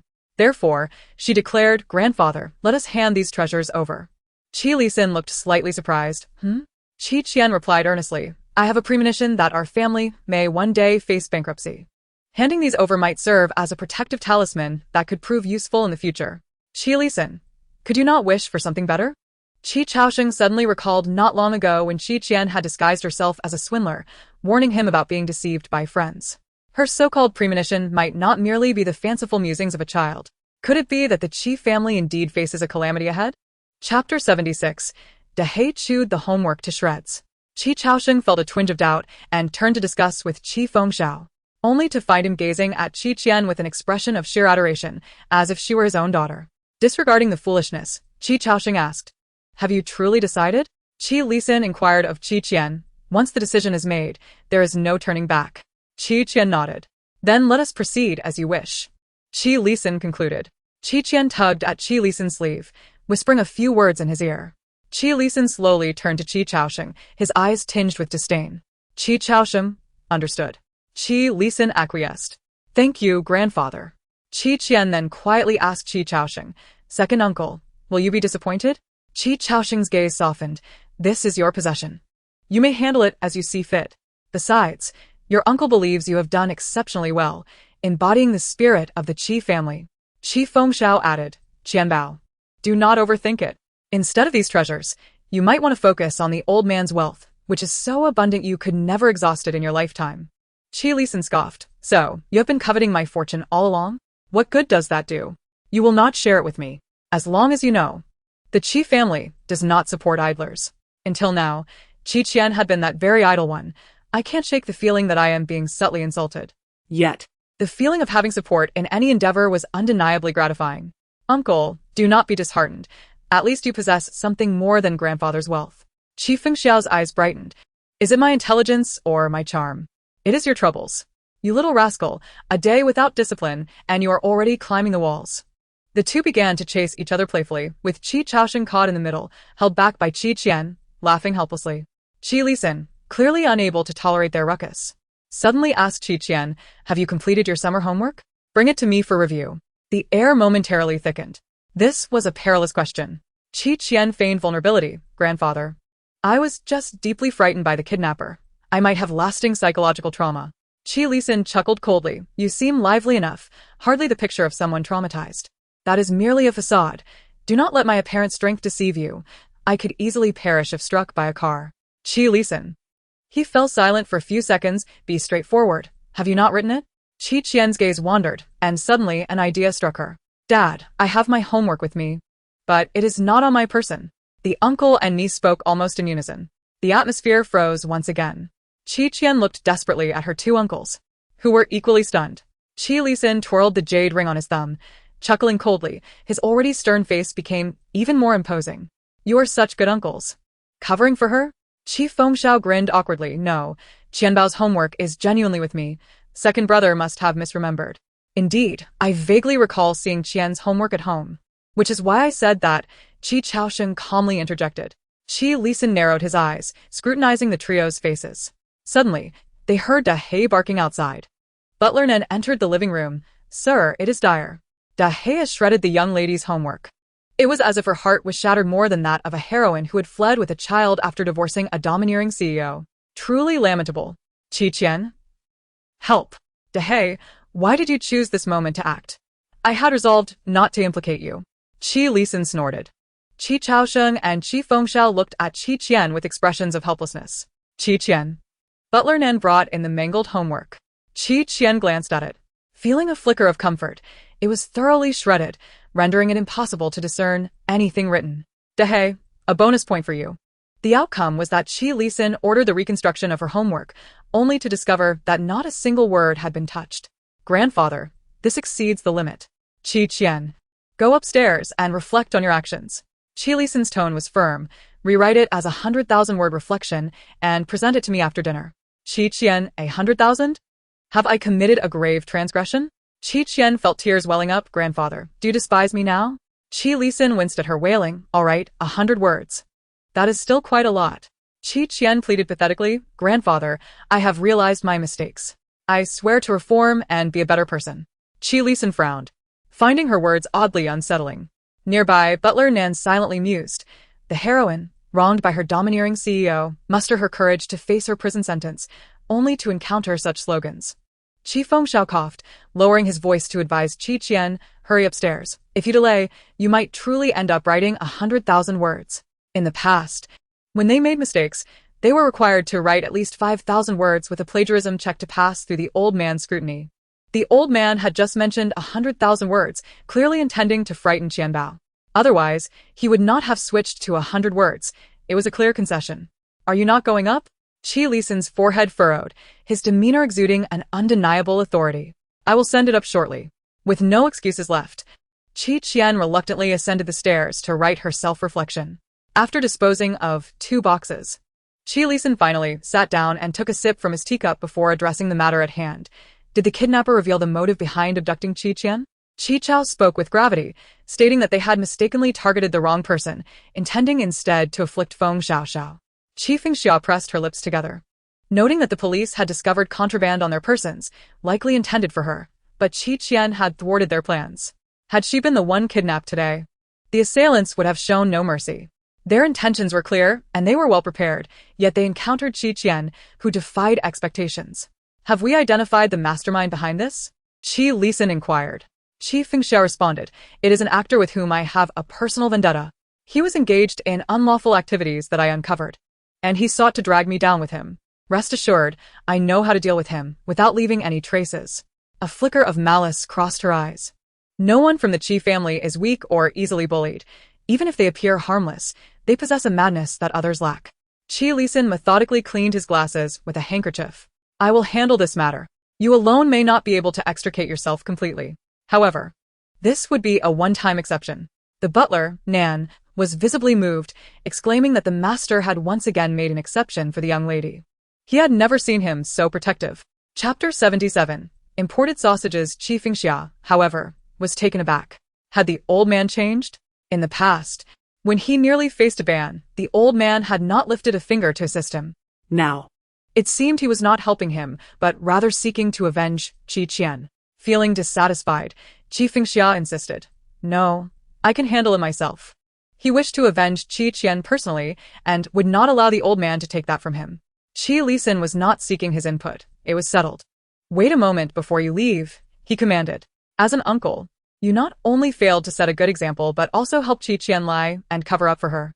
Qi Lisan coldly stated that each person was to write a 5,000-word reflection before departing. Qi Fengxia was taken aback, while Qi Chao merely sighed. That night, the three of them lamentably sat together to write their reflections. After dinner, Qi Qian knocked on the study door, presenting her reflection. Standing before Qi Lisan, she began to read aloud. Self-reflection. I deeply recognize my mistakes. After being kidnapped today, I consumed a platter of grilled ribs, wood fire duck, kung pao chicken, cherry meat. Buddha jumps over the wall, 12 servings of spicy chicken wings, 9 boxes of Portuguese egg tarts, and 5 large cups of cola. Qi Lisan's forehead twitched slightly. Is this a self-reflection or a menu? Grandfather, there's more, Qi Qian replied. I have come to realize that I should not eat so little. And I was wrong to beg for food because I was still hungry. Although food is delightful, one must have principles, just as cola should not lack ice. And wife cakes should not lack a wife. Qi Lisan maintained his patience, continuing to listen. After waiting for a moment with no further words, he looked at her. Is that all? Grandfather, I wrote 130 characters, far exceeding the limit. Qi Qian said, playfully massaging his shoulders. This is my limit. Your reflection begins with I was wrong, yet the entire text is filled with fluff? Qi Fengxia and Qi Chao's 5,000-word reflections could not compare to her ability to embellish. Qi Qian responded, as long as the sentiment is conveyed, the form is unimportant. For example, I love you, grandfather. Yet I have never felt the need to express it verbally. Qi Lisan attempted to maintain a stern demeanor, but it faltered in the face of her cleverness. He beckoned her closer, and she dutifully approached, only to receive a playful tap on the head. Scheming and being sly, Qi Lisan critiqued. You only say sweet things to please me. Then are you pleased, grandfather? Seeing your haphazard reflection, how could I be pleased? Then I will share half of my treasure with you. Please do not be angry. I do not covet your trinkets, he replied. Do you value my souvenirs? Qi Qian inquired, raising an eyebrow. Tada. She produced a shell necklace from behind her back. Grandfather, I found this beautiful shell by the sea. I think it's stunning. So, I want to give it to you. Qi Lisan's gaze softened slightly. This was the second time she had brought him a gift. The first had been a wooden carving. This time, it was a handmade, one-of-a-kind shell necklace. Although it was not particularly valuable, the sentiment behind it could never be measured by price. Unlike Qi Fengxia, who hadn't even thought to bring a pebble for his father, Qi Lisan fought back a smile. Feigning displeasure. You think a few shells will win me over? If you do not like it, I will wear it myself. Not that I dislike it. It is tolerable, he conceded, placing the shell necklace on his desk beside a figurine of a pai xiao. The following morning, Qi Qian awoke to the repercussions of her gluttony. At the dining table, Qi Lisan observed her sulking over her food and raised an eyebrow. What are you dawdling over?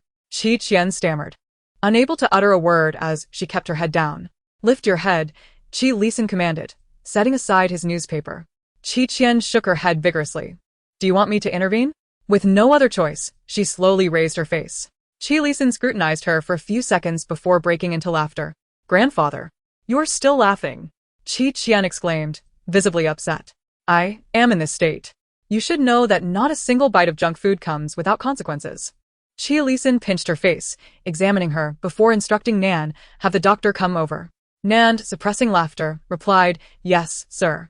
The doctor arrived shortly, unable to contain his amusement upon seeing Qi Qian's face. With her swollen lips resembling sausages, she resembled a small duck filled with questions, quacking, what's so funny? Have you never seen a beautiful girl? The doctor replied, indeed, I have never seen a beauty with lips swollen like sausages. Nan comforted her, young lady. Your lips are quite unique. They clearly indicate a premium imported sausage. Qi Qian was not soothed. Flowers may wilt, but I will truly wither. After examining Qi Qian, the doctor left behind an array of medications and 3 pages of instructions before departing. Qi Lisan unabashedly mocked Qi Qian.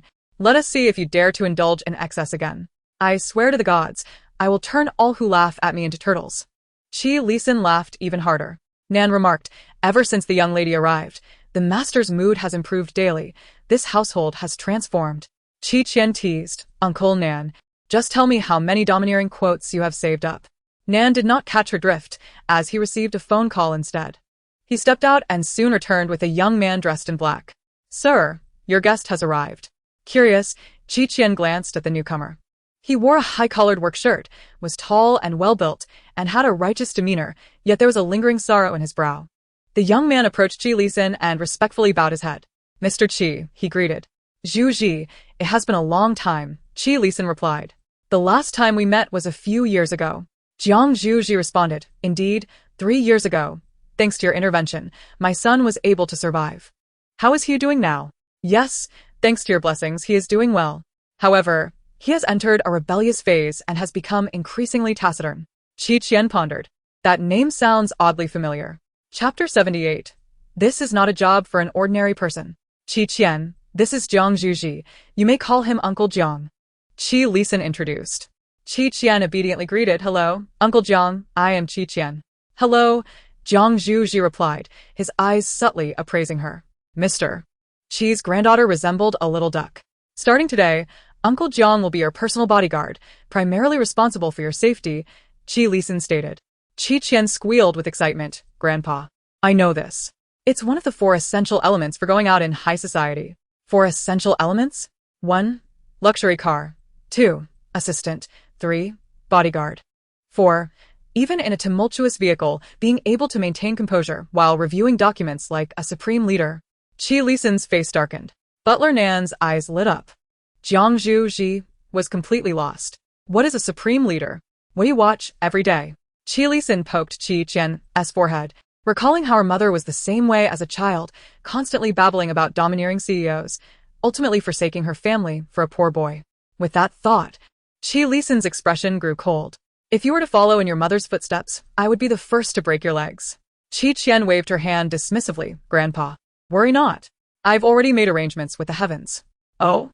"I told them, whether or not the flowers of romance bloom in this lifetime is irrelevant, as long as the money tree flourishes." Qi Lisan smiled faintly. "Well, you are certainly more ambitious than your mother." Hee. Qian was well aware that nothing was more important than making money. The more wealth she accumulated, the larger her future paradise of handsome men would be, allowing her to indulge in any type she desired. It was a foolproof plan. Qi Lisan continued, "Your Uncle Jiang will also serve as your tutor. You must dedicate 2 hours daily to his lessons." Qian immediately protested, "Grandpa, my mouth hurts." "Your mouth may hurt, but your hands and brain are still functioning. I am also in pain, for I feel you have become less favored today. Otherwise, how could you utter such cold and hurtful words?" Qi Lisan's lips twitched. "You shall have 2 days to rest, no more than that." "And who taught you to sit like that?" "Sit properly." Qian pouted, stubbornly refusing to move. Resembling a sulking duck, Jiang Zhuji revealed his first smile since arriving. It seemed that Mr. Qi's granddaughter was pure and adorable and unlikely to engage in reckless behavior. However, on his first day of work, Jiang Zhuji was unexpectedly charged by a pig. Upon seeing the handsome uncle, Xiao Xiang couldn't help but rush towards him. It didn't he consider its own weight. The mere collision could have been disastrous. Jiang Zhuji, a skilled martial artist, found himself struggling. He initially thought the pig wanted to play, but to his astonishment, it simply lay down and began to pose suggestively. Jiang Zhuji thought to himself, "This does not seem like an ordinary pig. Dehei, pay attention in class. Quickly look at the blackboard." Qian had set up a blackboard on the lawn to teach Dehei to read and calculate. "Woof woof. Little master, I want to play," Dehei exclaimed. Qian lamented, "No, you are so unambitious. When will you graduate and help me with my homework? Don't you want to play with me every day?" Woof. "I do. For you, little master, I will work hard to learn." Qian was immensely satisfied. "Good boy. Tomorrow I will arrange for better dog food for you." Woof woof. Jiang Zhuji thought, so this is what it means to be unorthodox. She truly seemed to be attempting to teach a dog arithmetic and writing, hoping it could wield a pen. What kind of job was this, anyway? Soon. Jiang Zhuji would have his answer. It was not a role meant for a mere mortal. That evening, Qian was in her room doing homework when she suddenly stepped out onto the terrace and began reciting a math problem to the moon. Jiang Zhuji inquired about her actions. "This problem is too complex. I can't be bothered to think, so I'm asking the heavens if they know it after all. Human calculations cannot compare to divine ones." "Did you receive an answer?" "No. It said my fate is determined by myself, not by the heavens."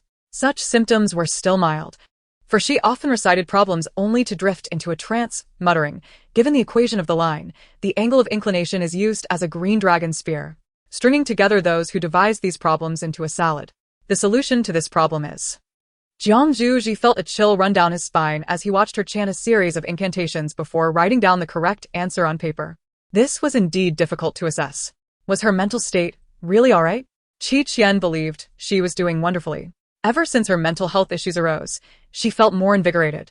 She must work diligently in secret, ultimately surpassing everyone. What tranquility, strength, and nonchalance. These were merely FA-aids. 2 days later, the Maritime Rescue Team delivered a banner to the estate. The police department followed suit with another banner, and soon the Cultural Relics Bureau presented a third. Qian received 3 banners in one breath, nearly blinded by the overwhelming wealth. One declared, "Well-fed and well-watered, may you live forever." The second proclaimed, "Defeating evildoers, upholding justice." The third read, "Model citizen, a paragon for our generation." The second banner was indeed eye-catching, yet having any was better than none. Qian gleefully hung the 2 banners in her room and posted a photo on social media. At such a young age, I have obtained 3 banners without relying on my family or others, all thanks to my own shamelessness. As soon as she posted it, comments flooded in. Shenjeshu, the Princess' banners are unique compared to others, starry-eyed. Yuan Yuer, where did you get these? I want one for my mother that says cut off all emotional ties and become an immortal. Luo Zichuan, impressive. Tang Xian, I will carry the banner for Qian. Before long, Tang Xian sent Qian a private message, informing her that she had arrived at her grandmother's house. Although Wen Li had tried to persuade her to stay, she remained resolute in her decision. Recently, Wen Li and her husband's divorce had become public knowledge. The mistress's friend, working at a television station, was fired after the scandal, and her husband was seeking a divorce. Both were now notorious, facing disdainful glares from passers-by.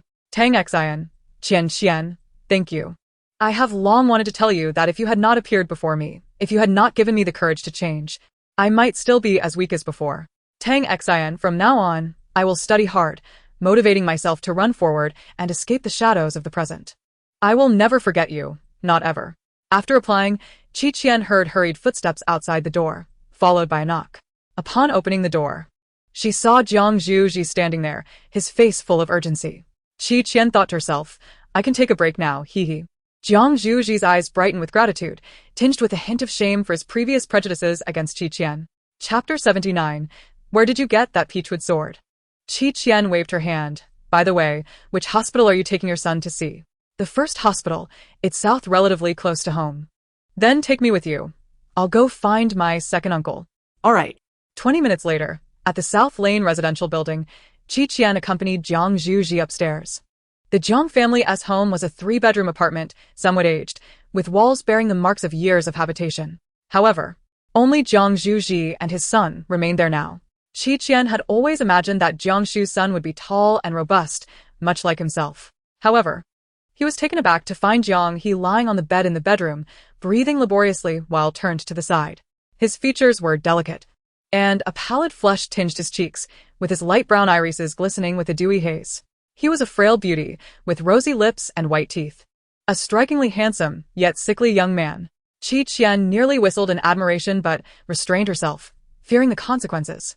Water, murmured Jiang He, his consciousness hazy. Qian glanced around, picked up the cup from the table, and poured it into his mouth.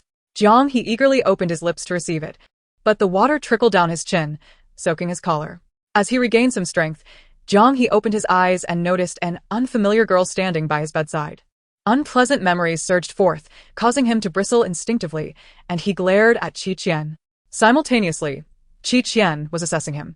He appeared gravely ill, pitiable even, prompting her to wonder if a slap might be fatal. No, that seemed illegal. Who are you? Jiang He inquired, his voice hoarse yet imbued with youthful clarity, tinged with suspicion. Can you see me? Qian replied. Aren't you delirious from fever? Her words interrupted Jiang He's train of thought. She. Jiang He felt a chill run down his spine, gripping the quilt tightly. It was said that when one falls ill, they might see things that are not there. So could this girl clad in white be a harbinger of death? His heart raced as he swiftly retrieved a peachwood sword from beneath the bed, pointing it at her. His voice trembled yet remained resolute. Evil spirit, begone. Qian was taken aback. Just then, Jiang Zhuji entered, perplexed. Where did you get that peachwood sword? What's wrong, he? Jiang Zhuji approached, urging, put the sword down. That's impolite. Impolite to a ghost. Jiang He feigned calmness. though his grip on the sword trembled. Jiang Zhuji, amused yet exasperated, exclaimed, "What ghost? You must be mistaken. Can you see her?" He pointed at Qian, hesitating as she stood against the wall, her white attire making her hard to distinguish. Upon noticing Jiang Zhuji's hesitation, he realized, "You can't see her, can you?" I knew she wasn't human. Qian felt that if this frail boy continued like this, he might lose his sanity. "Don't be afraid," she said. "I was just bored down there and came to take a look." Jiang He's hands quivered even more. "I'll leave soon," Qian assured him. Breathing rapidly, Jiang He produced a talisman and slapped it onto his forehead, promptly fainting. Qian was bewildered. Jiang Zhuji was startled and quickly carried Jiang He out. Just as Qian intended to follow, she heard a rustling from the cage on the table. Her attention diverted, she discovered 2 little chinchillas inside. The white chinchilla remarked, Jiang is so pitiful, those students bully him, even locking him in a mall restroom and dousing him with water. The gray chinchilla added, but Jiang doesn't want his dad to know, so he only tells us. Qian pondered, realizing that Jiang Shu's son had been feverish due to his classmates' cruel pranks. Children today seem devoid of ambition. The white chinchilla continued, "Why does that girl keep staring at me? Is she captivated by my charm?" Qian shifted her gaze away. "She is shy, I charm her to death," the chinchilla bragged. Qian silently draped a cloth over the cage to silence the chatty creature. Meanwhile, outside the residential building, Gu Hua squatted in the alley, anxiously checking her phone. "System, are you sure you haven't miscalculated the time? My legs are going numb waiting for the target to appear." "Almost there," the system replied. "The plot notes indicate that the future arms dealer Jiang He will leave his house at this time and collapse on the roadside. You merely need to feign passing by and offer him assistance, entering his world and becoming his salvation, ultimately turning him into a lovesick, obsessive male lead. Rest assured, Jiang He's family is struggling, bullied at school, and friendless. Such a young overlord is easy to manipulate. Alright, keep an eye out and notify me when he arrives." However, as Gu Hua waited, time dragged on and Jiang He did not appear. He was taken to the first hospital. Upon waking to find Qian still present, he instinctively reached for the peachwood sword, only to discover he was not in his own bed.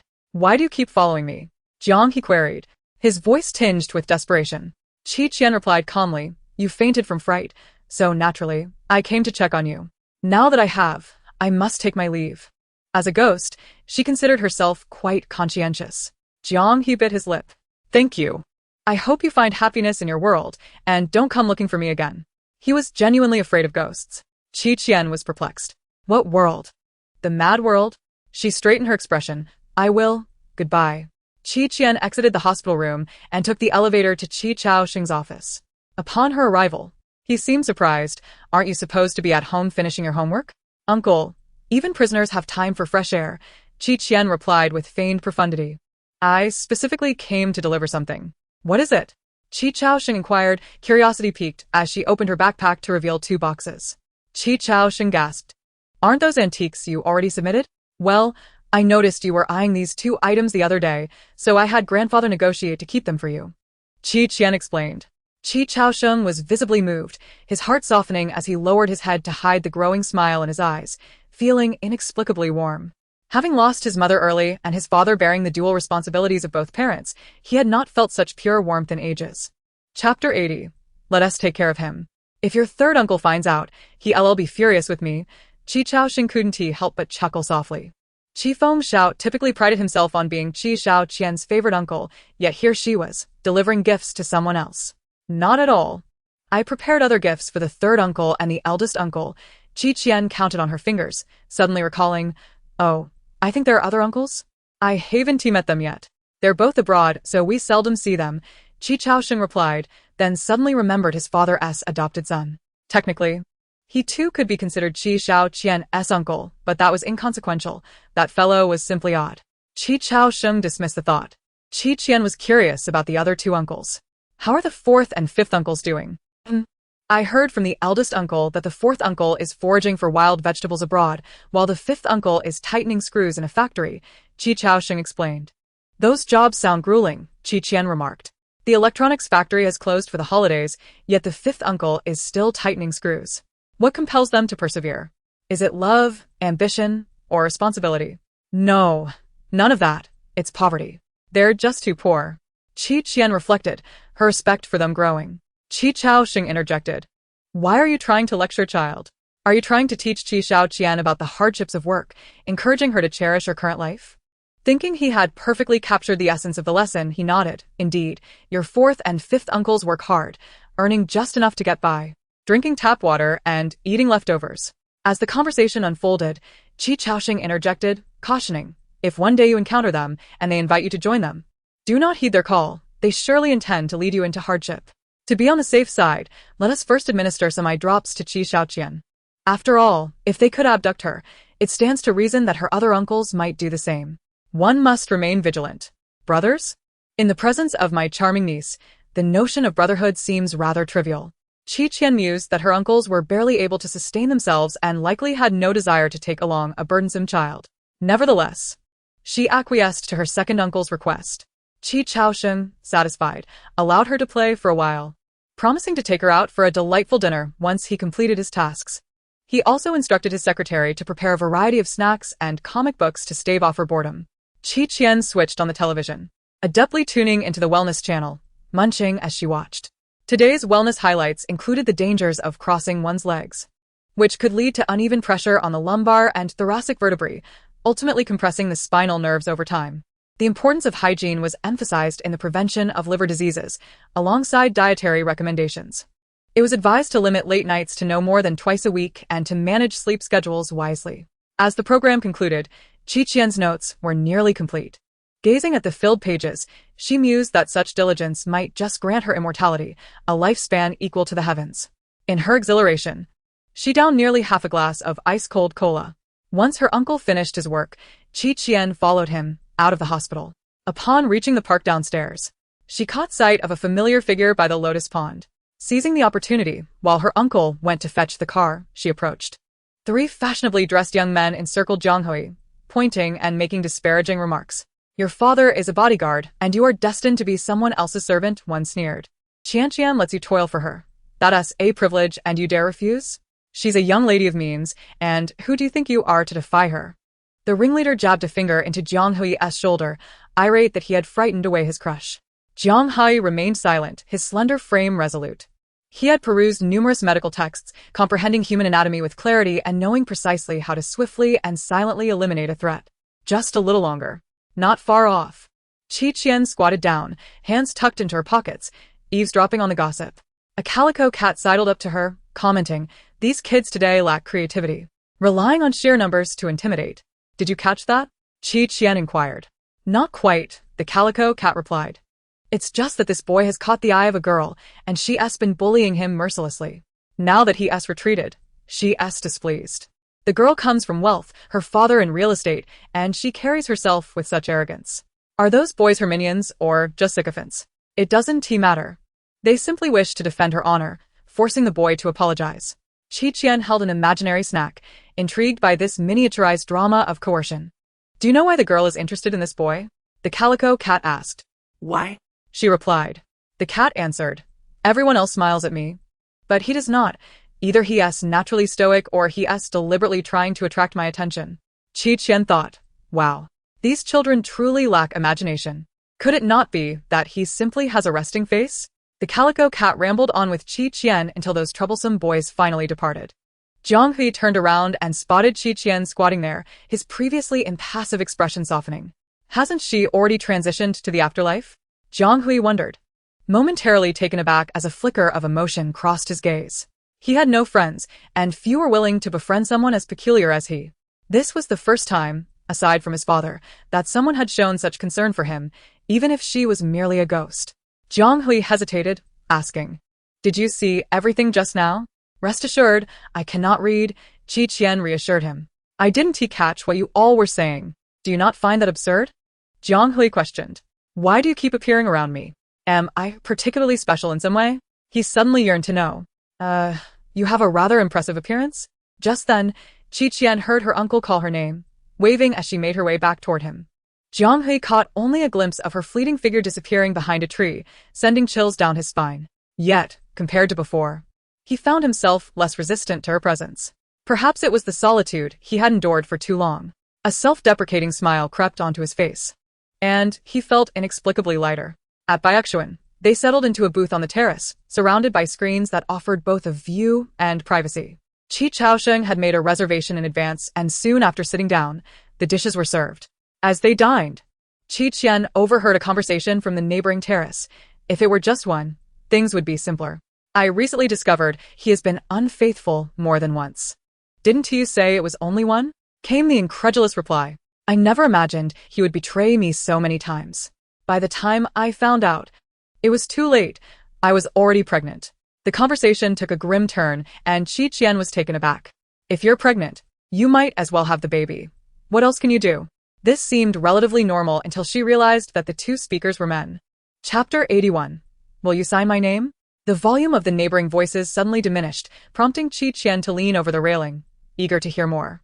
As she edged closer, she caught snippets of conversation. Send him to the hospital to terminate the pregnancy, without the means to act.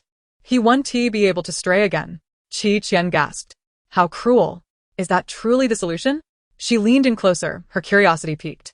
Honestly, I've always hesitated. After all, he has treated me well at times.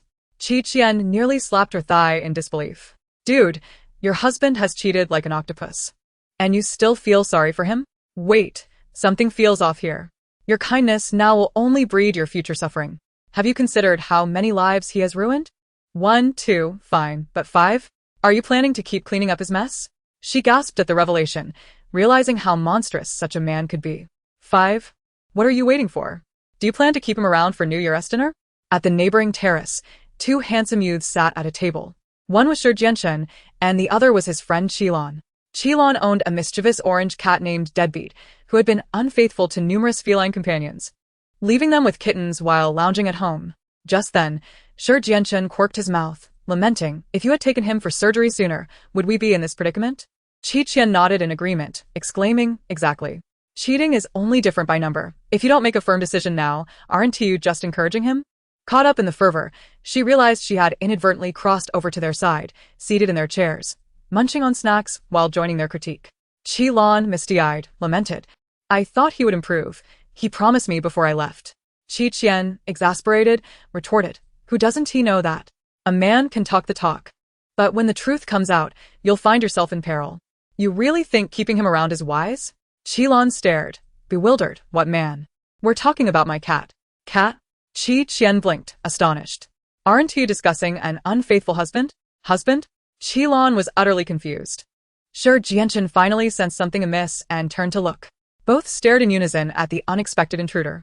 Upon recognizing Qi Qian's face, their expressions shifted dramatically. Qilan pointed at her, exclaiming, You're the one my deadbeat is particularly fond of, aren't you? Shi Jianshen ground his teeth, scoundrel. Qi Qian blinked in surprise. Oh dear. What is happening here? One of them seems rather familiar, do you know me?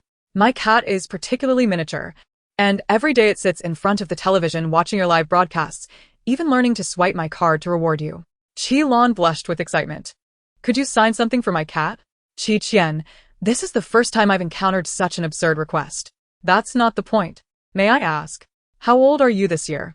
Qilan, me? I'm 16, so we are about the same age. Qi Qian was momentarily speechless. So the person you just referred to as your infidelity partner is a cat? Haha, did I mislead you? I thought it would be inappropriate to speak too directly. So, I was a bit obscure. Qilan cheerfully replied, Yes, I was indeed talking about my cat. Qi Qian thought to herself. You certainly have a unique way of being obscure. I could hardly keep up. Nevertheless, she accepted the pen Qilan handed her and signed for his cat. What is your cat's name? Dead Ghost, isn't it adorable? I can't quite tell if it's cute, but it certainly has its flaws. Qi Qian casually nodded, then heard a voice interject. My cat's name is Spicy Hot Pot. Upon noticing her gaze, Shi Jianshen crossed his arms and turned his head away, grumbling. It's nothing. I just mentioned it casually. Qi Qian. That's quite nice, though not very filling. Jianshen, would you like a signature as well? Qilan nudged Shi Jianshen's arm. Shi Jianshen lifted his chin, expressing disinterest in such trivial matters. Qilan thought to herself, of course, he wouldn't want a girl's autograph. But your spicy hot pot likes her. After pondering for a moment, Shi Jianshen reluctantly conceded. Fine then. However, upon seeing Qi Qian enjoying a slice of watermelon at the adjacent table, he hesitated. The distance was only a few centimeters. With some effort, he could leap over. Qi Chaoshan watched in trepidation and reached out to catch her as she leaped over. He then reproached her softly. What were you thinking? What if you fell? Why did you run over there? I went to eat watermelon. Qian obediently allowed her uncle to set her down. Although she was not a child anymore, she could not fathom why she had not grown taller, being shorter than her peers. Qi Chaoshan released her, asking what she wished to eat, and she replied, ice-cold watermelon. Hami melon. Very well. The screen was pulled back up, shielding Shi Jianchen and Shi Lan from view. Shi Lan observed Shi Jianchen's evidently displeased expression and ventured, Jianchen, would you like this signature? No. Shi Jianchen flatly rejected, expressing disdain for such trivialities. Shi Lan merely spoke out of jest, delighting in the signature. He never expected Qi Qian to be far more adorable in person than on the live stream. No wonder my little ghost is so fond of her. Could it be that his reluctance to take responsibility for those cats is because of Qi Qian? Suddenly, Qi Lan felt breathless, her expression frozen. Shi Jianchen glanced at this seemingly petrified individual, letting out a cold snort. Another one gone mad.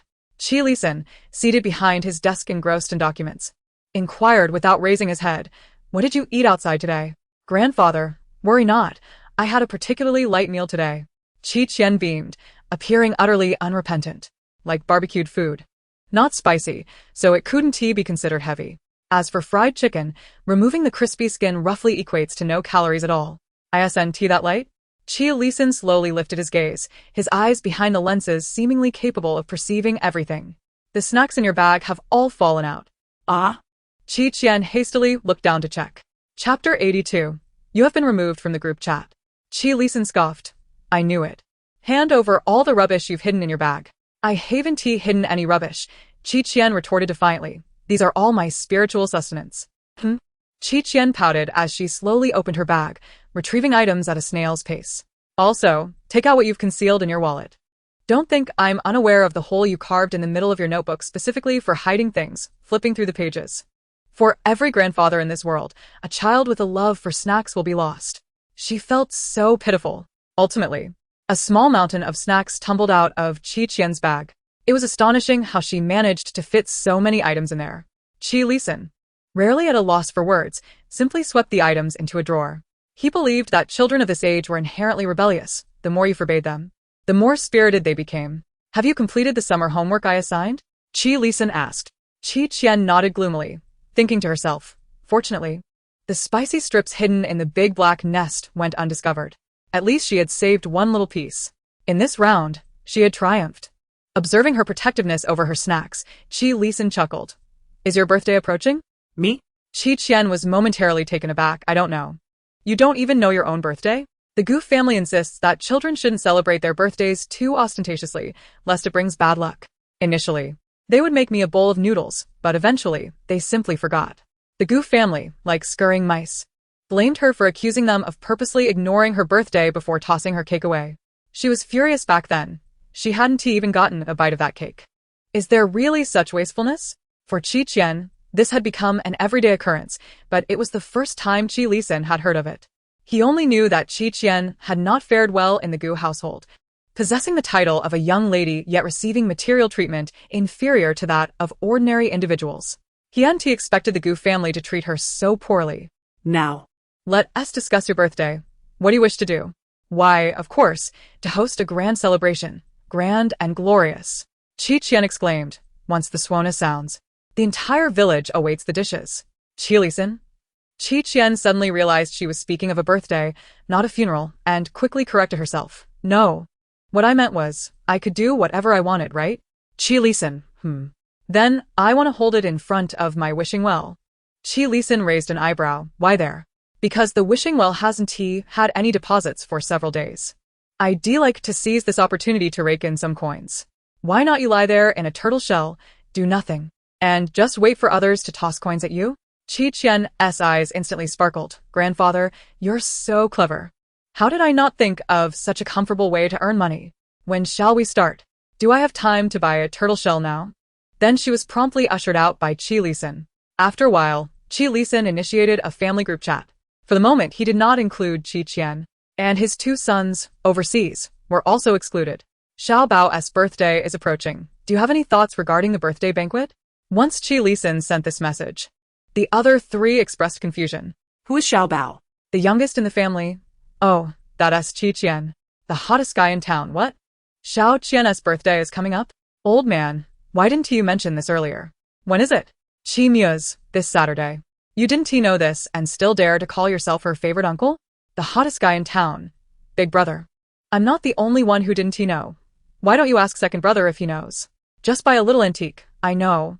I saw Xiao Qian's medical records last time. The hottest guy in town. Everyone knows, yet you isolate me? Are you jealous that Xiao Qian favors me the most? Ha. Mia's, ha. Just by a little antique. Hee hee. Qi Feng Xiao. The others directly ignored him and began discussing the specifications and format of the birthday banquet. Additionally, Mia's, after Xiao Bao's birthday, it's time to reel in the net. Mia's. Understood, I've been preparing for it. Just by a little antique. The progress may be slow, but at least it won't hinder Xiao Qian's good mood during her birthday. The hottest guy in town. What's going on? Are you all playing riddles? However, no one paid him any mind. After a while, Qi Feng Xiao saw the prompt. You have been removed from the group chat. Qi Feng Xiao. What is happening? Are they all jealous of me targeting him? He deftly opened Qi Qian's chat interface. Qian Bao, tell me, am I not your favorite uncle? He decided to take a screenshot to show off to the old men later. Qi Qian replied, without money, words are of no use. Qi Feng Xiao retorted, in our relationship, discussing money is detrimental to feelings. Qi Qian shot back, but discussing feelings is detrimental to finances. Then she received a red envelope from Qi Feng Xiao, only to find it contained a mere 10 yuan, more miserly than the last time. Qi Qian remarked, Uncle, with this amount, it's quite difficult for me to assist you. Qi Feng Xiao replied, if you accept money, you must perform the task, otherwise, return it to me. Qi Qian conceded, all right. Uncle, you are my favorite uncle. Qi Feng Xiao commented. She seems quite adept at manipulating public opinion. Qi Qian then inquired about what was typically done for a birthday banquet. Qi Feng Xiao explained, it's just a family meal. Receiving gifts and red envelopes, followed by showcasing some talents. Qi Qian lamented, but I have no talents. Qi Feng Xiao asked, do you play any instruments? Qi Qian confidently claimed, I excel at retreating from the stage. Qi Feng Xiao raised an eyebrow. Don't you have any other skills? What about music, chess, calligraphy, or painting? Qi Qian replied, not really. But I'm slightly better than those who do. Qi Feng Xiao inquired, how so? Qi Qian proudly stated, I can cook and fry anything. Qi Feng Xiao sighed, just give it up. You foodie. Ignoring him, Qi Qian sought a simple and effortless talent that required no mental effort to remember, something she could feign at the last moment. Ideally, it should be a skill that could be mastered quickly. This was the greatest concession a slacker could make. Ultimately, she did find an instrument that seemed tailor-made for her. Qi Qian was ushered out of the manor, not exactly the right term, as the mansion was undergoing renovations. And Qi Lisan suggested she stay at any uncle's house for a few days. Could Qi Qian really engage in such mischief? Without hesitation, she chose to visit her third uncle's house. Qi Feng Xiao still resided in his modest apartment, clinging stubbornly to his hard-working persona. He had begun suffering from insomnia again the previous night, and, with no schedule today, planned to go to the film set to play a corpse and catch up on sleep. Upon hearing of such an opportunity, Qi Qian insisted on joining him. Disguised, the uncle and niece arrived at the set, got their corpse makeup done, and lay down in position, blood trickling from the corners of their mouths, fully embracing their roles. Then, they fell asleep. Chapter 83. Isn't this quite the spirit? In the eyes of their manager, Zhao Ge, they did not appear to be acting at all. Rather, they had genuinely become two lifeless bodies. He was quite alarmed. Had it not been for the filming already commencing, he would have checked on their breathing. The scene was set in an ancient court, involving numerous shots, several of which required this backdrop. Qi Qian and Qi Feng Xiao slept through the morning. Zhao Ge was filled with dread, fearing they might truly lose consciousness. Thankfully, having disguised themselves upon arrival, now in makeup and unrecognizable, no one in the crew knew that two extraordinary figures were among them. Otherwise, word might spread that this uncle-niece duo had some issues. The crew, however, found these two corpses remarkably dedicated, lying silently for an entire morning without complaint. What remarkable willpower! What commendable supporting roles! Wait, could it be that a life had genuinely been lost? When the scene wrapped, the crew even awarded them a red envelope, hoping they would leave promptly. The adjacent crew nearly called the police. Qi Qian was delighted, Uncle. It's truly fortunate you became an actor. Otherwise, where else could we find a job that allows us to sleep while earning money? Qi Fengxiao yawned. Now you understand your uncle's prowess, right? Let me tell you, compared to being an extra, even top-tier actors are nothing. They toil endlessly for so much money, while we simply sleep and enjoy without losing hair. Qian wholeheartedly agreed. Uncle, I've decided to abandon all treatment and join you as a corpse in the future. She too wanted to earn money while lying down. This was the ultimate pursuit of a slacker. Impressive. No wonder you are my niece. Qi Fengxiao praised. You must be the most dazzling extra in the industry. Hee. Zhao Ge, trailing behind them, thought, if Chairman Qi hears this, Brother Qi's legs won't be enough to pay the price. The uncle and niece happily took their earnings from a morning's work to indulge in a feast. In the afternoon, they returned to the set to portray more corpses, awakening to collect their wages before heading out for another delightful meal. They spent all the money they had earned in a single day. Ultimately, the uncle and niece strolled hand in hand to the Linjiang food street, planning to splurge with the 200 yuan they had just won from a scratch-off lottery ticket. At the street corner, a commotion erupted. An animal transport truck had come to a halt, with workers urgently shouting into their phones. Yes, I don't know how the lock was pried open. They all escaped. They're too ferocious. We are no match. Amidst the chaos, piercing screams pierced the air. A brown kangaroo burst from the greenery, startling a pedestrian who stumbled backward in fright. One by one, kangaroos emerged, mischievously kicking at passers-by, swatting at signposts, and snatching ice cream from children. Surrounding pedestrians fled in terror, fearing they might become targets of these formidable creatures. The street descended into utter disarray. Some children fell and cried, their wails echoing loudly. Qian happened to be passing by and, unfortunately, was knocked over by a kangaroo that sent her candied hawthorn skewer flying, just after her uncle had bought it for her. And she had only taken a single bite. Qi Fengxiao seemed to see flames of fury igniting behind her, and he could barely swallow the candy in his mouth. Qian Bao. Uncle, wait for me. Qian rolled up her sleeves, stepped forward, and effortlessly grabbed the culprit kangaroo attempting to bully a child, lifting it with ease. The child on the ground immediately ceased crying. The kangaroo looked at Qian with innocent, wet eyes. Do you have any idea how expensive a candied hawthorn skewer is? Qian scolded. The kangaroo, adorably scratching its ear, replied, Gigi, I'm not a thief. I'm just a pitiful, gentle kangaroo.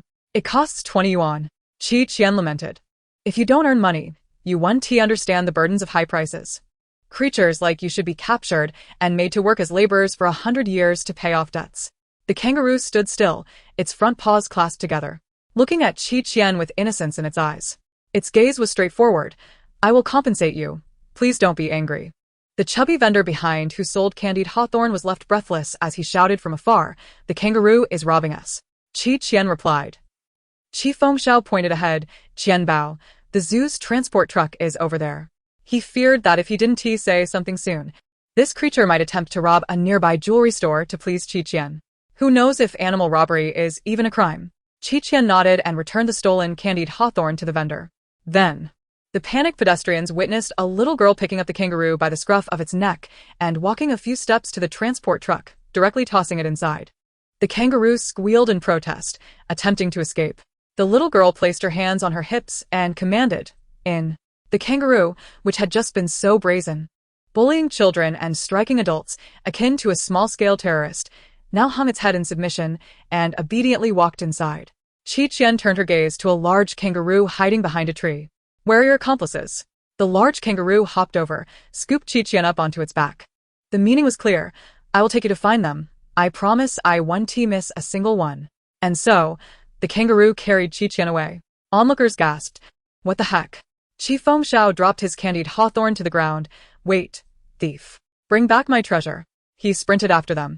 No one dared to lag behind, even if they were tempted to charge at the pedestrians. They restrained themselves. Qi Fengxiao trailed beside, feeling a tinge of envy as he observed Qian seated atop a kangaroo, blissfully free from the burden of walking. Yet, he knew that if he dared to climb aboard, the kangaroo would swiftly launch him into the air with a powerful kick. A child pointed excitedly at Qian, exclaiming, Mom, it's the kangaroo princess. The kangaroos turned their heads in unison. The child's mother quickly covered his mouth, warning him to keep quiet lest they provoke the kangaroos. Upon reaching the transport vehicle, the other kangaroos lined up, cautiously inching their way inside under Qian's unyielding gaze. The last kangaroo even had the audacity to shut the door behind it. A passerby who had just faced the wrath of the kangaroos muttered, "Wait, are they really that clever?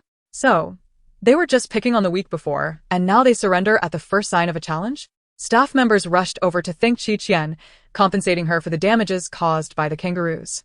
They were responsible for transporting these kangaroos back to the wild, and any misstep could lead to disastrous consequences. With the compensation in hand, Qian felt generous, mentioning that the vehicle's lock had been pried open by a scruffy man with curly hair and a beard, advising them to be cautious. "How do you know that?" a staff member inquired. "Last night, the ancestor of the kangaroos visited me in a dream, instructing me to wait here and teach these unruly descendants a lesson." Qian replied nonchalantly. The staff member, stunned, hesitated to ask further questions when suddenly, the transport vehicle's door swung open with a loud bang. Qian turned around, startled as an object was thrust into her hands, leaving her momentarily dazed. Chapter 84. The Unpretentious Young Lady. Stepping back a few paces, she focused her gaze to discover a vibrant bouquet of red roses, so plentiful that even two kangaroo paws could scarcely hold them. Blinking in surprise, she wondered where they had come from. The kangaroo chimed in, "Of course, we picked them along the way. There was a patch of land overflowing with roses, and we gathered a whole bunch without spending a dime," emphasizing the lack of expense. It made Qian ponder the misfortune of the rose gardener, whose flowers had been pilfered. Their survival thus far without being reprimanded was a talent in itself. Qian accepted the bouquet, only to be unexpectedly seized by the kangaroo. Bystanders and staff braced themselves, fearing another bout of aggression from the kangaroo. Moments later, a cacophony resembling a scuffle emerged from within. Qian thought, "I'd rather endure a beating than miss this chance. It's quite impressive." The animal transport vehicle soon departed, but the crowd lingered, forming a semicircle as they speculated about Qian. Had kangaroos truly become sentient? They were aware enough to present roses to a girl. This young lady's dominion over animals rivaled even that of my own sister. The kangaroo even gifted me flowers, albeit by landing them on my face. Could she be my sister? This outburst ignited a frenzy among the crowd, as they exclaimed in disbelief. "What? Is she really my sister? By heavens, it's really her. I've seen her in person." As the situation threatened to spiral out of control, Qian shushed the crowd. Just as she was about to escape with Qi Fengxiao, he quipped, "So, are you the turtle carrying Tang Sung and his disciples across the river? Is this absurdity a ploy to deceive the children?" To his astonishment, the crowd actually muffled their excitement, nodding fervently in agreement with Qian, attempting to quell the commotion. Qi Fengxiao remarked, "Are fans nowadays really this gullible?" One fan leaned in, whispering, "Sister, you're so adorable. Are you here to experience trials on Earth?" Qian replied, "I've descended to create chaos. I understand. Tomorrow is Monday and I dread returning to work. Could you perhaps conjure something catastrophic, like the end of the world?" "That's not possible." "Why not?"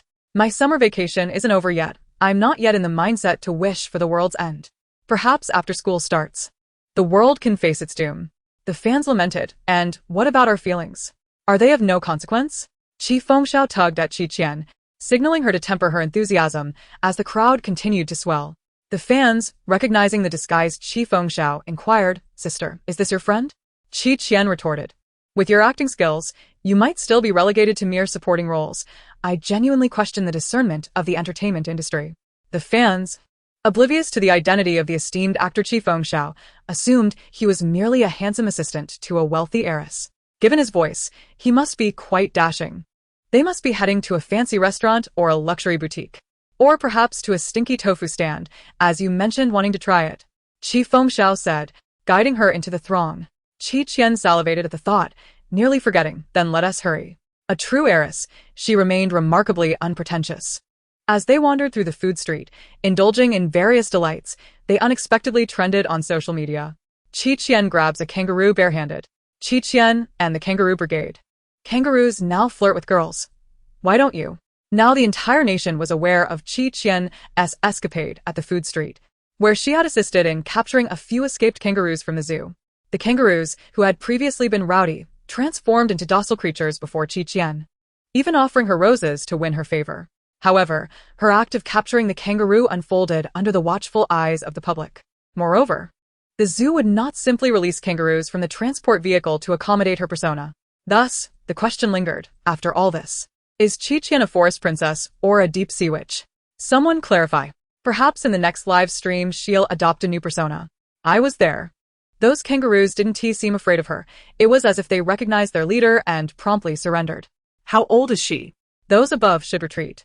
Before the discourse could escalate further, it quickly subsided, replaced by phrases advocating for belief in science.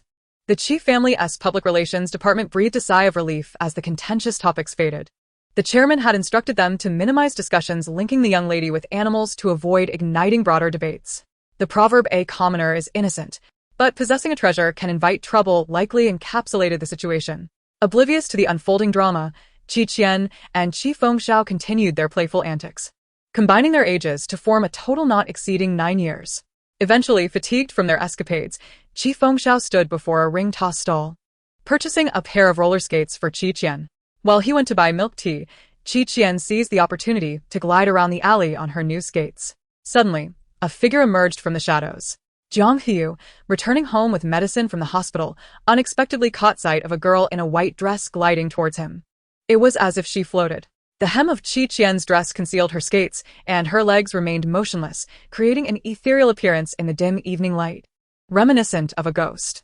Jiang Hu nearly had a cardiac arrest. Perhaps due to previous encounters, he swiftly pulled out a talisman from his pocket, trembling. Upon recognizing Qian's face, he exclaimed, "Why is it always you? Didn't you leave already? Could you at least respect those of us who fear ghosts?" Qian, with her hands tucked away, halted and greeted him. "Good evening. Have you had breakfast?" She mused. What was this little brother's name again? Jiang Hu replied. "Do you even want to hear what you're saying?" Jiang Hu found his feet rooted to the ground, holding the talisman, unsure whether to affix it to her face. To refrain felt daunting, yet placing it seemed a tad cruel. She appeared a bit frightening, but had never harmed him before.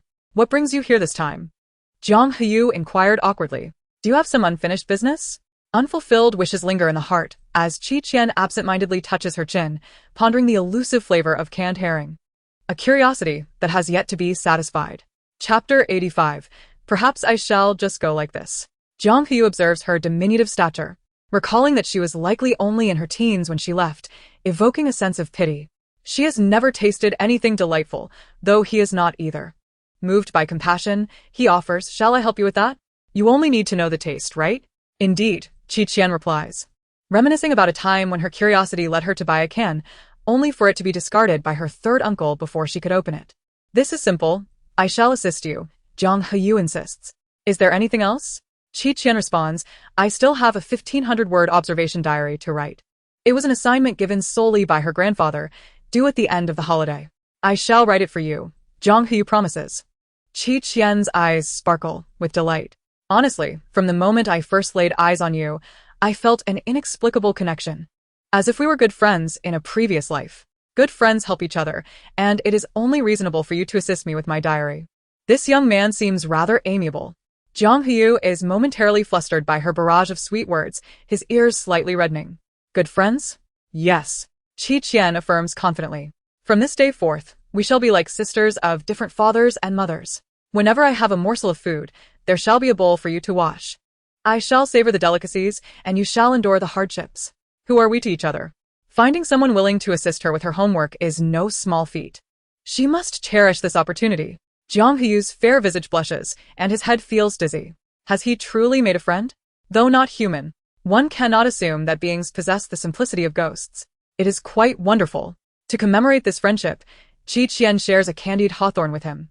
Do not inquire why only one, she cannot bear to part with more. Does friendship require such material tokens for validation? Certainly not. Qian glides away as effortlessly as she arrived.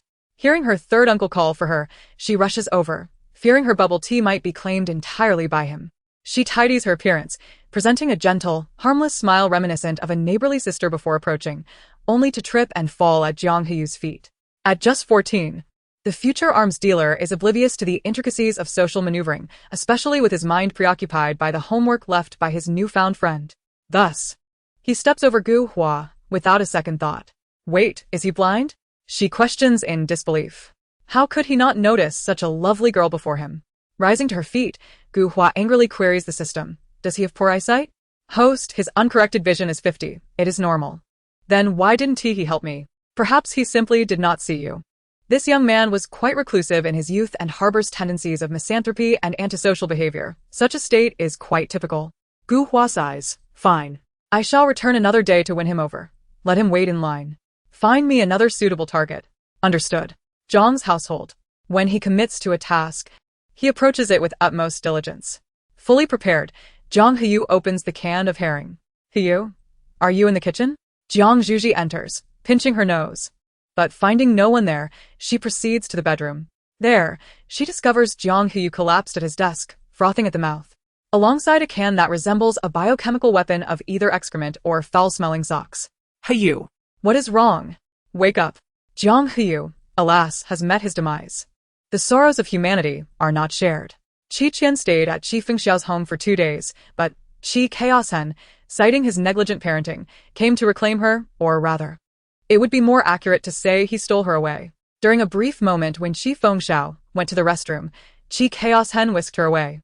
Upon his return, Qi Fengxiao stood in the now cold room, questioning the meaning of life. Is Qi Chaoshen a thief? He is not a thief.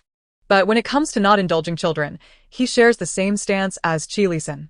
The best education for children is to lead by example, allowing them to learn through observation.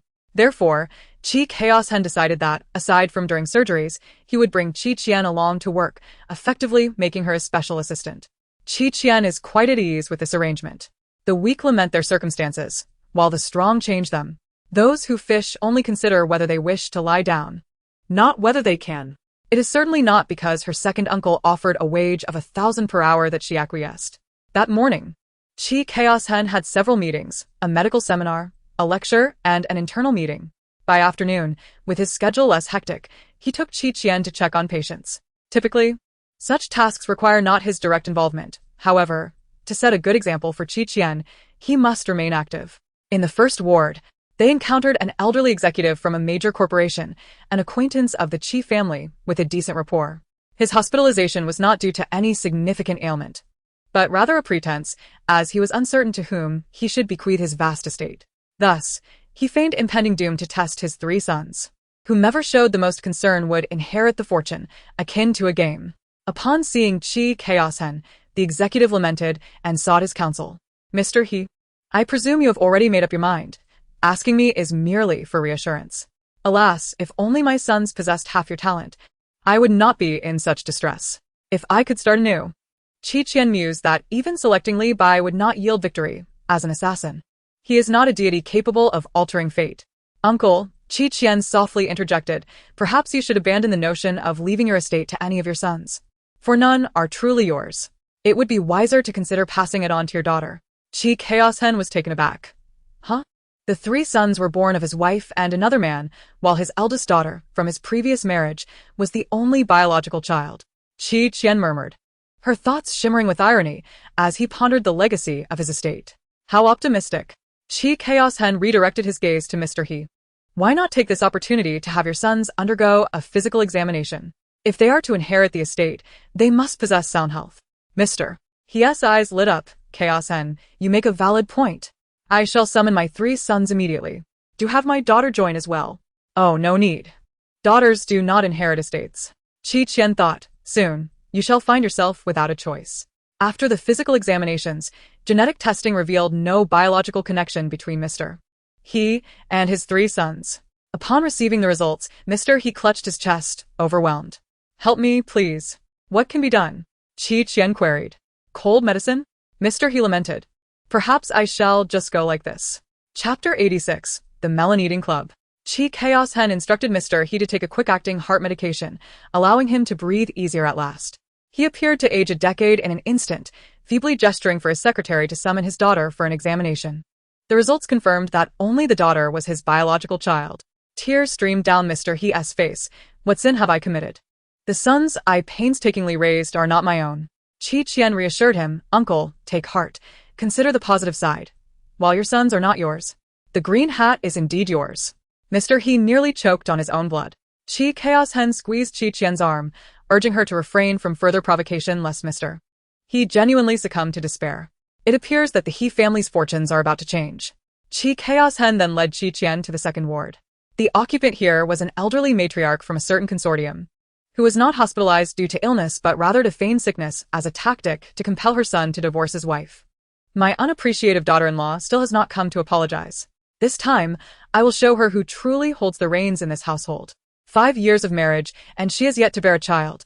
I merely admonished her a couple of times, and she threatens to leave my son. What kind of daughter-in-law behaves in such a manner? My son marrying her would be her extraordinary fortune. She ought to reflect upon her worthiness to be matched with my son. It is better for her to part ways. The old lady's daughter-in-law hails from an ordinary family, and her sole adopted son, after graduating from university, wed her despite the family's objections. The old lady has harbored grievances about this, often finding solace in tormenting her daughter-in-law post-marriage. Qi Chaosheng merely smiled faintly, choosing not to speak.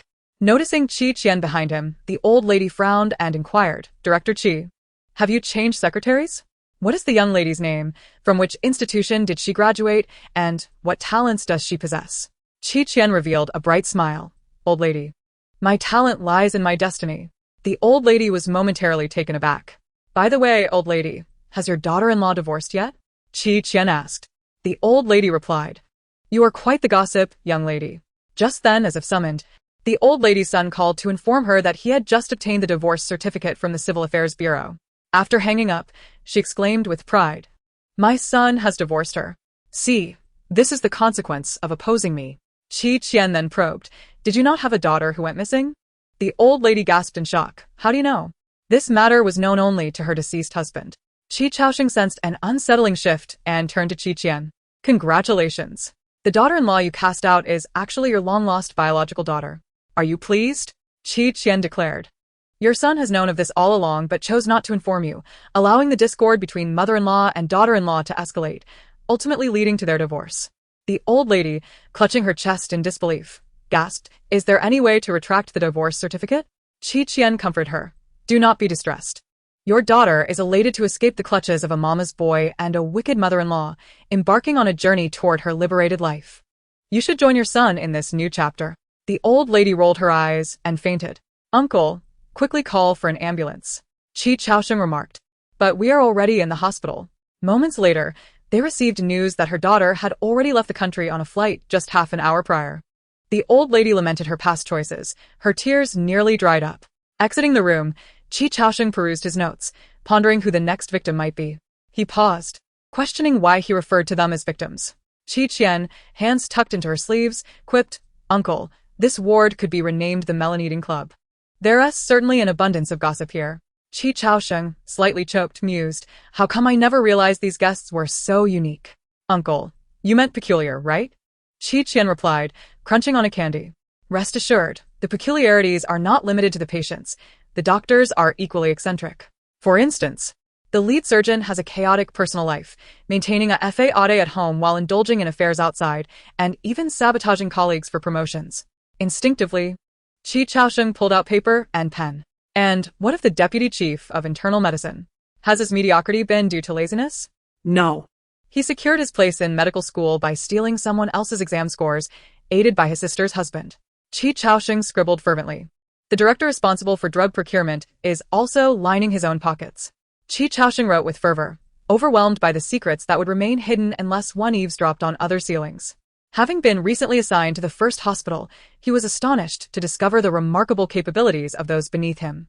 However, he pondered whether the truly remarkable individual was right beside him. Had she installed surveillance in their lives? Qi Qian was unaware that her revelations had instigated a major purge within the first hospital. Once Qi Chaosheng resolved to take action, he would leave no room for retreat, meticulously preparing to eradicate the pests. This rectification transformed the first hospital, elevating its standards significantly. Qi Chaosheng was more concerned about whether his probing into secrets might adversely affect her lifespan. He was amused by her attempts at health preservation, which involved carrying a thermos and ignoring the warnings of late-night habits. Was she refraining from bungee jumping because she wished to avoid it? No. It was due to age restrictions. Qi Chaosheng often found himself perplexed, questioning whether she feared death or sought it. Speaking of fear, she shared a peculiar kinship with that strange individual. His fear of death was more acute than hers, leading him to resolutely end the lives of others. Chapter 87. Who stole my rich second-generation life. Moreover, he was not close with his brothers, preferring solitude like a lone wolf. If Qi Shaoqian were to encounter him, it was likely she would be captured for broth. Just as Qi Chaosheng intended to offer a warning to Qi Qian, his phone, tucked in his lab coat, suddenly rang. He instructed Qian to wait a moment and turned to answer. What is it? Is everything arranged at home?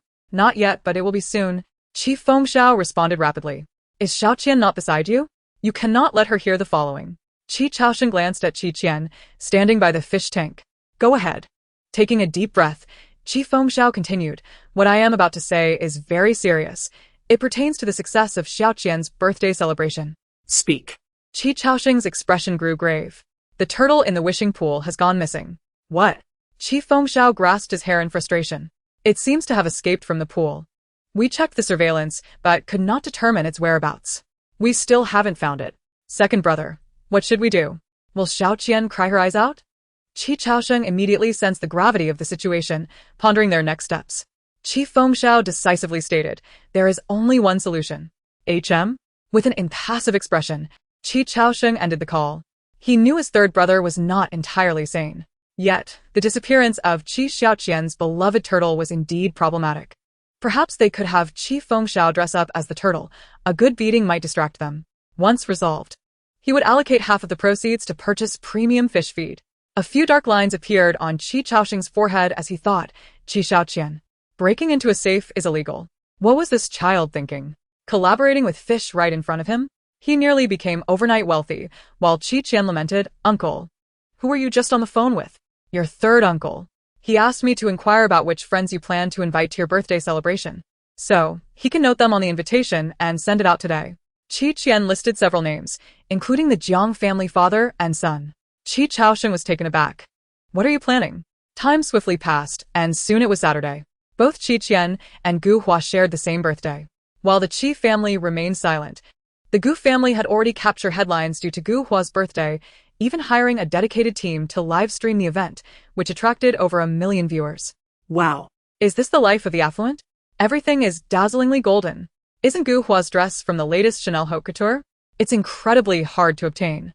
Princess Hua looks stunning today, and Mr. Ling is quite handsome. That cake must be 10 tiers high. It's making my mouth water. Their little princess is deserving. The Gu family may not possess the grandeur of the Qi family, but they can offer Gu Hua as much love as possible. Can the Qi family provide that? Today also marks Qian's birthday, though they likely have no awareness of it. Chairman Gu and Mrs. Gu suppress their urge to laugh, as does Gu Hua. The system indicates that today is one of the pivotal moments in the original narrative. Her birthday party serves as a stepping stone to capture the attention of her targets. As for Qian, the antagonist, she will ultimately become a mere contrast, a stepping stone, and an inconspicuous passerby. In the book, it seems that Qian faces disgrace on this very day. Just the thought of it makes Gu Hua want to laugh out loud. Suddenly, someone at the party yells, Hey, there's a wealthy second-generation streamer secretly broadcasting Qian's birthday party live. Go check it out. What? Today's also Qian's birthday? Buddy, give me the live stream link. I want in. I'm a fan of Qian. Gu Hua is taken aback. They are watching Qian's birthday celebration live at her own party? How is that even possible? The viewership of the Gu family's live stream plummets as it floods towards that rich second-generation streamer's channel. At the Qi family estate, the blue and white exterior is adorned with ribbons, and a golden carpet stretches from the grand entrance to the wishing pool, flanked by seasonal flower columns. A sunshade is set up on the lawn, with neatly arranged pink and white tables and chairs, all occupied. The guests are esteemed families with good relations to the Qi family, with adults seated on one side and the young on the other, mutually undisturbed. Dear guests, today we won't flaunt wealth. Let me show you the birthday banquet of the Qi family's young lady, announces the wealthy streamer, capturing the scene on his phone. His only pastime is showcasing his affluence, relishing in compliments or even criticisms. In summary, he is simply bored. The live stream comments. Look. So many big shots who've appeared in the news. Whose diamond-studded tables and chairs are these? Who stole my second-generation wealthy life? I thought Gu Hua's birthday party was extravagant, but compared to this, it looks like a simple hometown banquet. I heard Qian's mother severed ties with Chairman Qi a long time ago. Honestly, her status in the Qi family is quite awkward.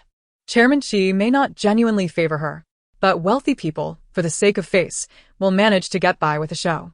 At that moment, a commanding figure in a navy blue tang suit strides onto the stage, and the audience instinctively falls silent.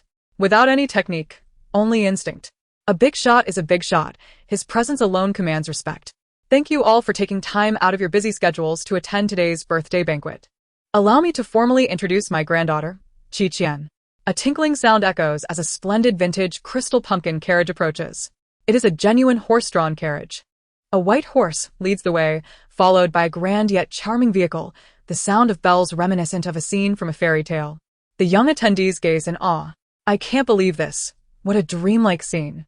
I want this level of extravagance. Grandfather, look at me. Does a birthday banquet really need to be this extravagant? Qian must feel so embarrassed. Not me, though. I can take it, let me sit. Seeing the carriage, Qian wears a subtly satisfied smile. His butler mentioned that girls adore whimsical fairy tale elements, like pumpkin carriages and glass slippers. This carriage was specially procured from a craftsman of the former royal family, and he seized the opportunity to buy it when he found it suitable.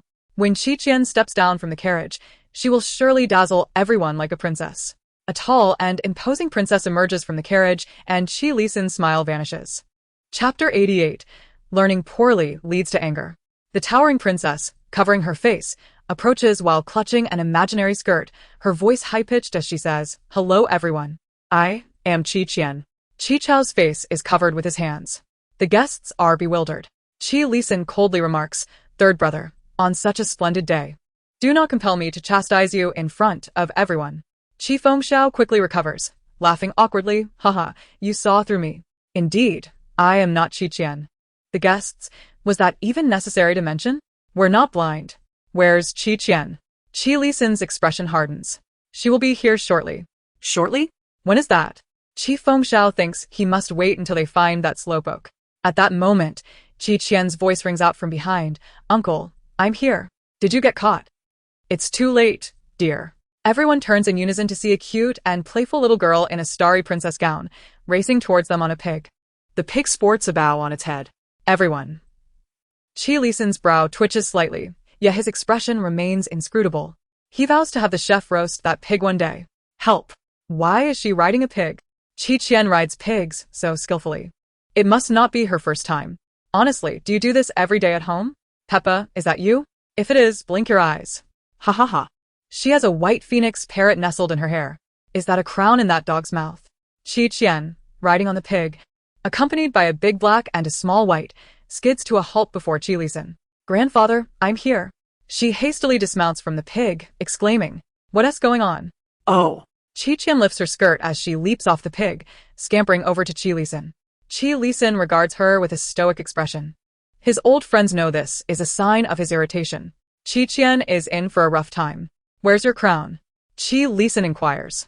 Qian glances around, retrieves it from the big black dog's mouth, and says, "Here it is. It fell off on the way here. I intended to ask third uncle to put it on for me." Fengxiao puffs out his chest, stepping forward. "This little matter doesn't require your help."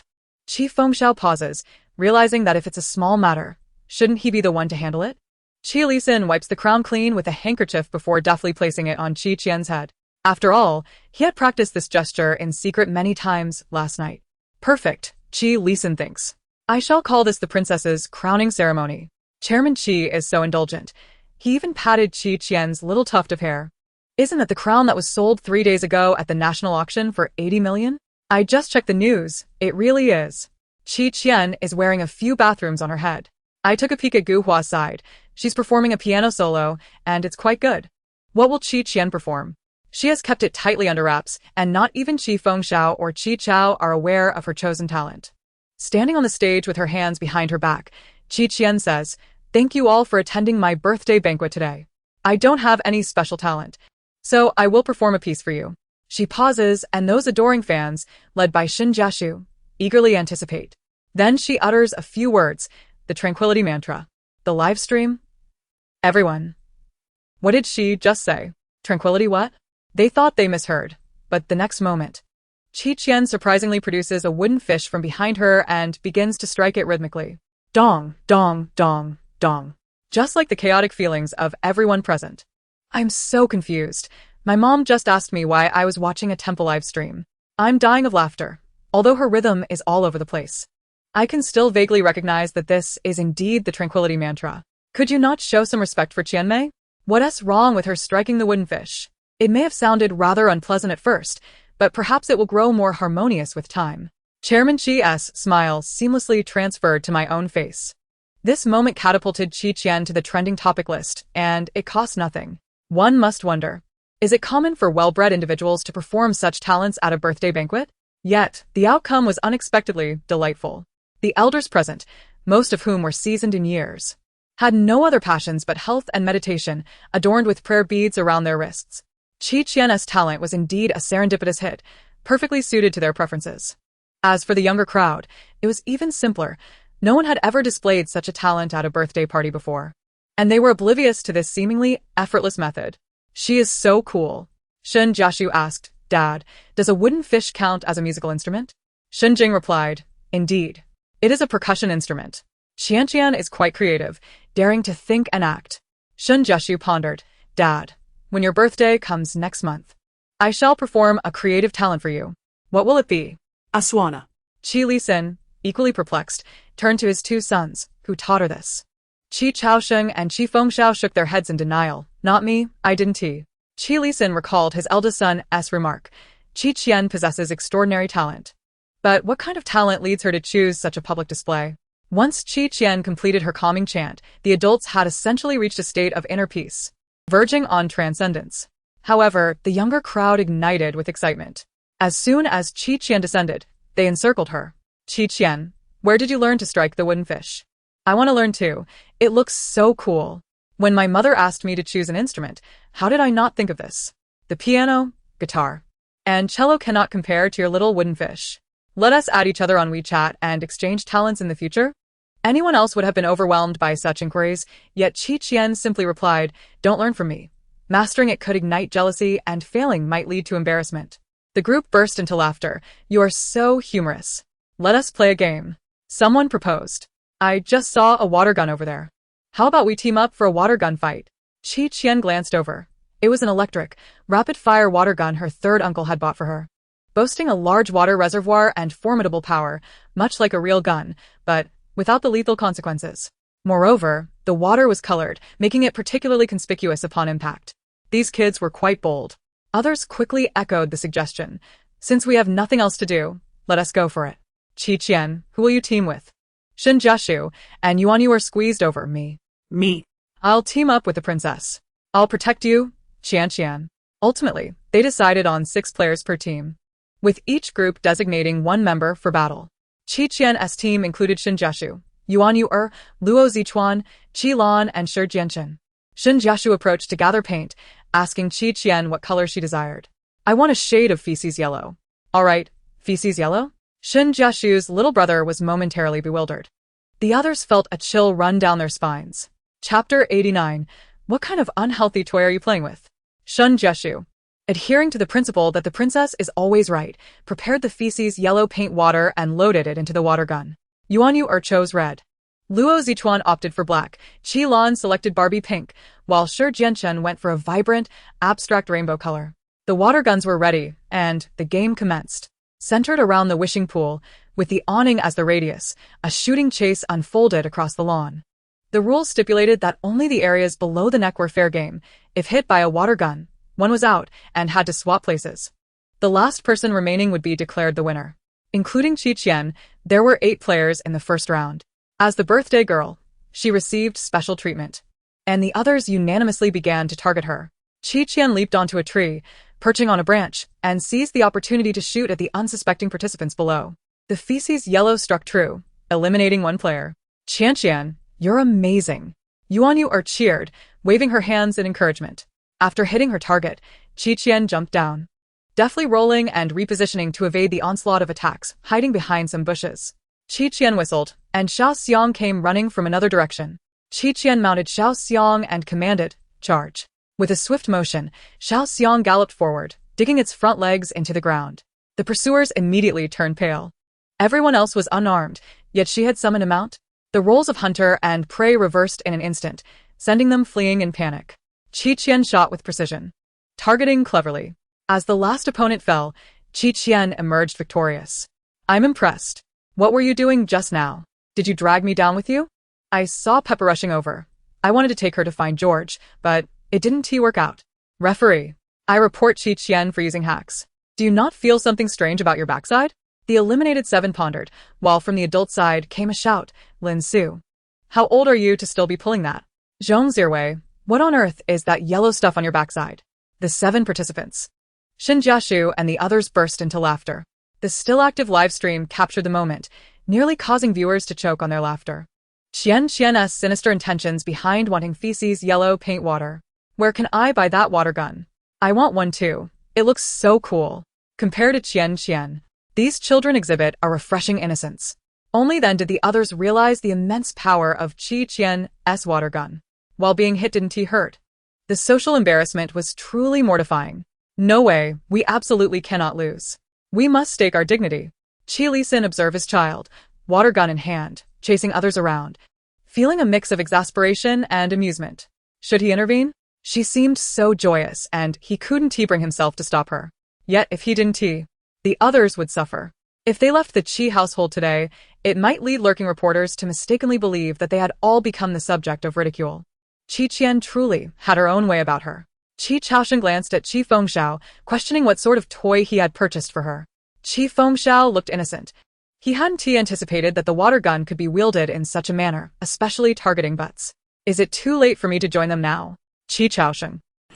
The game proceeded into its final round, leaving only Qian's team. The opponents had been vanquished, and an internal conflict loomed. Princess, could you please show mercy on me? Shin Jiashu raised his hand in surrender. Qian replied, boys should not be treated differently. Turn around and let me hit you. Oh, fine. Shin Jiashu obediently turned around. Nearby, Shi Jianshan and Qilan exchanged glances. Being young makes them easy to deceive.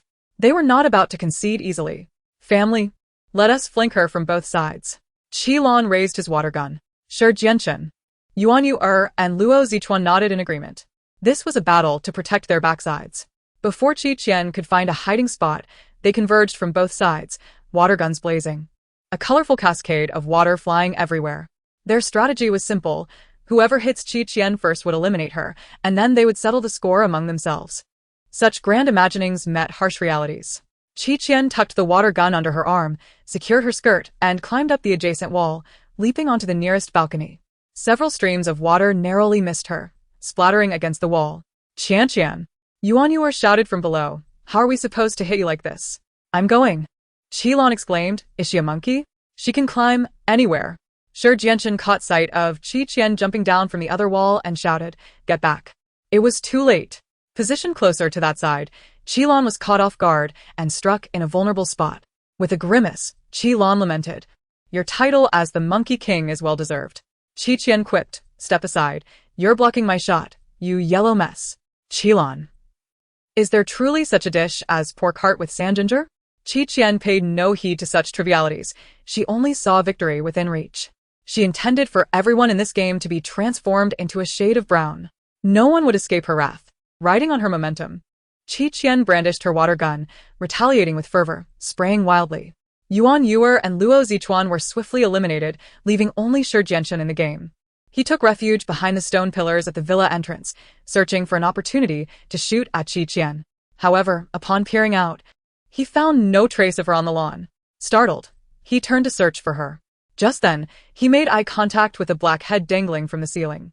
The head flashed a grin, revealing 8 teeth, and wore a sinister expression. Shi Jianshan exclaimed in horror, turning to flee. Qian unleashed her water gun, the forceful stream splashing against the innocent youth's posterior and sending him tumbling down. Shi Jianshan was finished. Triumphant, Qian leaped to her feet, only to catch sight of a figure emerging from the nearby bushes.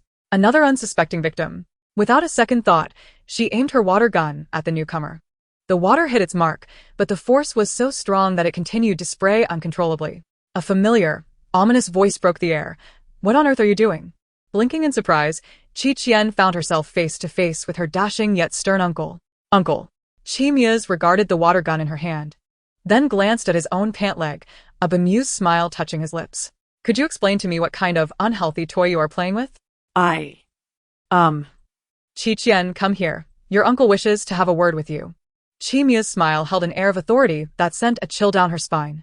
Qian took a few steps back, pointing behind him. Grandfather, you're here. Seizing the opportunity, she attempted to escape, but accidentally stepped on something, which let out a loud, piercing squawk that echoed through the air. Chapter 90. She rides a pig. How adorable. The atmosphere froze. Saved by the squawking chicken, Shi Jianchun was momentarily paralyzed.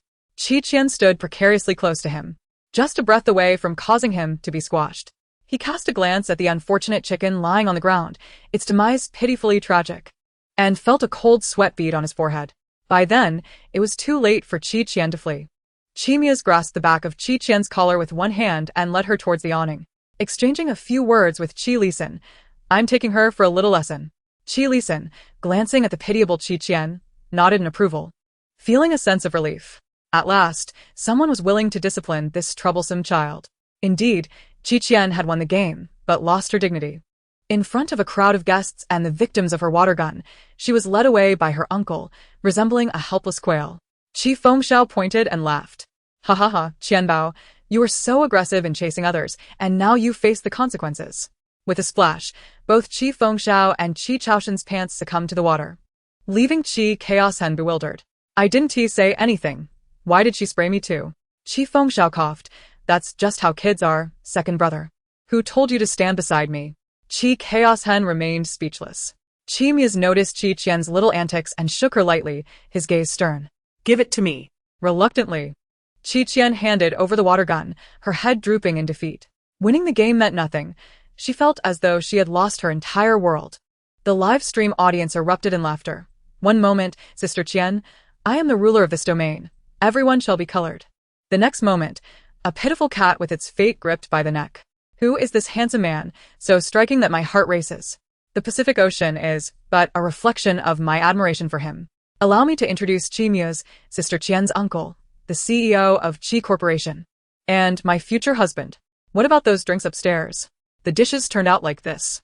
You all are only interested in the handsome man, while I am more concerned if Sister Qian's bottom will be spanked." Qi Lan chuckled gleefully. Finally, someone is teaching her a lesson. Then he glanced at Shi Jianchun, his eyes widening. "Brother Jian, you should change your pants. Sister Qian's aim is ruthless. If one didn't know better, they'd think you had an accident." All eyes turned to Shi Jianchun's trousers. His face darkened. "If you say one more word, I'll toss you into the water." Qi Lan immediately zipped his lips. Yuan Yuer gleefully chimed in. "Sister Qian was so nice to me. She only hit my calves." Shun Jiashu added, "I wish I could be a girl." Shun Jing asked, "Why?" In the third-floor bedroom, Qi Mia scolded the mischievous child before instructing her to wait while he changed clothes. Upon his return, he found Qi Qian crouched on the carpet of his room, curiously inspecting something. "What are you looking at?" Qi Mia's inquired. Qi Qian pointed at the scattered documents. "Uncle, this development project site is unsuitable. The land has issues, and there are unearthed artifacts below." Qi Mia's paused. "Unearthed artifacts? How do you know this?" "I have a friend who lives nearby. They mentioned it before." "ISNT that's supposed to be wasteland? That's none of your concern." Qi Mia's found her reasoning absurd. Yet recalling his temporary secretary's collusion, he was grateful for Qi Qian's warning, which had potentially saved a billion-dollar project. He noted this in his mind, intending to reconvene for discussions at the office the following day. Seeing Qi Qian still crouching, he lifted her onto the sofa. Remarkably, she was quite light, and it was almost amusing to carry her. "Don't you know how to sit on the sofa? Uncle, are you showing off your strength?" Qi Qian teased. "Can I swing on your arm?" Qi Mia's replied incredulously. What a peculiar request. Following her instructions, he allowed her to grasp his arm, swinging her a little.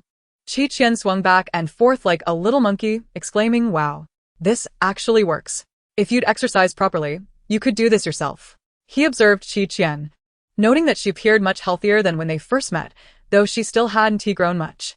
After a while, Qi Mia set her down and fetched a suitcase. "I brought some gifts for you." "What gifts?" Qi Qian leaned closer, eyes widening as she saw boxes within the suitcase. "Is this all for me?" In the past, Qi Mia's had never thought to bring gifts for anyone during his business trips. Receiving gifts was a rarity reserved for birthdays. Engraved stones from steep cliffs, gold bars from deep-sea treasure chests, magnificent pearls, and even wooden carvings she had crafted herself. The sensation of being remembered was delightful. Each day, he would add a gift to the suitcase and gradually, it filled up as his return drew near. This feeling brought him a sense of fulfillment. Watching Qi Qian eagerly unwrap her gifts, Qi Mia's expression softened momentarily. But the next instant, Qi Qian flung the boxes aside and nestled herself into the suitcase. "Uncle, look. I fit perfectly. Why not take me with you next time? I don't want to put in any effort." Qi Mia's replied. If you don't put in the effort, you'll just be a lazy fish. Is there such a good thing? Chimius pondered. Her skin must often be itchy. As night fell, a dance party commenced on the manoress lawn, with a renowned foreign band performing on stage. In her ideal vision of the soirée, Qian would dance the opening number with her grandfather or uncles, gracefully accepting invitations from others to twirl and glide across the dance floor. The dance of reality. The birthday girl, having exhausted herself in the afternoon, found even a few steps to be an arduous task, while her pink pig ambled about. Guests could hardly ignore her. What if I raised a pepper at home? One mused. During the day, I would care for it, and at night, let the chef prepare it for dinner? I replied earnestly. Look at Qian riding that pig. She exudes such an air of authority, unmatched by anyone else in the room. The question remains, though, can you ensure that a pig, lazier than yourself, will dutifully carry you around without casting you aside? The younger crowd merely gazed with envy, while the adults were thoroughly astonished. Qi Lisan's reputed strictness with his children was well known within their circle, and his disdain for animals was equally infamous. Yet, here he was, tolerating Qian as pig at home, and even allowing her to ride it. Could it be that Qi Lisan had undergone a transformation? Dad, it's so boring for Qian to ride alone. I'm going to join her. Qi Fengxiao boldly declared. Qi Lisan raised his glass, a cool smile gracing his lips. She's how old and you're how old? Her riding a pig is adorable. While you doing so would be animal abuse. Qi Fengxiao. Clearly, this notion of transformation is but an illusion. As for Xiao Xiang, not just anyone could mount her.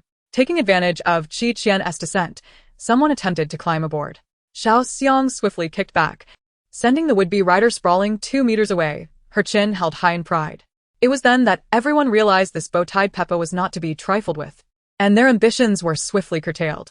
At that moment, someone finally took notice of Qian's wishing well. This sign says wishing well. But where are the turtles? Someone inquired. Qian, swaying on her pig, approached. Here they come. The turtle is here. Where? Where? Right here. She pointed to herself. My turtle is on holiday today, and I'm just filling in for it. A chorus of astonished gasps followed. Qian perched atop the stone platform of the wishing well, crossing her legs. Step forward. One by one. What wishes do you seek from this celestial being? The crowd hesitated, retreating. Is this for real? I heard she as the forest queen. She might actually possess some power. Your friend is mistaken. She is clearly a sea witch. Whatever she is, let us give it a try. Someone produced a coin to toss into the well. How should I address you? Qian remained unfazed. Call me Doro Deshali Didi, Lingling Tortoise Immortal. Okay, what was that again? Doro Deshali Didi, Lingling Tortoise Immortal. Alright, what was it again? Step back. If you can't remember such a simple name, you are unworthy of the Tortoise Immortal's favor. The embarrassed individual retreated to the back of the line. The next was Shin Jiashu, who loudly recited the incantation, Doro Deshali Didi Lingling Princess. Qian corrected him. It's Tortoise Immortal. Alright, Tortoise Immortal. I wish for my father to return the red envelopes he took during the new year. And also for him not to discover that the water I poured him last night was from the toilet. Qian counted on her fingers. Your wish shall indeed be granted. Just as Shin Jiashu was about to celebrate, a chilling voice from behind interrupted. Is that so? The sound of slapping echoed ominously from the well's edge. Ah. Shin Jiashu screamed in agony. Is it not accurate? The Q trembled in fear. Was this truly reliable? Next, Qian called. A young girl stepped forward, blissfully unaware of the fate that awaited her. Tortoise Immortal, I don't want to learn the piano anymore. Could you make my family's piano disappear? I can not only make your piano vanish, but also dispose of the parents who force you to practice. Would you like that? Qian inquired. The girl's eyes sparkled. Yes, yes, yes. Please help me. I'll give you all my New Year's money. Alright. Call the police now. Huh? Your parents are at home, bound by some thieves, and they're pouring gasoline to erase all evidence. Hurry. Qian asked sweetly. How well done do you like your parents? The girl turned pale with fright. Her aunt called to confirm the situation. The home phone went unanswered. And the mobile was the same. It appeared there was indeed trouble. The rest of the queue exchanged glances. The next moment, they rushed to the wishing well. Tortoise Immortal. I want to make a wish. Those who cut in line will wet the bed tonight. Get lost. I'm a tortoise. I share a bond with the Tortoise Immortal. Let me go first. Qian calmly stroked the turtle shell. Don't rush. One at a time. Coin tossers get priority. News of the wishing well at the Qi residence, housing a tortoise immortal, spread like wildfire. By the time it reached the Gu family, it had morphed beyond recognition. Have you heard? The Qi family has a very magical turtle. You just need to feed it coins to make wishes. You've misheard. The turtle has transformed into a human to repay the Qi family as kindness, helping others fulfill their desires. Nonsense.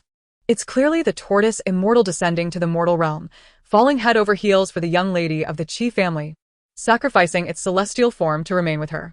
Listen, Qian is the reincarnation of the tortoise immortal. Gu Hua listened impassively.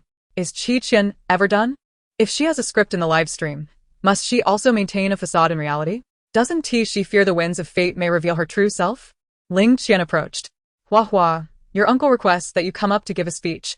Why are you dawdling here? I'm fine. Gu Hua forced a smile. I just heard that Qian's birthday banquet is quite lively, but when I was at the Qi family, they never remember my birthday. Ling Qian's eyes brimmed with sympathy. Those Qi family members lack conscience. Qian enjoys such fortune, yet they treat you this way.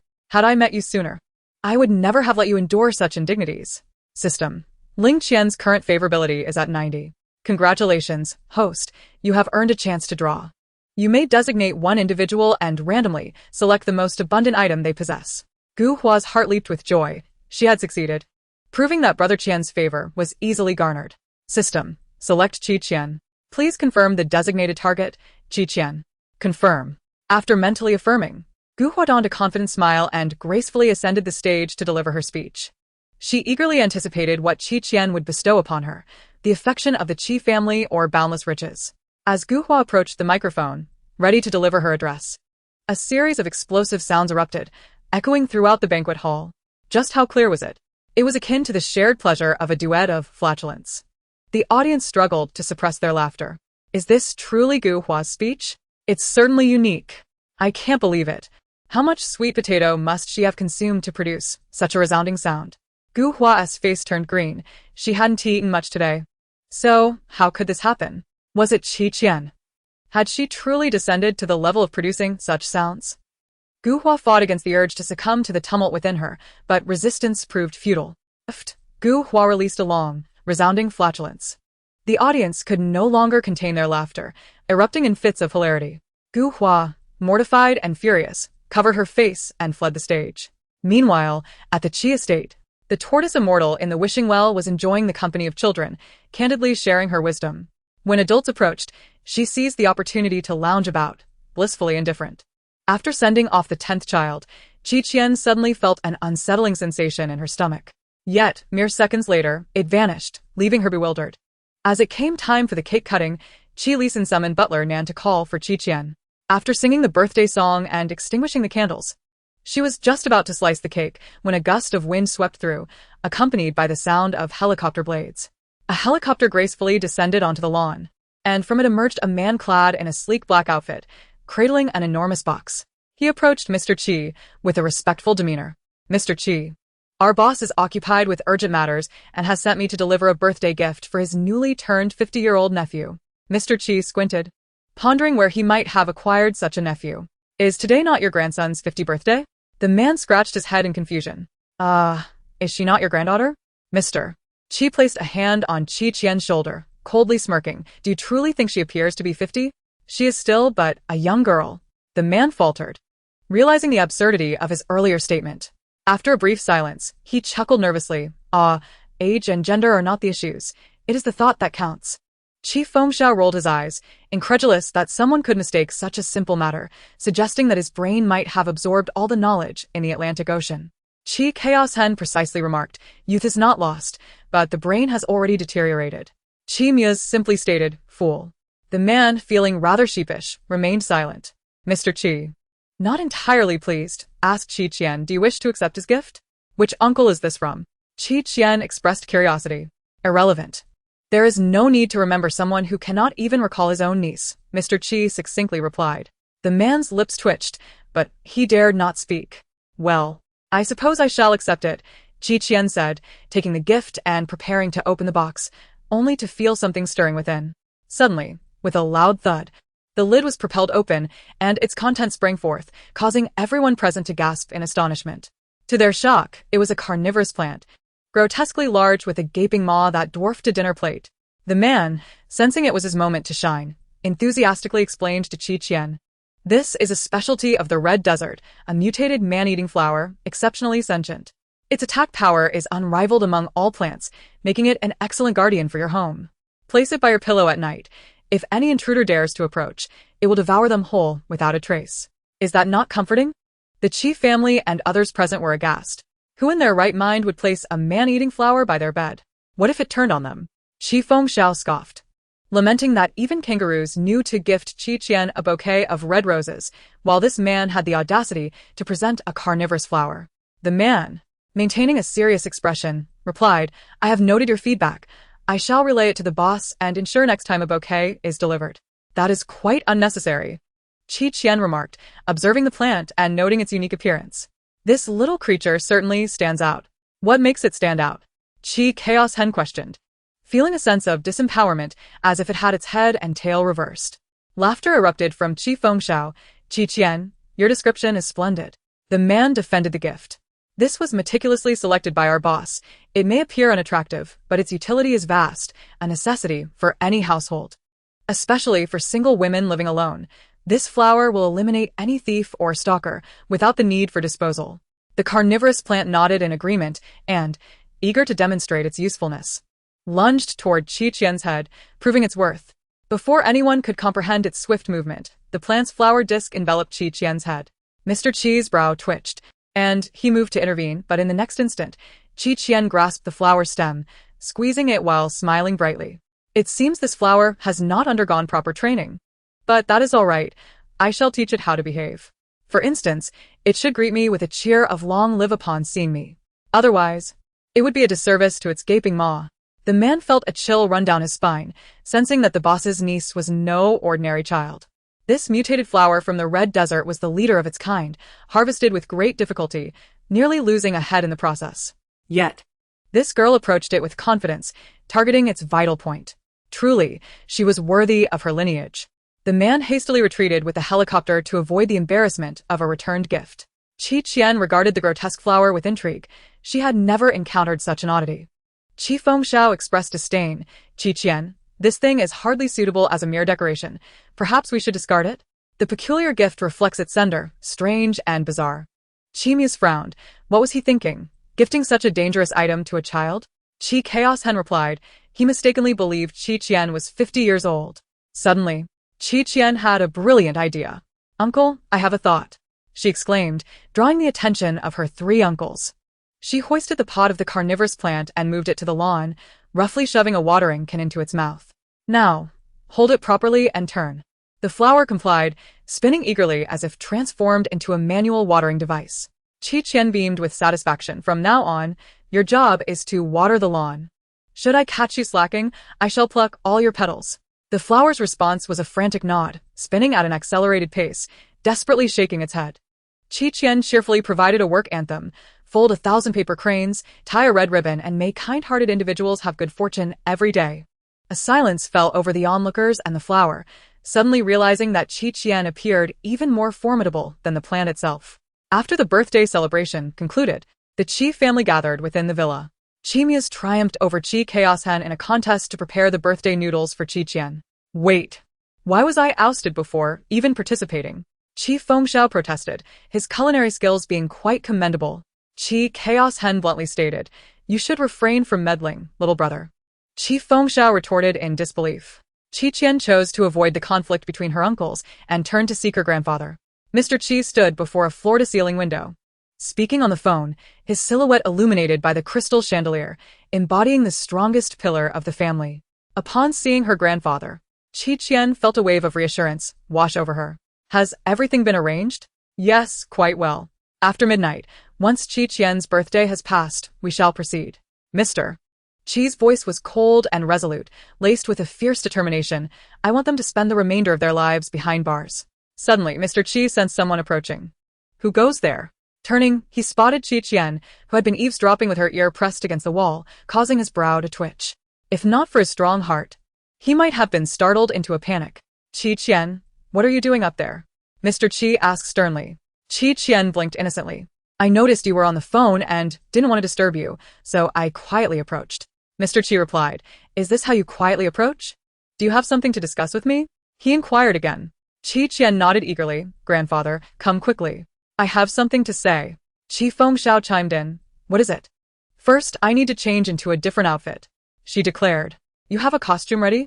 "What kind?" Qian pondered for a moment before decisively stating, "A beast tail. Tight-fitting, with a tied apron, the cute kind with exposed shoulders." Mr. Qi exclaimed, "What sort of garment exposes shoulders? That sounds quite unfit for warmth." Qi Fengxiao and Qi Chaos Hen gasped in shock. "Absolutely not. You are still young. Your uncles forbid you from wearing such outrageous clothing." Before they could voice their objections, Qian had already dashed up the stairs. After a brief interlude of about 10 minutes, the lights in the restaurant dimmed abruptly. Soon after, A beam of light illuminated the entrance, and Qian bounced in, making a dazzling appearance. Qi Lisan's lips twitched, while Qi Fengxiao and Qi Chaosheng's eyes nearly popped out of their sockets. What on earth was this? Was she not dressed like the serpent spirit from Haloa? Qian's hair was styled in a double-loop bun, and she wore a snug yellow apron, complemented by a serpentine skirt. With a hand on her hip, she struck a pose and called out, "Grandfather, Uncle Heir, Uncle San, what do you think? Am I beautiful?" Qi Chaosheng and Qi Fengxiao could only console themselves that, despite the absurdity of the serpent costume, it was still preferable to other outfits. Qi Lisan remarked, "Is this truly the surprise you prepared for us?" "Oh, there's certainly more. Just wait." Qian snapped her fingers, and the restaurant lights returned to normal. The steward, Nan, who had been shining a flashlight on her, promptly activated the sound system. Qian, now holding a miniature microphone, declared, "Next, I shall sing a song of great significance. Let us inspire one another." At this moment, Qi Lisan felt a flicker of hope, thinking she had finally behaved somewhat normally. The next instant, however, his expression shattered into disbelief as Qian began to sing, "Haloa Haloa, 7 flowers on 1 vine, the little tree vine is my home. La la la la." Qi Lisan buried his face in his hands, while Qi Fengxiao and Qi Chaosheng fell into a trance. It was excruciatingly terrible. How could she manage to sing each word completely out of tune while still sounding so natural and confident, with high notes twisting like winding mountain roads? Thankfully, most of the guests had already departed. Otherwise, the Qi family would have been the talk of the town, having produced yet another singing serpent spirit after the turtle immortal. Thanks to Qian singing, the entire villa experienced a sleepless night. The moment one closed their eyes, the haunting melody of La La La La Haloa would replay incessantly in their minds. The following morning, Qian, invigorated, descended for breakfast, only to find her grandfather and 3 uncles wearing matching faces of insomnia. Curiously, she inquired, "Family, did you not sleep well last night?" Qi Lisan shot her a meaningful glance, as if to say, "What do you think?" Thanks to her, his mind was filled with thoughts unrelated to work, keeping him awake the entire night. Qian asked, "What?" Qi Fengxiao, half awake, spread jam on bread and took a bite, exclaiming, "Oh no. I seem to have lost my sense of taste. I can't detect the sweetness of the jam."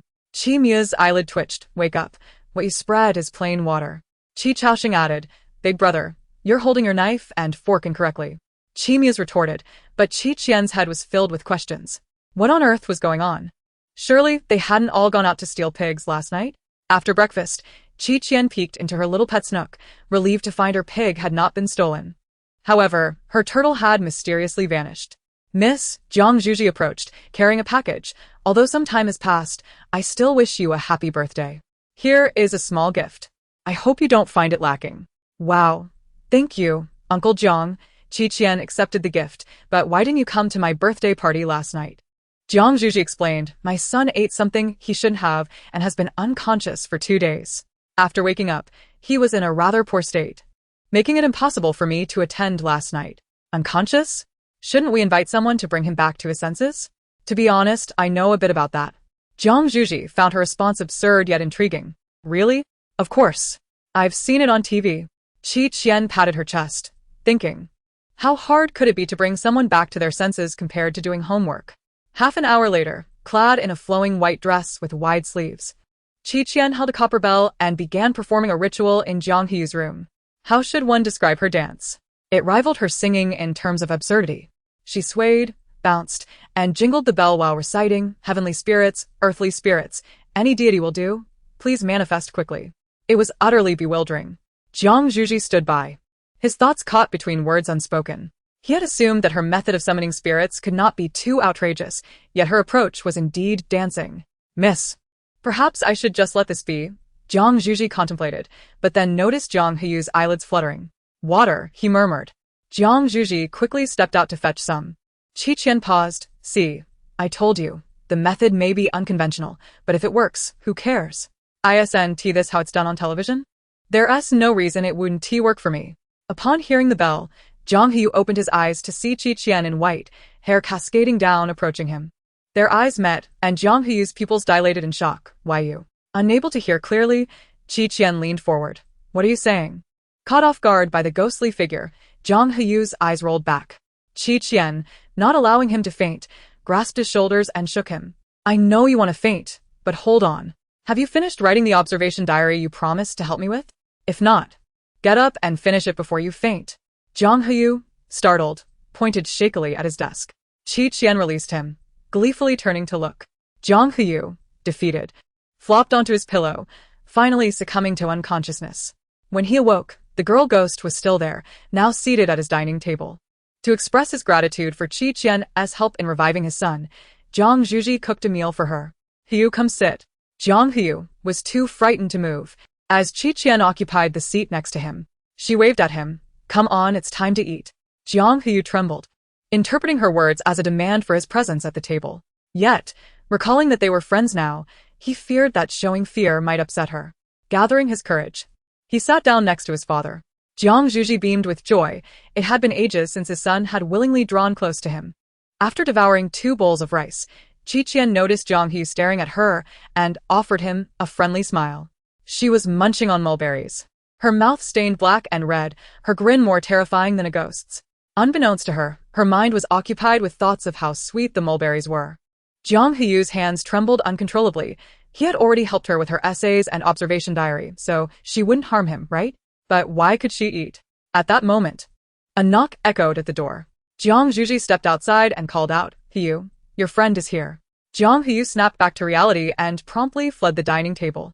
Outside, he found several boys who had previously bullied him at the hospital, pushing him around rudely. Qian emerged, carrying 2 buckets, and without hesitation, she poured their contents over the group below with a loud splash. Who the hell is so despicable as to pour dirty ink from above? Are you insane?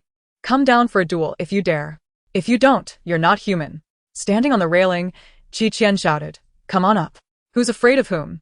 A bunch of cowards who only bully the weak. Listen well, my name is Gu Hua. The boys below cursed back. Gu Hua, huh? Just wait. If I don't take you down, I won't share your surname. They fled, unable to endure the sticky sensation of the ink covering them. Jiang He looked up to see Qian leaning over the railing, her 8 mulberry-stained teeth gleaming in a mischievous smile. His heart raced unexpectedly. Uncle, are you here to play with me? Qian cheerfully trotted over. Although Qian had spent the least time with her uncle, she had always felt a strong affinity towards him due to his financial prowess. He was indeed a super uncle capable of laying golden eggs in her bank account. The government would take over that matter and would naturally provide them with adequate compensation. Furthermore, he had disclosed some advantageous information to them. Their project had yet to officially commence, and halting it now had significantly mitigated potential losses. Qian was puzzled. Isn't this quite good? Uncle, why are you not happy? My discontent is not due to that, Mixue sighed. Tomorrow, I must travel abroad for business. Qian understood. Uncle, at your age, you still yearn for home? It was only natural. She too felt reluctant to part with the comfort of her own bed, feeling suffocated and uneasy whenever she left it. The bed was not merely a bed, it was a paradise of relaxation. No, Mixue found it difficult to explain. This business trip gives me a sense of being banished. While he pondered this, he suddenly noticed Qian's coal-black mouth, causing his heart to skip a beat. Qian, have you been eating coal? Why is your mouth so black? Really? Qian stuck out her tongue to inspect, finding it dark and shiny. Wow, I look so cool. Mixue promptly dragged her to the bathroom to wash her face and rinse her mouth. Hurry and clean up, if your grandfather sees you like this. He will surely scold you. Qian thought it was quite strange for her uncle to speak ill of her grandfather. After cleaning the little coal child, Mixue was finally satisfied. The aftertaste was dreadful, akin to an explosion of heavily polluted chemicals that assaulted the taste buds, rendering it nearly impossible to swallow. Goodness. That was quite eloquent, Qian remarked. No need to check the observation diary. I will simply hand it to grandfather. She placed the notebook on the table and then took out a mathematics book to study diligently. 2 seconds later, she collapsed onto her pillow. To avoid falling into any trap set by Qian, they had resolved to diligently study a plethora of knowledge on mechanisms and criminal psychology. This time, they would not be ensnared by her schemes. They then launched a surprise attack at 3 in the morning. In the live stream, they come earlier each time. Determined not to leave without confronting my brother and sister Qian, right? Sister Qian, he. What strange things have intruded? Get out. The leader confidently approached the door of Qi Fengxiao's residence, only to discover that the lock had been replaced with a password display. Upon closer inspection, there was a line of text on the display. The door lock had been fitted with an automatic alarm system. Answering the question correctly and entering the correct answer would allow access. Otherwise, there would be electric shock. The question read, 2 officials by the water's edge, wearing crowns. The childess had already shaved. The golden lotus cannot be walked on, only an inch. You, fair ones, come together. The lotus flower has lost its head.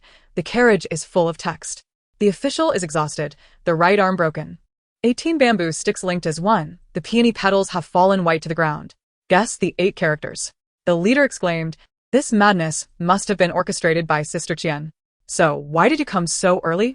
You can't even get in the door. I bet these 8 characters are get lost and stop disturbing my sleep. So complicated. My neck itches. I feel like my head is about to sprout. The leader said, let us set aside the first line and the second line too. We can skip the third line as well. The photographer replied, if we skip all that, there's nothing left, you know. The leader snapped, be quiet. The password was clearly written at the bottom. Inputting it would unlock the door. But failing to answer correctly first would result in an electric shock. A wail echoed. At 8 o'clock, the apartment door opened from the inside. Qian emerged, clad in turtle-patterned pajamas. Her eyes were still half closed, and in a daze, she reached for the fresh milk in the mailbox at the door. She accidentally kicked 2 corpses, those of the leader and the photographer, whose souls had already departed. Qian barely opened one eye. What are you doing lying there? Why didn't you come in to ambush and film? The leader, dazed, replied, Sister Qian, no, Miss Qian, did you think we didn't want to come in? We have a 2-episode relationship. How could you bear to threaten us with an electric device? Qian unscrewed the cap of the milk, took a sip, and then said, oh, that's fake. The leader was stunned. Fake? Qian yawned. Actually, you could have just entered the password. That question was merely a distraction. Ha ha ha, help. Sister Qian is running a password scam. My mind is exhausted. I never expected such a conclusion. Leader, I hate you, I hate you, I hate you. I hate you. Chapter 95. She is not a princess. The leader cried like a 100-pound dog. Do you have any idea how we spent these 5 hours? It was merely a distraction. The photographer asked, what was the answer to that question? I've never seen anyone as foolish as you. Why the personal attack? Qian blinked. I meant, the answer is, I've never seen anyone as foolish as you. The 2 were speechless. Qian kindly asked, have you not had breakfast yet? Would you like to come in? My uncle is cooking. The 2 perked up, following Qian eagerly into the house. The live stream fans could no longer laugh. They too wished to share breakfast with brother and sister Qian. This episode was rather special. The filming location was abroad. And upon disembarking the plane, all guests had their eyes covered with black cloth and were taken to a vehicle. After a bumpy ride, the vehicle finally stopped. Qian had slept the entire way and felt dizzy upon exiting. Suddenly, she sensed a lethal gaze directed at her. Turning her head, she noticed that most of the people present were staring at her, but she could not discern who exactly. Qian nonchalantly stuffed her hands into her pockets and walked forward alongside Qi Fengxiao. Welcome everyone to this recording site. Here is the starting point racetrack. The chief director held up a megaphone. First, let me introduce 2 new guests. Our national goddess, Xia Xinyue, and her sister, Xia Jinjin. Dressed in blue and white sportswear. With a pure and graceful appearance, Xia Xinyue smiled and waved. You can call me Xinyue. I look forward to surviving together with everyone. As she spoke, her gaze shifted to Qi Fengxiao, her smile becoming even more radiant. Of course, I am most eager to be with my idol, Brother Qi. A commotion erupted in the venue. Not good. This Xia Xinyue has openly declared her love for Brother Qi. She is a fervent fan. I remember she accidentally liked a post that criticized Sister Qian and later apologized insincerely. My impression of her is quite poor. Our Xinyue is straightforward and unpretentious. If she has done anything wrong in the past, I hope the sisters can forgive her. Am I the only one envious that Xia Xinhua succeeded in her idol pursuit? Qi Fengxiao did not even glance sideways, taking advantage of the camera turning away. He quickly shoved a piece of chocolate into Qi Qian's mouth. Hurry up, replenish your energy. Qi Qian, with her mouth full of chocolate, mumbled, "Thank you, uncle."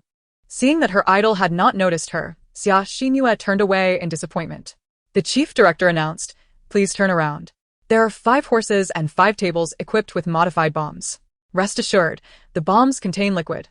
Even if they explode, it will only cause minor discomfort and will not endanger anyone's life." The guests who had consumed the mixed juice murmured, "We don't believe your nonsense. You also claimed that mixed juice is greatly beneficial to health." Luo Zichuan raised his hand. "We want to dismantle the bombs." The chief director replied, "In a moment. Staff will demonstrate. It won't be difficult." The staff began to demonstrate, swiftly disarming a modified bomb. Shun Jiashu asked, "Dad, did you understand?" Shen Jing replied, "That's a question I should be asking you, son." Luo Fan looked at Luo Zichuan, who succinctly said, "Not difficult." Luo Fan felt reassured. "Brother Qi, I just memorized the steps and told Jinjin. If Qian has any questions, she can ask Jinjin later," Xia Xinhua cheerfully said to Qi Fengxiao. Qi Fengxiao replied, "No need." He had faith in his precious Qian. Then he turned around and saw Qi Qian squatting on the ground, absorbed in watching ants, completely oblivious to the commotion nearby. In other words, she hadn't even watched the demonstration. Qi Fengxiao suddenly felt a pang of suffocation. He had been too early in his relief. The challenges of this game were not limited to horse racing and bomb disposal, but also included a mere 10-minute countdown. Conversely, the bomb could very well explode in the hands of the parents. With a gunshot from the director, 5 horses charged forth from the starting line. Qi Fengxiao took the lead, far ahead of the other contestants, reaching the finish line to grab the gong hammer. Shen Jing and Ling Qian caught up, both eager to snatch it. There was only one hammer, and everyone wanted to sound the gong quickly. In this scramble, only 5 minutes remained on the countdown. Shen Jing reacted and began to kick the gong with his foot. Ling Qian successfully seized the hammer and was about to strike when Luo Fan and Xia Xinhua rushed up. Their competition was fierce. Qi Qian watched the struggle at the finish line, sighing that if they slowed down a bit, she could take another nap. "Princess, do you remember what the first step is?" "I've forgotten." Shen Jiashu approached anxiously for help. Just as Qi Qian was about to speak, Xia Zhenjin interrupted her. "I know. The first step is to find the detonator, and then..." Shen Jiashu scratched his head. "But I didn't ask you. I'm a princess too." Xia Zhenjin raised her chin. "My family calls me Little Princess, so I allow you to call me that too. You're just the little princess of your family. I'm talking to Princess Kriksha in the forest." "How foolish. Where in the world is there a forest princess?" "There is, right in front of you." Shen Jiashu refused to listen, looking at her with pity. "You're just inexperienced. I don't blame you. Not everyone can earn the recognition of a princess like I can." "You Qi Bao, hurry, only 2 minutes left." Qi Fengxiao reached the finish line, deftly dismounted, and placed the bomb on Qi Qian's table. Xia Zhenjin blocked him. "Wait, we're still talking. Don't interrupt, okay?" She turned to Qi Qian. "You're just lying. Aren't you? There's no forest princess. You just want to deceive them into being your little minions." Qi Qian yawned. "Are you serious?" "Of course. I'm not as naive as them to be easily fooled by you." Qi Qian didn't even lift her eyes. "I think some things really reflect the issue at hand. Do you know why 60 disappears every minute?" "What?" Xia Zhenjin frowned.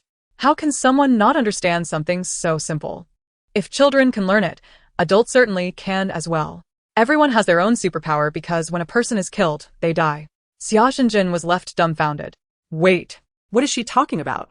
Qi Qian added, "Lastly, please bring me a portion of rolled meat, no knife, no meat, just roll."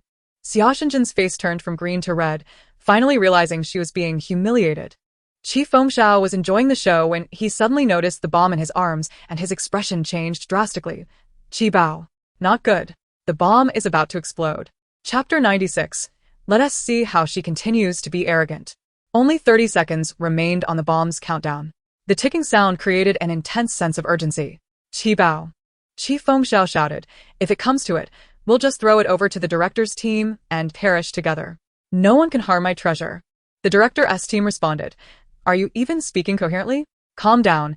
Qi Qian coolly took the bomb and placed it on the table, picking up the tools to start disarming it. Xia Zhenjin held her breath, sarcastically saying, with only 30 seconds left, it's a miracle if she can disarm it. You all better hide to avoid being dragged down by her. She watched Qian's disarming steps and laughed. For she was clearly not following the instructions given by the staff. It would be miraculous if she succeeded. Qi Fengxiao snapped, mind your own business. Who asked for your opinion? Xia Zhenjin had never faced such humiliation at home, and her eyes instantly turned red. I've tolerated this princess syndrome for too long. She comes in and attacks my sister without reason. Does she think my sister is made of clay? Xia Zhenjin is so impressive. She must have grown up alone. Zhenjin isn't being malicious. She just speaks her mind without guile. Zhenjin is still a year younger than Qian. Don't be so harsh on the child. Just a moment. In my brother's eyes, there's only one Qi Bao. What is your Zhenjin worth? At that moment, Shenjing rushed over. Son, hurry. We're going to explode too. Shin Jieshu had too little time to take over the bomb. After only a few attempts, it exploded with a bang, covering her face in flour and water. Xia Zhenjin had barely taken the bomb when the countdown finished. The two sisters were caught in the blast. What is this? Cough, cough, cough. Xia Zhenjin was choked by the chili powder spewing from the bomb, her tears and snot flowing freely, unable to see anything. Luo Zichuan realized it was too late and wisely did not attempt to catch the bomb, letting it explode in Luo Fan's hands. Deep green expired bean juice splattered all over Luo Fan, who turned a shade greener than the juice itself. Those responsible for disarming the bomb were nearly wiped out. Director. This is too difficult. Xia Xinyu lamented, tears in her eyes. There simply wasn't enough time. The chief director pointed ahead. Is it really that hard? Wasn't there one group that succeeded? It was still the group that made him grit his teeth the most. Everyone turned in unison to look at Qian and Qi Fengxiao. Qian stood with her hands in her pockets, casually sucking on a lollipop, utterly unfazed.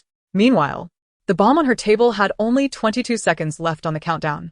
This meant she had disarmed the bomb's timer in less than 10 seconds. Luo Fan couldn't help but mutter, what a freak. Luo Zichuan silently glared at him. She asked, not the freak. You're just too useless.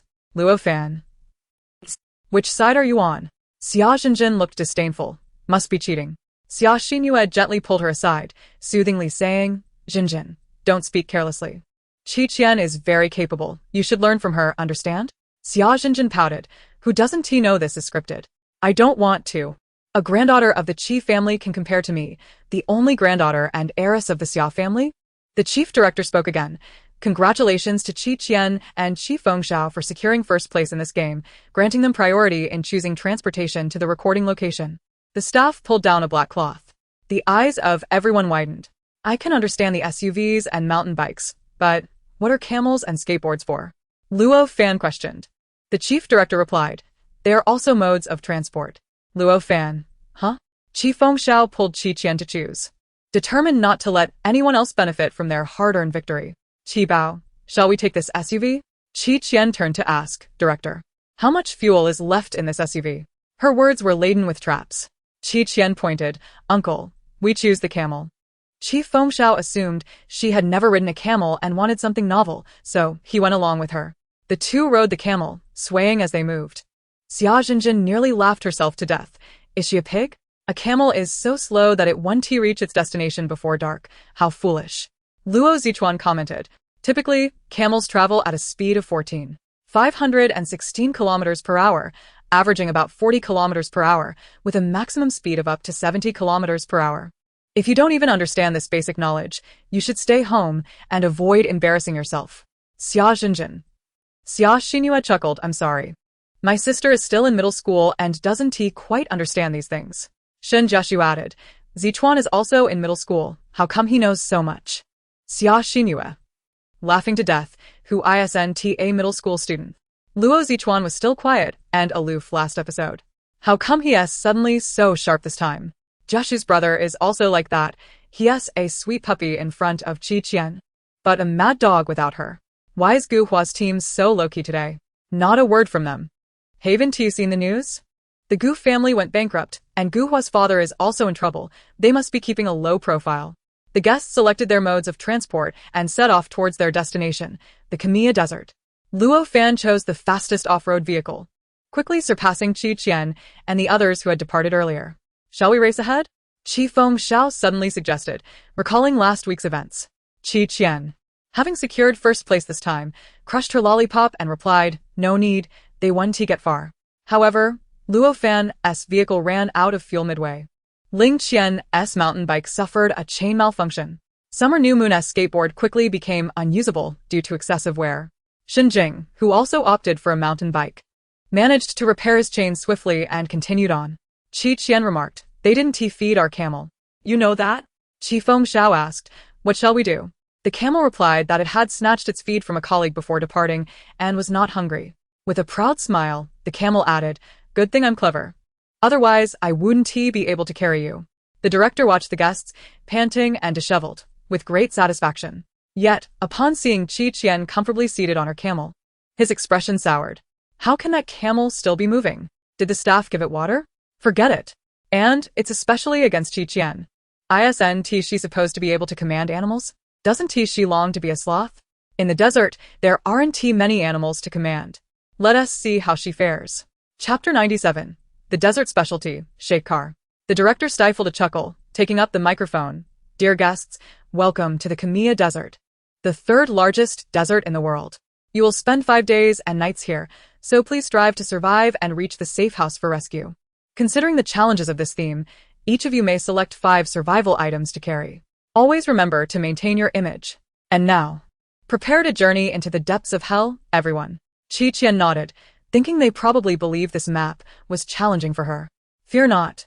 Your uncle's got your back," Xiao reassured her. "Then can you carry me later?" Qian asked earnestly, "Uncle, do you trust me?" "Of course."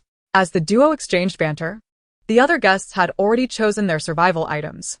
Qian, as usual, packed her favorite snacks and a thermos. Xiao claimed he wouldn't spoil her. Yet his hands betrayed him, grabbing 2 packs of her beloved chocolate-filled bars. Soon after, the guests prepared to set off. However, a problem arose with the crew. The camel carrying Qian refused to move. When a staff member inadvertently let go, the camel dashed over to Qian and crouched, signaling her to climb aboard. The director exclaimed, "Can these animals not be so ungrateful?" The camel huffed at the director, walked over to him, turned its back, and relieved itself right in front of him. The director was momentarily blinded by disbelief.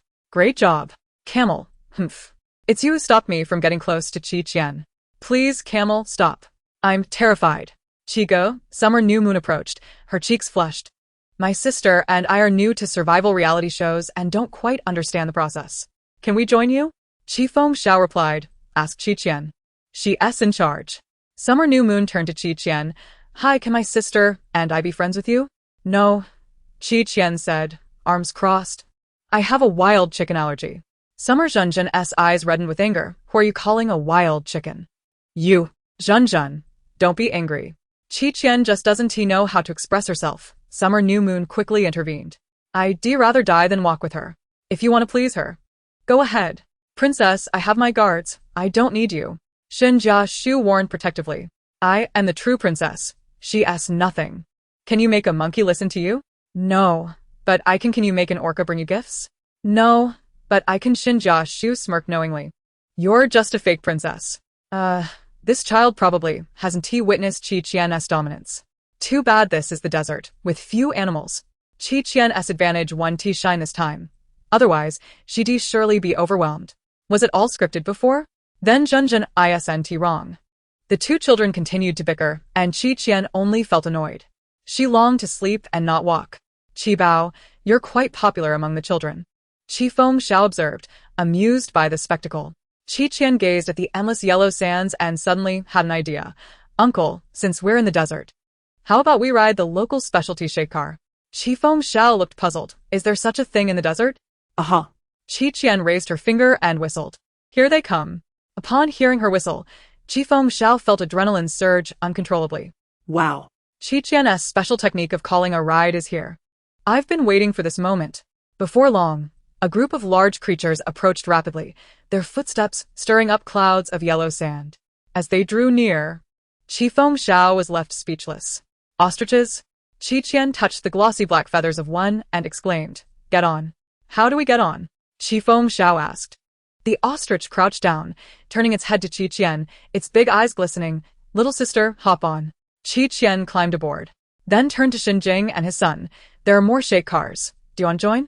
Shu raised his hands high, shouting excitedly. I pledge my loyalty to Princess. Xinjing chuckled as he lifted his son onto one ostrich and sat on another. Wait, you call an ostrich a shake car? Why does her magic still work outside the deep sea? I'm truly captivated. Let me ride. These ostriches have such glossy feathers.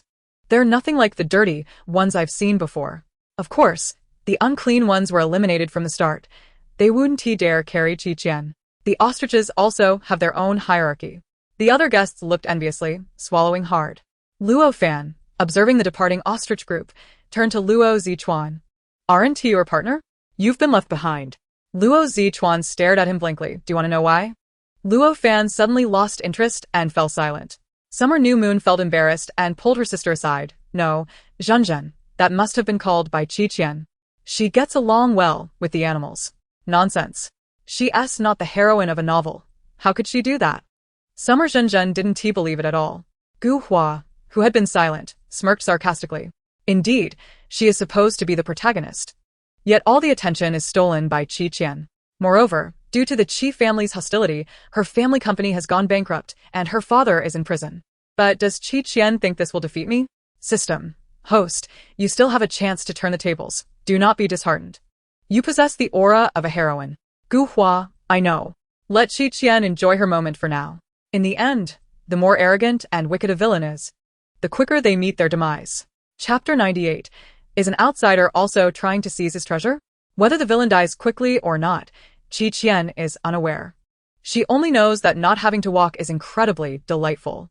The running speed of an ostrich can reach 60 to 70 kilometers per hour, covering 8 meters in a single stride. At such a pace, sitting atop an ostrich, one can only feel the wind wildly slapping against their face. Eventually, the four even began racing each other, with Shen Jiashu's laughter echoing joyfully along the way. Qi Bao, there's a patch of greenery ahead. Qi Fengxiao pointed ahead, indicating that they would camp there tonight. Qian nodded, patted the ostrich's wings, and said, "Let's go." The ostrich responded with a ga and complied. Upon reaching the green field, the ostrich was reluctant to let Qian down, carrying her around. The eyes of the other ostriches seemed to burn with envy.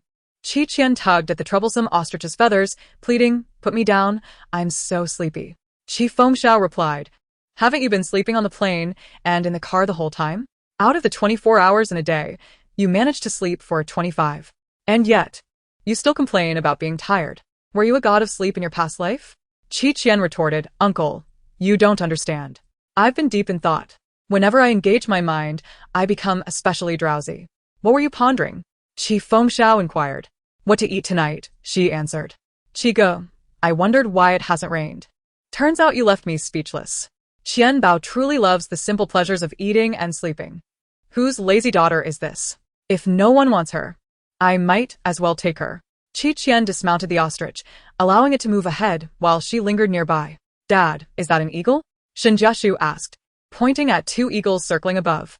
Xinjing discerned after a moment. Those are chestnut-winged hawks, rare predators that have evolved cooperative hunting behaviors. They are quite fierce. Are they considering us as their next meal? That's uncertain. Keep an eye on Qian. Don't let her fall asleep and get snatched by the eagles. Understood.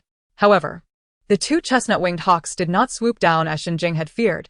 They circled for a bit before departing. As dusk approached, the surroundings grew perilous, and the distant howl of wolves could be heard. Xinjing boiled some water and suddenly looked up. "Did you hear that scream?"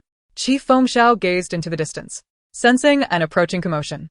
Leading the charge were the Luo Fan brothers, followed closely by Ling Qian, Gu Hua, and the 2 sisters, Xia Xinyu, all sprinting toward them in a frenzy. A pack of wild wolves was hot on their heels. Just coming from Xia Xinyu's live stream, Xia Zhenjin is absolutely unhinged. Seeing Qian with an ostrich, she wants to ride a wolf, as if the desert were her playground. Did my red bitter tea prince and Zichuan provoke her? Are they dragging them down too? Even in the face of crisis, Ling Gongzi prioritizes protecting Hua. How much money am I going to lose over this? What does Luo Fan mean by running toward Qianmei? Since Qian is the forest princess, she has an obligation to help them out of their predicament. Or else she's just hogging the resources. Right. She should just relieve herself right above them. It would be quite the aromatic experience. Qian had awakened and was seated before the campfire, munching on the dates the ostrich had gathered for her, alongside some unknown fire fruits. The ostriches tasked with delivering her takeout noticed the oncoming figures and immediately stood to block the way. When Luo Fan moved right, they followed suit. As he veered left, they mirrored him again. Luo Fan, observing these towering ostriches, felt a twitch at the corner of his mouth. Despite the absence of gates, he still found himself needing to read the animal's moods to pass. Chigo, Qian, we've encountered a bit of trouble. May we come in? Luo Fan asked. Swallowing his pride, Qi Fengxiao replied, Zichuan can come in. Just as Luo Fan was about to protest, Luo Zichuan dashed past his cousin without hesitation, heading toward the opposing side. Useless. The wolves arrived at the camp, momentarily intimidated by the guardian ostriches, reluctant to advance. A few ostriches charged out, and the pack of wolves quickly retreated, disappearing from sight. The two groups collapsed onto the ground, panting heavily, disregarding their appearances. Xia Xinhua managed to stand and approach Qi Fengxiao. Chigo, let me help you. I often cook at home. No need, Qi Fengxiao replied without looking up. Just take care of yourselves. Don't cause them trouble. Xia Xinhua assumed he was concerned for her well-being, blushing. Thank you, Chigo, you're so kind. Qi Fengxiao.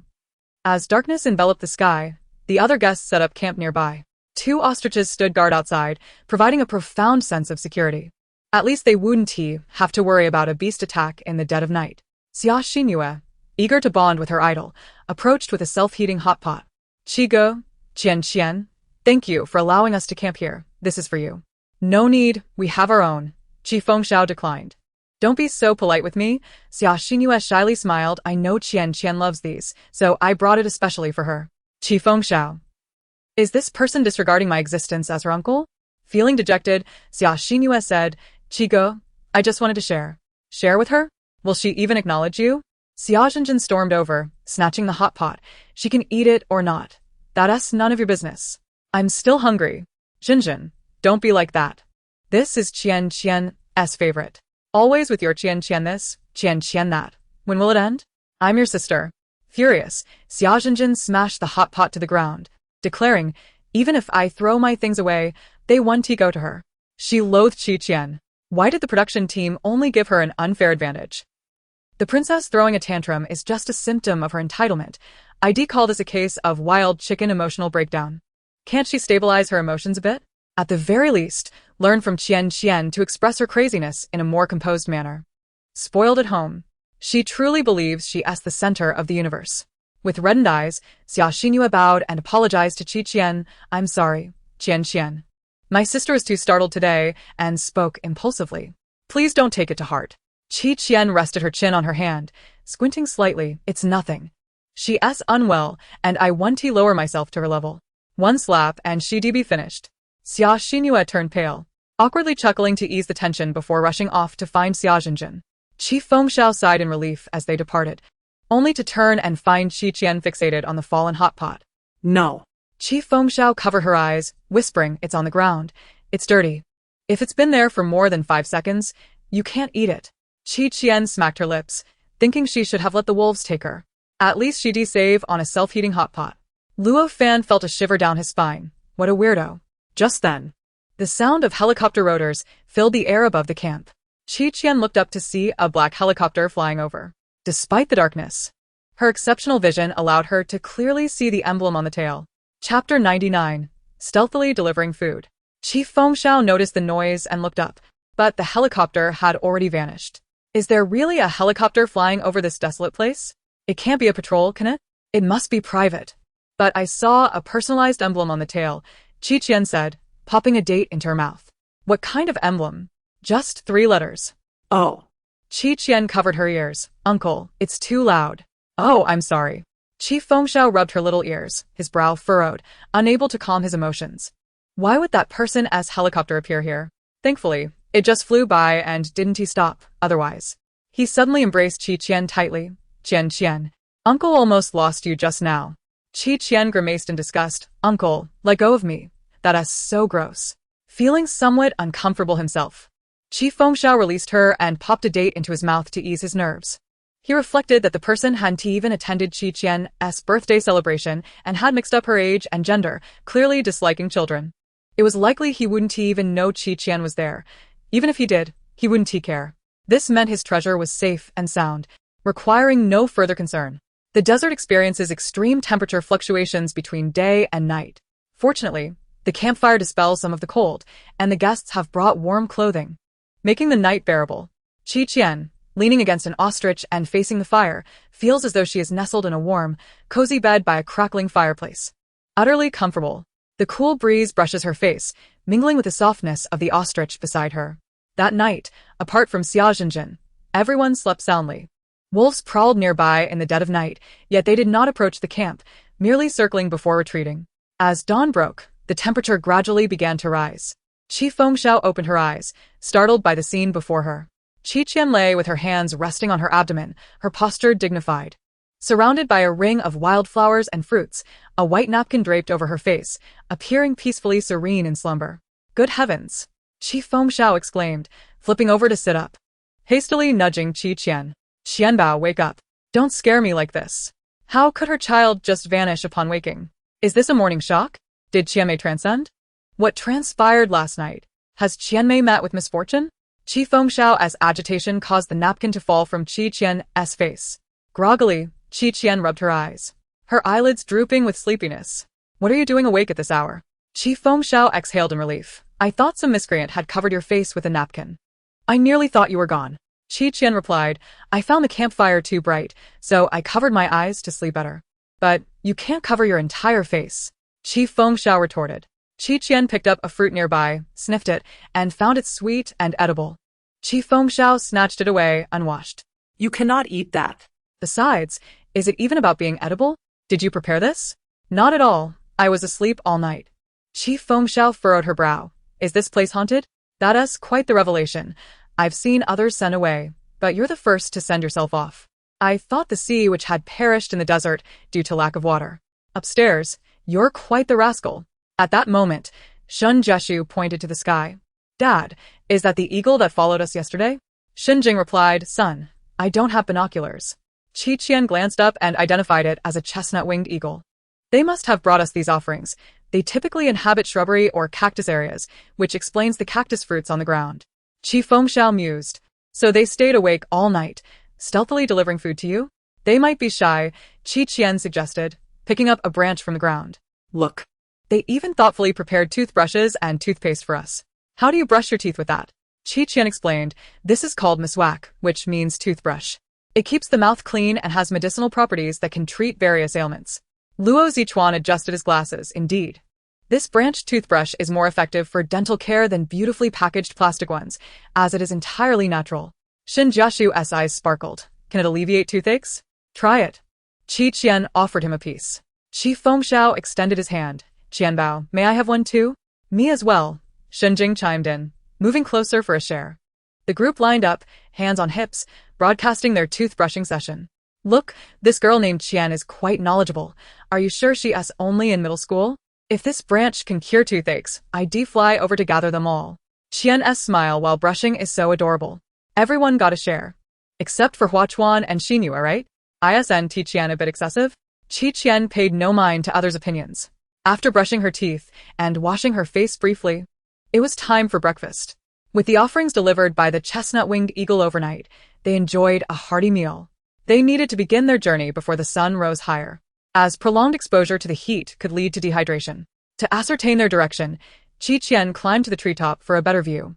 A glimmering light appeared on the southern horizon, reminiscent of sunlight refracting off water. Sliding down the tree, she announced, we can head south. I suspect there's a lake there. Qi Fengxiao signaled to start packing. Xiaojinjin rolled her eyes, thinking it absurd that she could just see it. However, this time, she wisely kept her thoughts to herself. Having learned from Gu Hua's guidance, she understood Qian's cunning and recognized that confronting her directly would only breed animosity.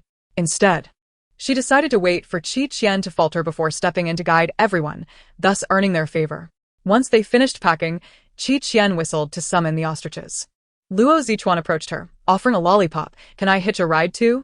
Seeing the grape flavor, Qian could not resist. Sure. Luo Zichuan happily rejoined the group. Traitor. Luo Fan exclaimed, what a disgrace. I should have brought snacks to bribe Qian. Chapter 100. Birds don't drink alcohol. Having learned from the sandy experience of the previous day, Qian refrained from urging the ostriches to sprint, maintaining a steady pace instead. Ling Qian and Gu Hua. Despite their disdain for Qian, recognized the wisdom in following her after their encounter with the wolves, thus trailing behind the footprints left by the ostriches. To accommodate Xia Zhenjin's stamina, Xia Xinyue reluctantly slowed down, falling significantly behind. As the sun ascended, the desert heat intensified to an unbearable level. Two chestnut-winged eagles followed them closely, circling above without descending. Unbeknownst to them, someone in a helicopter was observing. "Boss, I think I'm seeing things. There are people riding ostriches in the desert. Wow, these massive birds that can kick wolves into the sky are being ridden? How bizarre. Why aren't you speaking, boss? Shut up and pilot the helicopter. Don't worry, boss. My skills are impeccable. I could even dance while flying without a hitch." An hour later, the helicopter malfunctioned, forcing it to land in a corner of the desert while awaiting rescue. Simultaneously, Qian and her group finally reached a shaded area to rest. Having finished the morning fruits, their supplies were scant and they needed to search for food nearby. However, resources in the desert were scarce. This region offered little beyond trees and grass, and they could not sustain themselves by nibbling on vegetation. "Qianbao, shall we just eat some compressed biscuits to stave off hunger? There's hardly anything to find here," Qi Fengxiao suggested, tossing a dry branch to the ground and brushing his hands together. Shen Jing remarked, "Our water supply is dwindling as well. It will last us at most half a day." Qian pondered, "How about we have a buffet for lunch?" With that, she let out two sharp whistles. The eagles swooped down, releasing several wild rabbits and sand grouse from their talons before soaring away without pause. The eagles were succinct and cool. Qian gleefully grabbed a rabbit by its tail.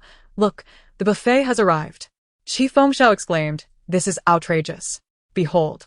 This woman named Qian is starting to dominate the desert." These two eagles are among the few creatures not clinging to Qian. They are quite impressive. Look at the ostriches beside them. They seem rather unremarkable. Is this a buffet? This is clearly a princess's dining hall. How can they eat rabbits? That's too cruel. Without cumin and chili to enhance the flavor, rabbits are utterly unappetizing. Let me handle it. The production team, witnessing Qian and her companions indulging in their feast, seethed with frustration. Eat. If you can, eat. We want to see just how much food the desert can provide. And let us not forget the water. Water is the most scarce resource in the desert. Even if one possesses an abundance of food, finding water in the vast expanse of sand makes it nearly impossible to survive a single day. With a firm grip on a porcelain bottle, it soared towards the shallow pool. Upon receiving the bottle, Qian gently patted its head, expressing her gratitude. The eagle's feathers ruffled in surprise, and its once sharp gaze turned hazy as it leaned dizzily against her hand, completely oblivious to its surroundings. Qian pondered, "Is it possible that this eagle has consumed some counterfeit liquor? Birds don't drink alcohol, and alcohol isn't meant for birds." One exclaimed, "I had just praised them for being more valuable than ostriches, and now I feel like slapping myself." Despite the eagle's lack of facial features, one could faintly discern a mix of shyness, excitement, and intoxication from its demeanor. Another eagle, witnessing this, became agitated and strutted over, forcefully pushing its companion aside to tumble into Qian's embrace. With a wingspan of up to 15 meters, it towered over her. She found herself unable to budge, trying to push them away while leaning in closer, their enthusiasm surpassing that of a dog. The previously aloof demeanor seemed an illusion. The proud little eagle chirped, "I'm just a bit shy and introverted." "Qian, this porcelain bottle contains a substantial amount of water," Qi Fengxiao remarked in astonishment. "It looks ancient." "Where did they find it?" "They claimed it was taken from a large house," Qian replied. "Isn't that stealing?" "They said the house has been uninhabited for a long time." Qi Fengxiao expressed further confusion, noting how remarkably clean the bottle was, almost as if it had just been taken from a cupboard. The small eagle puffed out its chest in pride, declaring, "I wouldn't accept anything dirty, especially not as a gift for my lady." The larger eagle chirped in response, "You're impressive, soaring through the skies. But still a fledgling seeking your mother's affection." A skirmish was imminent as the two eagles took to the skies, engaging in a fierce battle. Shen Jiashu, bewildered, asked, "Sister Qian, why are they fighting?" "Perhaps they have taken a liking to one another," Qian speculated. After quenching their thirst, the group rested momentarily. Qian instructed Qi Fengxiao to bury his legs in the sand for a sand bath. "What is the purpose of this?" "It feels rather stifling," Qi Fengxiao questioned. "I've heard it's a folk remedy for rheumatism," Qian yawned, reclining. "Since we're here, why not give it a try?" Qi Fengxiao paused, his expression softening.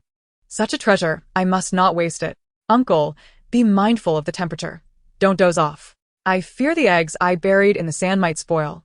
Qian added. Still touched by her concern, Qi Fengxiao playfully grabbed her head, exclaiming, "Little Qi Bao, am I your egg thermometer now?" Ah. Who remembers the first live stream when Sister Qian said Brother Qi's nickname is Qi Sanbao? Who came up with such an adorable name?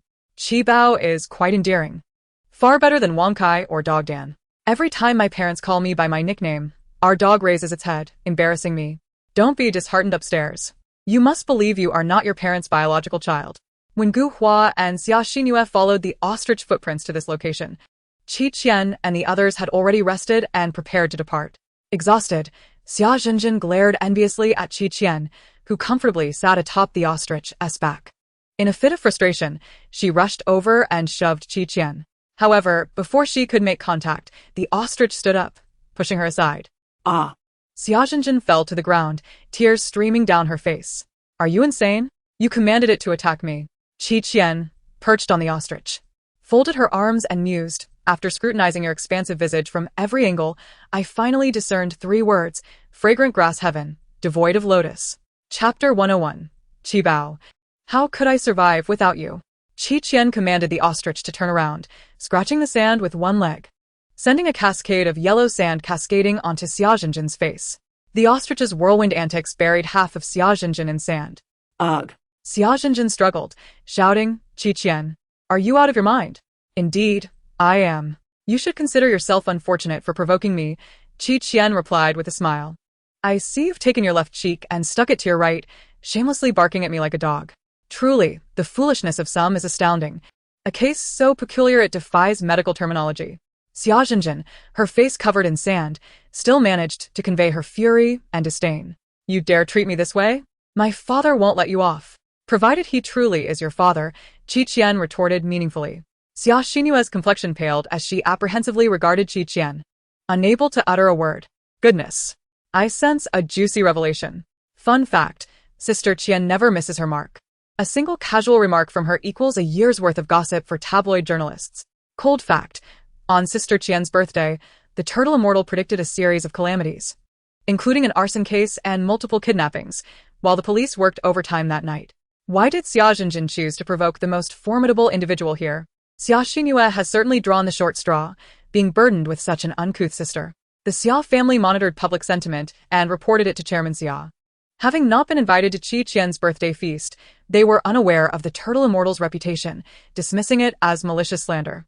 As competitors to the Qi family, their relationship was anything but amicable.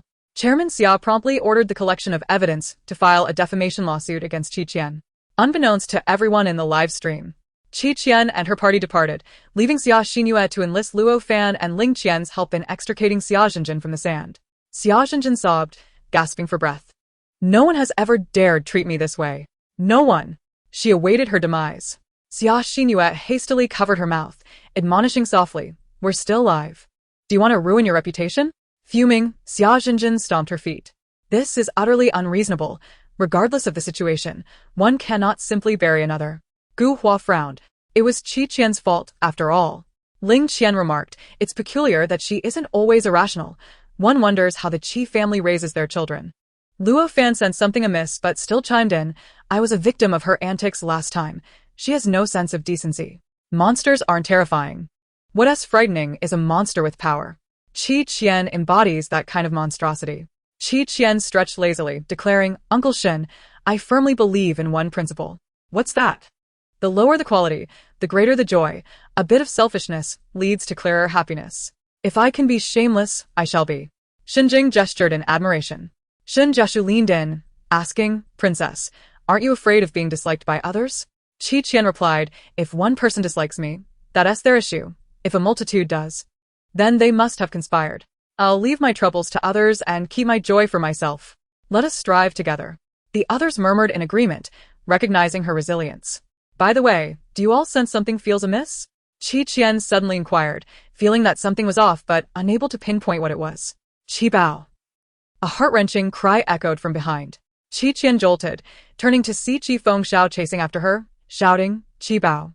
How can I live without you, Qi Bao? Stop. Qi Qian exclaimed, oh no. I forgot about my uncle. Finally catching up, Qi Fengxiao collapsed onto the ostrich's back, a look of despair on his face. While I was fetching an egg, you ran off by yourself. Qi Xiaobao, where is your conscience? Qi Fengxiao felt a sense of relief. But then hesitated. Why was there no skunk? It was the animal she detested the most. Comparing her least favorite creature to her dear uncle? Qi Fengxiao's heart sank. And she sat forlornly on the ostrich's back, peeling eggshells with a melancholy air. After finishing, she viciously stuffed the remnants into Qi Qian's mouth. Eat. May you choke on it, you little ungrateful wretch. Qi Qian accepted the morsel eagerly, savoring it. Beside them, Shenjing's mouth twitched in irritation. Yet he still dutifully attended to his ancestor. You're finished, little Qi, look, there's a helicopter. Shin Jiaxu exclaimed loudly. Luo Zichuan glanced up but saw no one around. Qi Qian maneuvered the ostrich closer and circled the helicopter. The tail rotor transmission system is malfunctioning. It's likely due to internal component fatigue or external impact, resulting in damage to the tail rotor shaft and loss of tension, she remarked. Qi Fengxiao raised an eyebrow. You understand this? I wanted to fly, so I looked into it. She often reminisced about her treasured sword, her uncle. Fear not, while you are still short. Your uncle can lift you high and take you flying. I am not short. I will grow tall soon. You're overthinking. I've never seen a child as diminutive as you. Qi Qian, with a solemn expression, declared, I am already 50, at this age. It is appropriate for me to refer to myself as an old man, is it not? Others stifled their laughter, recalling how in the previous episode, Qi Qian had consumed all the milk she had seized from pirates. Smack, not even a centimeter taller. After inspecting the stricken helicopter, they continued onward. They had not run long before they finally reached a source of water. Earlier that morning, Qi Qian had spotted a small gourd-shaped lake shimmering in the light. Surrounded by lush greenery, it resembled a small oasis. Qianbao, the water is very clear. Would you like to swim? Qi Fengxiao suggested, noting that the lake had separate sections. Qi Qian shook her head. No, I am an introverted person. Then you can keep us company while we dive in. Qi Fengxiao chirped as she leaped into the lake. Shin Jiaxu executed a cannonball, plunging headfirst into the water. Qi Qian, unable to bear the sight, led the ostrich to wander nearby. Creak.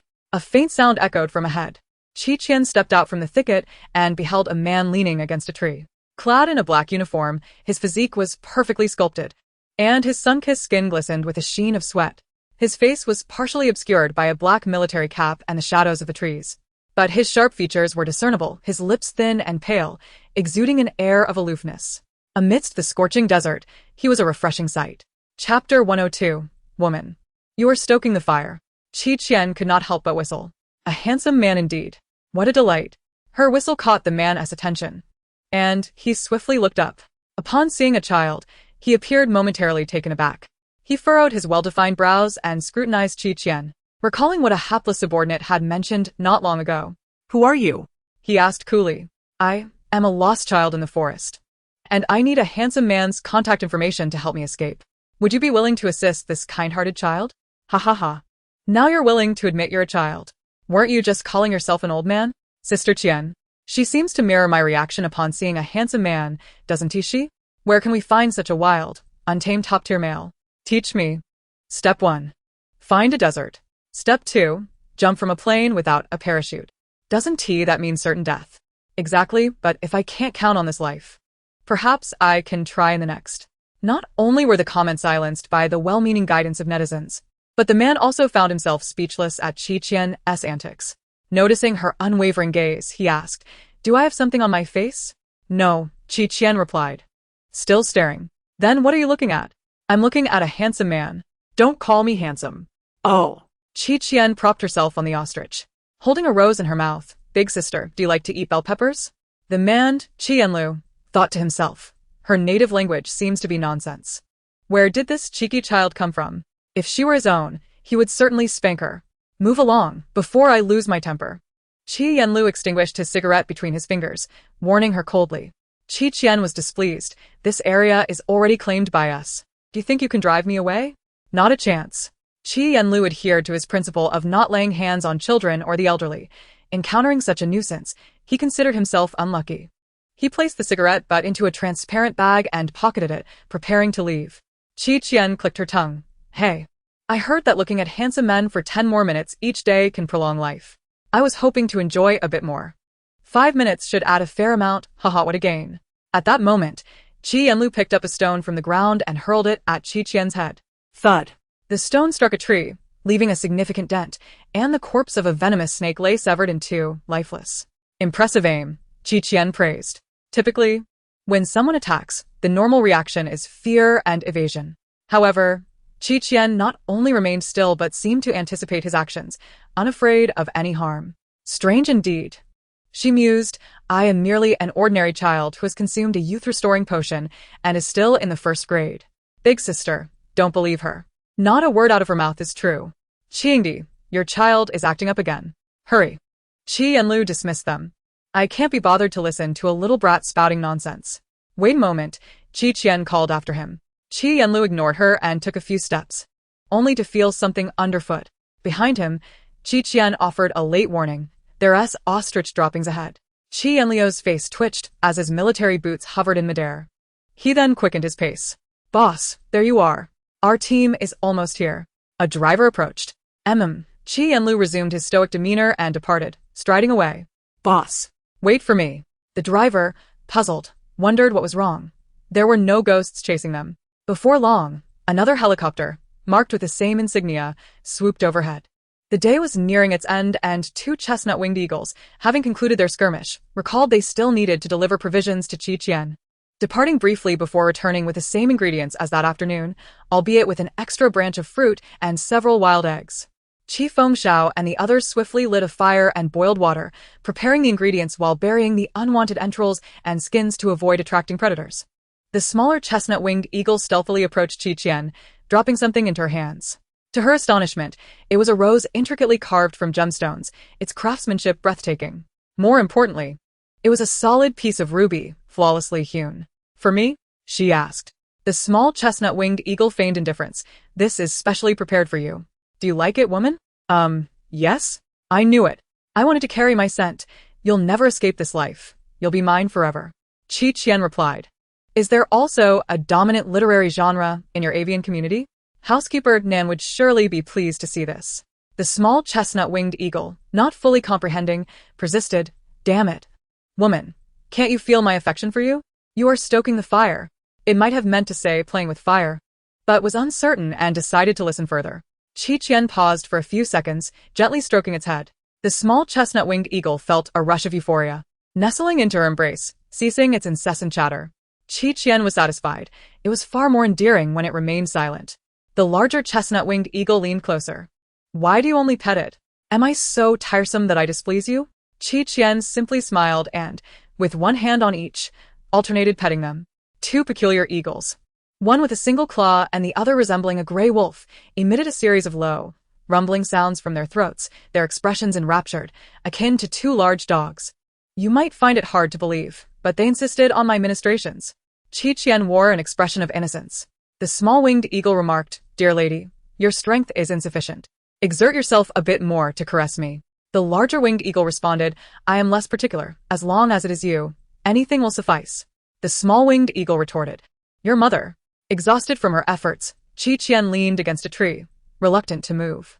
The small-winged eagle flapped its wings against her arm, stating, Considering your devoted service to me, I shall graciously allow you to massage me. Be gentle? Yes, just like that. The 2 grand birds surrounded Qi Qian, diligently using their wings to knead her shoulders. One must admit, if such skills were applied in human society, one could easily earn a substantial income in a day. More importantly, there was delightful gossip to be overheard. Then, Shun Jiaxu rushed over, exclaiming, Wow, princess, is this an eagle's milking session? Certainly not milking, Qi Qian corrected. I merely requested their massage services. Do eagles offer massages? Of course, the average person would not know. With utmost seriousness, Qi Qian confessed, I was once the desert sorceress. Looko haha, and while visiting an amusement park with my childhood companion, Mama haha, I witnessed a transaction between 2 men clad in black and was subsequently poisoned, transforming into a human child. Shin Jiaxu's eyes lit up at her revelation.